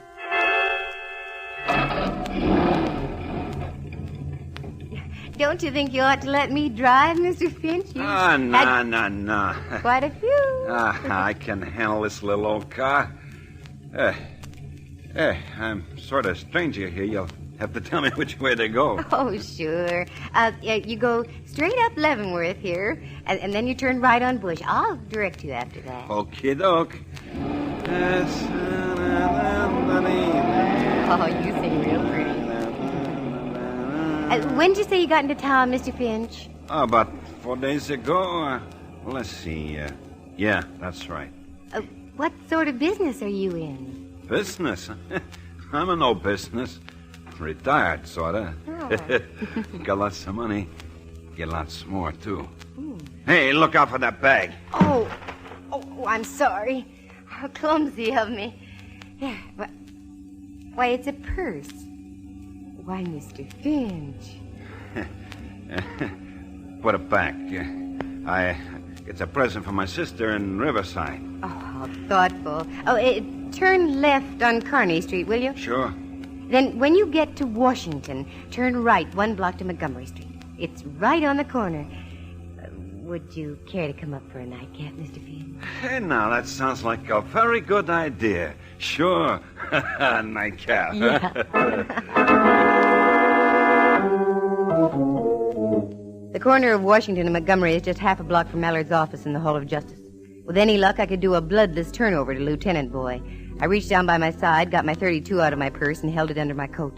We arrived at our destination, and Finch helped me get out of the car. There was only one pale light to illuminate the street, which was just what I wanted. There you are. You go ahead a little way, Mr. Finch. There seems to be something wrong with one of my heels. Oh, sure. Oh.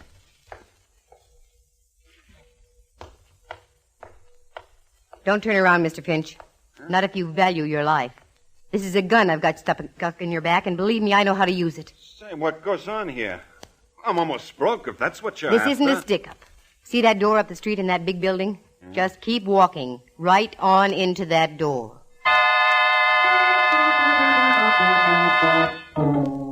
He started walking, and I hung back a few paces. I didn't want to lose this baby. He was too good. Because that purse he had in the paper bag was the one owned by Jennifer Shirley. I'd never be able to forget that purse. It contained the Cape Hatteras diamond. I marched him into Mallard's office, and Mallard was in. I gave him the full scoop, and in less than half an hour, we had one sad Finch behind locked bars with the promise of a full written confession of 2 killings and 1 diamond theft. I had never seen anything fall into place so easily. A few minutes after we returned to Mallard's office from putting Finch into his ungilded cage, there was a knock on Mallard's door. Come in. Is I Gumshoe? What on earth did you call me for at this hour of the night or morning? Yeah, come on in, Rembrandt. This ought to be fun. Oh, you too? Yeah. Why aren't you home getting your beauty rest? Oh, we just wound up a couple of killings, dear. Those of Everett Stone's and Jennifer Shirley's. Well, bully for you. And I had nothing to do with it. Candy did it all.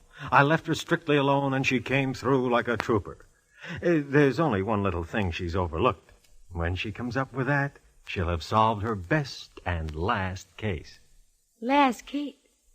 What are you talking about, Mallard? Captain Mallard, this is Riley on the top deck. Captain Mallard? What is this? Yeah, Riley. We got this Finch joker all booked and fingerprinted. He's in the Lysol dip now, then we'll tuck him into Betty Bye for the night. Good. We're changing shifts now. Anything else you want from me? No, Riley, you can knock off. Fine, Captain. Oh, and all the boys up here send down congratulations. Oh, thanks, Riley. See you tomorrow. You? A captain, Mallard? Well, that's right. Well, by Jove, I think that's splendid. Congratulations, minion. Well, thanks, Rembrandt. Oh, I'm getting dizzy again. He's a captain. And what's this stuff about my best and last case? Give out here, Mallard boy. Doggone it, you're missing the most important clue in this whole case. Now, let's review it. Go ahead, girl. I'm bursting me buttons. Okay. I first get suspicious when you turn grumpy on me, Mallard. That's when I was wrestling with myself over a decision. That's right. Then you meet the Stone guy in a small hotel on Ellis Street. Well, we had business. That's where he wanted to meet me. Then you go out to those flats. You wave, he waves, you go in. When you come out, you're carrying something. We go up, Stone is dead. Later, I meet Jennifer Shirley. She shows me the Cape Hatteras diamond. But she also shows me something else. A description written by Stone, a description fitting you exactly. Here. Look what was in Jennifer's purse, along with the diamond. What? Another description. One that fits Finch. Everett Stone accidentally gave Jennifer the wrong slip of paper, the one that described me. Oh, for Pete's sake. That sure had me worried, Mallard, dear. Isn't there something else that worries you, Cupcake? Yes, there is, darn it, but I can't put my finger on... Wait a minute. That's it. The package. The one you carried down the stairs from that flat. At last, you finally did it, Candy. Here it is, right here. Open it, see for yourself. Okay.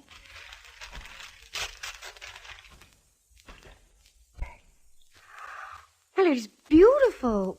What a lovely ring. Did you steal this from Everett Stone? Sure did. The price he gave me made it a first-class deal. Why don't you try it on? Ooh, I'd love to. Oh, I don't think you're putting it on the right finger, Candy. Which finger do you mean, Miller? Third finger, left hand.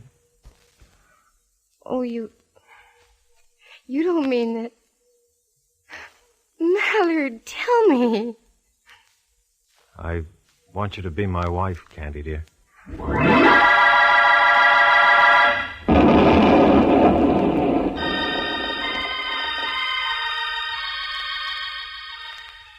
Oh, say it again, will you, Mallard, dear?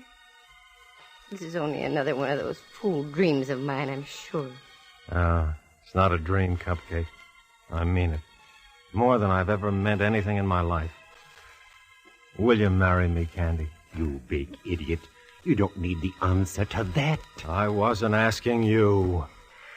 Oh, yes, I'll marry you. Captain, dear. Forever and ever. Do you see now what I meant about this being your best and last case? Oh, yes, but you're wrong. I have another and a bigger case coming up. What's that, you little monkey? Just trying to be an awfully good wife to you. My word, I was wondering... What, Rembrandt? When you're married, how shall I address you? Oh, that's easy. Just Mrs. Captain Mallard. Well, I won't even have to change my initials.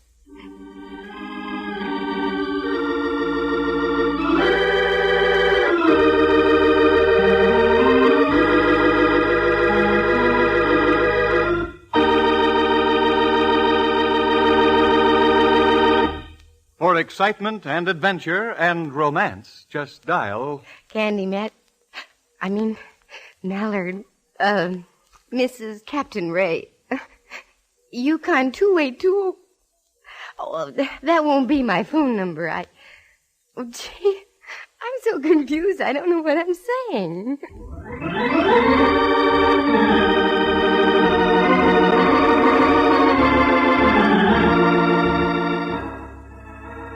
Heard on the program were Jerry Walter as Montgomery the Mole, John Grover as Finch, and Helen Klebe as Jennifer Shirley. Jack Thomas is Rembrandt Watson, and Henry Leff is Captain Ray Mallard. The program stars Natalie Masters as Candy and is written and directed by Monty Masters. Sound effects are created by Bill Brownell, and Eloise Rowan is heard at the organ. Our engineer was Phil Ryder. The characters in the story were entirely fictitious. Any resemblance to actual people or names is purely coincidental. The program came to you from San Francisco, and this is Bud Heide speaking.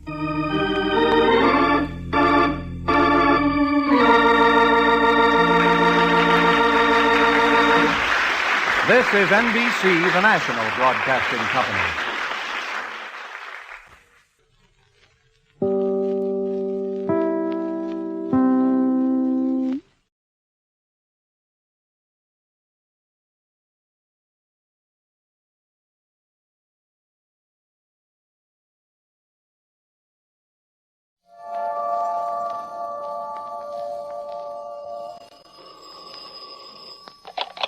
Hello, YUkon 28209.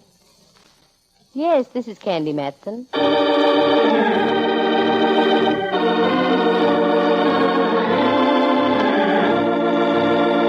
The National Broadcasting Company presents Candy Matson, YUkon 28209. Hello? Oh, girl, this is Rembrandt. I've been trying trying to get in touch with you for the last 3 days. I've been smog-bound. What? I've been visiting an aunt of mine in Los Angeles, Ducky. A fate worse than death. However, I am glad to know you're back. How are you feeling for long-hair music, Dove? I can take it or leave it. Why? In this case, I hope you can take it. Ever hear of a gentleman named Eric Spaulding? The noted English symphony conductor? Oh, of course. I used to know him in London. He's here to conduct a series of concerts. Bully for him. I know where I can get him a baton wholesale. He needs more than a baton, Candy dear. He needs help. That's why I'm calling you. What do you want me to do, look for the lost chord? You don't know how close to being right you are, girl. Anyway, he's going to drop by me place this evening. I wonder if you could come over, too. Well, I was going to hit the prone position early tonight, but if you really want me to be there, I'll do it. Splendid, Candy. Come for dinner, won't you? I just bought a new chafing dish, and I'm whipping up a tasty scraping of pasta rasson. Well, how interesting. It is. It's spaghetti a la Watson.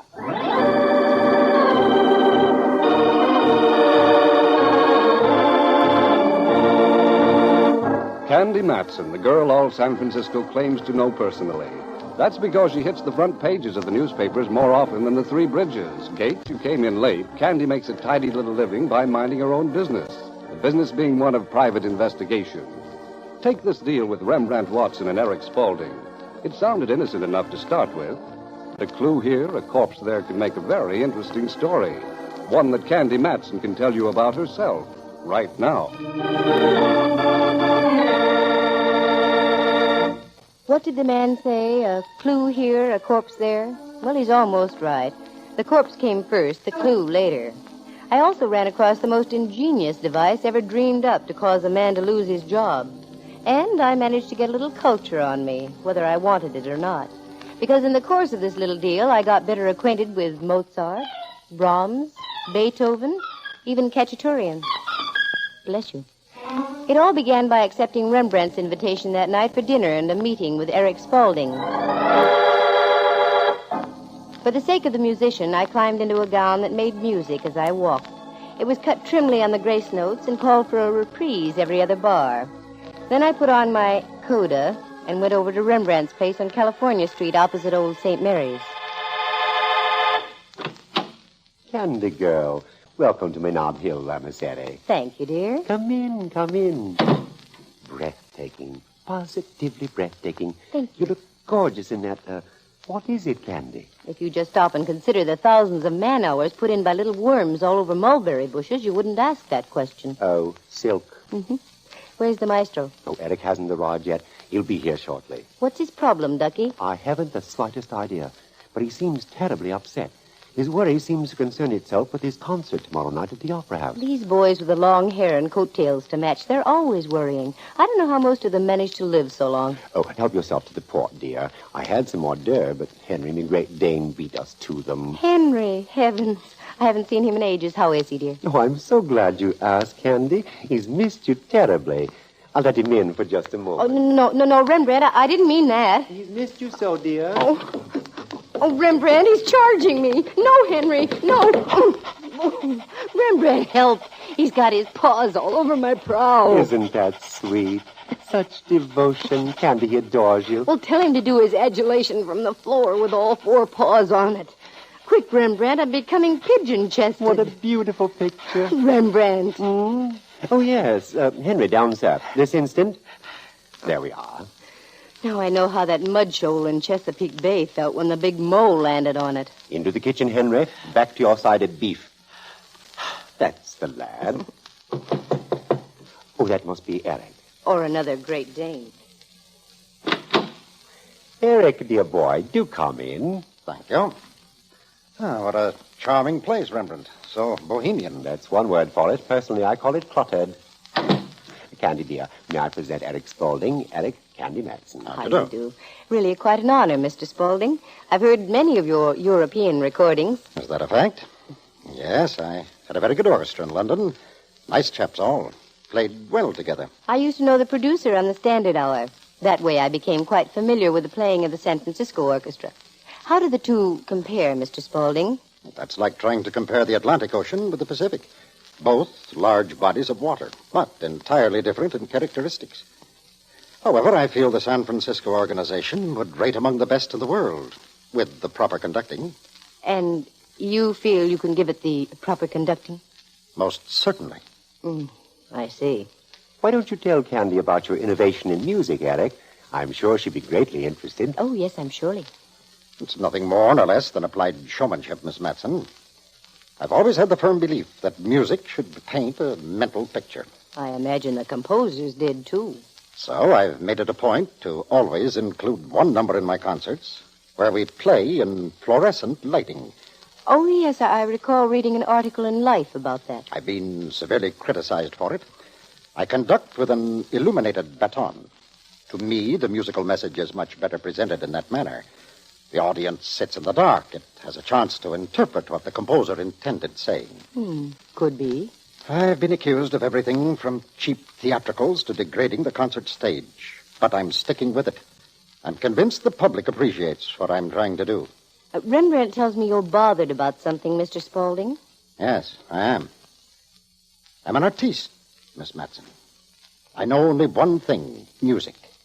That's why I wish to speak to someone in your line, investigating and that sort of thing. That sort of thing leads to money. I know. And I'll be very glad to retain you, if you can help me find out what I want to know. And that would be? Someone is trying to sabotage me, Miss Matson. The San Francisco concerts are critical stepping stones in my career. I've given 2 concerts. Each time, during the selection, where we black out the lights, the orchestra, en masse, has hit one foul, rotten chord. Well, didn't you get it straightened out in rehearsal? That's just it. It never happened in rehearsal. I've checked the score afterward. Perfect. I've talked to the orchestra personnel. They're more amazed than I. To say the least, it must be extremely embarrassing at a moment like that. Believe me, words haven't been invented to describe such a feeling of mortification. The audience starts to titter, then laughs. By then, the whole thing has been shot to blazes. My reputation is at stake, Miss Matson. I see what you mean. I thought perhaps with your trained sleuthing instincts, you might be able to help me. My old friend Rembrandt here recommends you highly. Thanks, old friend here. You've got me interested, Mr. Spaulding. When did you say your next performance is? Tomorrow night at the Opera House. Tell you what. I don't know what your contract calls for, but whatever it is, we'll split the fee and I'll go to work for you. What? Why, that's preposterous. Isn't the future of your career worth it, Mr. Spaulding? Why, Very well. I think it's outrageous, but what can one do? Okay. Now, when do you rehearse for tomorrow night's concert? Tomorrow morning at 10 o'clock. Very well, I'll be there. Just one word of caution. Pay no attention to me whatsoever. Make like as if I don't even exist. Agreed. Oh, I'm so glad everything's settled. Now we can get to the spaghetti wasson. Me food is practically chafing at the dish. Let's have at the regular stuff, shall we? The spaghetti wasson was magnificent. Rembrandt has the green thumb for taking the most ordinary food, adding a bird's nest or two and a dash of some witch's potion, and making it taste like ambrosia. There was only one drawback. For days after, you walked around like you had a red-hot barbecue pit in your stomach. I stopped off on my way home, bought a chronicle, completed the journey, and piled into bed.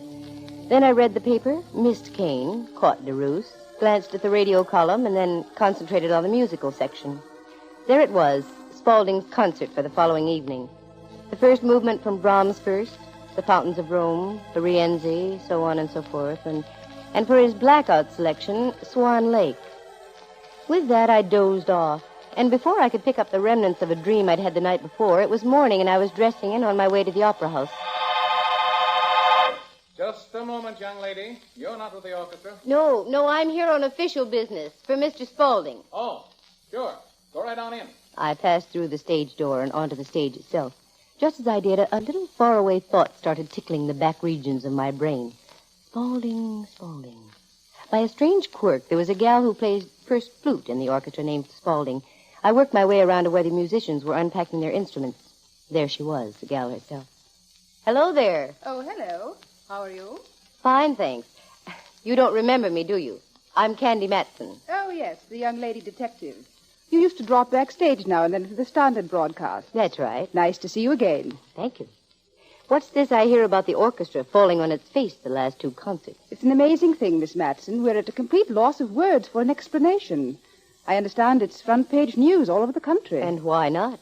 A thing of this sort is news. Eric's fit to be tied, of course. I can't blame him. Incidentally, I just happened to think, isn't your name Spaulding, too? I beg your pardon? I said, isn't your name Spaulding, too? Why, yes, it is. We spell it differently, however. Oh, so? Yes. Eric spells his name Spaulding. I have no U in my name. Mm-hmm. You both have a decided British accent. Oh, you think so? I rather thought I'd lost mine. No, hardly. Tell me, how do the members of the orchestra feel about these numbers played under fluorescent light? Well, it doesn't bother them. They think it's slightly silly, but they don't pay any attention to it. Each conductor has his own little idiosyncrasies. I see. Well, I hope you have a fine rehearsal, Mrs. Spaulding. Miss Spaulding. Oh, yes, Miss.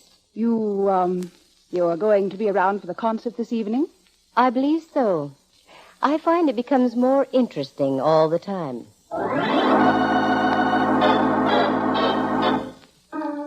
Something was phony with the gal, but I couldn't put my finger on it. I tossed it off and decided to think about that angle later. In the meantime, I ducked into a quiet corner of the wings and listened carefully to the whole rehearsal. Then it came time for the blackout number, Swan Lake.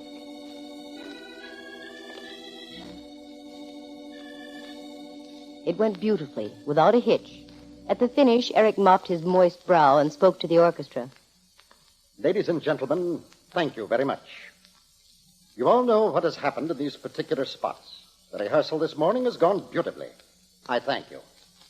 I hardly think I need to remind you that tonight's concert will be critical, to say the least. If we repeat what has happened in the past two performances, I shudder to think what will be said of me and you as an organization. Will you all please pay a special attention to the score this evening for my sake, as well as yours? That is all, and again, I thank you.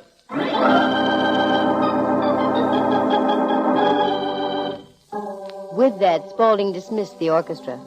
I waited a reasonable length of time, then dropped around to his dressing room.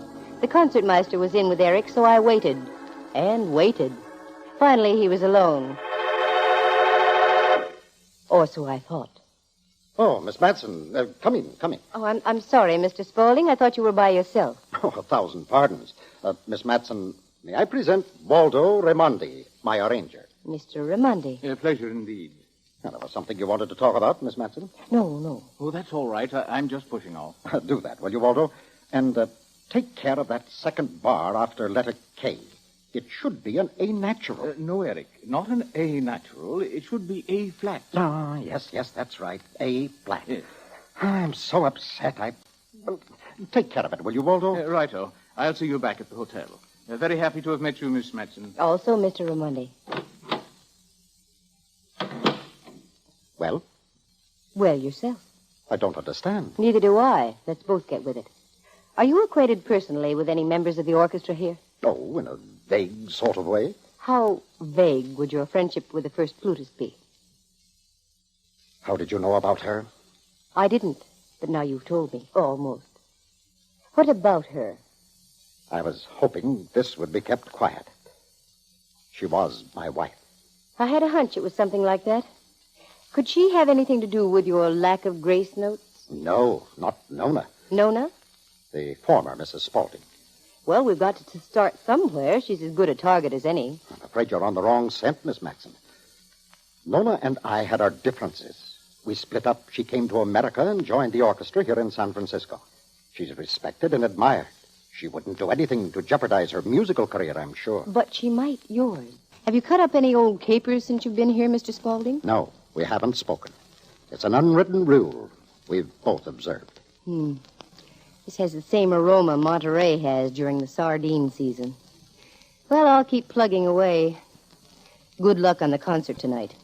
You need it.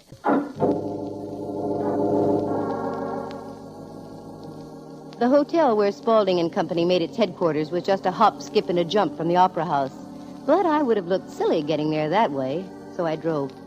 A simple question produced results. Waldo Raimondi was in room 1812. And before I could ponder whether that was from the overture of the same number, I was there. Come in, please. Oh, hello. Come in, won't you? Thank you. I hope I'm not disturbing you. Oh, no, not at all. Seems we have a music lover in our midst. However, don't you think Eric might resent this little visit? Why, you little... Cut it, Raimondi. You're lucky I only slapped your face. I'm here on business only. Get out of here. Not yet, small time. I want to have a little talk with you. Who do you think you are, walking in here and making demands of me? The name is Miss Matson. That doesn't mean anything to you, I'm sure, but I happen to be a private investigator. Oh, I'm sorry. I didn't think that... you will forgive me, won't you? I'll call a meeting of the board and let you know. I've got a couple of questions to ask. Give me the right answers and we'll both save time. Gladly, if I can. How long have you been with Spaulding? Almost 17 years. Did you know that the first flutist here was once his wife? Yes. We don't talk about it. Neither do we talk to her. What about this studied confusion that's occurred during the last two concerts? It's most incredible. None of us can understand it. No, none of us. Doesn't it strike you that a whole symphony orchestra just couldn't possibly go sour unless the whole symphony orchestra had agreed? Or unless the score was wrong. But that couldn't be it either. Both Eric and I have checked immediately afterward, and that leaves us... nowhere. Exactly. I have only one further suggestion. And that would be... Get better acquainted with Nona Spaulding. What do you mean by that? You're a private investigator, Miss Matson. Why not apply the tools of your trade?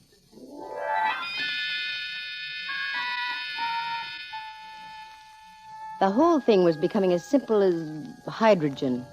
Using my cool Sam Spade logic, I decided to do nothing until after the concert that evening. So I went home to my penthouse on Telegraph Hill, showered, and slipped into something movie writers would have described as... comfortable? Then I called Rembrandt on the phone. Rembrandt Watson Studios. This is Candy Matson, Private Eyeball. How delightful. We both got to plug in. Yes. What's on your mind now? You, dear. How would you like to attend the Spaulding concert tonight? No, Candy, I've heard music before. So have I. But this is more or less a command performance. I recognize the command in your voice. Very well. Shall I dress?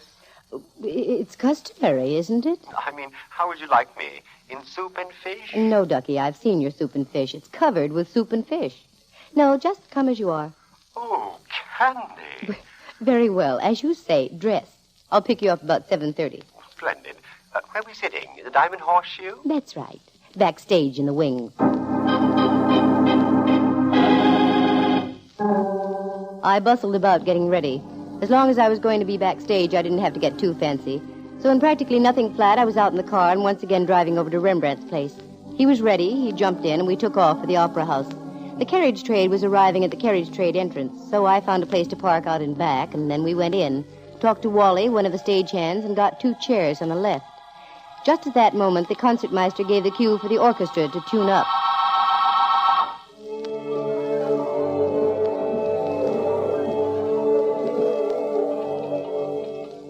That was Spaulding's cue to float out from stage right and make his entrance. He carried more ham per pound than you'd find in a Chicago stockyard. He minced to the podium, bowed, scraped, and faced the orchestra. It all started nicely enough, even though the orchestra was playing as if it were sitting on eggs. First the Brahms, then Fountains of Rome. They took a bath in the first fountain. It felt so good they went on to another. Then another, and they were through all the fountains. Now it was time for the production number. The lights dimmed. The fluorescent lights on the music stands came on. Spaulding flipped a switch and his baton lit up. You could feel a tenseness come over the audience, and the orchestra started hatching its eggs. Eric gave the downbeat, and Swan Lake was underway.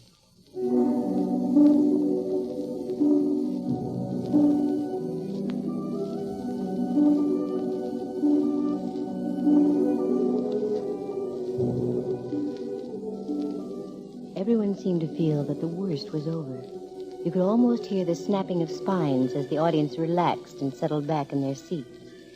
And that's when it happened.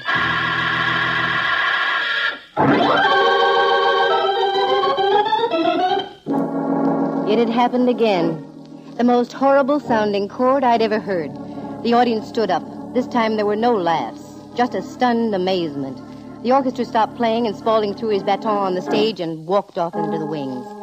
Slowly, the orchestra followed. I was just as dumbstruck as the rest. Then I got my wits about me and ducked around to the rear. Come on, Rembrandt. To where, girl? Anywhere. I want to talk to people, find out what happened. Don't you know? They blew a king-size clinker. Oh, that was well established. It'll be heard round the world. But I want to find out how it happened. Uh-oh. There's Spaulding talking to Raimondi. I'm ruined, Waldo, through. Washed up. How can this sort of thing happen? How can it possibly happen? Oh, look, Eric, calm down. It's not as bad as you're making it out. I'm not making anything out. I'm facing the facts. I'm through. Do you suppose I can face the critics, the public, after 3 successive performances like this? Oh, there you are, Miss Matson. A lot of help you've been. You let it happen again. Cool off, Buster. You can't avoid something happening when you don't know what that